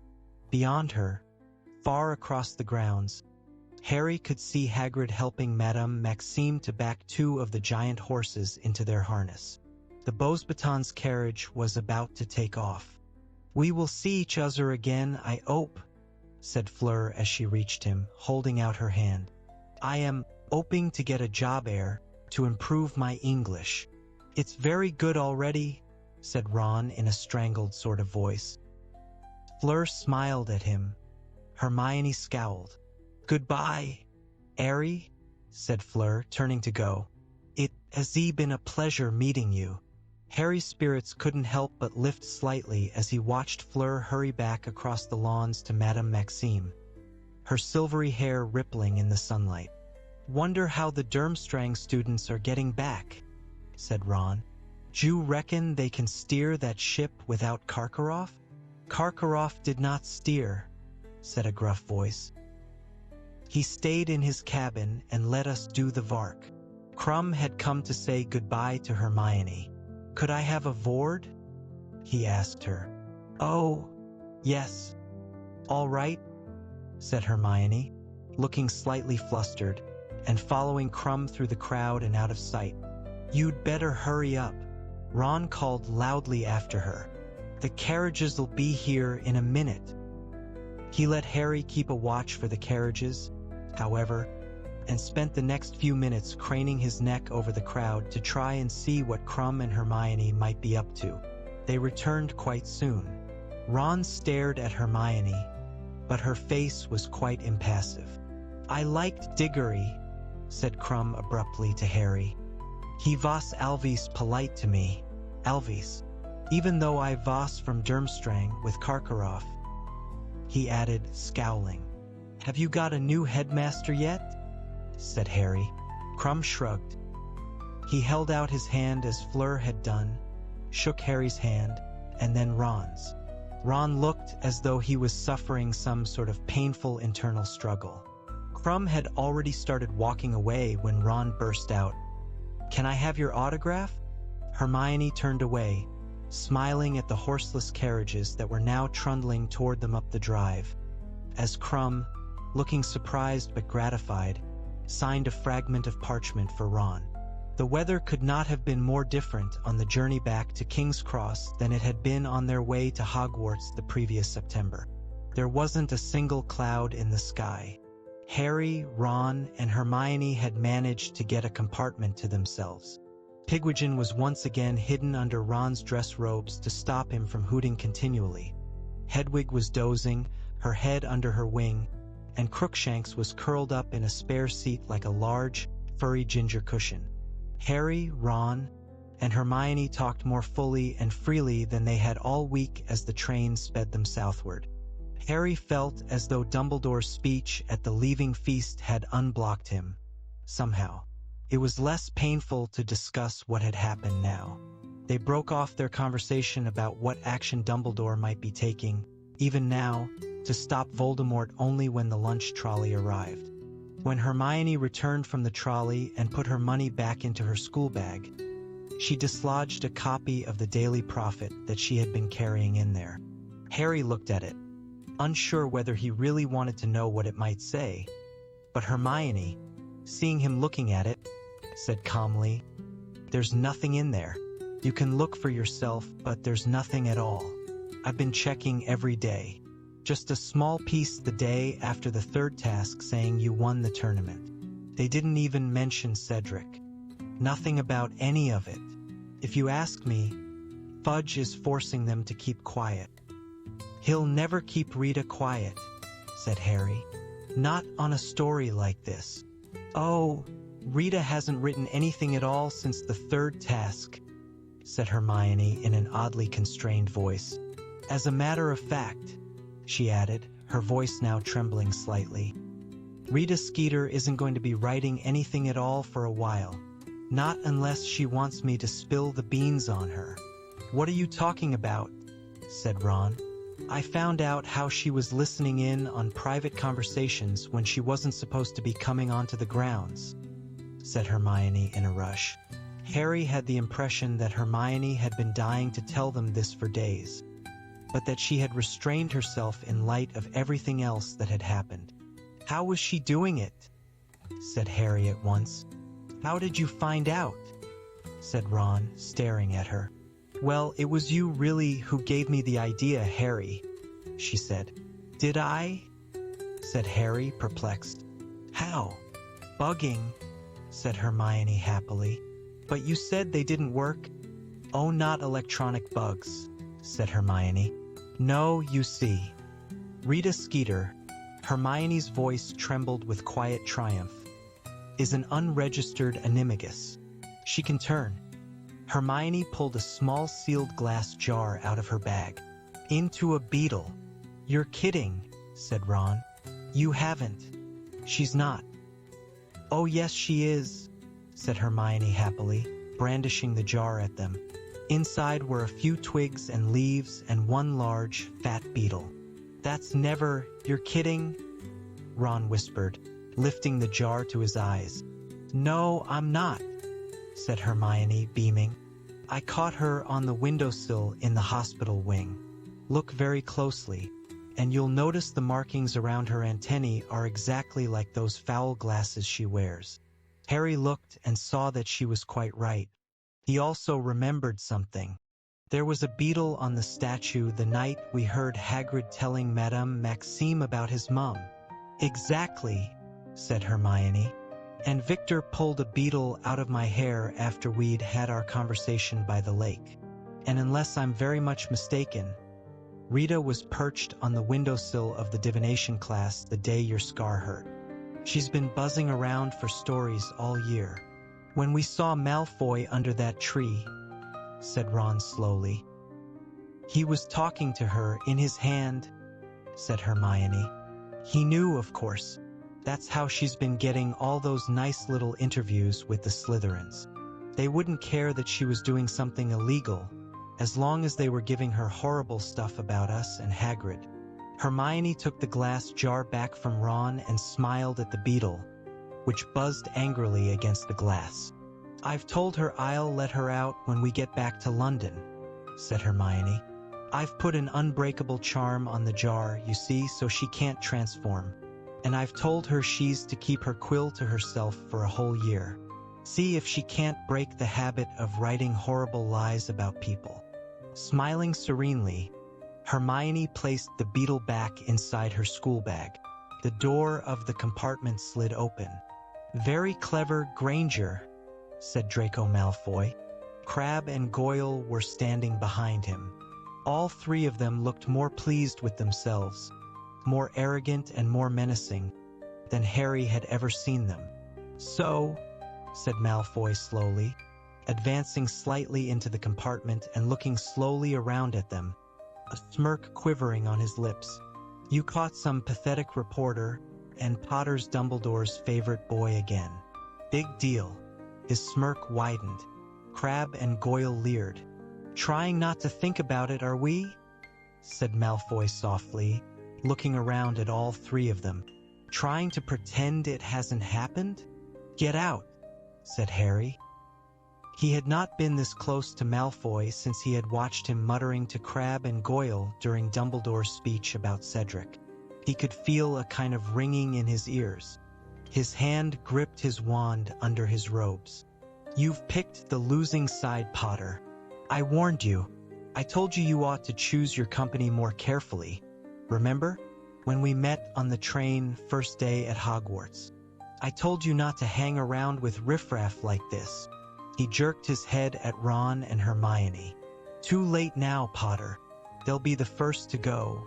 Now the Dark Lord's back. Mudbloods and Muggle lovers first. Well, second, Diggory was the F. It was as though someone had exploded a box of fireworks within the compartment.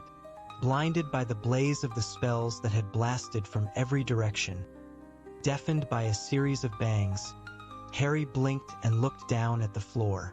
Malfoy, Crabbe, and Goyle were all lying unconscious in the doorway. He, Ron, and Hermione were on their feet, all three of them having used a different hex. Nor were they the only ones to have done so. Thought we'd see what those three were up to, said Fred matter-of-factly, stepping onto Goyle and into the compartment. He had his wand out, and so did George, who was careful to tread on Malfoy as he followed Fred inside. Interesting effect, said George, looking down at Crabbe. Who used the furnunculus curse? Me, said Harry. Odd, said George lightly. I used jelly legs. Looks as though those two shouldn't be mixed. He seems to have sprouted little tentacles all over his face. Well, let's not leave them here. They don't add much to the decor.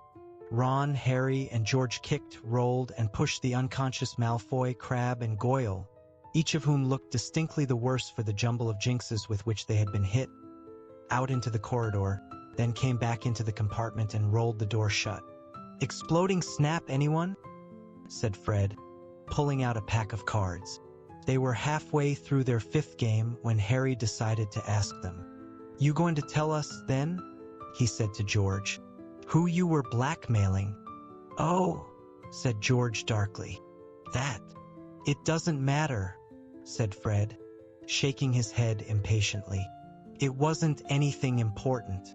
Not now, anyway. We've given up, said George, shrugging.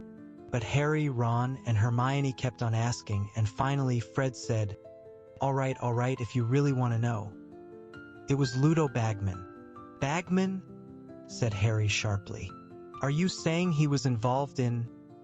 Nah, said George gloomily. Nothing like that. Stupid git. He wouldn't have the brains. Well, what then? Said Ron. Fred hesitated, then said, You remember that bet we had with him at the Quidditch World Cup? About how Ireland would win, but Crumb would get the snitch. Yeah, said Harry and Ron slowly. Well, the git paid us in leprechaun gold he'd caught from the Irish mascots. So, said Fred impatiently. It vanished, didn't it? By next morning, it had gone. But it must have been an accident, mustn't it? Said Hermione. George laughed very bitterly. Yeah, that's what we thought at first.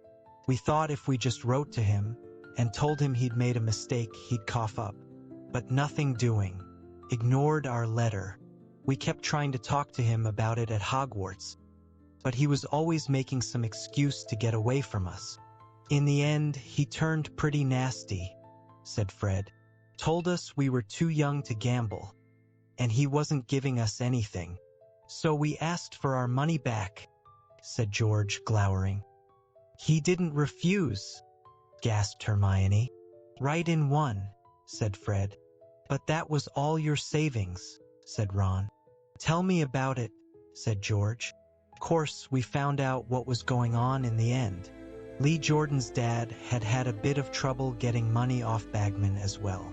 Turns out he's in big trouble with the goblins. Borrowed loads of gold off them. A gang of them cornered him in the woods after the World Cup and took all the gold he had, and it still wasn't enough to cover all his debts.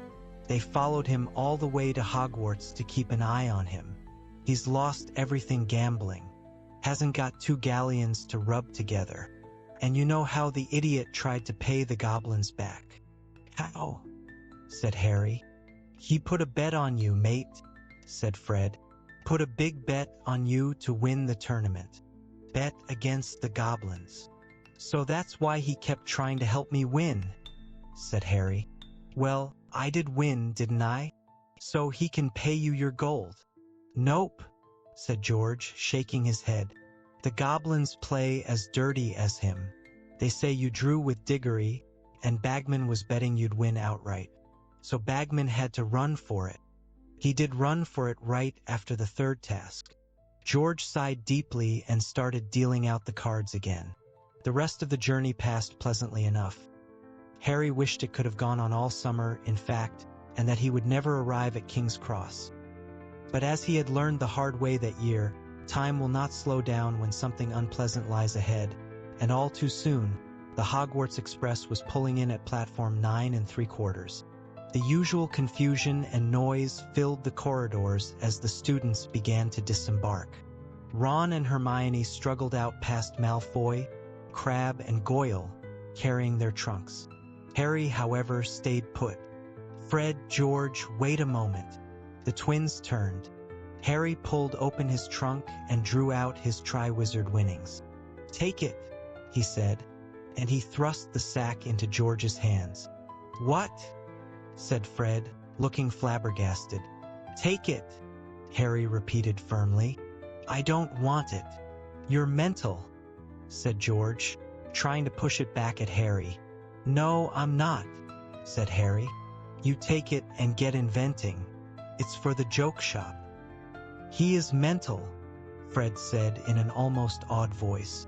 Listen, said Harry firmly. If you don't take it, I'm throwing it down the drain. I don't want it and I don't need it, but I could do with a few laughs. We could all do with a few laughs. I've got a feeling we're going to need them more than usual before long. Harry, said George weakly, weighing the money bag in his hands. There's got to be 1,000 galleons in here. Yeah, said Harry, grinning. Think how many canary creams that is. The twins stared at him. Just don't tell your mum where you got it. Although she might not be so keen for you to join the ministry anymore, come to think of it. Harry, Fred began, but Harry pulled out his wand. Look, he said flatly. Take it or I'll hex you. I know some good ones now. Just do me one favor, okay? Buy Ron some different dress robes and say they're from you. He left the compartment before they could say another word, stepping over Malfoy, Crabbe, and Goyle, who were still lying on the floor, covered in hex marks.